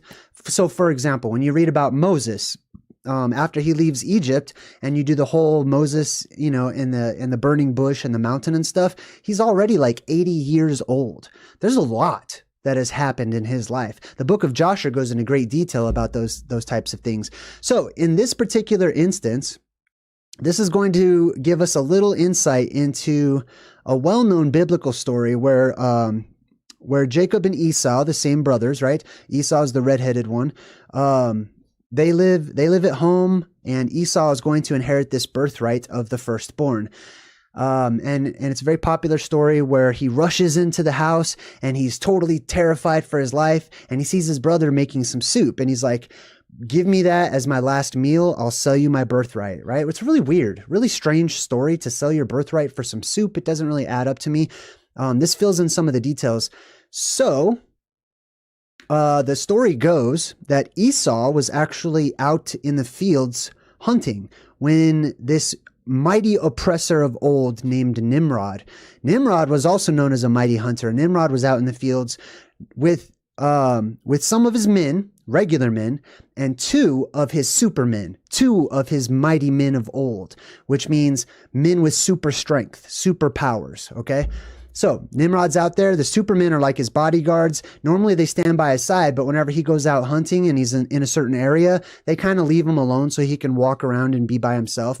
So it picks up right here. It says, and Nimrod and his men that were with him did not know him. And Nimrod and his men frequently walked about in the field at the cool of the day to know where his men were hunting in the field. Nimrod and two of his men that were with him came to the place where they were, when Esau started suddenly from his lurking place, drew his sword, and hastened and ran to Nimrod and cut his head off. Esau fought with a desperate fight with the two men that were with Nimrod, and when they called out to him, Esau turned to them and smote them to death with his sword. Time out. Let's talk about that. There's 4 people with Nimrod, 2 regular humans, right? I mean, regular by comparison to who I'm about to talk about. So 2 regular humans, his bodyguards, I guess. Esau handles them. Esau handles Nimrod, which was probably the toughest one to take down, unless he got the surprise on him. But then he kills the other 2, no problem, right? Doesn't talk about how there's much of a struggle or anything. But then listen to what happens next with the other 2 that were not around, the other 2 supermen, right? It says, and all the mighty men of Nimrod who had left him to go out into the wilderness heard the cry at a distance, and they knew the voices of those 2 men, and they ran to know the cause of it. And when they found their king and the 2 men that were with him lying dead in the wilderness, and they found the 2 men lying dead in the wilderness. And when Esau saw the mighty men, you might as well say super, okay? When you see mighty men in the Bible, oftentimes it means supermen. Okay, it's the same exact word. I don't know why people don't say Superman, maybe because they don't want the correlation with comic books and movies and stuff like that, but I do, because I see it as being one and the same, or very similar to one another, I should say, right? One's a cartoonification of the other. So when Esau saw the supermen of Nimrod coming at a distance, he fled and thereby escaped. And Esau took the valuable garments of Nimrod, which Nimrod's father had bequeathed unto Nimrod, and which Nimrod prevailed over the whole land. He ran and concealed them in his house. All right, let me just explain that, because that deserves a little bit of an explanation. There are special superhero kind of clothing, I guess you could call it, that are described as having been made for Adam and for Eve, right? When he died, he passed on this special clothing down to his children, and so on and so forth. Well, Nimrod had stolen the special clothing, basically, right? This clothing allows the wearer to be even more powerful. So Esau takes the clothing. He totally kills him, takes his clothes, takes off, runs back home. And he's terrified. He already killed the 2 regular dudes. He's not worried about that. He's worried about the supermen on his tail chasing after him. Esau took those garments and ran into the city on account of Nimrod's men. He came unto his father's house, wearied and exhausted from fight, and he was ready to die through grief when he approached his brother Jacob and sat before him. And he said unto his brother Jacob, Behold, I shall die this day. Wherefore then do I want the birthright? And Jacob acted wisely with Esau in this matter. Esau sold his birthright to Jacob, for it was so bought about by the Lord. Okay, so basically Esau is like, I'm going to die. Like, he knows he's going to die, right? He's got the supermen of like the mightiest empire, or one of the mightiest empires at the time, following him. They saw where he went. They're going to catch him. He's going to die, right? Because these super beings are chasing him and they have super strength. Let me show you another example. Let's see. This one is, oh, okay. So this is also, this is a great story. All right. So if you remember the story of Joseph and the multicolored coat or blanket or whatever the story is, right? In the Bible, you've got Joseph. Biblically, this is the story where Joseph was sold into slavery by his other brothers, which is those patriarchs that I was just referencing, right? The 12 patriarchs. Joseph is one of them, right? And his brothers are the other 11. So anyways, they sold him into slavery in Egypt, and they didn't really like him that much.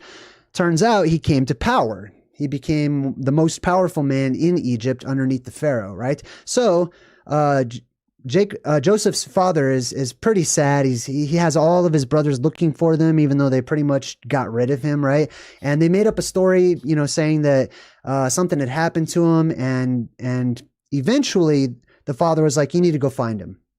Hey, Plasma Prophet, good to see you. So anyways, they go into Egypt, they're looking for Joseph, and they get caught. They're taken to Joseph, but they don't recognize him. It's years and years later. He's a grown man. They don't recognize their brother. So there's a lot of really interesting dialogue that happens between Joseph and his brothers when they're right there in Joseph's court. He's doing great, and he has his brothers to thank for it, for selling him into slavery. That's the beaten road that led him to become the most powerful man of Egypt. So they're all sitting there in this huge dining hall of their brother. And Judah, who we just talked about, who has these superpowers, starts getting into an argument with Joseph, basically saying, "You're going to give us our brother, or I'm going to kill everybody in Egypt." And he's not lying. He gives all kinds of reasons why he is capable of killing every single person in Egypt. Not an exaggeration. It's not, you know, he's dead serious. So anyways, check this out. This is from the book of Joshua. It says here, they're basically arguing back and forth. Joseph basically tells him, "Oh yeah, you think you're the only one with superpowers? Try it, buddy. Watch. Let me read this." It says, "And when Judah heard this thing, he was exceedingly wroth." That means he was pissed. "And his anger burned within him. And there was before him that place a stone, the weight of which was about 400 shekels. And Judah's anger was kindled. He took the stone in one hand and cast it to the heavens, and caught it with his left hand, and he placed it afterward under his legs, and he sat upon it with all of his strength, and the stone was turned into dust from the force of Judah. And Joseph saw the act of Judah, and he was very much afraid, but he commanded Manasseh, his son. And he also did the same thing with another stone, like unto the act of Judah.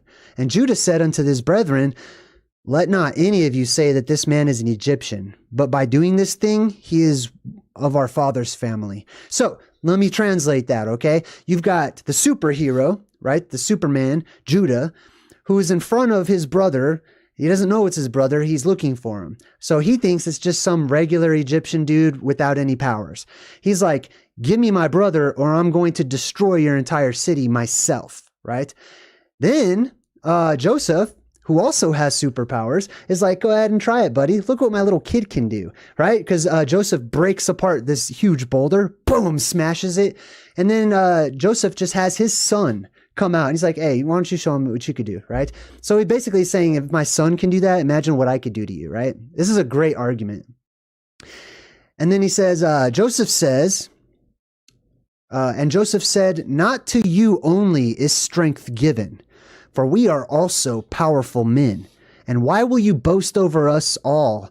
And Judah said unto Joseph, anyways, that was pretty much it. I don't know why I highlighted all the rest of it. But anyways, isn't that an interesting account, right? Between two ancient and well-known superheroes, people with superpowers. Now, it's interesting because when you read these other watered-down versions, they don't go into all this detail about how they had superpowers. But when you read all these extra biblical, like the pseudepigrapha and stuff, all these extra biblical accounts, they're not shy in throwing out the superpowers that these people once had.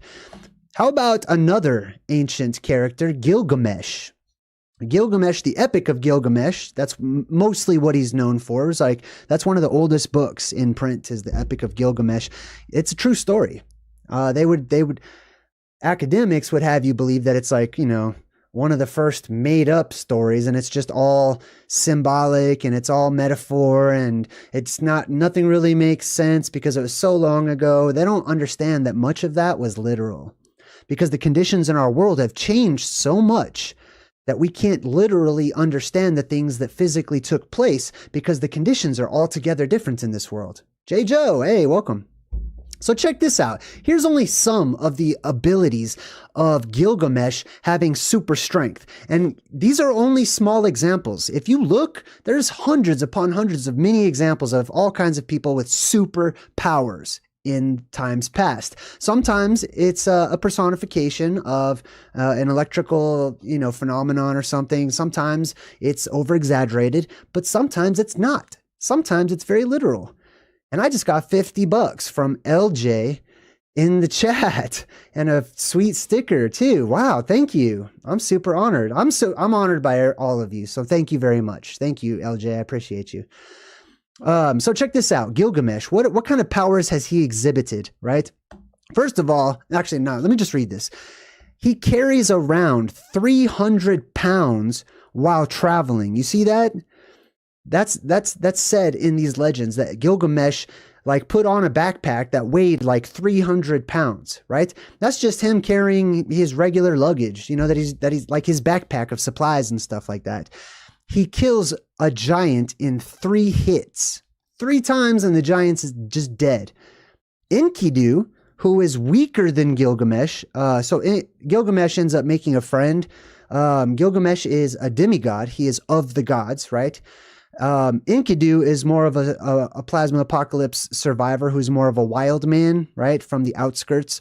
Enkidu, who is weaker than Gilgamesh, holds a bull whose horns weigh 30 pounds down for Gilgamesh to stab it. So the dude who is weaker is also doing superhuman feats of strength. Gilgamesh carries 30 pounds of horns, presumably while carrying his 300 pounds of gear. He shatters the tackle of a stone boat in rage. He lifts and throws 30-yard long poles, presumably while carrying the 300 pounds of gear. So he constructs all these poles that are 30 yards long. Boom, starts tossing them, right? Endurance. Enkidu, who Gilgamesh is stronger than, tanks an attack which cracks the ground. They walk 7 to 10 miles per hour while carrying 300 pounds of stuff. And here's another interesting one as well. Gilgamesh does not sleep. He doesn't need to. It's widely known that Gilgamesh requires no rest. He doesn't go to sleep. He's that energetic, right? And this is something that I've referenced to as well, right? Whenever the energy fills this world, you no longer need to do the things that you do to get energy. You will be imbued with energy, right? Or as the Bible calls it, the Holy Spirit, right? This is my interpretation, obviously. When it comes to religion, people have all kinds of interpretations, but here's mine. So, you'll be highly energetically charged. You won't need to sleep. Okay, sleep will disappear. Sleep will be a thing of the past. It won't be necessary anyway because nighttime will be gone. There will no longer be a nighttime. It'll just be like constant sunset type atmosphere, or what do you call it? Like right after sunset, like twilight type of an atmosphere, or just before sunrise. Anyways, you won't need to sleep. You won't need to eat a lot of food, if any food at all. Let's go on to the next thing here. So let's talk about how this can be applied. Let's talk about practical application of ancient comparative mythology, comparing it with modern times, right? This says that density is directly proportional. Density is in layman's terms, it's how solid something is, okay? Density is directly proportional to pressure and indirectly proportional to temperature. So, let me slow down a little bit. Your body has a certain density to it, how strong it is, how solid it is, right? Your muscles, when you flex your little bicep muscle, right? However dense that is a good sign of, you know, how strong you are, essentially, right? I might not use all the correct terminology, but you follow me what I'm saying, right? So the density of your body, also, this applies to that as well. All your muscles, your skin, how strong and tight your skin is and stuff, density is directly proportional to pressure. As pressure increases with a temperature constant, density increases. Why is that important for us? Because it means that you don't even realize it, okay? But you have been training your entire life under the harshest of environments, under an environment in this world, this contained, closed system of a world that we live in, with all of its building pressure, hundreds upon hundreds of pounds just weighing in on you from every single side, pushing you down, making things that much heavier for you to pick up. You're getting super strong. You're working on your super strength right now, because here's what's going to happen. The world is going to depressurize. So what did we just read, right? Conversely, when temperature increases with the pressure constant, density decreases.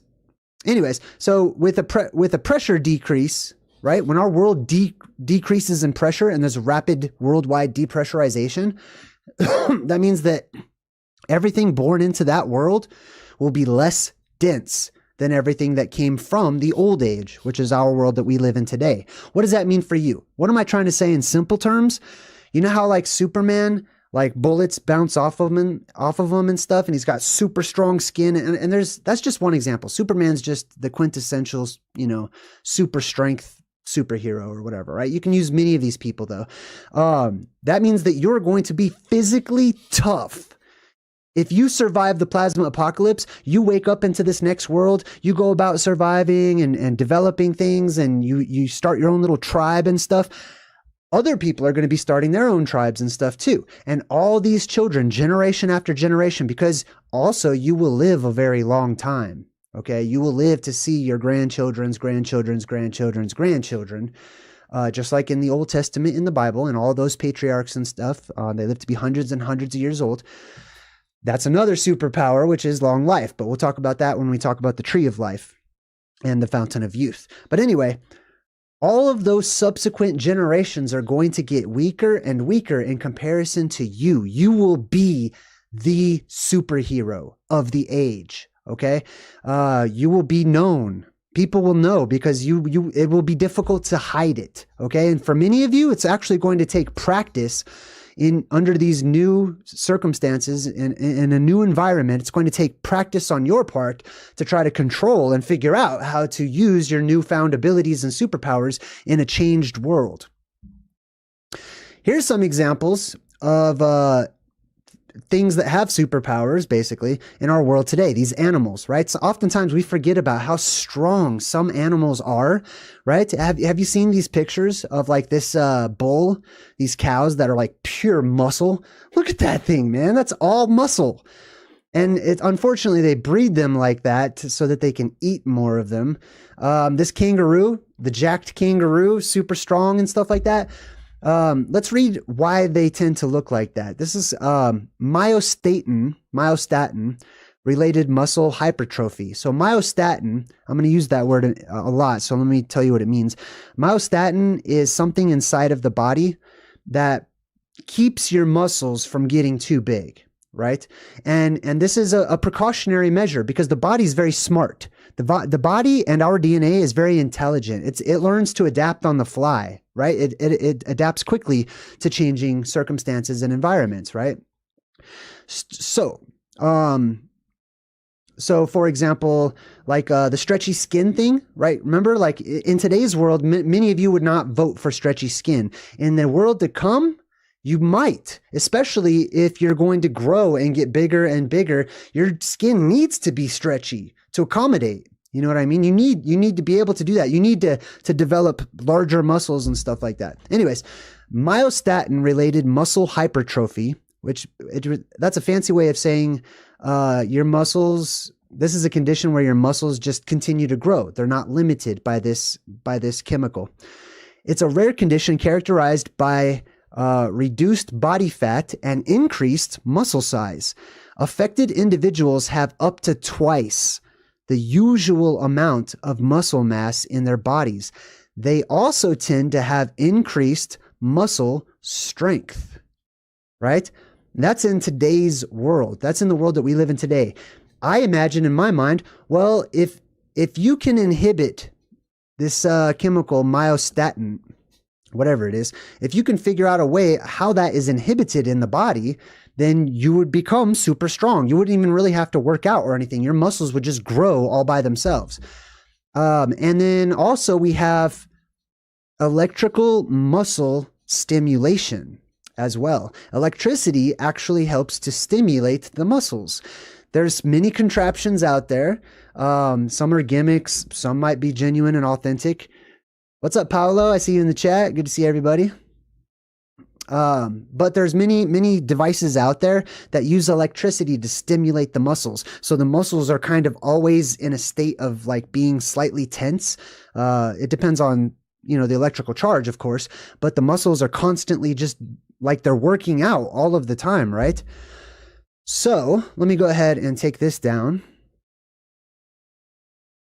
Let's see, where was I? This one? Yes. All right, cool.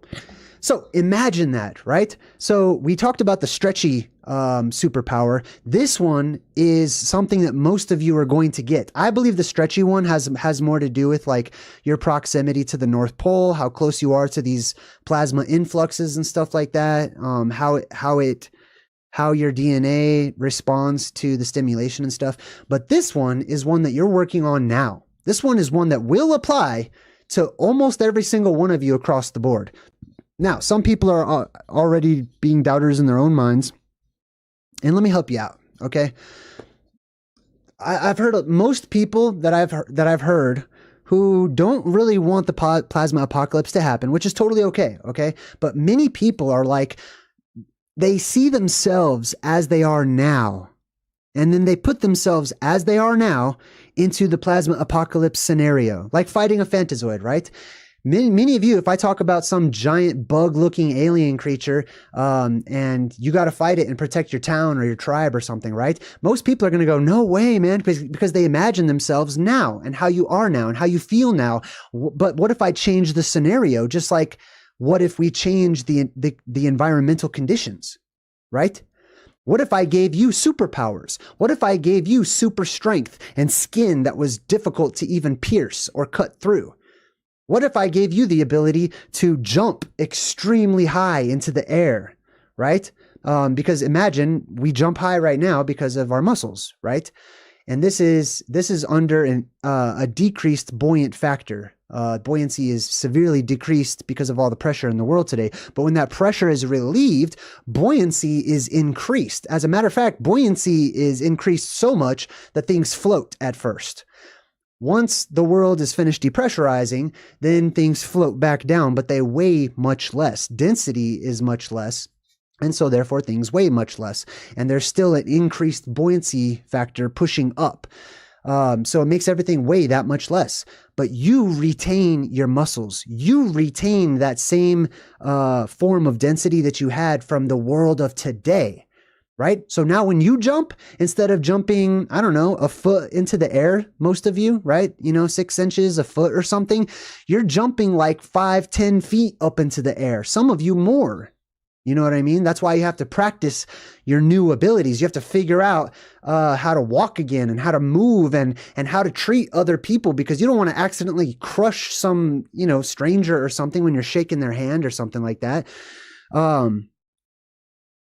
Which is also interesting too. That could sort of be an origin of the certain secret handshakes and stuff, putting pressure on it, like how much pressure you can put. Anyways, so physical superhuman strength. What if you're fighting a phantazoid, but all of a sudden you could leap tall buildings in a single bound, a single jump? Boom! You could jump right up into the air. All the other people are normal. They're not like you. They have muscles that are nothing like yours. Your bones will be more dense. They'll be more fragile. They'll be easier to fight. So some of these people, Judah, Naphtali, another one of those brothers, Naphtali outran gazelles and stuff like that. All of these mighty men of old. Samson was another good example, right? Samson in the Bible. Obviously, you've got many myths and legends about Hercules and Heracles and Hercules' 12 labors and stuff and all the monsters that they would fight. And quite often, typically, I did this long video about monster hunters and stuff too. Many of you, right, that some of you will find your place in this world and you will probably become monster hunters. Not all of you, just, you know, it's only for certain people. But some of you will become monster hunters. You'll put your newfound abilities to good use. You'll be helpful in the community whenever the Fantazoid menace arrives and there's bears and there's lions and stuff. And you can easily tear these things apart with your bare hands. Some of the statues and stuff of antiquity, they depict these gods. Like some of them are referred to as gods. Some are referred to as demigods. I call them survivors and Fantazoids, right? Fantazoids are those otherworldly beings that come in. Many of them might already have the same strength factor that you have. So they would be your equals. You know, some of them won't be. Some of them will be insanely weak and easy for you to destroy. But many things that are born into that environment, into the new changed world after the depressurization event, are going to be fragile in comparison to you, okay?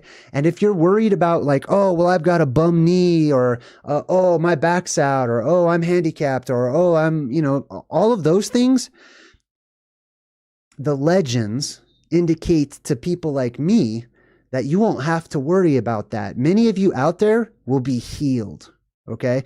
And I'm going to talk more about that factor when I talk about the Fountain of Youth and the Tree of Life. It's going to heal. It's got a healing property, the plasma specifically, the electromagnetics in our world, they energize everything, okay? So if you have to just change your mindset, instead of being defeated in this hypothetical future in a post-apocalyptic world, because you're projecting your current self, right? Which is helpless in this system that we live in that invisibly handcuffs everyone and mentally handcuffs everyone as well. Don't apply the same circumstances to that post-apocalyptic thought, because everything will be changed.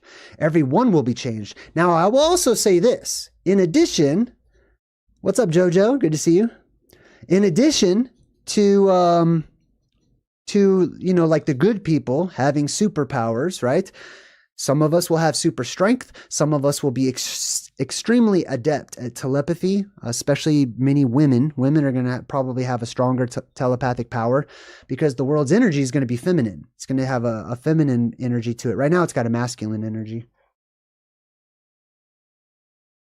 But anyways, there will also be the bad guys that survive, okay? Not as many, I like to believe, okay? My research indicates that there's a lot of this that happens is based off of energy and your vibes, your chakra and your aura and stuff like that, right? But anyways, those who have an evil inclination who do survive, be careful, because they will be your opposites. They will be the ones that you'll go against. They will be the ones that use their power for bad. They will be the ones that rally everyone together and they insist that they're the kings and they need to build an army. And you know what I mean? Everything starts over, all over again.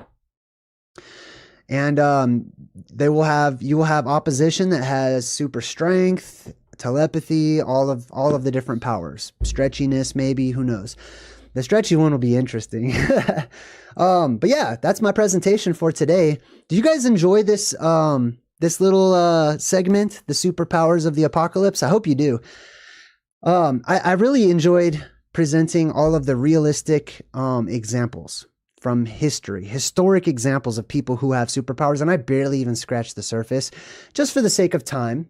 You know, I just wanted to give out a few solid examples, but if you go and do your own research, you'll find many more than I've shared with you today.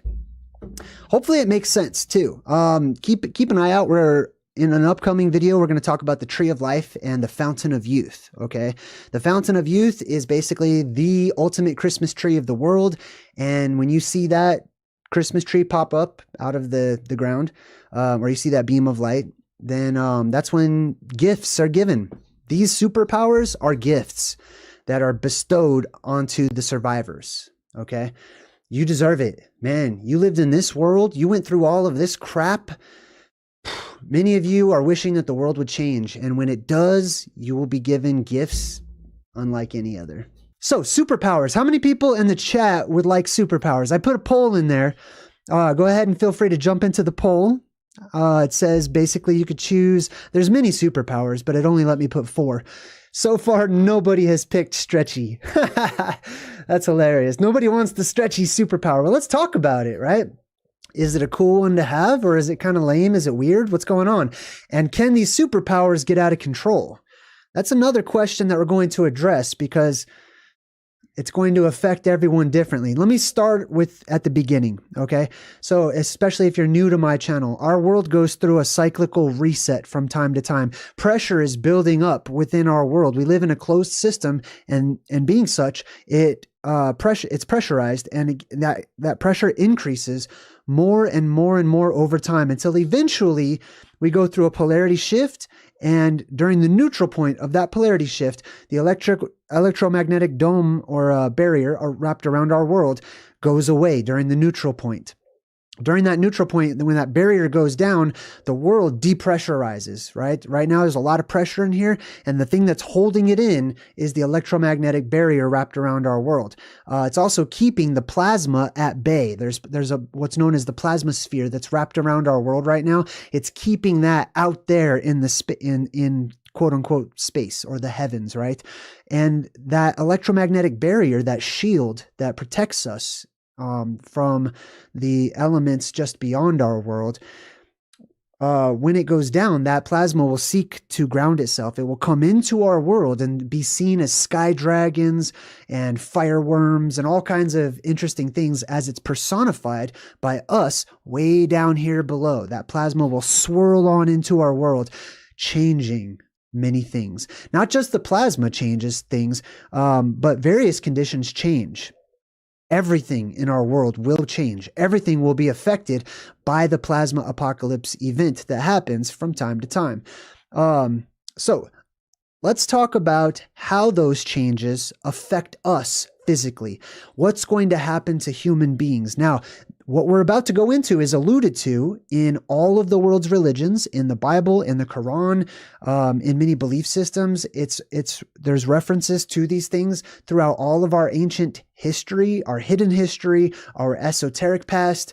And I dig through those things and I study them to find what is similar, right? Can we find instances of people being stretchy, or people with super strength, or people who are super fast, or people who can, fly, or things like that? So we're going to start with the stretchiness. Here's what happens. Okay. I'm going to describe it to you in my own words, and then I'm going to share with you some stuff on the screen, so that we can get more into the details and the science behind how it could possibly work. Right. So, the plasma that is wrapped around our world, I believe, is ionized hydrogen. And there is plasma within our world, which I believe so far is mostly ionized oxygen, right? And during this polarity shift, those two elements smash into each other. The plasma, the hydrogen plasma from above, twirls on into our world and hits the ground, and it does lots of interesting things, changing the physical geography of our world. Okay, so it pulls mountains up very quickly. It creates valleys, it creates craters on our world, and it terraforms the earth itself. Oh, I don't know why that one's backwards. That one shouldn't be backwards. Well, anyways, so that's what the plasma does. The red plasma, right? It does many different things. That's just one thing that it does. Okay. The plasma within the earth, some people, ancient societies have referred to it as Vril, or the spirit of the world, etc. But that plasma shoots out and it interacts, combining with the nitrogen in our atmosphere and oxygen and other elements. And what happens is brand new elements are created. Not brand new elements, but brand new chemicals, brand new gases and stuff, like basically fresh air, and many other things are added to our world. Now, when our world is bombarded by this influx of electricity from the sky and from the earth itself, okay, our world becomes rejuvenated. in every way, shape, and form, and so do we. It's not just like, the garden grows again and the plants get big and that's it. No. This changes us as well. Now, how it changes each individual is going to depend on a great many factors. Some of us will experience superpowers, or we will change, okay? Or our environment will change so drastically that it's like we have superpowers. We'll talk more about that whenever we go into super strength, okay? But let's focus on how people can become stretchy. First of all, people are already stretchy. Our skin stretches, right? My skin will stretch a bit if I pull it, not as much as the dude in the picture does. But what happens is our stretchiness, right? When you're born, you have baby soft skin, right? Children have stretchy skin, it's tight, it bounces back. But as we start to age and entropy kicks in, right? And our body starts to break down, especially those of us who are not treating our bodies so well, right? Those things that allow us to have stretchy, elastic skin that snaps right back into place, those things start to break down over time, mostly due to what is known as free radicals within the body. And a free radical is something we'll probably look at here in just a bit, but basically your body is breaking down, okay? It's not constantly rejuvenated. During the plasma apocalypse, there is nothing but rejuvenation for a period of time, which is known as the golden age. Everything is rejuvenated. That's why lifespans increase. People don't live to be 80 years, 70 years old or whatever. People live to be hundreds upon hundreds of years old, maybe even more than that. And that's because your skin, everything is being rejuvenated by the electricity that is in the air all around us. Some people call it the ether or whatnot, right? But there will be so much energy that you will literally be energized, right? Now, it could have a positive effect or it can have a negative effect. It depends on what's going on. It depends on how close you are to these things, how much you get of the various amounts of radiation and whatnot. But radiation plays a part of it too, right? There are gamma rays out there. There are other things. And the comic books tap into these truths. Movies like the X-Men and all the Marvel movies and stuff where they have superpowers that are innate within their own body, right?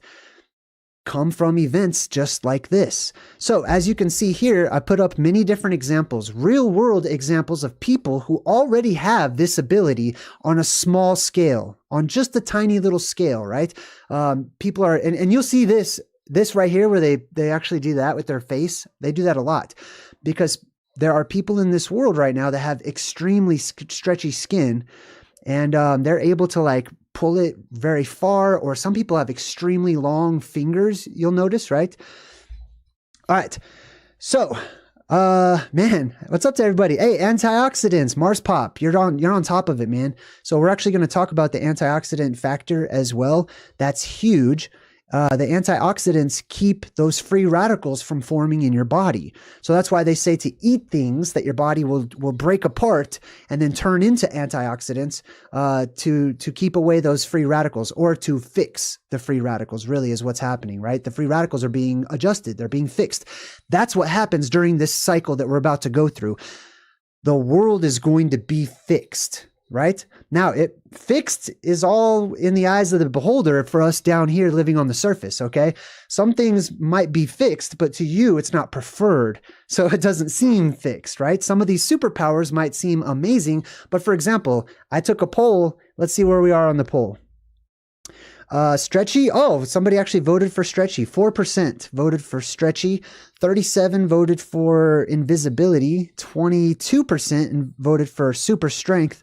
And 39, wow, first place, telepathy. We're definitely going to talk about telepathy in another episode.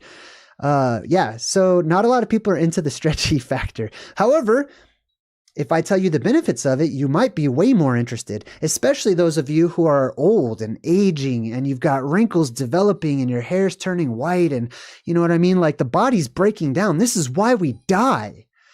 Trust me, having strong, elastic skin is going to be something that you might enjoy.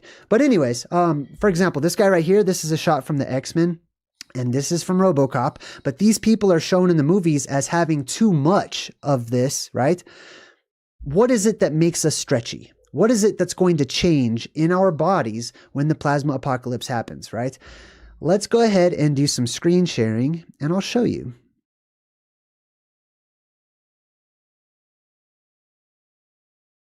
Boom. All right, cool. So this right here says, let's learn some stuff about our bodies first. What gives your skin elasticity? It says here, collagen and elastin are responsible for making the skin firm and supple. As you age, your skin begins to lose its natural plumpness because of a decrease in the production of collagen and elastin, two major structural proteins that give firmness and elasticity to your skin. So these two things, collagen and elastin, right? They're similar to one another, but they have two different purposes, right? You can have a lot of collagen but not be stretchy, but you have really good skin. If you have more elastin in your skin will be that much more stretchier, right? So the question is, how would it be, hypothetically speaking, if conditions were to change in our world? What would need to happen? What would we need to be subject to in order for our bodies to reverse the aging process, creating more collagen, and to increase the amount of elastin? Ultimately, you would want both of these to be boosted if you're going to be the stretchy superhero, right?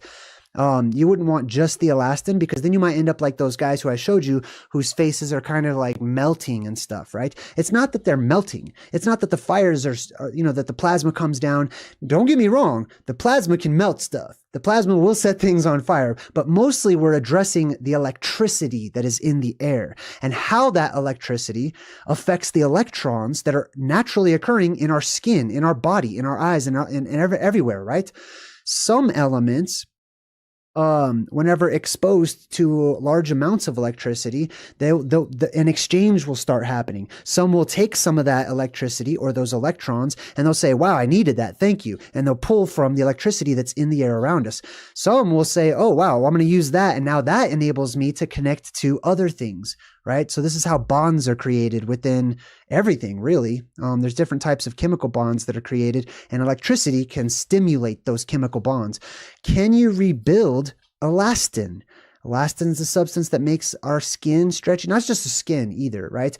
It's the stuff that connects your bones together, right? So if you had a whole bunch of elastin, hypothetically speaking, in your body, right? It's not just your skin would stretch, but you would literally be able to extend your arm out, and right where your joint is, I don't know all the technical terms, but right where that joint is, where all that elastin's built up, your bones would be able to separate and stretch out as well. Not the actual bone, like the cartilage and stuff, but that's also a possibility.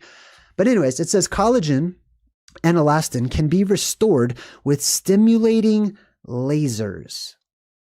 Check that out. That's basically what's coming down from the heavens above, is heavenly lasers, heavenly plasma, heavenly light, which either heat radio frequency or break down fractionated resurfacing the collagen and the elastin in the skin, which promotes the cells to rebuild new collagen and elastin. So let me paraphrase this in JayDreamerZ terms. One thing that can increase the production of collagen and elastin in your body is stimulating your body with electricity, light, lasers. Okay, we're going to talk about light. Light plays a huge part of this too, right? Which either heats it through radio frequencies, which basically means that there is radiation going through your body, and it will affect everything inside of your body, including your DNA, right? Your DNA is made out of collagen, I believe, and has elastin too. I could be off on that, right? So don't take me as super professional when it comes to skin therapy and stuff like that, right? These are things that I'm studying too. So that's why your DNA is able to bend and open up and move and be cut off and separate, and that's what helps it to do that stuff. And then so that's radio frequencies that pass through our body. Those gamma rays and stuff that come down from above, they pass right through, and their job is to perfect things. Their job is to resequence all the dirty trash and the messed up garbage, including us. Okay, we're poisoned. Okay, this world is very poisonous right now. There's always anomalies and exceptions, but the purpose of this reset is to clean house. It's to reset and put everything in its place, basically, where it should be. And then the other way is to break down the collagen and the elastin that's existing already. So what it does is it goes in and it destroys the old ones, which the body kicks in and goes, oh, we need more. So it builds brand new collagen and brand new elastin. Now this says, what does elastin do to the skin? I'm going to scooch over a little bit here. Elastin, you read it. Elastin is what allows the skin to stretch and then regain its original shape, right? So if you stretched it, but it just stayed stretchy, that wouldn't be too great, right? You wouldn't want it to you want it to snap back into place. That's what makes it an awesome superpower to have. You wouldn't want to just, be melty looking all the time. It functions. Now that's what happens when you get old too. That's why people get wrinkles and stuff. That elastin is not snapping back into place. Trust me, we're going to do a huge video coming up on the fountain of youth. All of this ties into youth being restored to you if you're one of the elders in this world, the elder children. You'll become a child again, believe me. Anyways, elastin is what allows skin to stretch and then regain